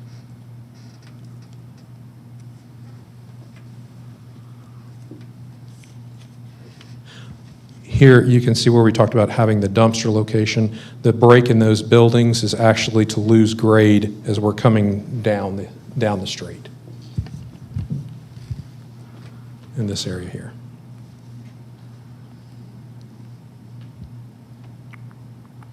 So how high are these buildings, and can you give an idea of the base elevations of each? We don't have base floor elevations as of yet. We haven't gotten that far in the actual grading. Okay. What do you think of the opposition's request for certain landscape buffers and concrete walls? Or any other alternatives to concrete walls, such as, for example, I think it was BZA a few months back, in District 1, we required some soundproofing be placed on not a concrete wall, something that was less thick, but that some sound baffling or soundproofing be added against it. And my understanding, and again, it's one more thing I'm not an expert in, but I'm getting that this whole thing is like, adult education 101, for me. And my limited understanding is sound moves in a manner where it can go over a wall, then diffuse, and people still hear it, but it's still less sound than if it's direct, if that makes any sense at all. Have you given any thought to any plans to do anything for the adjoining residential neighbors? I see you have a 20-foot landscape buffer, so that's your, but that was just natural. That's not any additional plantings. Is that the 20-foot landscape buffer is actually the required buffer between our zoning, NRC, and the adjacent residential zones. So that is the reason for that 20-foot buffer. So those will be planted with screening trees, the evergreens, which will both screen and knock down any sound as well. We hadn't proposed any type of wall or fence. Honestly, just from our perspective, we just thought that probably would not look very nice, frankly. I know there was the thought of a concrete wall or a block wall. I guess it's always a matter of interpretation and debate, but I mean, in my opinion, I don't know that I'd want to look at a CMU concrete wall. They might prefer to look at trees first and walls second, maybe, huh? Yeah, Something perhaps. like that? Yeah, perhaps. Okay, that's something that could be entertained? We'd be willing to entertain it, sure. Yeah, or perhaps a fence of some sort, something like that. Okay. And hours, what kind of reasonable hours restrictions would you consider? We're, for as far as the retail and the commercial buildings, we're expecting just kind of a standard, probably 9 to 5, 9 to 6 type business hours, standard type business hours. I did say 8, or did I say 9? I'm sorry. 8 to 5, 8 to 6, sorry. The car wash, which, I mean, from those, depending on what those businesses are, if they're retail or professional businesses, may only be Monday through Friday. If it's a small boutique or something like that, could be 7 days a week, just depending on the type of business. And then from the car wash perspective, it definitely will not be a 24-hour type car wash. I know we did not have any renderings to show, but one thing I think is important to point out is that it's also one of those type car washes where you drive through the car wash. It's an enclosed tunnel, so it's not one where you get out with your foam brush and scrub your car type car washes. So it would have hours that would be regulated based on, if those kind of have the arms that come down, you have to pay to go through. So we would be able to control the time. Most likely it would probably, again, would have similar hours, probably 8, 9 a.m., something like that. This came up during our community meeting as well. We would expect that it probably wouldn't be open later till 7, 8 o'clock at night, something like that. So most of the time, those type car washes do have an employee that mans them to help with, the different wheel cleaners and, scrubbers and those types of things. So you're not trying to attract any restaurants that would be open later than 8 p.m.? It's possible. Just I can't tell you for sure. Unfortunately, since we don't have any tenants that are signed up ahead of time, I couldn't tell you for sure whether they would or wouldn't be. Okay, that's all I had. Thank you. Thank you.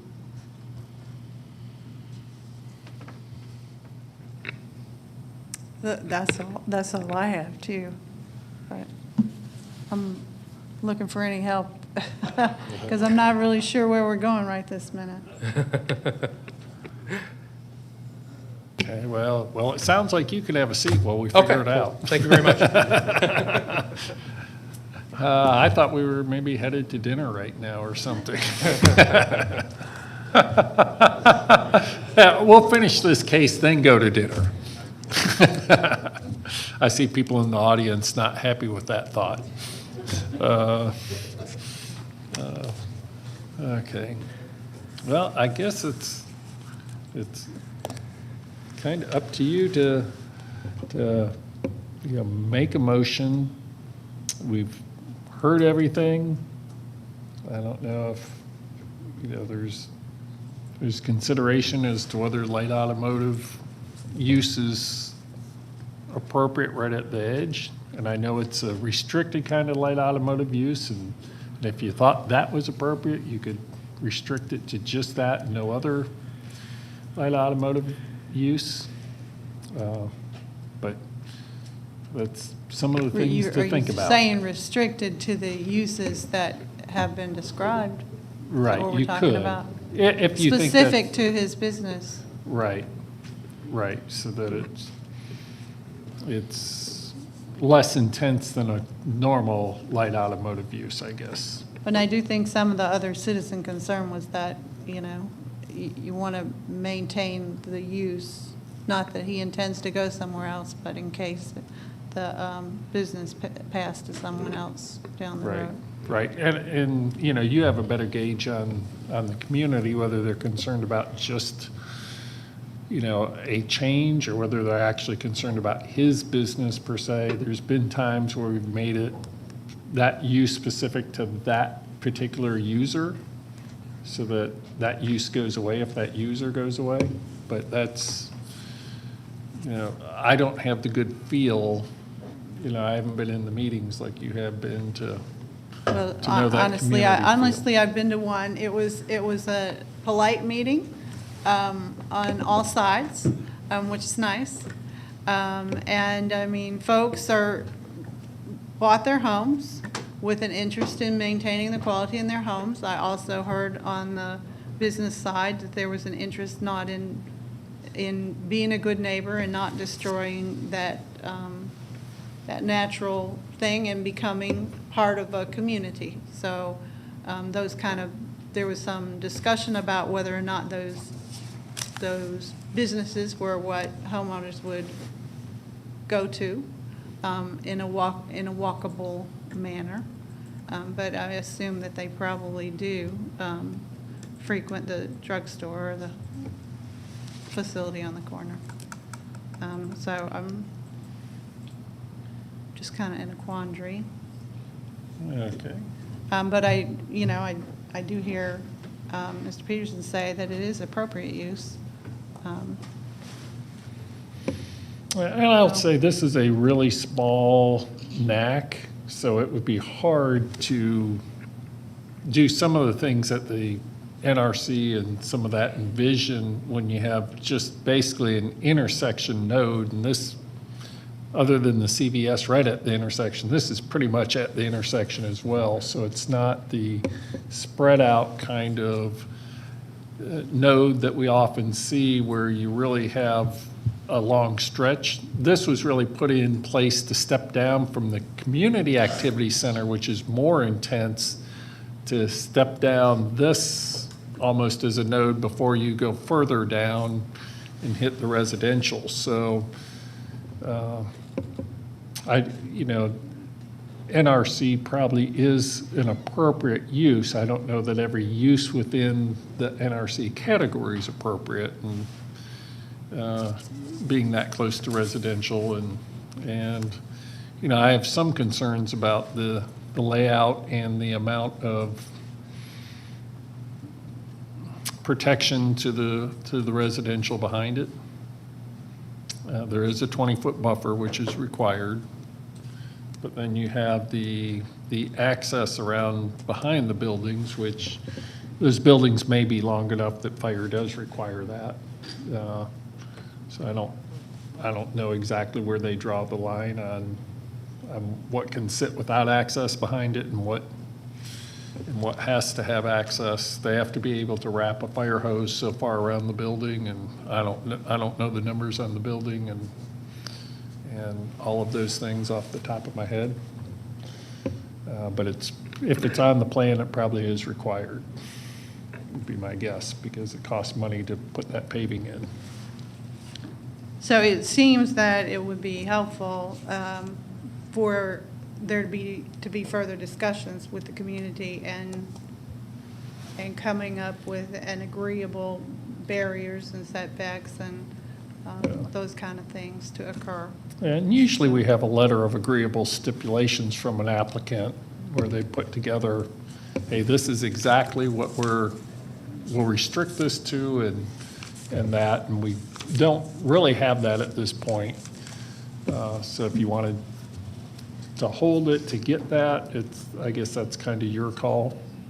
I think that would be helpful. I mean, they are not represented by a legal counsel. Right. So it's a little bit different, but I think preparing, I think I would like to suggest that the developer meet with the community and staff and prepare a letter of agreeable stipulations.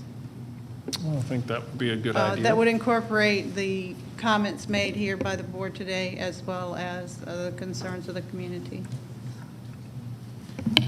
One of those comments I thought that was very good was Amy's comment regarding consideration of a sidewalk along the roadway there. I thought that might actually foster folks walking through there safely. And, Good. could be a good thing. Well, good point. Good point, Amy. Okay, so are you going to make a motion? Yes, I'm going to make that in the form of a motion So you're making to hold. motion hold. Do we have a second? Okay, second from Stephen. Any further discussion? Don't see any, so all in favor of the motion to hold? And we got a 5-0. Well, next month's going to be fun too. For somebody. This many holds. And it looks like our food delivery person just arrived.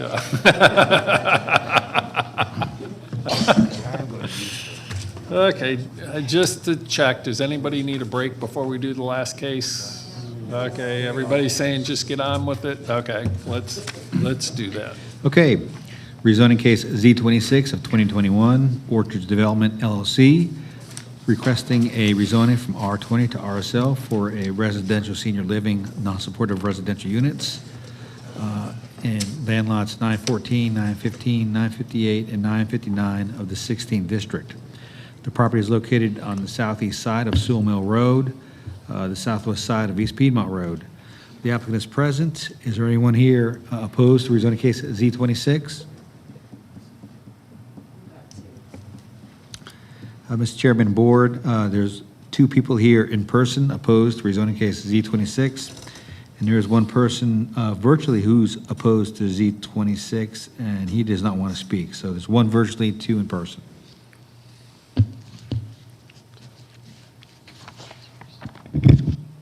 Okay. Okay, go ahead when you're ready, Kevin. Thank you. Kevin Moore here on behalf of Orchards Development and the YMCA in this application for rezoning. The YMCA is the owner of the property. It's 3.59 acres, so 3.6 acres located at the intersection of Sewell Mill Road and East Piedmont Road. To give you some orientation, just in terms of exactly where it is. So we have this zoning map for you, and the intersection you see basically right in the middle is that intersection of Sewell Mill and East Piedmont. The R20 property that you see kind of coming south from that intersection and wrapping around to NRC, LRO, and NRC down at the bottom of your page, which the road is, that's the Y. So zoned R20, but yes, it's wrapped. That's the YMCA facilities that are there that you may have been to or visited. You have the larger NRC portion on East Piedmont. That is public shopping center. Then as you go north to that to Sewell Mill, it's a residential corridor. Where this property is smack dab in the middle, just to the south, you have several RA4 developments. That's smaller cluster type single family detached developments. And then it's basically R15s and R20s as you continue to go north or east and west from there. But it gives you an idea of right where this property is located. It's obviously a part of the YMCA property, though it's a portion, this 3.59 acres, that is really just, it's not used. It's not incorporated into their soccer fields or any of their uses that they use currently. Going to the proposed site plan, what we are proposing is rezoning to residential senior living for age-restricted homes, totaling a maximum of 17 homes. That would be RSL, age-restricted, 55 years of age and over, on this 3.59 acres. And you can see on the site plan, we've shown you where this property is in relation to that furthest soccer field, if you will, if you've gone there or had the occasion to spend many a Saturday there with your kids playing soccer. As you can tell, I was, and I stood right there to watch them play. That's where it's used, but then beyond that, it's not used all the way to Sewell Mill. What we're proposing and what Orchard Group is proposing is a very nice, high-quality senior development of 17 homes here at this signalized intersection. Is there an RSL next door? No. But there doesn't have to be. When we're looking at RSL in this context, as an age-restricted development, yes, some of the other corners of this intersection have been developed for either R15 in a unique arrangement or R20 with the way those properties are sitting.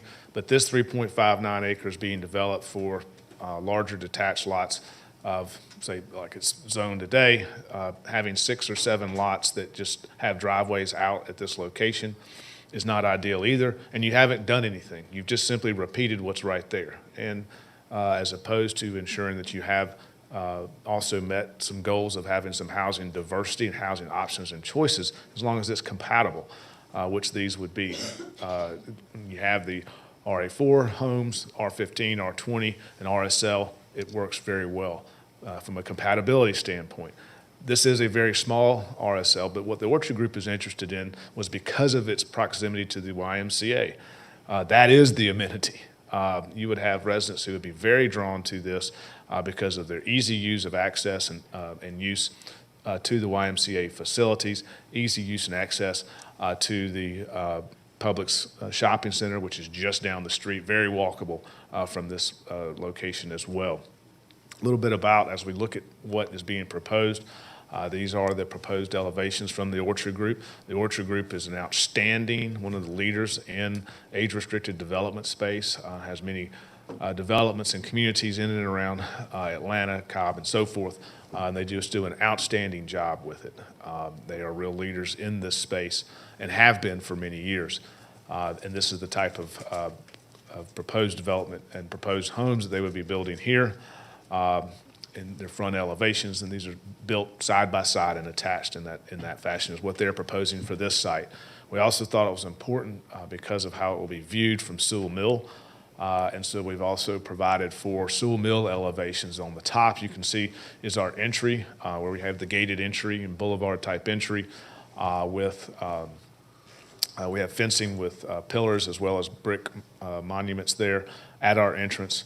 Again, what you are seeing too is the height. These are just one-story RSL, age-restricted homes, where you'd have the landscaping outside to that facing Sewell Mill. On the bottom picture, then it takes it all the way to the corner so that you can see what the visual is. Again, these would appear to be, because as I said, they're side by side. They appear to be from the outside, unless you know what you're looking at. They just appear to be larger single homes when they're actually side by side attached and then separated again and again. So it's not one long continuous roof line. There are breaks in that roof line, as you can see when we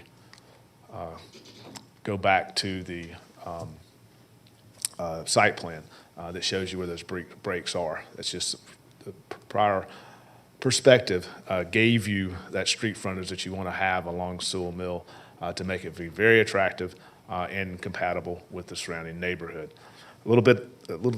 Couple of things I want to remind the commission about RSL when it comes to comments like, well, this property is low-density residential on the future land use plan.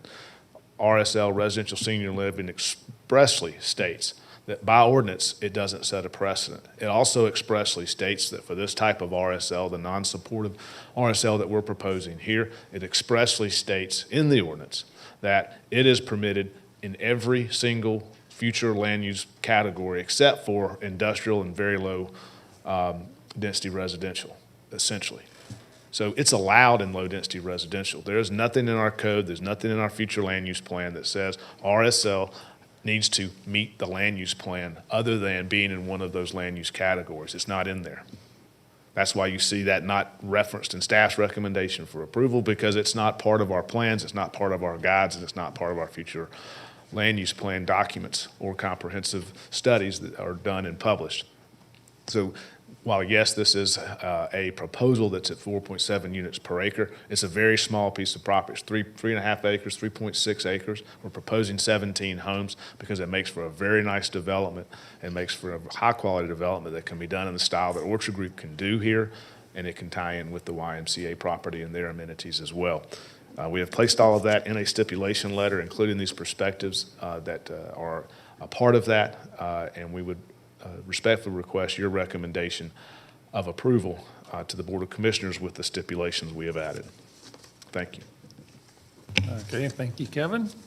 Now we'll hear from the opposition after we take a dinner break. Bring it with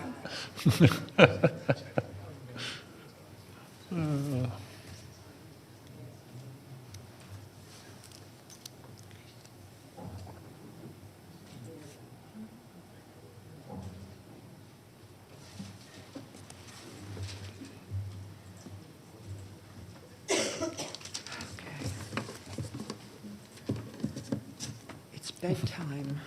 Don't you feel privileged to be the last speaker of the day?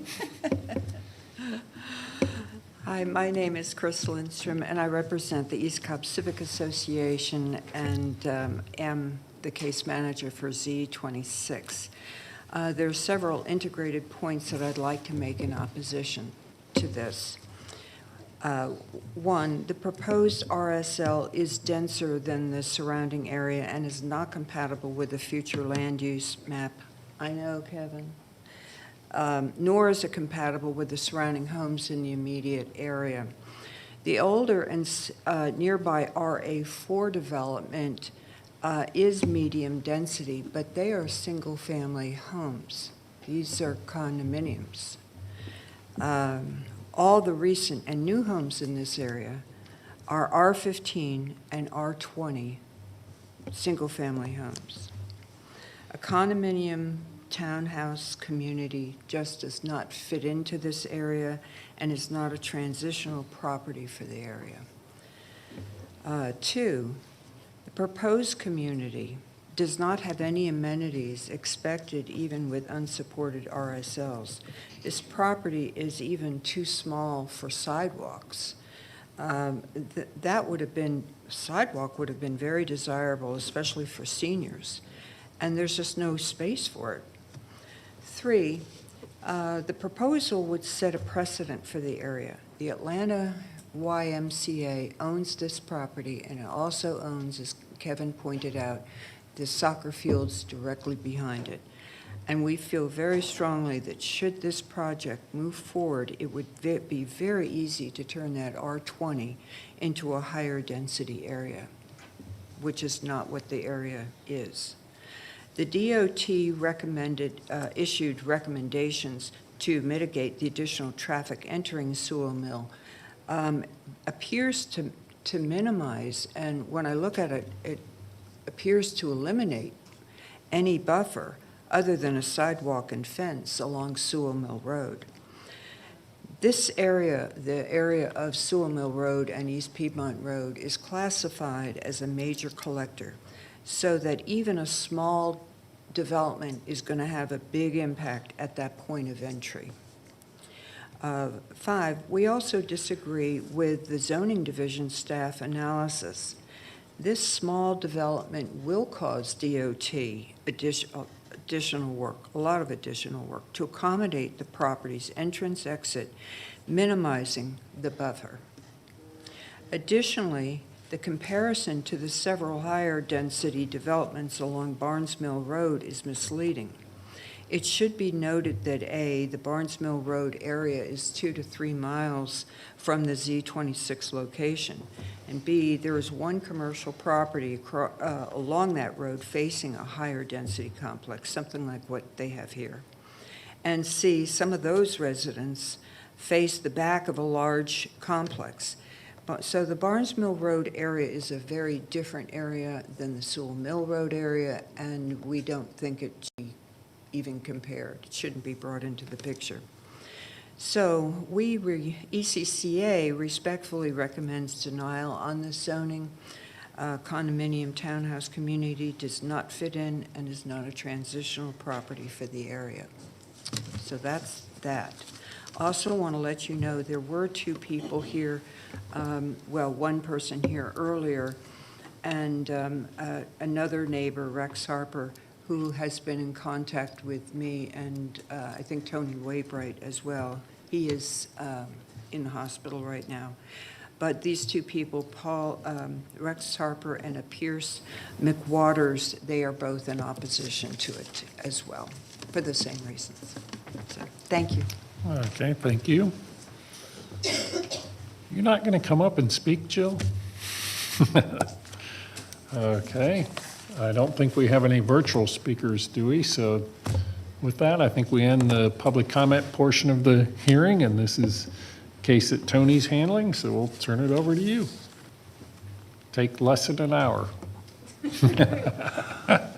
Have we broke your record yet? Yes, we broke All the right, record. then we can move faster then. Cornelius, if you can zoom in just a little bit closer on the screen that you have, please, and show the intersection at Sewell Mill and Piedmont. Oh, I didn't know who was, there we go. You just do the sound, right? You make it sound good. Got it, okay. All right, so if we look at the intersection, intriguingly enough, Sewell Mill, to the bottom of the picture is only 1 lane. But when you look at the lanes here at the intersection, you see there are 2 left turn lanes for stacking traffic, as well as a straight through and a right turn lane combined. So you can get a sense that even though it's 1 lane approaching the intersection, there's a significant amount of traffic volume coming this way. As the opposition pointed out, it then becomes problematic to add any significant amount of traffic coming into the intersection. Just above and kind of, I guess you would call it the left corner, as it's labeled Noble Lane, you'll see they have some large homes that are built on R15 lots, but you see they had to put in a private road and bring it out away from the corner just to be able to fit development into that section. So it's a difficult intersection to add traffic to. Using senior, we always discount the potential traffic volume for that. But even in that situation, I think that's more than what can be borne at this location. If Sewell Mill had to be expanded for some reason, for instance, to put a right turn lane in, or to have two straight through lanes to match what's on the opposite side, on the north side of East Piedmont, to align those lanes, you'd be putting the extra lane, travel lane, right up against the fence that the applicant's proposing on the property. And there was very little setback from the homes on that back side. I just don't think it's a place where we can afford the density in that area, and think it would be better as an R15. Certainly there's a right to develop the property if it's excess to the club, to the YMCA, but I think anything that's approaching that number of units would be too much. Other comments? I'll jump in. Just that East Piedmont is an arterial, so the code does contemplate having up to 5 units an acre on an RSL in low-density residential on an arterial. So, and correct me if I'm wrong on that, John, but, because I'm going by memory, but I think it does fit the land use plan in that regard. I think there's a whole lot of other issues with it. I don't think it really fits the spirit of the RSL ordinance with amenities. I don't think it's providing, a look and feel that fits in somewhat with the community. It doesn't have to fit exactly. It doesn't even have to be single family, but a pulled up onto the street look isn't in keeping with the area. I think there's some potential issues surrounding the traffic. So I'm not real in favor of it. At some point, R15 might make sense if they bring an R15 plan that makes sense, but I don't see any reason to change it from R20 if you're heading towards a denial on this. So those are my comments. I was just curious if any thought was given to trying to integrate what the Y does with this property in any respect, in terms of walkways in or through, or somehow trying to make the Y an amenity for folks who lived out here. I don't know if there was any discussion in that regard. I also don't know if the developer gave any thought to doing anything in the nature of R15 or some other category that we see in this area. I know that East Cobb Civic Association had raised that issue of trying to find some connectivity, be it walking paths, sidewalks, items of that nature.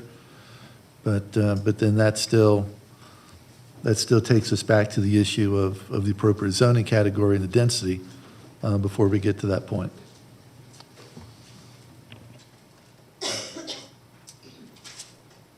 Anyone else want to comment? Okay, I guess not, so I guess back to you, Tony. Question, Kevin, before you walk away the other way.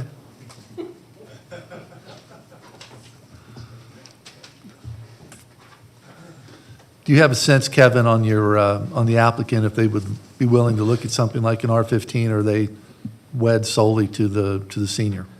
Orchard Group does senior. R15's not interested. You're better off if you're the Y to sell individual lots and pull driveways out. Okay. So let's just go with that. Go with? Recommendation for denial, and we Okay. can take it from there. All right, then. Because we Thank you. can't get to the R15 with the Orchard Group, so it's just, Okay. that's not a workable. Fine enough. Okay. Thanks, that's all? Sure.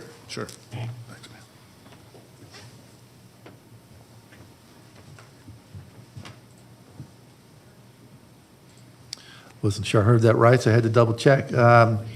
So with that then, I'd recommend denial of the zoning as presented. Okay, we have a motion. Do we have a second?